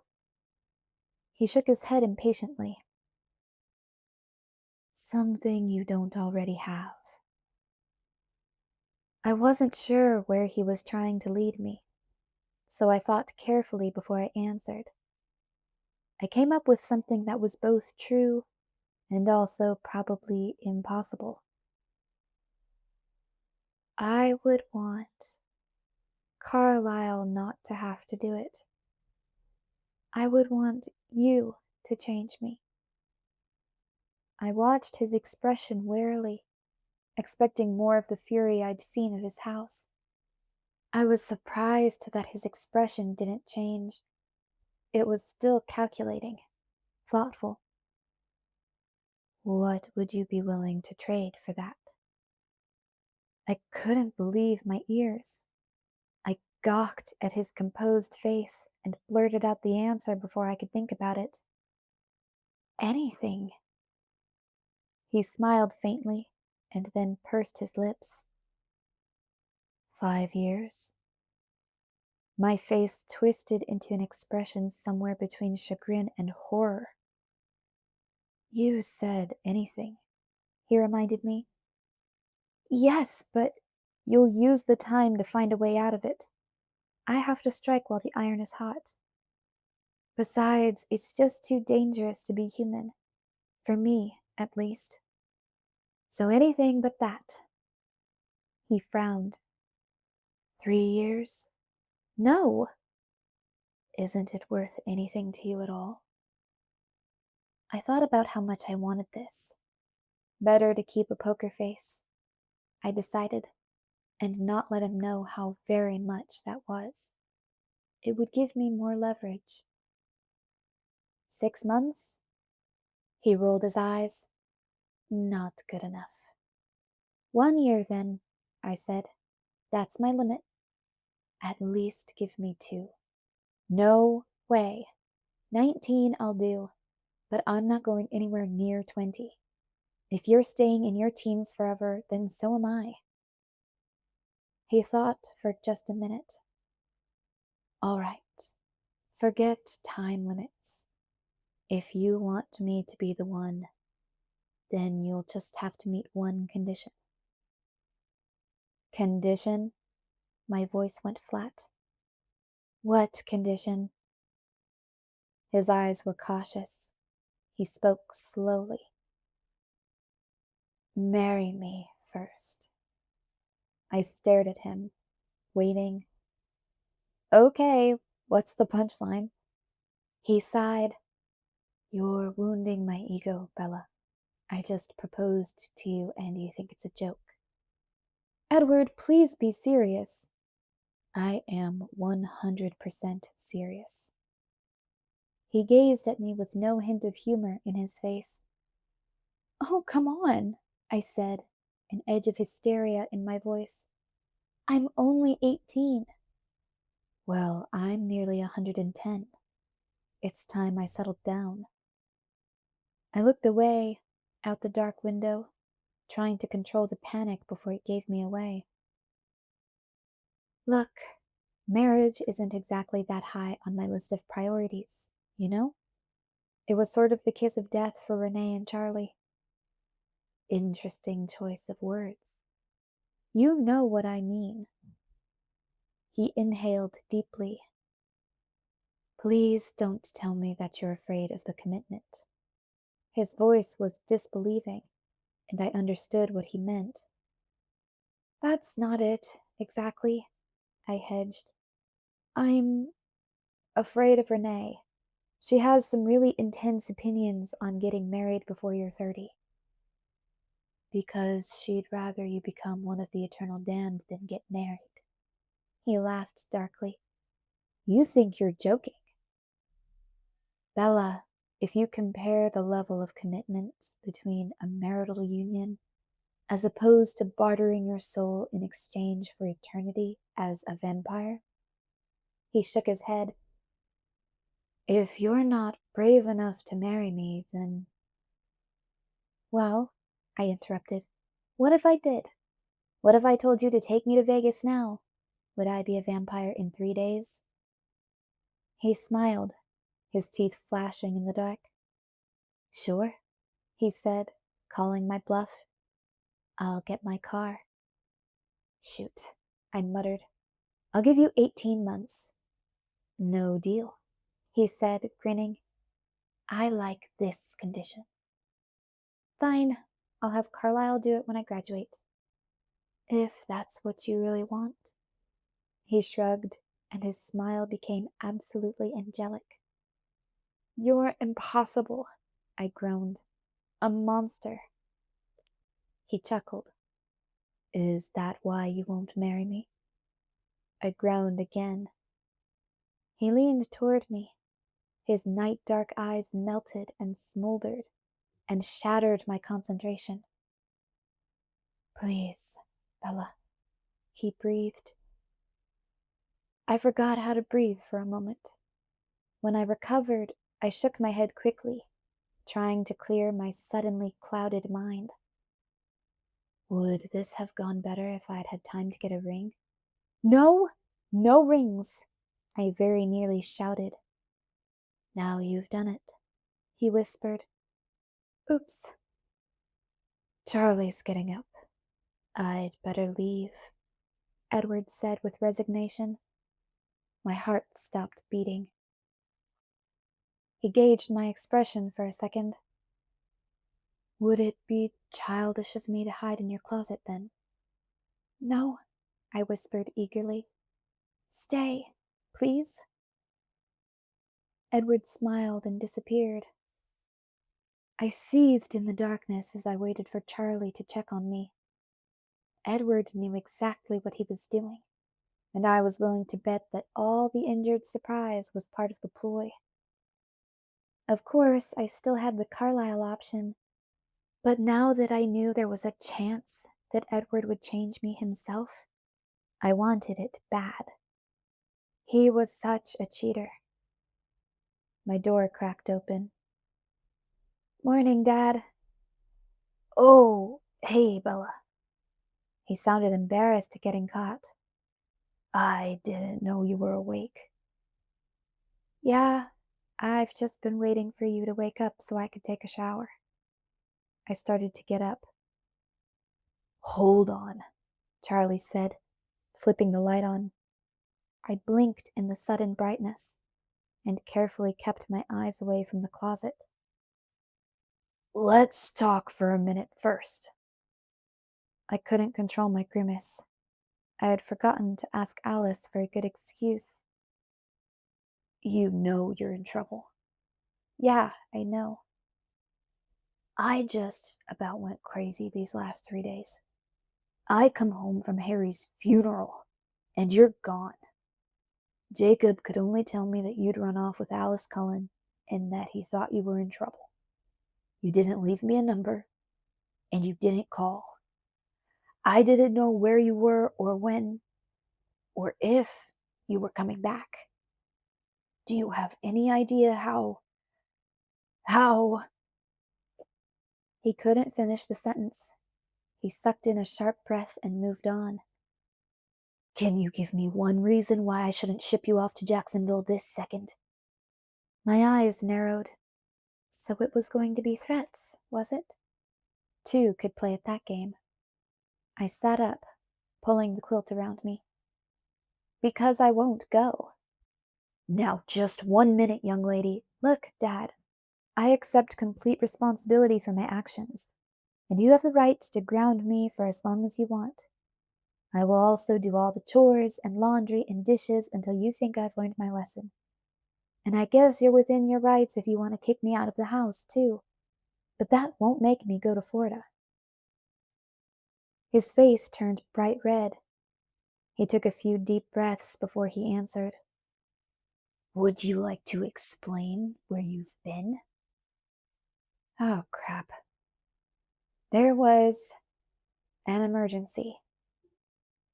He raised his eyebrows in expectation of my brilliant explanation. I filled my cheeks with air and then blew it out noisily. I don't know what to tell you, Dad. It was mostly a misunderstanding. He said, she said, it got out of hand. He waited with a distrustful expression. See, Alice told Rosalie about me jumping off the cliff. I was scrambling frantically to make this work, to keep it as close to the truth as possible.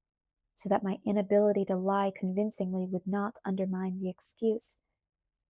But before I could go on, Charlie's expression reminded me that he didn't know anything about the cliff. Major oops. As if I wasn't already toast. I guess I didn't tell you about that, I choked out. It was nothing, just messing around, swimming with Jake. Anyway, Rosalie told Edward, and he was upset. She sort of made it sound like I was trying to kill myself or something. He wouldn't answer his phone, so Alice dragged me to LA to explain in person. I shrugged, desperately hoping that he would not be so distracted by my slip that he'd miss the brilliant explanation I'd provided. Charlie's face was frozen. Were you trying to kill yourself, Bella? No, of course not. Just having fun with Jake. Cliff diving. The LaPush kids do it all the time. Like I said, nothing. Charlie's face heated up, from frozen to hot with fury. What's it to Edward Cullen, anyway? He barked. All this time he's just left you dangling without a word. I interrupted him. Another misunderstanding. His face flushed again. So is he back, then? I'm not sure what the exact plan is. I think they all are. He shook his head, the vein in his forehead pulsing. I want you to stay away from him, Bella. I don't trust him. He's rotten for you. I won't let him mess you up like that. Fine, I said curtly. Charlie rocked back onto his heels. Oh, he scrambled for a second, exhaling loudly in surprise.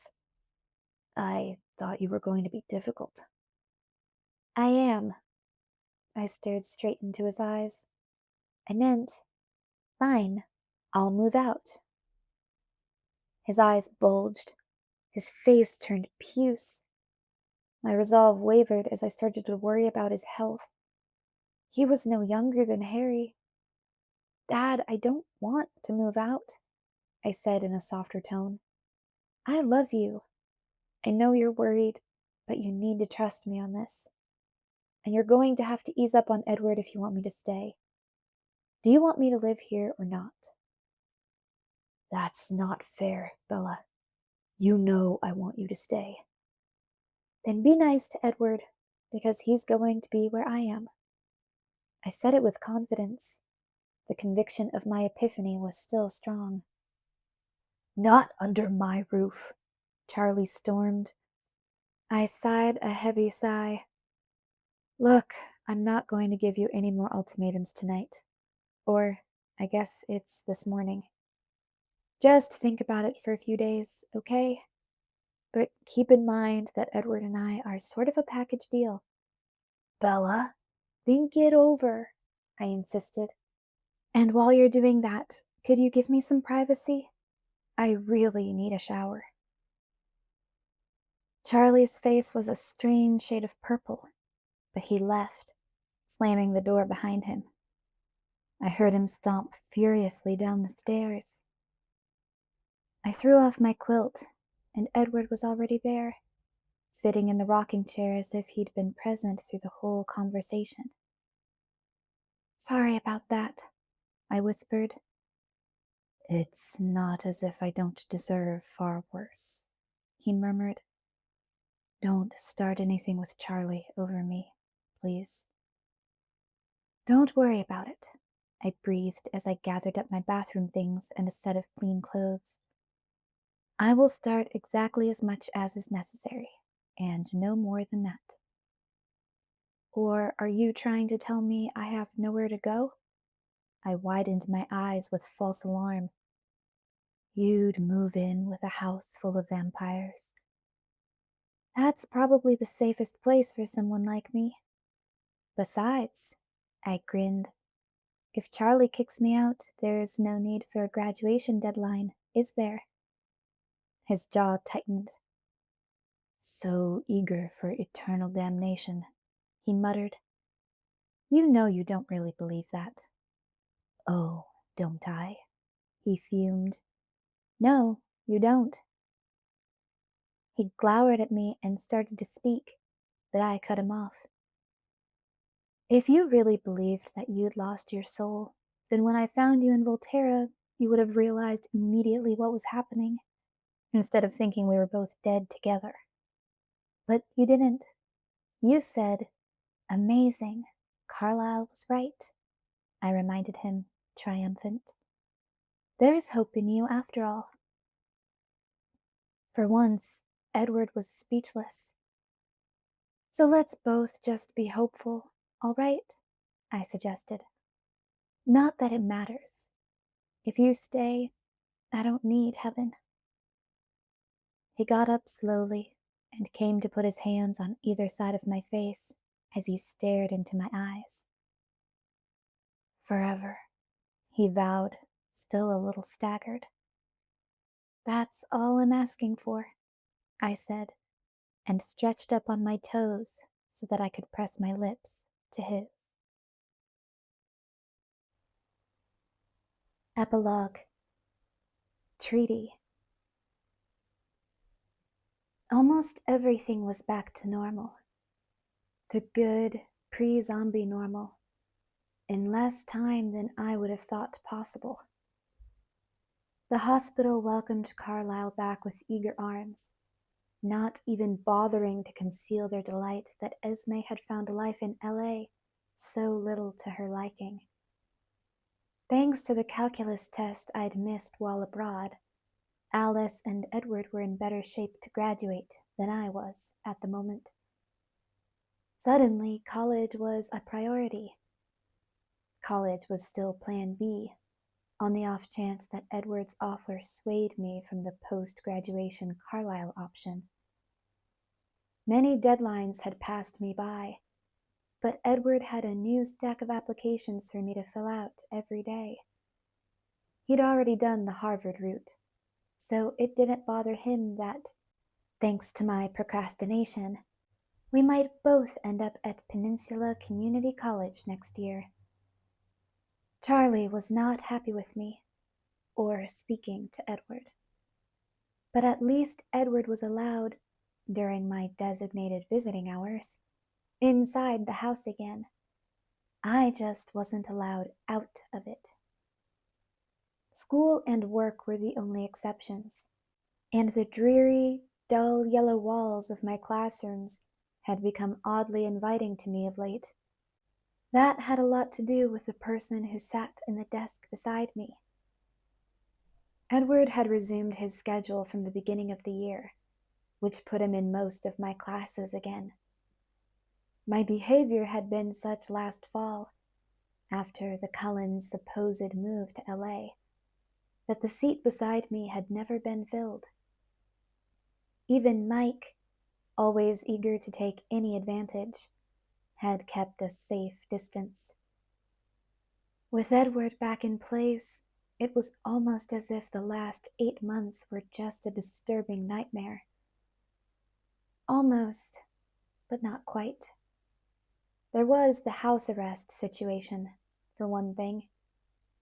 And for another, before the fall, I hadn't been best friends with Jacob Black. So of course, I hadn't missed him then. I wasn't at liberty to go to La Push, and Jacob wasn't coming to see me. He wouldn't even answer my phone calls. I made these calls mostly at night, after Edward had been kicked out, promptly at 9 by a grimly gleeful Charlie, and before Edward snuck back through my window when Charlie was asleep. I chose that time to make my fruitless calls because I'd noticed that Edward made a certain face every time I mentioned Jacob's name. Sort of disapproving and wary, maybe even angry.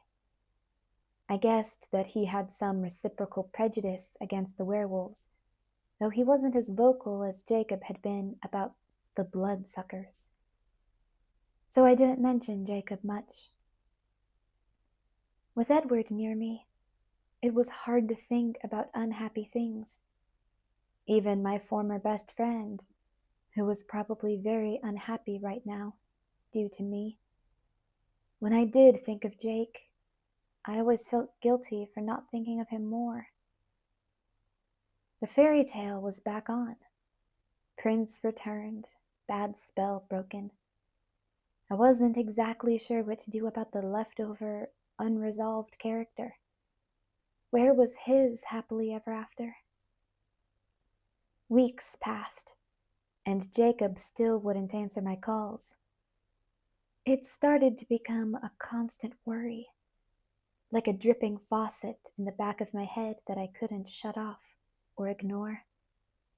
Drip, drip, drip. Jacob, Jacob, Jacob. So though I didn't mention Jacob much, sometimes my frustration and anxiety boiled over. It's just plain rude, I vented one Saturday afternoon when Edward picked me up from work. Being angry about things was easier than feeling guilty. Downright insulting. I had varied my pattern in hopes of a different response. I'd called Jake from work this time, only to get an unhelpful Billy. Again.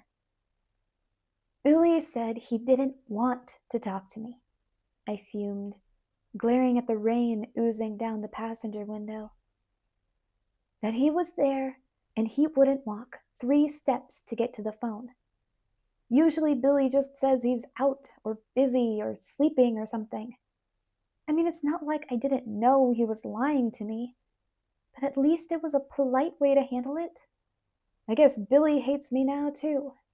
It's not fair. It's not you, Bella, Edward said quietly. Nobody hates you.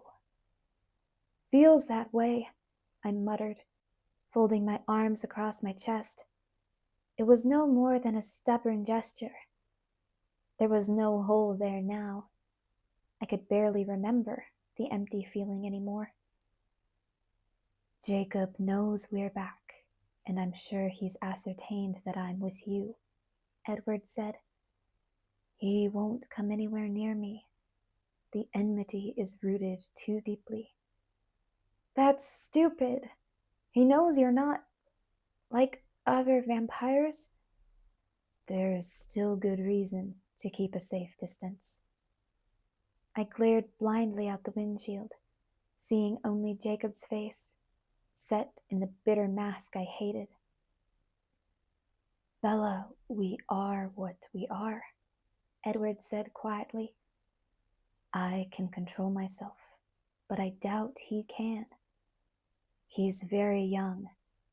It would most likely turn into a fight, and I don't know if I could stop it before He broke off, then quickly continued.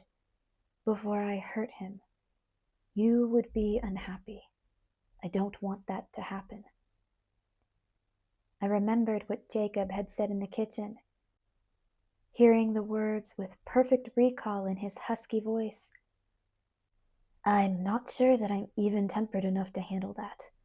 You probably wouldn't like it so much if I killed your friend. But he'd been able to handle it that time.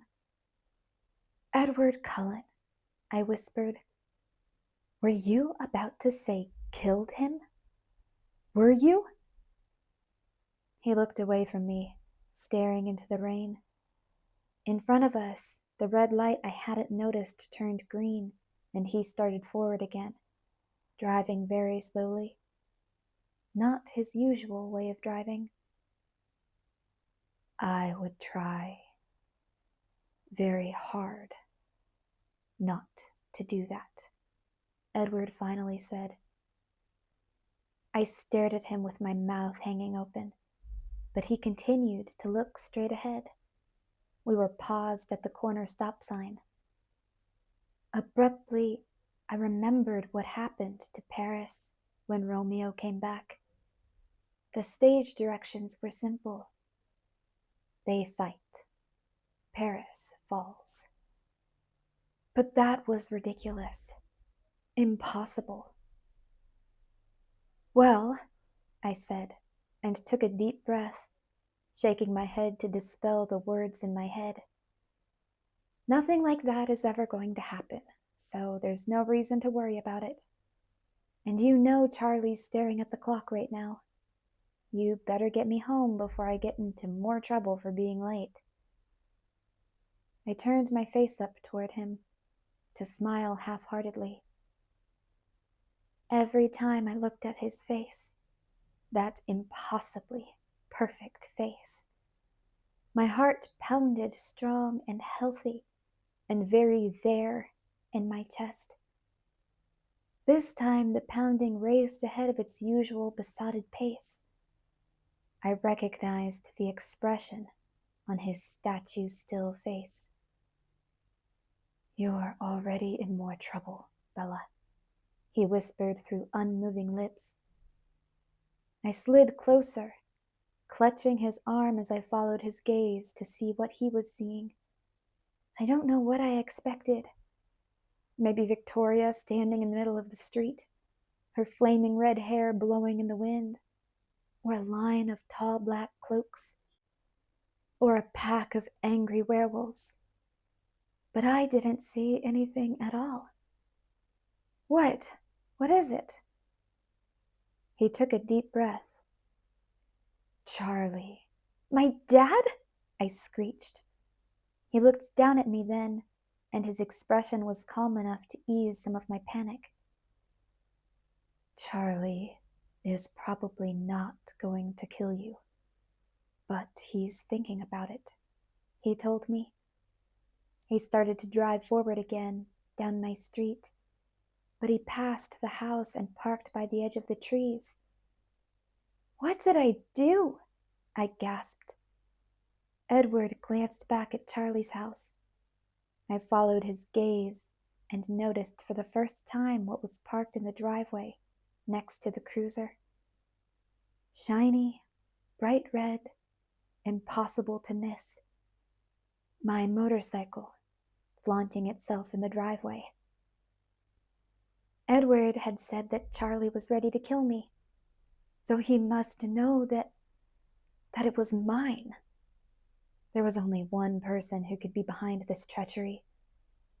No, I gasped. Why? Why would Jacob do this to me? The sting of betrayal washed through me. I had trusted Jacob implicitly, trusted him with every single secret I had. He was supposed to be my safe harbor, the person I could always rely on. Of course, things were strained right now, but I didn't think any of the underlying foundation had changed. I didn't think that was changeable. What had I done to deserve this? Charlie was going to be so mad. And worse than that, he was going to be hurt and worried. Didn't he have enough to deal with already?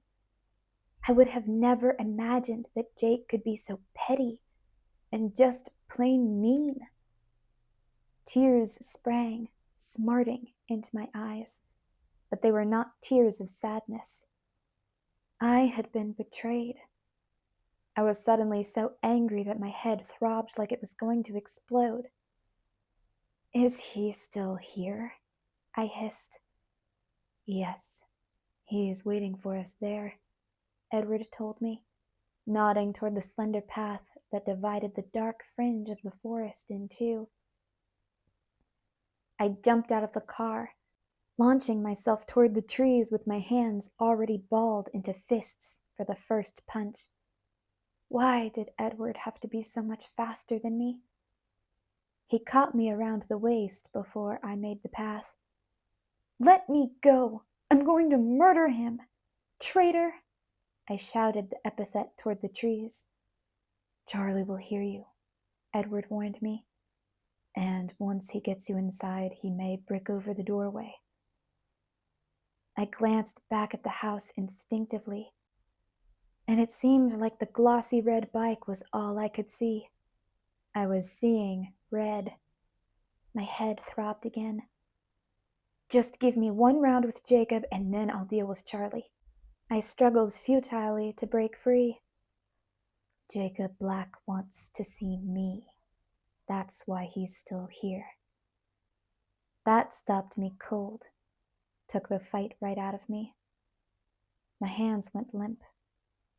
They fight. Paris falls. I was furious, but not that furious. Talk? I asked. More or less? How much more? My voice shook. Edward smoothed my hair back from my face. Don't worry, he is not here to fight me. He's acting as spokesperson for the pack. Oh. Edward looked at the house again, then tightened his arm around my waist and pulled me toward the woods. We should hurry. Charlie's getting impatient. We didn't have to go far. Jacob waited just a short ways up the path. He lounged against a mossy tree trunk as he waited, his face hard and bitter, exactly the way I knew it would be. He looked at me and then at Edward. Jacob's mouth stretched into a humorless sneer, and he shrugged away from the tree.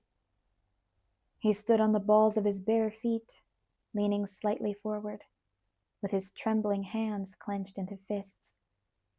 He looked bigger than the last time I'd seen him. Somehow, impossibly, he was still growing. He would tower over Edward if they stood next to each other. But Edward stopped as soon as we saw him, leaving a wide space between us and Jacob. Edward turned his body, shifting me so that I was behind him. I leaned around him to stare at Jacob, to accuse him with my eyes. I would have thought that seeing his resentful, cynical expression would only make me angrier. Instead, it reminded me of the last time I'd seen him, with tears in his eyes. My fury weakened, faltered, as I stared at Jacob. It had been so long since I'd seen him. I hated that our reunion had to be like this. Bella, Jacob said as a greeting, nodding once toward me without looking away from Edward. Why? I whispered, trying to hide the sound of the lump in my throat. How could you do this to me, Jacob? The sneer vanished, but his face stayed hard and rigid. It's for the best. What is that supposed to mean? Do you want Charlie to strangle me? Or did you want him to have a heart attack, like Harry? No matter how mad you are at me, how could you do this to him? Jacob winced, and his eyebrows pulled together, but he didn't answer. He didn't want to hurt anyone. He just wanted to get you grounded so that you wouldn't be allowed to spend time with me, Edward murmured, explaining the thoughts Jacob wouldn't say. Jacob's eyes sparked with hate as he glowered at Edward again. Oh, Jake, I groaned. I'm already grounded. Why do you think I haven't been down to La Push to kick your butt for avoiding my phone calls? Jacob's eyes flashed back to me, confused for the first time. That's why? He asked, and then locked his jaw like he was sorry he'd said anything. He thought I wouldn't let you, not Charlie, Edward explained again. Stop that, Jacob snapped. Edward didn't answer. Jacob shuddered once, and then gritted his teeth as hard as his fists. Bella wasn't exaggerating about your abilities, he said through his teeth. So you must already know why I'm here. Yes, Edward agreed in a soft voice. But before you begin, I need to say something. Jacob waited, clenching and unclenching his hands, as he tried to control the shivers rolling down his arms. Thank you, Edward said, and his voice throbbed with the depth of his sincerity. I will never be able to tell you how grateful I am. I will owe you for the rest of my existence. Jacob stared at him blankly, his shudders stilled by surprise. He exchanged a quick glance with me, but my face was just as mystified. For keeping Bella alive, Edward clarified, his voice rough and fervent. When I didn't. Edward, I started to say, but he held one hand up, his eyes on Jacob. Understanding washed over Jacob's face before the hard mask returned. I didn't do it for your benefit. I know, but that doesn't ease the gratitude I feel. I thought you should know. If there's ever anything in my power to do for you. Jacob raised one black brow. Edward shook his head. That's not in my power. Whose, then? Jacob growled. Edward looked at me. Hers. I'm a quick learner, Jacob Black, and I don't make the same mistake twice. I'm here until she orders me away. I was immersed momentarily in his golden gaze. It wasn't hard to understand what I'd missed about the conversation. The only thing that Jacob would want from Edward would be his absence. Never, I whispered, still locked in Edward's eyes. Jacob made a gagging sound. I unwillingly broke free from Edward's gaze to frown at Jacob. Was there something else you needed, Jacob? You wanted me in trouble. Mission accomplished. Charlie might just send me to military school, but that won't keep me away from Edward. There's nothing that can do that. What more do you want? Jacob kept his eyes on Edward. I just needed to remind your blood-sucking friends of a few key points in the treaty they agreed to. The treaty that is the only thing stopping me from ripping his throat out right this minute. We haven't forgotten, Edward said at the same time that I demanded, what key points? Jacob still glowered at Edward, but he answered me. The treaty is quite specific. If any of them bite a human, the truce is over. Bite, not kill, he emphasized. Finally, he looked at me. His eyes were cold. It only took me a second to grasp the distinction, and then my face went as cold as his. That's none of your business. Was all he managed to choke out. I didn't expect my hasty words to bring on such a strong response. Despite the warning he'd come to give, he must not have known. He must have thought the warning was just a precaution. He hadn't realized, or didn't want to believe, that I had already made my choice, that I was really intending to become a member of the Cullen family. My answer sent Jacob into near convulsions. He pressed his fists hard against his temples, closing his eyes tight and curling in on himself as he tried to control the spasms. His face turned sallow green under the russet skin. Jake, you okay? I asked anxiously. I took a half step toward him, then Edward caught me and yanked me back behind his own body. Careful, he's not under control, he warned me.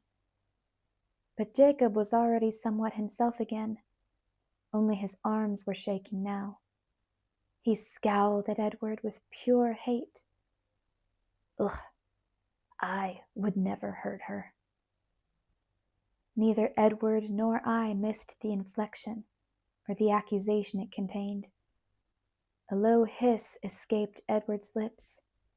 Jacob clenched his fists reflexively. Bella? Charlie's roar echoed from the direction of the house.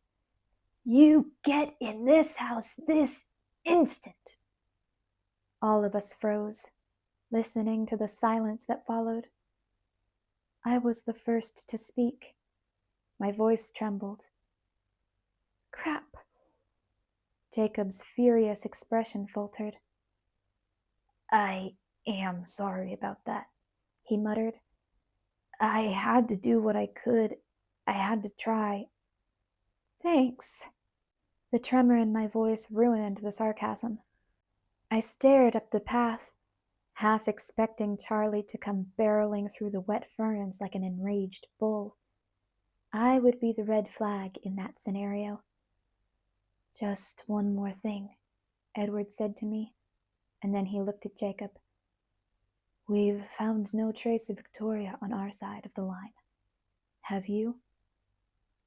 He knew the answer as soon as Jacob thought it, but Jacob spoke the answer anyway. "The last time Bella was away, we let her think she was slipping through. We were tightening the circle, getting ready to ambush her." Ice shot down my spine. "But then she took off like a bat out of hell. Near as we can tell, she caught your little female's scent and bailed. She hasn't come near our land since." Edward nodded. "When she comes back, she's not your problem anymore. She killed on our turf," Jacob hissed. "She's ours." "No," I began to protest both declarations. "Bella, I see his car and I know you're out there. You aren't inside this house in 1 minute." Charlie didn't bother to finish his threat. "Let's go," Edward said. I looked back at Jacob, torn. Would I see him again? "Sorry," he whispered so low that I had to read his lips to understand.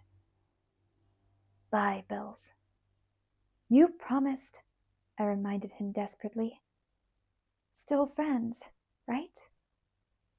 Jacob shook his head slowly, and the lump in my throat nearly strangled me.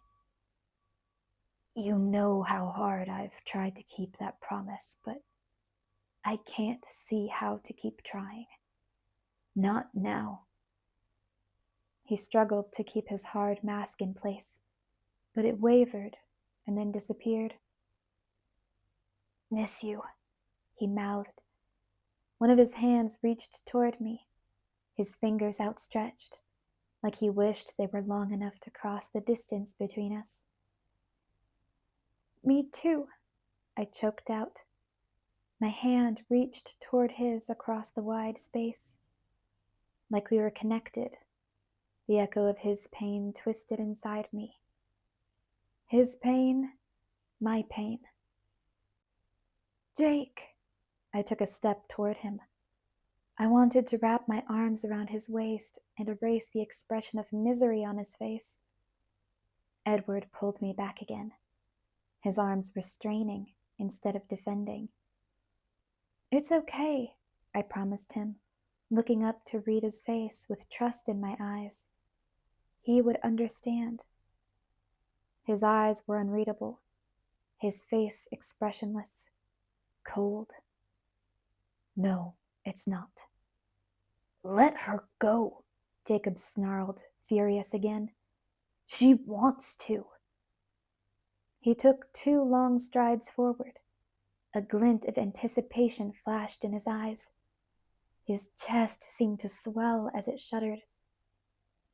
Edward pushed me behind himself, wheeling to face Jacob. "No, Edward!" "Isabella Swan!" "Come on, Charlie's mad." My voice was panicked, but not because of Charlie now. "Hurry!" I tugged on him and he relaxed a little. He pulled me back slowly, always keeping his eyes on Jacob as we retreated.